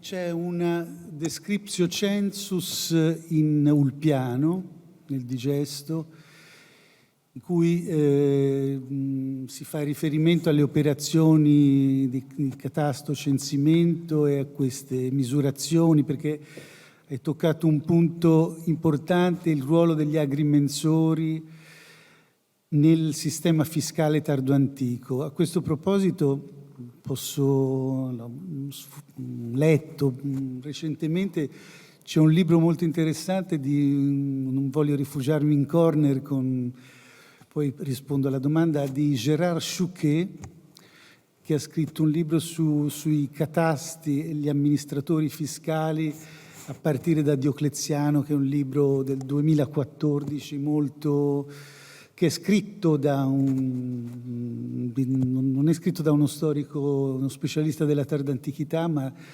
piuttosto da una specialista di storia economica e di storia dell'agricoltura, con molte informazioni e approcci interessanti, e l'utilizzo abbastanza raro nella storiografia tardo-antica delle fonti gromatiche e agrimensorie, che ovviamente riservano molti problemi, ma ecco, hai parlato di efficienza, vorrei insistere sul fatto che il termine efficiency, mi sembra, è usato anche da Jones, però non lo condivido nel senso di puro incasso, di puro ottenimento di gettito, proprio perché gli imperatori, ma già la Repubblica e il Senato romano, stavano molto attenti a evitare il malcontento dei loro sudditi, dei provinciali, e questo è un fenomeno, è qualcosa che ricorre molto spesso. E per quello che riguarda l'esemplificazione, secondo me questo di Lattanzio è uno dei primi casi, perché siamo poco dopo Diocleziano e siamo poco dopo le riforme di Diocleziano che insomma, razionalizzano con il sistema della iugatio capitazio, con la determinazione di indictiones periodiche, razionalizzano molto tutte le procedure di determinazione del gettito da richiedere alle diverse province. E il sistema prevedeva prima le dichiarazioni dei redditi dei contribuenti e in un secondo tempo però queste ispezioni che diventavano odiose, come in questi casi. E per quello che riguarda il confronto con Basilio I, grazie, il tema dell'imperatore che evita di aumentare le tasse, o del re nel caso degli Ostrogoti, è abbastanza comune, abbastanza frequente. C'è le superindictiones, le sovratassazioni sono spesso condannate in maniera molto esplicita dalle fonti che ne parlano. Ecco, grazie.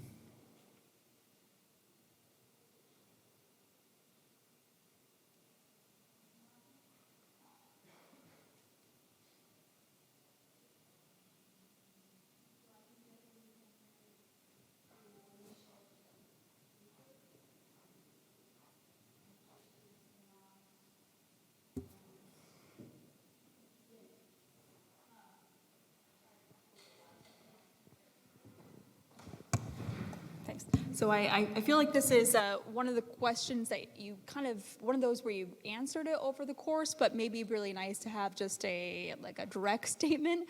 So as you were talking about the way that he's framing some of these, a couple of the examples kind of struck me as, there are other ones in the past that they seemed to be similar to and have very practical reasons for. So I'm thinking of Julian taking away emphyteutic leases, and one of the theories about why Valens and Valentinian maybe gave them back, of course, because it looked good and helped them with the senators. But in general, there was a reluctance not to have too much overturn, especially because it can decrease the or long-term productivity and cause problems. Because if you are continually bidding off to the highest person, or the person's going to give higher taxes, or you're overturning it, there's more incentive to exploit the land for the highest yields in a short period of time rather than a long time. Also thinking about the loss of the document with, obviously what was going on there. And he's trying to make it seem like, hey, law and order is coming back, and, we realize that you might not have these documents. But the amount of issues, it seems like, when it comes to property disputes about who actually owns a property and the ability to kind of provide the documents seems like a huge problem. I'm just wondering if you could kind of clarify, how much do you think is like an actual problem that he has to address at that time, given the circumstances, and what are the circumstances given this is a different situation than, obviously previously, and then how much is it just, rhetoric?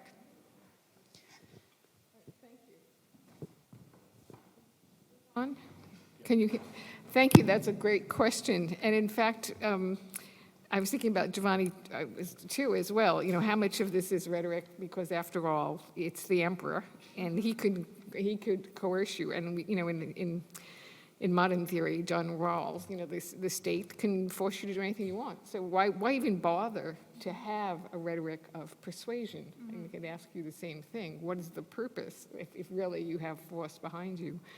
And in Justinian's case, the war was very hard fought, took a long time, and he was in a weaker position then. There were a lot of losses. There was the plague. It was not a great time. So what's particularly interesting to me is the setup in the beginning, because he's very much portraying himself as listening to the request of the Bishop of Rome, whom he has actually just forced to sign something against his will, and it's a setup in a certain sense. There's a kind of drama about it.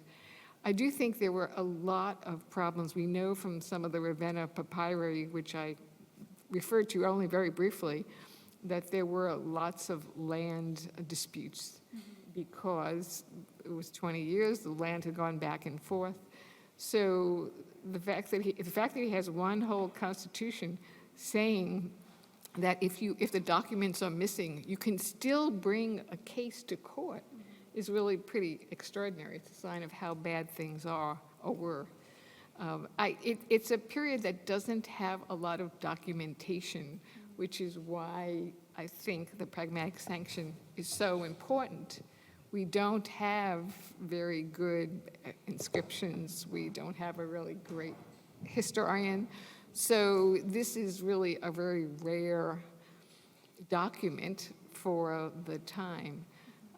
But you could say the same thing about Diodorus Siculus. I was thinking, it's the rhetoric that he's using. Does this reflect what was actually going on in somebody's mind?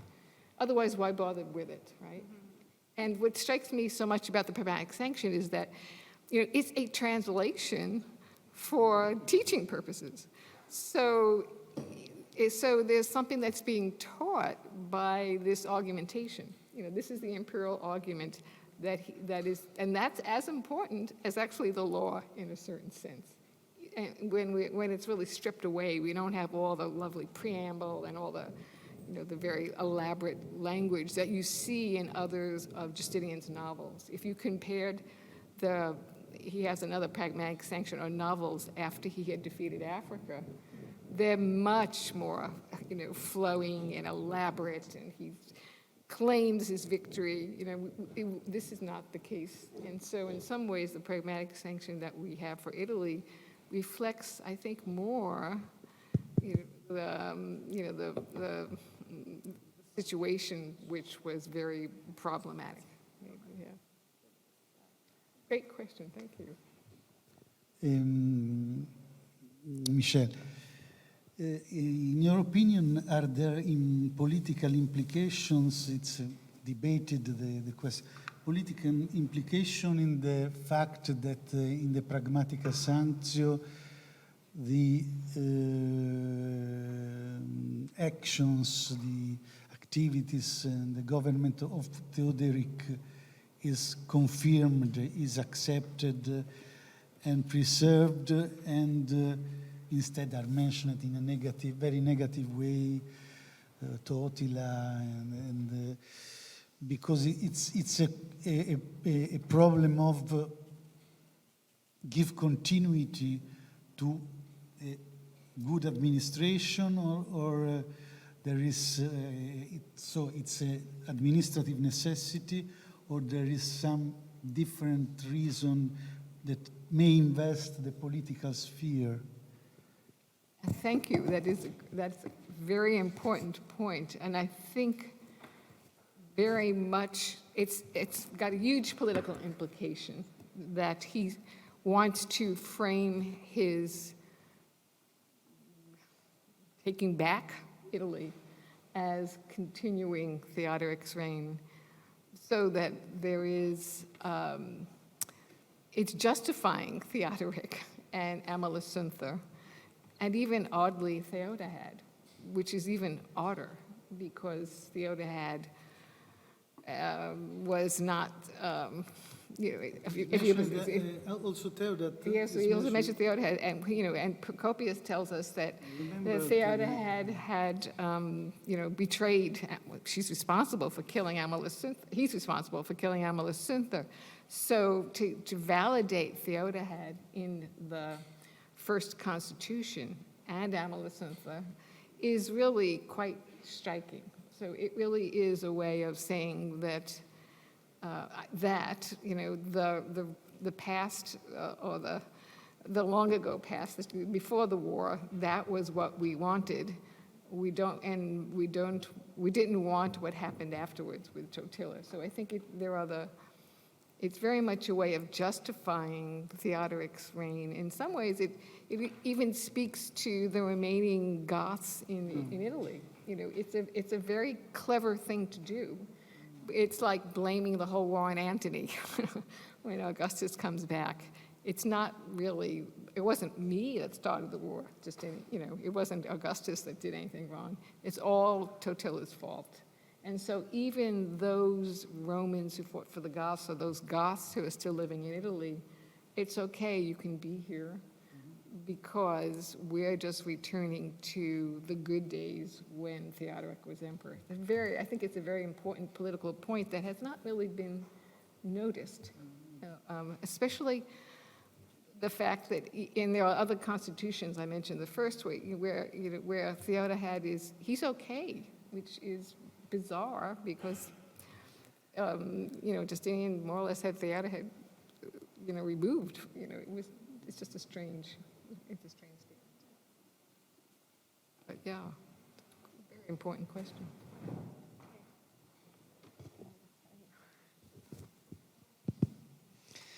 Thank you, Professor Salzman, for your very interesting paper. And my question is caused by my ignorance, and is about who actually implement the 27 constitutions of the Pragmatisantio in Italy. In particular, the Roman and Italic aristocracy were or not systematically excluded from the highest public office in favor of trusted people from the East. In other way, was given at the Senate some space in the management of Italy after the Gothic War? Thank you. That's a really great question. Technically, the Senate was given some space. And so that constitution that I mentioned, what's interesting to me is Justinian gives control of the weights and measures to the Senate and the Bishop of Rome. So it's as if they're equal institutions. The Senate and the Bishop are kind of the same. They both control the weights and measures, which are so important for taxation. And so there's a role, but that's about the only role for the Senate. And so technically, one could become an urban prefect of Rome in this period. Technically, our I call them Itular Romans as opposed to East Romans. You could become the prefect of Italy. And in fact, the pragmatic sanction was sent to Narses, who was the general in charge, and to his fellow Antiochus, who was the Praetorian prefect of Italy, to implement. But we don't hear about Romans as Praetorian prefects. Whoever is appointed Praetorian prefect of Italy, the names are mostly Eastern names. Now, admittedly, Westerners could have Eastern names, but most of them are living in the East. And even so theoretically, there are these positions for returning Itular Roman senators to take, theoretically. But in actuality, they are not getting the best jobs. They're being sort of edged out by the Byzantines, by the East Romans, as I would call them. And so even the guy who is the last urban prefect that we know about, this fellow, his wife lives in Ravenna, and he's writing to his wife, Ravenna, she doesn't want to come to Rome. So he has his major domicile probably in Ravenna. So it's very much a situation where Eastern Romans are really being put in charge of all the important major offices. So, yeah.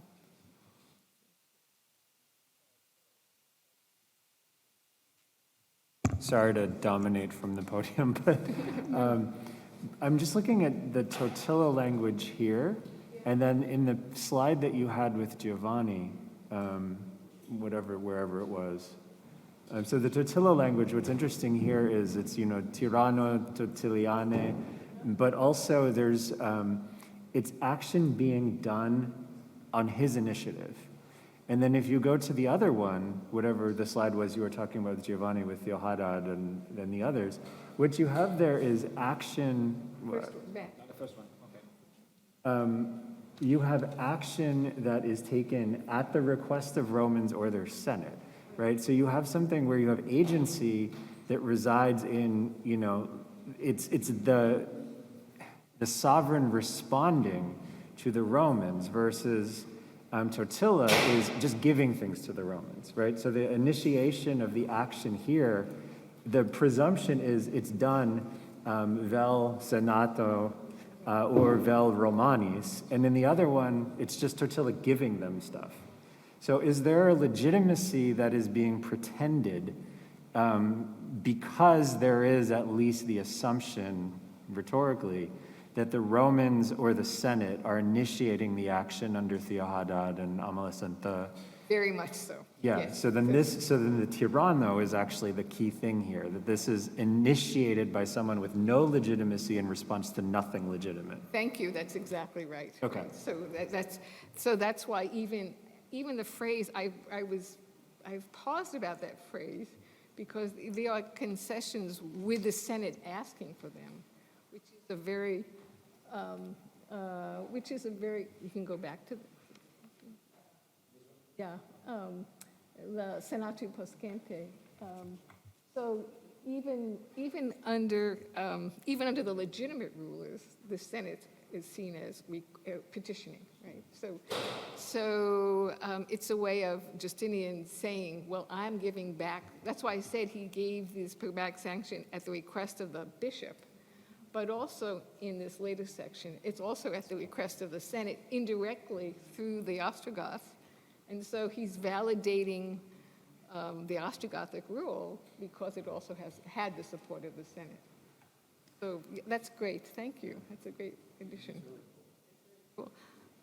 But it's all a pretense because, like most laws, if he wanted to force them, he could have done that. You know, so I come back to your question. You know, what's the purpose of persuasion? But I have a question. In your paper, you mentioned several times the bishops. And so I would like to know what was the rule and the connection of the bishops with Justinian's pragmatic sanction and its impact. That's a really big question. Yeah, I think very much he doesn't mention rights given to bishops very often, other than those two that I mentioned. When he says bishops are involved in picking provincial governors with local elites, that's radically new. That's completely new. And that's a big deal because it gives them a huge power.